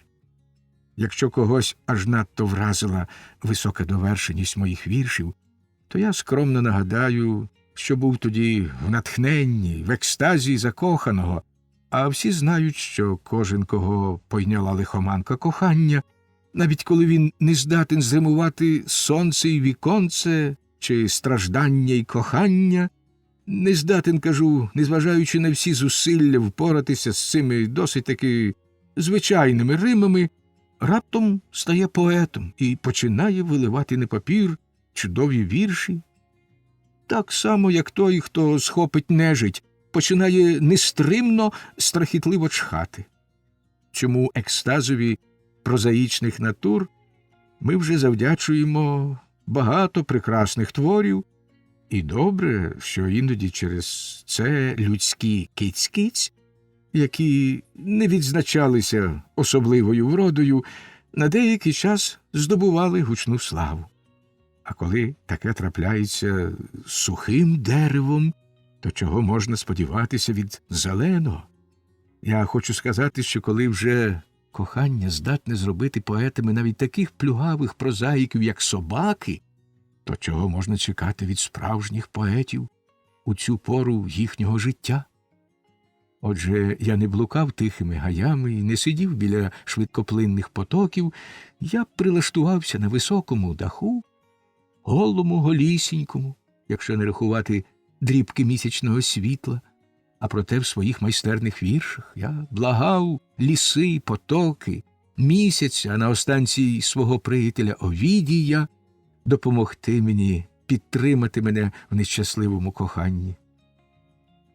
Трохи важко було мені підібрати риму до слова «котові», бо навіть у натхненні я не хотів користуватися такою банальною римою, як «псові». Але Те, що я все-таки знайшов цю Риму, ще раз доводить перевагу нашого роду над людським. Бо всі Рими до слова «людина», наскільки мені відомо, незграбні. Адже сказав один дотепник, який пише комедії, що людина – незграбний звір. Зате я дуже зграбний. Недарма виспівував я свою тужливу пісню, недарма благав гаї, потоки й місяця привести мені королеву моїх мрій. Красуня легкою граційною ходою вийшла з-за димаря. «Це ти, любий Муре, так гарно співаєш?» – запитала Киць-киць, побачивши мене. «Як?» – вигукнув я радісно й здивовано. «Як ти мене знаєш, красуне?» «Ох», – мовила вона, – «ох, знаю. Ти сподобався мені з першого погляду, і мені було прикро, що мої нічемні кузени так безцеремонно зіпхнули тебе в канаву». «Не згадуємо», – відповів я, – «не згадуємо про канаву, люба дитино, скажи краще, чи ти мене кохаєш?» «Я розпитала», – сказала Киць-киць, – «про твої статки і довідалась, що тебе звуть Муром, що ти живеш у дуже доброго господаря, маєш не тільки вдосталь харчів, а й усі вигоди, які лише бувають у житті, і що ти, либонь, міг би їх розділити з ніжною дружиною. О, я дуже кохаю тебе, добрий Муре!» «Сили небесні!» – вигукнув я, не тямлячись із захвату. «Сили небесні! Чи це можливо? Чи це сон, чи дійсність? О, тримайся, тримайся, мій розуме, не ошалій! Ох, чи я ще на землі? Чи справді сиджу на даху? Чи не ширяю я в хмарах? Чи я ще кіт Мур? Чи, може, я все це тільки уявив собі? Пригорнись до моїх грудей, кохана, але найперше скажи, як тебе звати, найпрекрасніша?» «Мене звати Киць-киць», – чарівно зніяковівши, відповіла крихітка ніжним шепотом і довірливо сіла біля мене. Яка ж вона була гарна! В місячному сяйві її біле хутро полискувало сріблом, а зелені очі світилися млосним вогнем. Отже, А.М. Аркуші макулатури. Звичайно, любий читачу, ти вже міг раніше дещо довідатись, але дай Боже, щоб мені більше не доводилось перескакувати з одного на друге, як досі. Отож, як уже сказано, з батьком княжича Гектора вийшло те саме, що з князем Іринеєм. Він, сам не знаючи як, згубив з кишені своє маленьке князівство. Княжич Гектор, аж ніяк не схильний до тихого, мирного життя, хоч з-під нього й висмикнули князівський трон, усе-таки стояв на ногах і, бажаючи, коли не володарювати, то бодай командувати, пішов у французьку армію. Виявив там неабияку відвагу, проте одного дня, почувши, як співачка під цитру заспівала «Ти знаєш край, де цитриновий цвіт», негайно поїхав у той край, де цитриновий цвіт, тобто в Неаполь, і замість французького мундира надяг неаполітанський. Там він так швидко став генералом, як може стати ним тільки якийсь княжич. Коли помер Гекторів батько, князь Іриней розгорнув грубу книжку, до якої власноручно записував членів усіх князівських родів Європи, і занотував смерть свого ясновельможного приятеля й товариша в біді. Зробивши все це, він довго дивився на ім'я княжича Гектора, потім голосно вигукнув «Княжич Гектор!» і згорнув фоліант з таким ляском, що гофмаршал зляку відскочив на 3 кроки назад. Князь підвівся і почав поволі походжати по кімнаті, нюхаючи іспанську табаку в такій кількості, якої вистачило б, щоб передумати силу селенну думок. Гофмаршал довго говорив про небіжчика князя, що крім великого багатства мав ласкаве серце, і про молодого княжича Гектора, якого в Неаполі обожнює і монарх, і народ, і так далі. Здавалося, що князь Іриней пропускав усе це повз вуха, та раптом він зупинився перед гофмаршалом, пронизав його жахливим поглядом Фрідріха Великого, дуже твердо сказав «можливо» і зник у сусідній кімнаті. «Господи», – мовив гофмаршал, – у ясновельможного князя, напевне, виникли дуже важливі думки, може, навіть плани. Так воно й було. Князь Іриней зважив на багатство княжича Гектора, на його родинні зв'язки з могутніми володарями, пригадав своє давнє переконання, що він неодмінно ще поміняє шпагу на берло, і в нього виникла думка, що шлюб княжича з князівною Гедвігою міг би дати вельми корисні наслідки. Камергер, якого князь негайно вирядив до княжича висловити співчуття з приводу смерті його батька, дотримуючись суворої таємниці, поклав у кишеню мініатюрний портрет князівни, на якому був відданий навіть колір шкіри. Тут годиться зауважити, що князівну справді можна було б назвати красунею, якби вона мала не такий жовтий колір обличчя, тому вона дуже вигравала при світлі свічок. Камергер вельми спритно виконав таємне доручення князя, який нікому, навіть княгині, жодним словом не зрадив своїх планів. Коли княжич побачив портрет, його пойняв майже такий самий захват, як його ясновельможного колегу з чарівної флейти. Так само, як Таміно, він міг би, якщо не заспівати, то вигукнути «Цей твій портрет чарівно гарний» і далі «Чи почуття мої, любов?» Отак, кажу я знов і знов. Звичайно, не тільки кохання пориває княжичів до красуні, але Гектор якраз не думав ні про які інші обставини, коли сів до столу і написав князеві Іринею, що для нього було б великим щастям домагатися серця й руки князівни Гедвіги. Князь Іриней відповів, що оскільки він радо погоджується на шлюб, якого вже з пошани до свого ясновельможного приятеля, покійного князя, бажає від щирого серця, то, власне, ніякого сватання більше не треба. Та щоб дотримати форму, нехай княжич ласкаво пришле в Зігартвайлер якогось чемного чоловіка відповідного становища, вповноваживши його виконати замість себе шлюбну церемонію і за прекрасним стародавнім звичаєм при повному параді податися просто на подружнє ложе.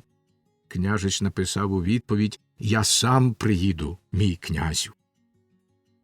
Князя це не вельми влаштовувало, бо він вважав, що шлюб з довіреною особою кращий, величніший, справді князівський, і вже в душі тішився з цієї урочистості. Його заспокоїло тільки те, що перед весіллям можна буде влаштувати при дворі пишне свято ордена. Справа в тому, що він мав намір урочисто повісити на шию княжичеві великий хрест князівського ордена, заснованого його батьком, хрест, якого жоден лицар більше не носив і не мав права носити. Отже, княжич Гектор прибув до Зігарцвайлера, щоб одружитися з князівною Гедвігою і при нагоді отримати великий хрест забутого ордена. Він висловив бажання, щоб князь потримав у таємниці свій план, а надто не казав нічого Гедвізі, бо перше ніж просити її руки, він хотів упевнитись у її коханні. Князь не цілком зрозумів, що княжич мав на думці, і сказав, що наскільки йому відомо і наскільки він пам'ятає, в князівських родинах ніколи не було заведено цієї церемонії, тобто освідчення в коханні до шлюбу. Проте, якщо княжич розуміє під цим тільки вияв певної прихильності, то хоч цього, власне, теж краще було б не робити. Легковажна молодь, оскільки вона схильна відступати від вимог етикету, може швиденько відбути його за 3 хвилини до обміну обручками. Звичайно, було б прекрасно і шляхетно, коли б тієї хвилини ясновельможні наречені виявляли одне до одного певну відразу. Та, на жаль, у теперішні часи можна тільки мріяти про дотримання цих правил найвищої пристойності. Побачивши вперше Гедвігу, княжич шепнув своєму ад'ютантові незрозумілою неаполітанською говіркою: «Присягаюсь усіма святими, вона гарна, але народжена коло Везувію, і його вогонь блискає з її очей». Княжич Ігнатій уже встиг дуже докладно розпитатися, чи в Неаполі є гарні чашки і скільки їх має княжич Гектор. Отож той, здолавши цілу гаму поклонів, хотів знов звернутися до Гедвіги, коли відчинилися двері, і князь запросив його до участі в урочистій церемонії, задля якої в парадній залі зібралися всі особи, що більше чи менше були гідні, щоб їх допустити до двору. Цього разу князь у виборі гостей був не такий суворий, як звичайно, бо самих тих, хто належав до двору, навряд чи набралося б і на вечірку. Бенсон і Юлія також прийшли. Князівна Гедвіга була мовчазна, замкнута, млява і, мабуть, на вродливого чужинця з півдня звертала уваги не більше, як на кожну нову особу при дворі. Вона досить сердито спитала свою фрейліну, рожевощоку Нанетту, чи та, бува, не збожеволіла, бо дівчина не переставала шепотіти їй на вухо, що чужоземний княжич гарний, як намальований, і що кращого мундира вона зроду не бачила. Княжич Гектор, мов павич, розпускав перед князівною пишний хвіст своєї хвалькуватої галантності, а вона, майже ображена нестримним потоком Гекторових солодких слів, розпитувала його про Італію і Неаполь. Княжич змалював їй рай, де вона буде богинею і володаркою. Він довів на ділі своє мистецтво провадити з дамою розмову так, що кожне його слово оберталося в гімн її вроді і її чарові. Та посеред цього гімну князівна вирвалась від нього і кинулася до Юлії, яку побачила поблизу. Вона пригорнула її до своїх грудей і засипала силою селеною ласкавих слів. «Це моя люба сестра, найкраща, наймиліша Юлія», – вигукнула князівна, коли княжич, трохи спантеличений її втечею, підійшов до них. Він подивився на Юлію таким довгим, дивним поглядом, що вона спаленіла, опустила очі і несміливо обернулась до матері, яка стояла позад неї. «Мила моя Юлія!» – знову вигукнула, обіймаючи її князівна, і на очах у неї виступили сльози. «Князівно!» – стиха мовила Бенсон. «Князівно, що з вами діється?» Гедвіга, не звертаючи уваги на Бенсон, обернулась до княжича, якого так вразила її поведінка, що в нього висох потік красномовства.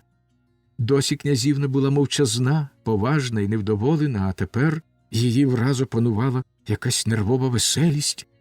Нарешті надміру напнуті струни ослабли, і мелодії, що звучали з глибини її душі, стали м'якшими, лагіднішими, по-дівочому ніжними. Тепер вона була ласкавіша, ніж звичайно, і, здавалося, цілком зачарувала княжича. І ось почалися танці. Після кількох із них княжич попросив дозволу виконати неаполітанський національний танок, і скоро йому вдалося так пояснити його ідею танцюристам, що всі вони заходилися цілком пристойно танцювати новий танок і навіть віддавали його палкий чутливий характер. Проте ніхто не вловив цей його характер так, як Гедвіга, що танцювала з княжичем. Вона звеліла повторити танок, а коли він знов скінчився, схотіла затанцювати його втретє, незважаючи на застереження Бенсон, яка помітила, що її щоки підозріло зблідли. Мовляв, аж тепер їй танок має вдатися. Княжич був у захваті, він літав по залі з Гедвігою, яка в кожному порусі була сама грація. Під час однієї з безлічі фігур, що їх вимагав танок, княжич палко притис до грудей свою вродливу даму, і тієї ж миті Гедвіга зомліла, повиснувши в нього на руках. Князь висловив думку, що гіршого порушення етикету на придворному бенкеті не можна собі навіть уявити. Виправдує його трохи лише те, що княжич приїхав з іншої країни. Гектор сам заніс непритомну до сусідньої кімнати і поклав на канапу, а Бенсон заходилося натирати їй скроні якоюсь міцною рідиною, що виявилась під рукою в лейб-медика. Той, між іншим, сказав, що князівна зомліла від нервового нападу, а напад стався тому, що вона розпашіла під час танцю, тож скоро все минеться. Лікар мав слушність. Через кілька секунд князівна глибоко зітхнула і розплющила очі. Почувши, що Гедвіга опритомніла, княжич відразу проштовхався крізь щільне коло дам, які оточували її, опустився на коліна перед канапою і почав ревно виливати своє співчуття, запевняючи, що лише він винен у нещасті, яке крає йому серце. Але князівна, тільки-но побачивши його, з видимою відразою вигукнула «Геть! Геть!»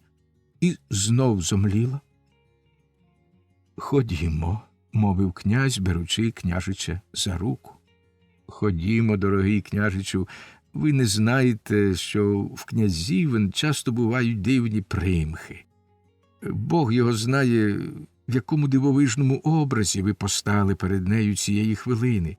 Уявіть собі, дорогий княжичу, ще дитиною, хай це лишиться між нами, ще дитиною князівна якось цілий день мала мене за великого могола і вимагала, щоб я проїхався верхи в аксамитових капцях, що я врешті й зробив, але тільки в своєму саду.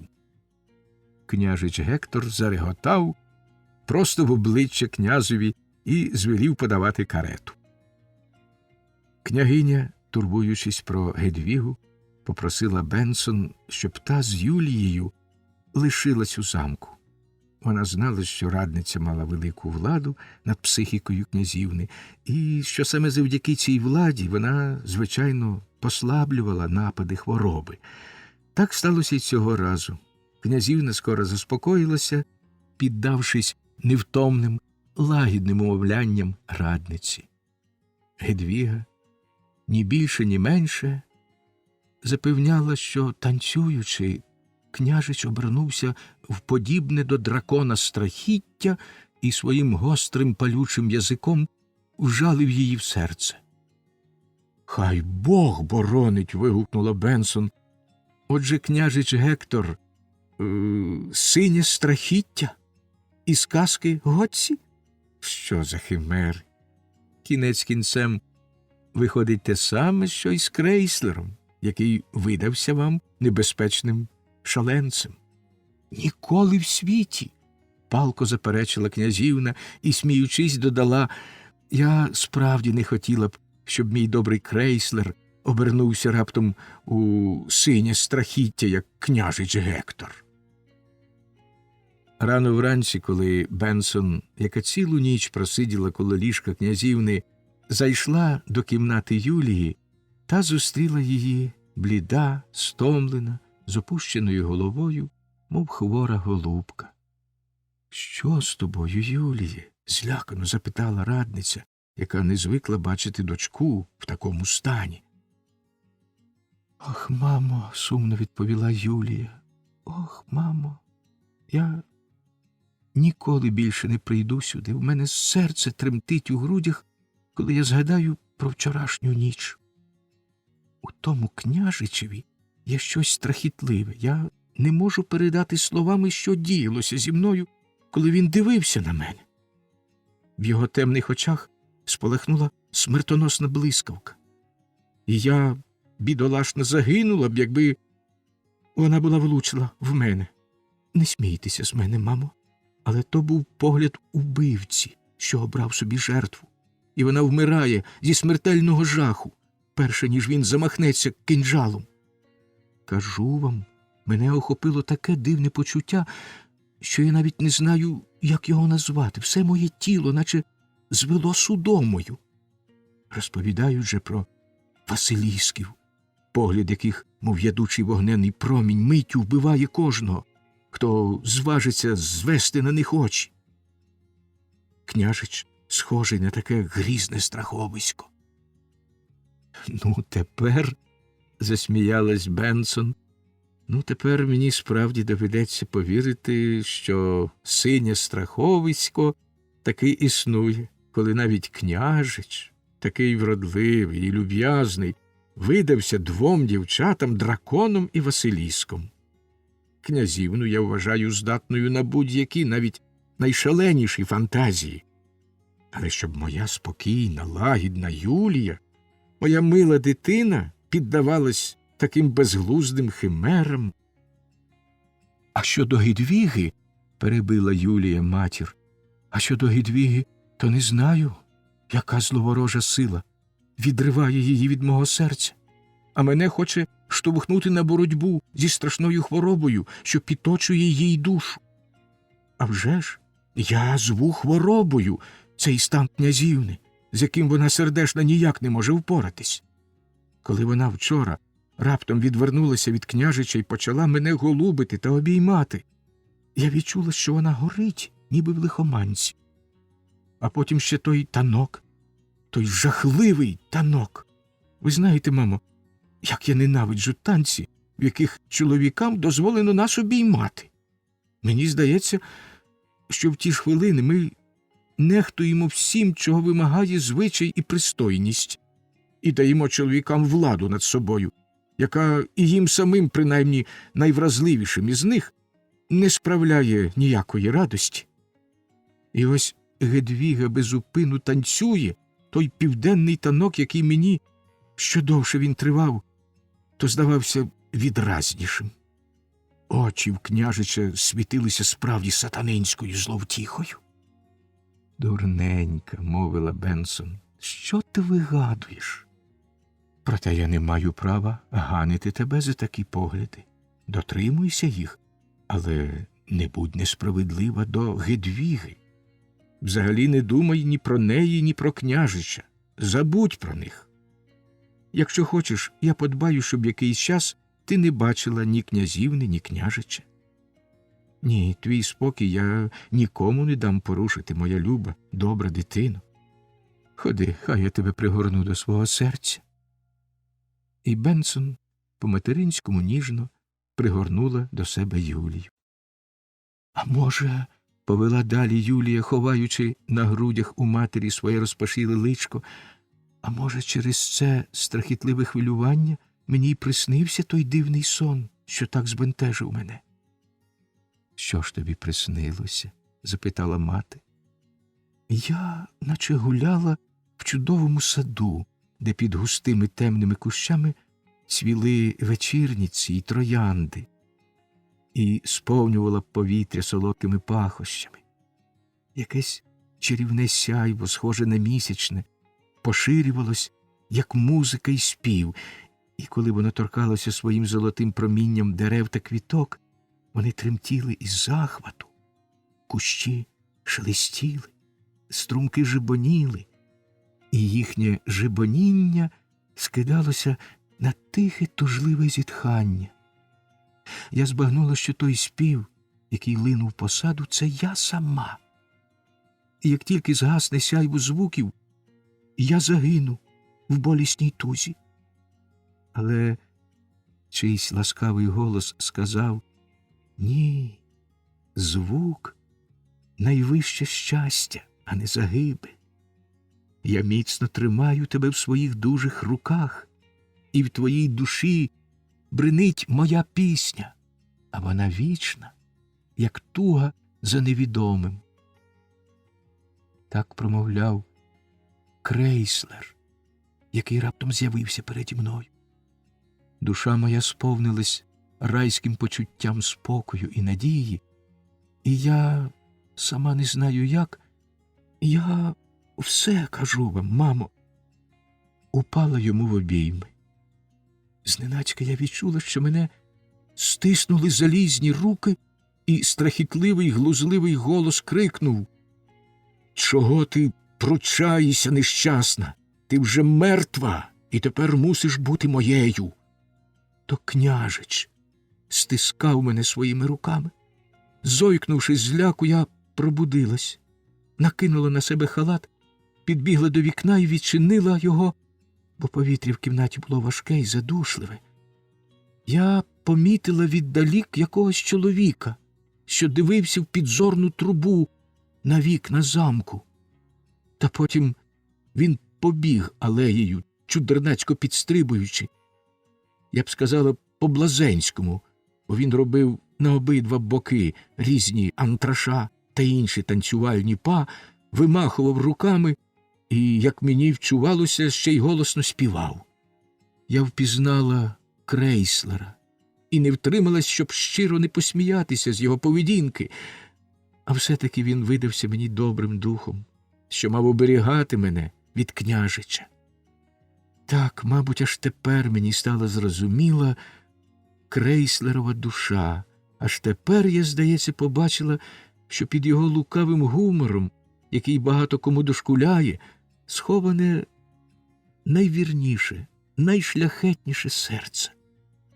Мені хотілося побігти в парк і розповісти Крейслерові про свій страшний сон.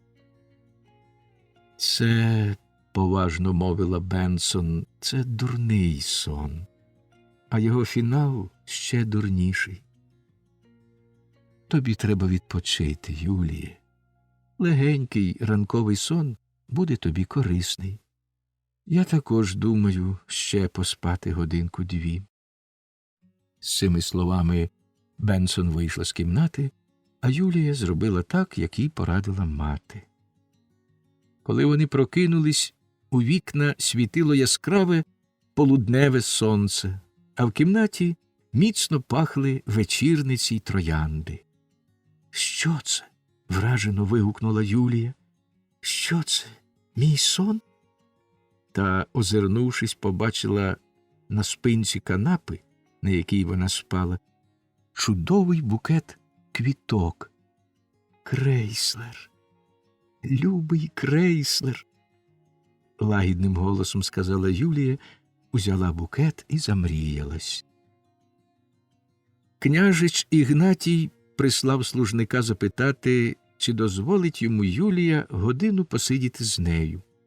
Юлія швидко вбралася і пішла до тієї кімнати, де вже на неї чекав Ігнатій з цілим кошиком порцелянових чашок та китайських ляльок. Юлія, добра дитина, могла цілими годинами гратися з княжичем, бо щиро його жаліла.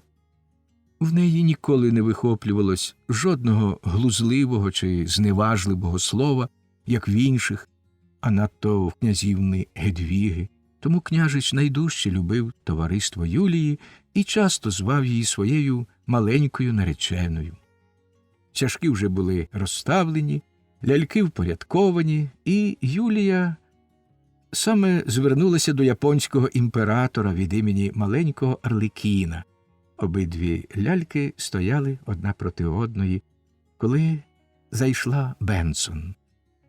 Якийсь час вона стежила за грою, тоді поцілувала Юлію в чоло і сказала: «Ох ти моя люба, добра дитино». Запав присмерк. Юлія, якій на її бажання дозволили не з'являтись до столу, сиділа сама в своїй кімнаті і чекала на матір. Зненацька почулися легенькі кроки, двері відчинились, і до неї зайшла князівна, бліда, мов смерть, з застиглими очима, в білому вбранні, мов примара. «Юліє», – озвалася вона глухим голосом, – «Юліє, назви мене дурною, розбещеною, божевільною, але не відштовхуй від свого серця. Мені треба твого співчуття і твоєї розради. Тільки надмірне збудження, страшне виснаження в тому огидному танку довело мене до хвороби. Але все минулося, мені вже краще. Княжич поїхав у Зігарцвайлер, мені треба свіжого повітря. Погуляймо трохи парком». Коли Юлія і князівна дійшли до кінця алеї, з найбільшої гущавини назустріч їм заясніло світло і долинув побожний спів. «Це правлять вечірню в каплиці Діви Марії», – вигукнула Юлія. «Так», – відповіла князівна, – «ходімо туди, помолитись. Помолися й ти за мене, Юлія». «Ми помолимось», – мовила Юлія, болісно, переживаючи гнітючий настрій товаришки. «Ми помолимось за те, щоб злий дух ніколи не мав над нами влади, щоб наших чистих, скромних душ ніколи не бентежили зловорожі спокуси». Коли дівчата наблизились до каплиці, що стояла в найдальшому кінці парку, звідти вже виходили селяни, які щойно співали вечірню перед образом Діви Марії, прикрашеним квітками і освітленим лампадками. Дівчата вклякнули на молитовній лавці, а невеличкий хор на помості біля алтаря заспівав «Аве Маріс Стела», яку недавно скомпонував Крейслер. Почавшись тихо, пісня дедалі гучнішала, аж до слів «Всевладна Мати Божа», потім поступово пішла на спад, поки на словах «Свята небесна брама» зовсім не завмерла, полинувши на крилах вечірнього вітру. Дівчата, сповнені глибокої побожності, й далі стояли навколішки. Священник стиха проказував молитву, а здалеку, наче хор ангельських голосів із повитого імлою вечірнього неба, лунав гімн «О Пресвята», що його дорогою додому співали селяни. Нарешті священник поблагословив їх. Тоді вони підвелись і обнялися. З їхніх грудей ніби рвалася назовні якась невимовна туга, зіткана з болю й захвату, і краплі крові, що стікали з поранених сердець, обернулися на гарячі сльози, які нестримно полилися в них з очей. «Це був він», – прошепотіла князівна. «Так, він», – стиха відповіла Юлія. Вони зрозуміли одна одну. Принишклий ліс завмер у перечутті дива, чекаючи, поки зійде місяць і розсипле по ньому своє мерехтливе золото. Спів селян і досі чутний в вечірній тиші, наче линув до хмар, що запалали червоним жаром і постелились на гори, показуючи шлях променистому світилові, перед яким тьмяніли зірки. «Ох», – проказала Юлія, – «що нас так хвилює, що нам так болісно крає душу. Послухай-но, як втішно звучить той далекий спів». Ми помолилися, із золотих хмар до нас промовляють побожні духи, обіцяючи райське блаженство. «Так, люба Юлія», – твердо, поважно відповіла князівна. «Так, люба Юлія, там, за хмарами, полегкість і блаженство. І я хотіла б, щоб небесний ангел поніс мене до зірок, поки мене не спіймала зла сила. Я хотіла б померти, але знаю, що мене поховають у князівському склепі, і предки, які там спочивають, не повірять, що я померла, прокинуться зі свого смертного сну, стануть примарами і виженуть мене геть. Тоді я не належатиму ні до живих, ні до мертвих, і ніде не знайду прихистку. Ради всіх святих, що ти кажеш, Гедвіго? Злякано вигукнула Юлія. Мені вже, відповіла Гедвіга тим самим твердим, майже байдужим тоном, мені вже раз таке снилося. А може, це котрийсь мій грізний предок став у могилі вампіром і тепер висмоктує з мене кров? Чи не тому я так часто непритомнію? Ти хвора, вигукнула Юлія. Ти дуже хвора, Гедвіго. Тобі шкідливе нічне повітря. Швидше ходімо звідси. Вона обняла князівну, і та мовчки послухалась. Тим часом місяць піднявся над Гайерштайном, заливаючи таємничим світлом кущі й дерева, що на тисячі ладів шелестіли й ніжно перешіптувалися з нічним вітром. «Яка все-таки гарна!» – озвалась Юлія. «О, яка все-таки гарна наша земля! Хіба природа не дарує нам свої найкращі дива, як добра мати своїм улюбленим дітям?» «Ти так гадаєш?» – мовила князівна і, трохи помовчавши, повела далі. «Я б не хотіла, щоб ти дуже переймалася моїми словами. Вважай усе, що я скажу, лише виявом мого поганого настрою. Але ти ще не знаєш, якого нищівного болю може завдати життя. Природа жорстока. Вона оберігає і плекає тільки здорових своїх дітей, а хворих кидає, навіть підносить проти самого їхнього існування свою грізну зброю. Ох, ти знаєш, що раніше природа здавалась мені лише картинною галереєю, призначеною для того, щоб випробувати на ній силу розуму й рук. Але тепер усе змінилося. Тепер я нічого не відчуваю в ній і нічого не сподіваюсь надалі, крім жахів. Мені було б приємніше походжати в освітленій залі серед строкатого товариства, ніж самітно, тільки з тобою гуляти цього місячного вечора. Юлії стало страшно. Вона побачила, як Гедвіга робиться все кволішою, млявішою, і вона, бідолашна, натужувала всі свої сили, щоб підтримувати товаришку. Нарешті вони досягли замку. Неподалік від нього, на кам'яній лавці, під кущем бузини, сиділа якась темна закутана постать. Побачивши її, Гедвіга радісно вигукнула: «Дякую, пречистій діві і всім святим, це вона!» І, ніби раптом набравшись сили, випручалась від Юлії і рушила до тієї постаті, яка підвелася і промовила глухим голосом: «Гедвіго, бідна моя дитино!» Юлія побачила, що то була жінка, закутана з голови до ніг у брунатний плащ. Риси її обличчя ховала густа тінь. Юлія зупинилась, тремтячи зі страху. Жінка й князівна сіли на лавку. Жінка лагідно відгорнула в князівни з чола кучері, поклала обидві руки на нього і тихо, поволі почала щось примовляти незрозумілою мовою. Юлія не могла пригадати, щоб колись чула таку мову. Через кілька хвилин жінка гукнула: «Дівчино, біжи швидко до замку, поклич камеристок, хай перенесуть князівну до кімнати».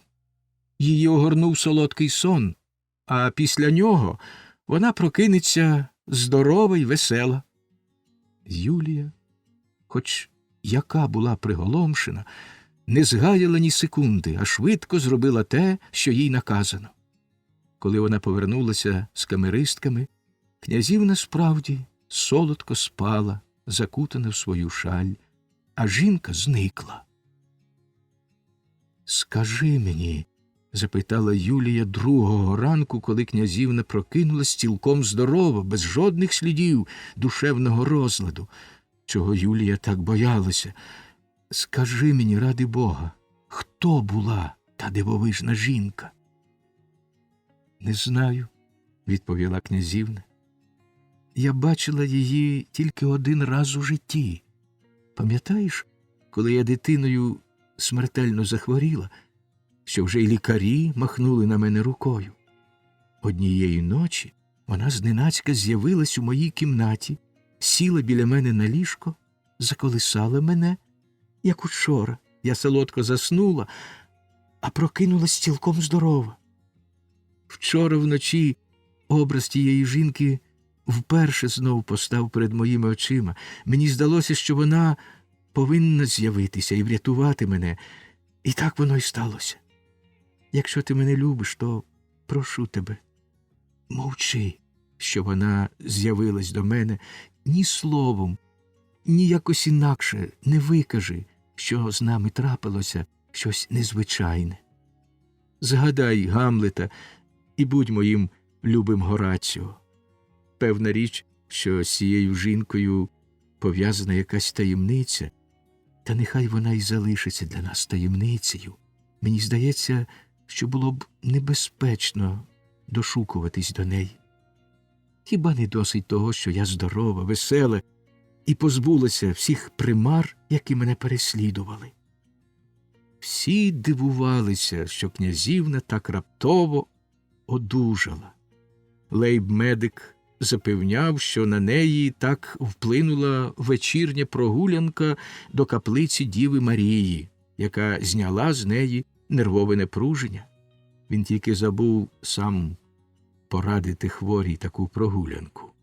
Але Бенсон мовила сама до себе: у неї була стара. Нехай цього разу подаруємо їй. Ну, а тепер пора, щоб на те фатальне запитання біографа ти МПД. Мур провадить далі. Ти кохаєш мене, прекрасна киць-киць. О, кажи мені про це, кажи знов і знов, щоб мене сповнив ще більший захват, і щоб я міг набалакати стільки безглуздя, скільки годиться коханцеві, створеному уявою найкращого романіста. Але, серденько, ти вже помітила мою величезну любов до співу, а також мою майстерність. Тож чи не будеш ти, найдорожча, така ласкава, і не заспіваєш мені якусь пісеньку? Ох, відповіла киць-киць, ох, любий Муре, хоч мистецтво співу мені теж не чуже, ти знаєш, як то буває з молодими співачками, що вперше виступають перед артистами і знавцями. Страх, несміливість стискають їм горло, і найкращі звуки, трелі та морденти фатально застряють у ньому, наче риб'ячі кістки. Заспівати арію тоді просто неможливо, тому, як правило, починають з дуету. Отже, спробуймо, милий, коли твоя ласка, якийсь коротенький дует. Це мене влаштовувало. Ми відразу почали ніжний дует. Ми бачились лиш раз, а серце все в вогні, і так далі, і так далі. Спершу киць-киць співала несміливо, але скоро їй додав відваги мій сильний фальцет. Голос у неї був дуже милий, виконання виразне, невимушене, ніжне. Одне слово, вона показала себе гарною співачкою. Я був у захваті, хоч і бачив, що мій приятель Овідій підвів мене й цього разу.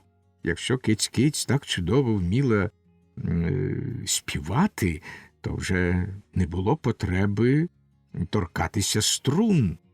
Отже, і не було потреби вимагати гри на гітарі. Потім киць-киць виконала на диво легко незвичайно виразно і вишукано відому арію з таким тремтінням і так далі, і так далі. Від героїчного, потужного речитативу вона прекрасно перейшла на чисто котяче, солодке анданте. Ця арія була ніби написана для неї. Вона й мені переповнила серце, і я гучним криком виявив свою радість. Ох, киць-киць могла б цією арією надихнути цілу громаду чутливих котів. Ми заспівали ще один дует із зовсім нової опери, що також нам удався, ніби був написаний для нас. Божисті рулади блискуче виливалися з наших грудей, бо вони здебільшого складались із хроматичних гам. І взагалі, при цій нагоді треба зауважити, що нашій котячій породі властиві хроматизми, тому кожен композитор, який хоче творити музику для котів, добре зробить, коли будуватиме мелодію і все інше на хроматичній основі. На жаль, я забув прізвище чудового майстра, що скомпонував цей дует, він гідний чоловік і композитор на мій смак. Поки ми співали, на дах виліз чорний кіт і блимнув на нас своїми вогнистими очима.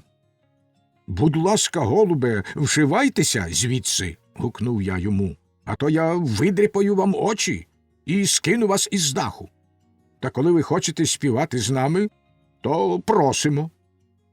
Я знав, що в того юнака в чорному чудовий бас, тому запропонував йому виконати одну композицію, яку, щоправда, сам я не вельми любив, але яка нам дуже пасувала з огляду на мою близьку розлуку з Киць-киць.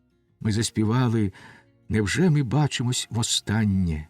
Та тільки-но я разом з чорним котом почав запевняти, що боги будуть милосердні до мене, як біля нас упав на дах добрячий уламок черепичини. І чийсь жахливий голос крикнув: «А щоб вам заціпило, прокляті котюги!» Смертельно перелякані, ми одне за одним гайнули на горище. О, черстві варвари, позбавлені мистецького чуття, глухі навіть до найзворушливіших звуків любовної туги. Вам аби тільки мститися, вбивати, нищити. Як я вже казав, те, що мало звільнити від мук кохання, ще дужче мене оплутало. Киць-киць виявилась такою музикальною, що скоро ми з нею вже чудово імпровізували. А ще трохи згодом вона навчилась прекрасно вторувати моїм власним мелодіям, і від цього я остаточно втратив розум. Мене так змучило кохання, що я зблід, схуд і геть перевівся. Нарешті, після довгих страждань, мені спав на думку останній засіб вилікуватись від кохання, хоч до нього вдаються вже тільки з розпуки. Я запропонував своїй Киць-киць серце і лапу. Вона прийняла мої пропозиції, і тільки-но ми стали подружжям, я відразу помітив, як любовна туга де й ділася. Молочна каша й печеня знов чудово смакувала мені, до мене повернувся добрий гумор, вуса мої розпушилися, а хутро не було давнього чарівного блиску. Я почав ще більше, ніж колись, приділяти часу своєму туалетові. Зате Киць-киць стала трохи неохайна. Незважаючи на це, я написав про свою Киць-киць ще кілька віршів, і вони звучали тим краще, тим правдивіше, чим гучнішими словами я змальовував свою мрійливу ніжність, чим вищий брав тон, аж поки мені здалося, що я досяг найвищої вершини. Наостанці я присвятив своїй коханій ще одну грубу книжку. Отже, з літературно-естетичного погляду зробив усе, що можна вимагати від чесного, щиро закоханого кота. А втім, ми, себто я і моя Киць-киць, вели по-домашньому спокійне, щасливе життя на солом'яній маті під дверима в мого господаря. Та хіба в цьому світі щастя може довго тривати? Незабаром я помітив, що Киць-Киць часто в моїй присутності буває неуважна, що вона, коли я з нею розмовляю, відповідає щось навмання, що з уст її злітають глибокі зітхання, що співає вона тільки смутні, любовні пісні. Врешті вона стала зовсім млява, іначе хвора. Коли я питав, що з нею, вона лише гладила мене по щоках і відповідала: «Нічого, а нічогісінько, любий мій добрий татку».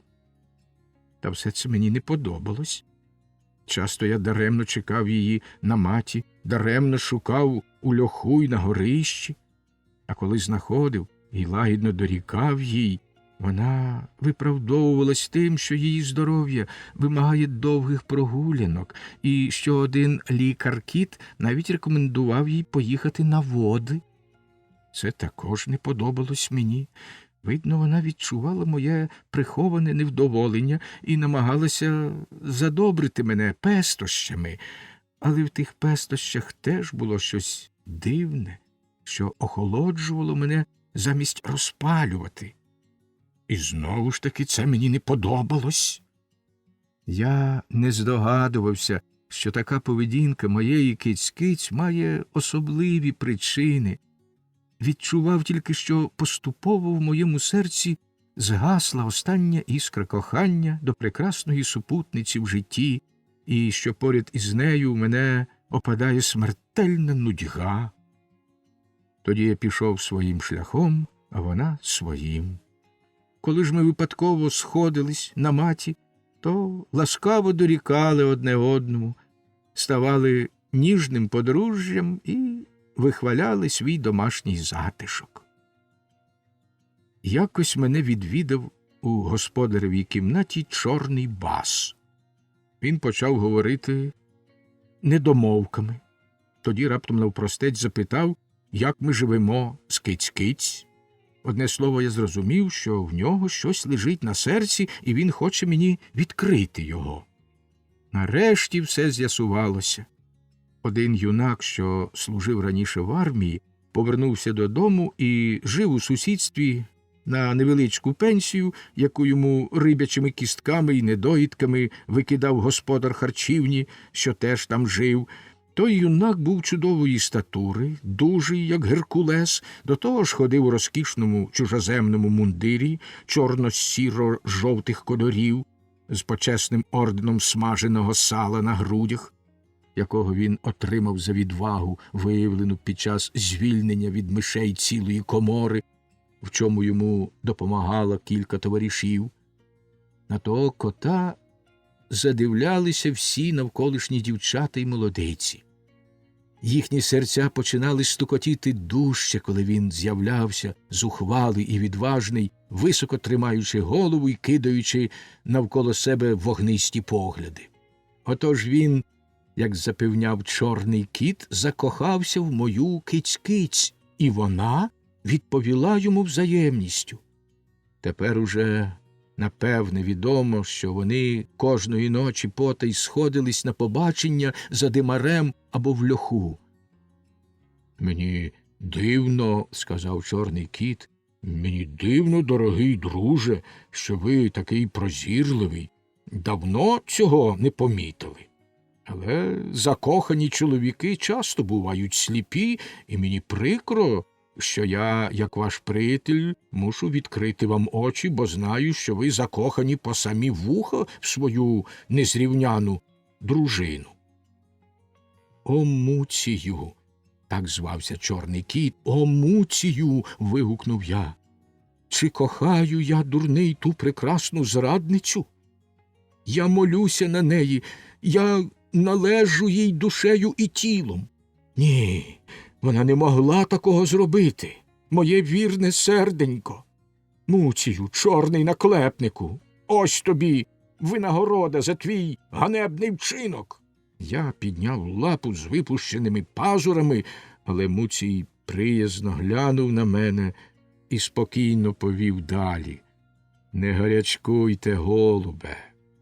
Вам випала така сама доля, як багатьом достойним чоловікам скрізь панує ганебна невірність і, на жаль, найбільше серед нас котів. Я опустив підняту лапу, кілька разів підстрибнув, ніби у великому розпачі, а потім люто закричав: «Невже це можливо? Невже це можливо, небесні сили, земле? Що згадати ще треба? Пекло? І хто мені таке заподіяв? Чорно-сіро-жовтий кіт. І як вона, моя люба дружина, завжди вірна й ласкава, могла так підступно обдурити того, хто, заколисаний солодкими любовними мріями, часто спочивав на її грудях? О, лийтеся сльози, лийтеся через невдячну жінку. Ох, 100 чортів йому в печінки! Куди це годиться? Хай його дідько вхопить того строкатого негідника за димарем!»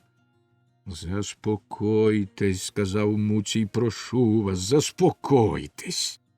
Вас надто розлютило несподівано горе. Як щирий приятель, я більше не буду заважати вашому приємному розпачеві. Коли ви з невтішного жалю захочете вкоротити собі віку, я можу забезпечити вас чудовою щурячою отрутою. Хоч ні, я не зроблю цього, адже ви такий милий, чарівний кіт. Було б страшенно шкода вашого молодого життя. Знайдіть якусь розраду, відпустіть киць-киць. На світі, крім неї, є стільки гарненьких кішок. До побачення, друже». І Муцій вибіг у відчинені двері. Коли я, тихо лежачи під грубою, добре подумав про те, що мені розповів Муцій, то відчув, ніби в душі моїй ворухнулося щось схоже на таємну радість. Тепер я знав, що діється з киць-киць, і муки непевності скінчилися. А проте, задля пристойності, я виявляв належний відчай. І, як мені здавалося, та сама пристойність вимагала, щоб я добре надухопелив чорно-сіро-жовтого нахабу. Уночі я вистежив закохану пару за димарем і, крикнувши «Ох ти, сатанинське поріддя, мерзенний зраднику!», люто накинувся на свого суперника. Та він, переважаючи мене силою, в чому я, на жаль, надто пізно пересвідчився, схопив мене і так почав гамселити, що з мене полетіли жмути шерсті, потім швидко гайнув геть. Киць-киць лежала непритомна, та коли я наблизився до неї, спритно схопилась на ноги і, як і її коханець, шкурнула на горище. Безсилий, з закривавленими вухами я сповз униз до свого господаря, проклинаючи себе за те, що надумав захищати свою честь. Тепер я зовсім не вважав ганьбою відступити киць-киць чорно-сіро-жовтому. Яка жорстока доля, міркував я, через моє чисте, романтичне кохання. Мене пхнули в канаву, а подружнє щастя не дало мені нічого, крім доброї прочуханки. Другого ранку я страшенно здивувався, коли, вийшовши з кімнати свого господаря, побачив на маті киць-киць. «Любий Муре», – спокійно, ласкаво озвалась вона. «Мені здається, що я вже не кохаю тебе так палко, як кохала раніше, і це мене дуже засмучує».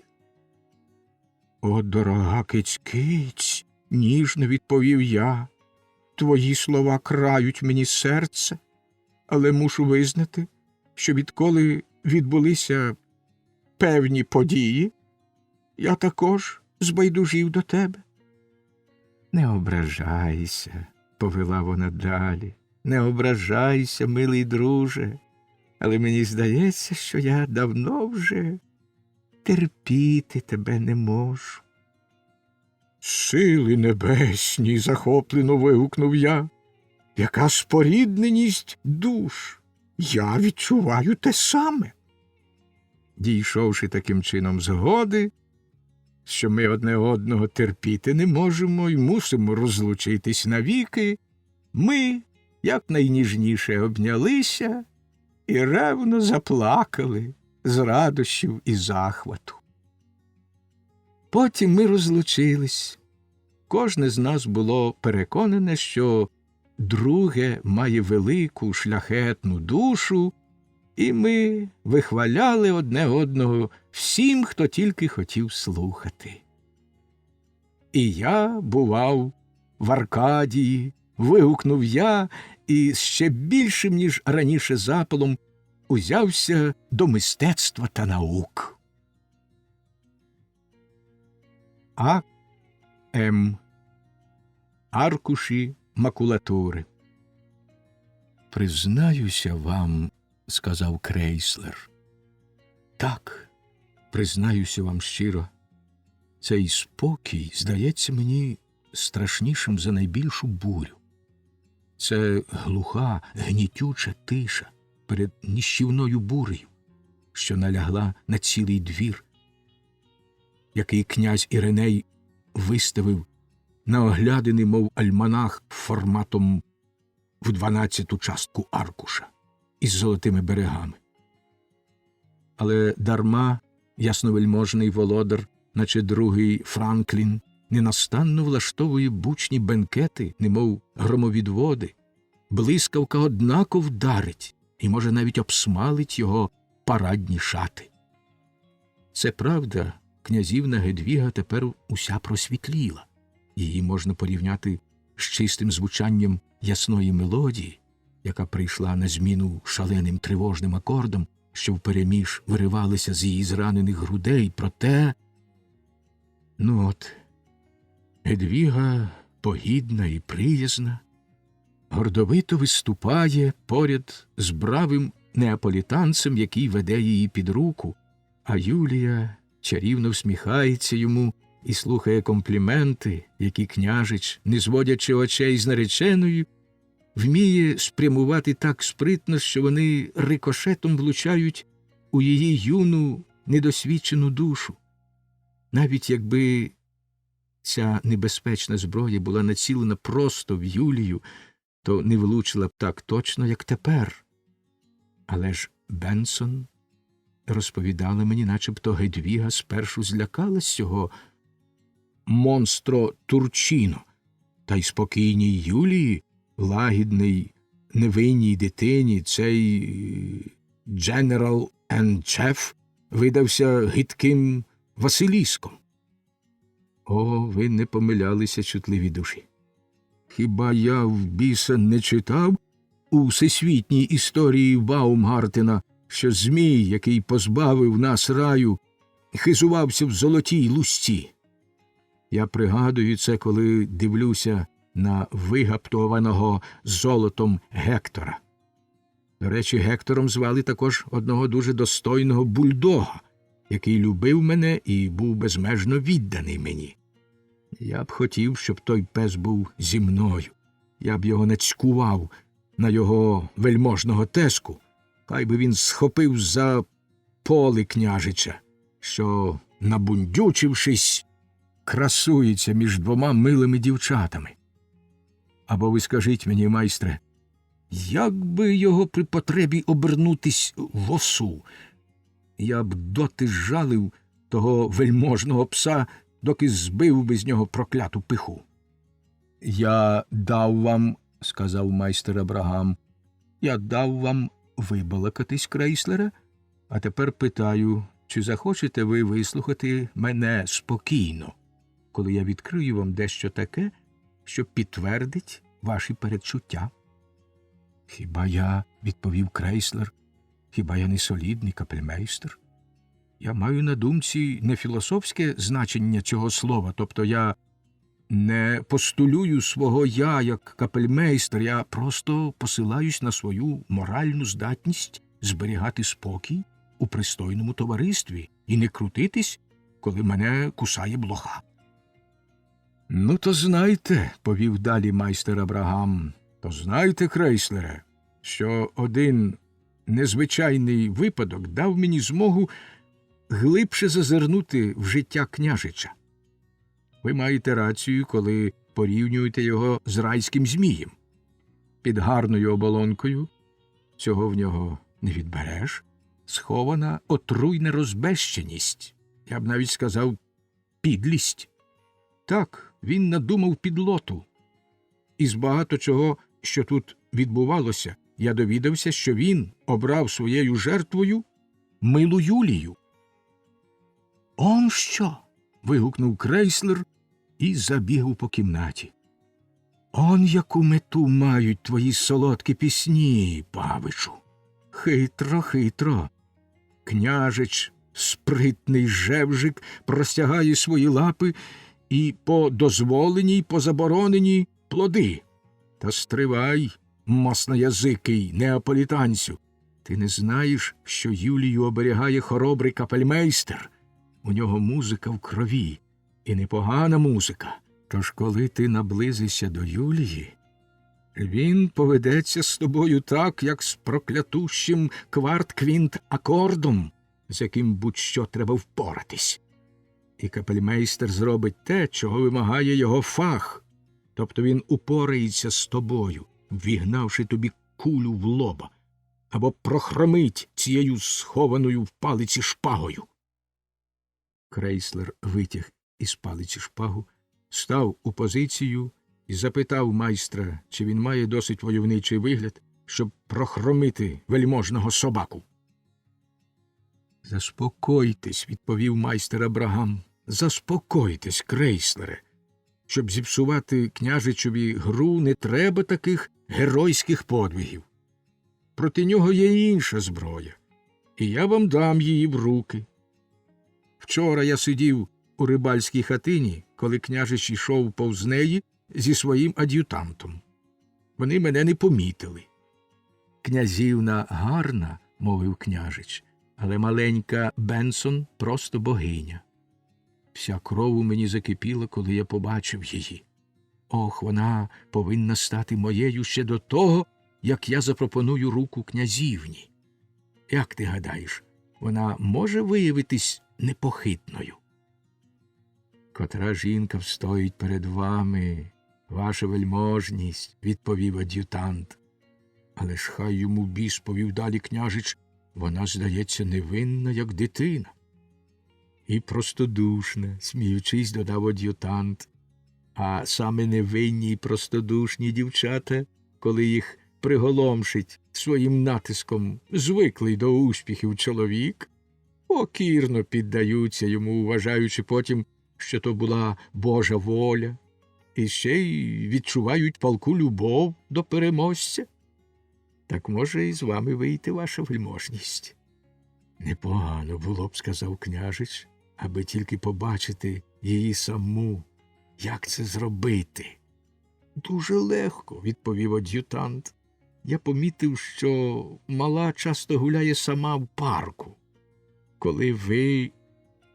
Але тепер вони вже відійшли далі, і я більше нічого не вчув. Мабуть, вони сьогодні ж таки спробують здійснити свій пекельний план, і його треба поламати. Я міг би це зробити сам, проте з певних причин не хотів би передчасно показуватись княжичеві на очі.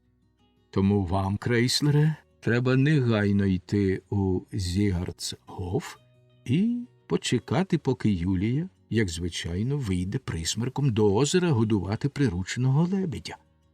Саме про ці прогулянки, мабуть, і вивідав той негідник. Але ви матимете зброю, Крейслере, і найдокладніші настанови, як треба діяти, щоб виявитись добрим полководцем у боротьбі з небезпечним княжичем.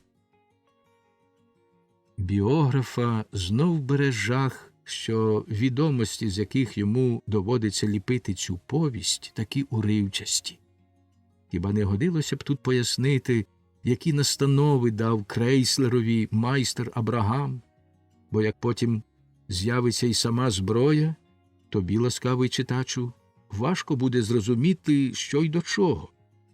Проте нещасний біограф поки що не знає жоднісінького слова з тієї настанови, завдяки якій чесному Крейслерові, принаймні це начебто не викликає сумніву, відкрилась якась особлива таємниця.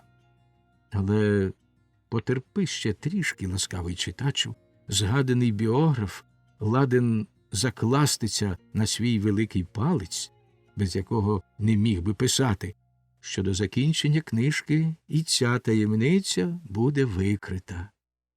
Тим часом ми можемо розповісти, що коли сонце стояло на вечірньому прузі, Юлія з кошечком білого хліба в руці, співаючи, надійшла парком до озера і зупинилася посеред містка неподалік від рибальської хатини.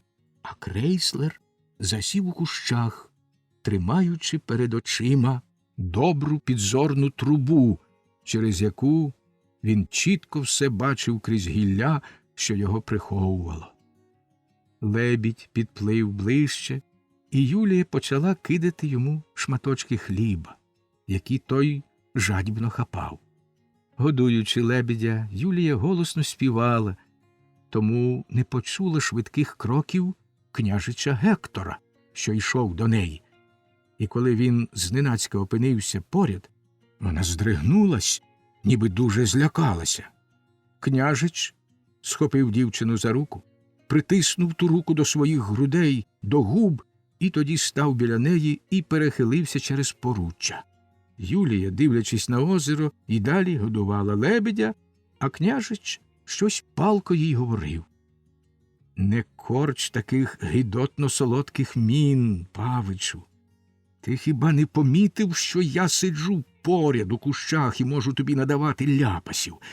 О, Боже святий, чого на твоїх щічках дедалі дужче проступають рум'янці, милий ангеле? Чого ти так чудно дивишся на того лиходія? Ти всміхаєшся? Так, під його гарячим, отруйним подихом твоє серце мусить розкритися, як пуп'янок розгортає під палючим промінням сонця прекрасні пелюстки, щоб пришвидшити свою загибель. Так промовляв Крейслер, спостерігаючи пару, яку наблизила до себе чудова підзорна труба. Княжич також кинув кілька шматочків хліба, та лебідь не захотів їх їсти, а почав голосно, негарно кричати. Тоді княжич обняв Юлію рукою і заходився кидати хліб так, щоб лебедеві здавалось, ніби то дівчина годує його.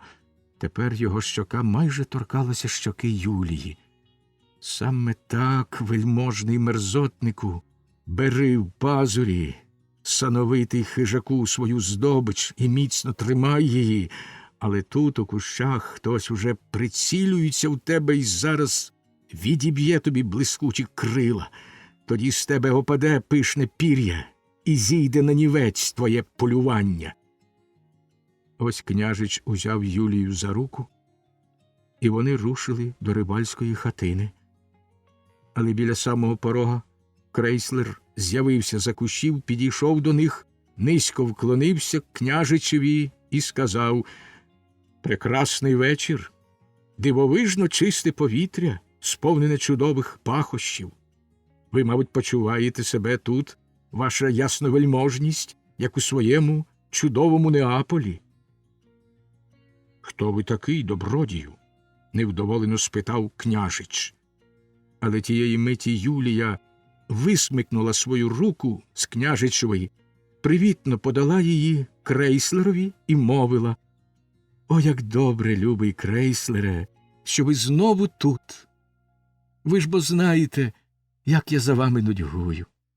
Мати навіть картає мене, що я поводжуся, мов плаксива, невихована дитина, коли вас немає бодай один день. Я б захворіла з журби, якби повірила, що ви збайдужили до мене й до мого співу. Ага, сказав княжич, люто блимаючи очима то на Юлію, то на Крейслера. Ага, то ви, мосьє де Крезель. Князь вельми хвалив вас. Хай Бог благословить, мовив Крейслер, і все його обличчя заграло безлічу тремтливих зморщок і зморщичок. Хай Бог благословить за це доброго володаря, бо тепер мені може пощастить домогтися того, чого я хотів просити у вашої ясновельможності, а саме ласкавої протекції. Я плекаю сміливу надію, що ви з першого ж погляду виявили до мене прихильність, коли мимохідь дуже влучно назвали мене блазнем, а оскільки блазні на все мастаки, то... Ви, бачу, перебив його княжич, ви, бачу, жартун. Ані трохи, повів далі Крейслер. Щоправда, я люблю жарти, але кепські, а це, знову ж таки, все одно, що не жарти. Тим часом мені дуже кортить поїхати до Неаполя і записати на молі кілька гарних рибальських і бандитських пісень для учнів. Ви, дорогий княжичу, як людина добра і прихильна до мистецтва, може, дасте мені якісь рекомендації? Ви веселий чоловік, знов перебив його княжич. Ви веселий чоловік, мосьє де Крезель. Мені це подобається, справді подобається. Ну, а тепер я більше не заважатиму вашій прогулянці. Прощавайте. Ні, ваша ясновельможність, сказав Крейслер. Я не можу пропустити нагоду показати вам себе в найкращому світлі. Чи не були б ви такі ласкаві зайти до хатини? Там стоїть маленьке фортепіано, і панна Юлія, напевне, зробить мені ласку і заспіває зі мною дует. З величезною втіхою вигукнула Юлія і схопила Крейслера за руку. Княжич зціпив зуби і велично рушив попереду. На ходу Юлія прошепотіла капельмейстрові на вухо. Крейслере, чого у вас такий дивний настрій? О, Господи, так само тихо відповів Крейслер. О, Господи, а ти спиш, заколисана облудними мріями, коли змій уже наближається, щоб убити тебе отруйним жалом. Юлія глянула на нього безмежно вражена. Тільки раз у хвилину найвищого музичного натхнення Крейслер звернувся до неї на «ти». Коли дует скінчився, княжич, що вже під час співу не раз кричав «Браво! Бравісімо!», почав бурхливо виявляти свій захват. Він палко обцілував Юліїну руку, присягнувся, що ніколи ще жоден спів так не промовляв до його душі, і попросив Юлію дозволити йому поцілувати божисті уста, з яких лився нектар тих райських звуків. Юлія злякано відступила назад, а Крейслер став перед княжичем і сказав: «Оскільки ви, ваша ясновельможність, не побажали сказати мені жодного похвального слова, на яке, я гадаю, як композитор і як добрий співак заслужив так само, як і панна Юлія, то я з цього роблю висновок, що мої мізерні музичні знання не справляють достатнього враження. Але я і в малярстві не початківець, тож матиму честь показати вашій ясновельможності мініатюрний портрет однієї особи, незвичайна доля та дивний кінець якої мені так добре відомі, що я ладен розповідати про них кожному, хто побажає вислухати мене». «От причепився, як сльота», – пробурмотів княжич. Тим часом Крейслер витяг з кишені маленьку скриньку, дістав із неї мініатюрний портрет і підніс його до очей княжичеві. Як тільки той глянув на портрет, вся кров у нього відійшла від обличчя, очі втупились у простір, губи затремтіли. «Проклятий! крізь зуби просичав він і вибіг з хатини. Що це таке? Спитала смертельно злякана Юлія. Ради всіх святих. Що все це означає, Крейслере? Дурниці, відповів Крейслер. Веселі витівки. Вигнання диявола. Гляньте, люба панно, як милостивий княжич чеше містком, міряє такі довжелезні кроки, на які тільки здатні його вельможні ноги. Господи! Та він цілком зраджує свою милу іделічну вдачу. Він навіть не дивиться на озеро і не має ніякоїсінького бажання годувати лебедя. Любий, добрий диявол! Крейслере, від вашого тону у мене холоне серце. Я перечуваю лихо. Що у вас зайшло з княжичем? Капельмейстер відступив від вікна і, глибоко розчулений, глянув на Юлію, що стояла перед ним, склавши руки, наче благала доброго духа відігнати від неї страх, через який у неї до очей підступали сльози. Ні, почав він, жоден зловорожий дисонанс не повинен порушувати небесної гармонії, що живе у твоїй душі, невинна дитино. Пекельні духи шастують по світу, замасковані блискучими шатами, але над тобою вони не мають сили. Ти не повинна знати про їхні темні справи. Не хвилюйтеся, Юліє. Не вимагайте від мене, щоб я щось казав вам. Усе вже минулося. Тієї миті до хатини зайшла дуже стривожена Бенсон. «Що сталося?» – вигукнула вона. «Що сталося?» Княжич, мов шалений, промчав мимо, навіть не помітивши мене. Біля самого замку йому назустріч трапився ад'ютант. Вони про щось схвильовано порозмовляли.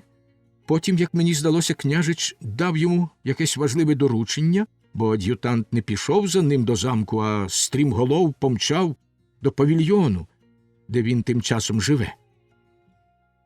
Садівник сказав мені, що ти стояла з княжичем на містку. Тоді, сама не знаю чому, мене опанувало страшне передчуття якогось нещастя, і я кинулася сюди. Що сталося? Юлія розповіла їй усе. «Таємниці?» – гостро спитала Бенсон і пильно глянула на Крейслера. «Шановна раднице», – відповів Крейслер, – «бувають хвилини, ситуації, обставини, коли, здається, мені краще мовчати, бо якщо розтулиш рота, то почнеш версти таке, що тільки дратуватимеш розважних людей». І він більше нічого не сказав, хоч Бенсон, здавалось, образила його мовчанка. Капельмейстер провів радницю з Юлією до замку, тоді рушив назад у Зігардсвайлер. Коли він зник у тінистих алеях парку, з павільйону вийшов ад'ютант і подався за ним. Недовзі потому в лісовій гущавині пролунав постріл. Тієї самої ночі княжич виїхав із Зігардсвайлера. Він листом попрощався з князем і пообіцяв, що скоро повернеться. Коли другого ранку садівник зі своїми людьми обходив парк, він знайшов крейслерового капелюха, на якому були сліди крові, а сам Крейслер як крізь землю провалився. Казали,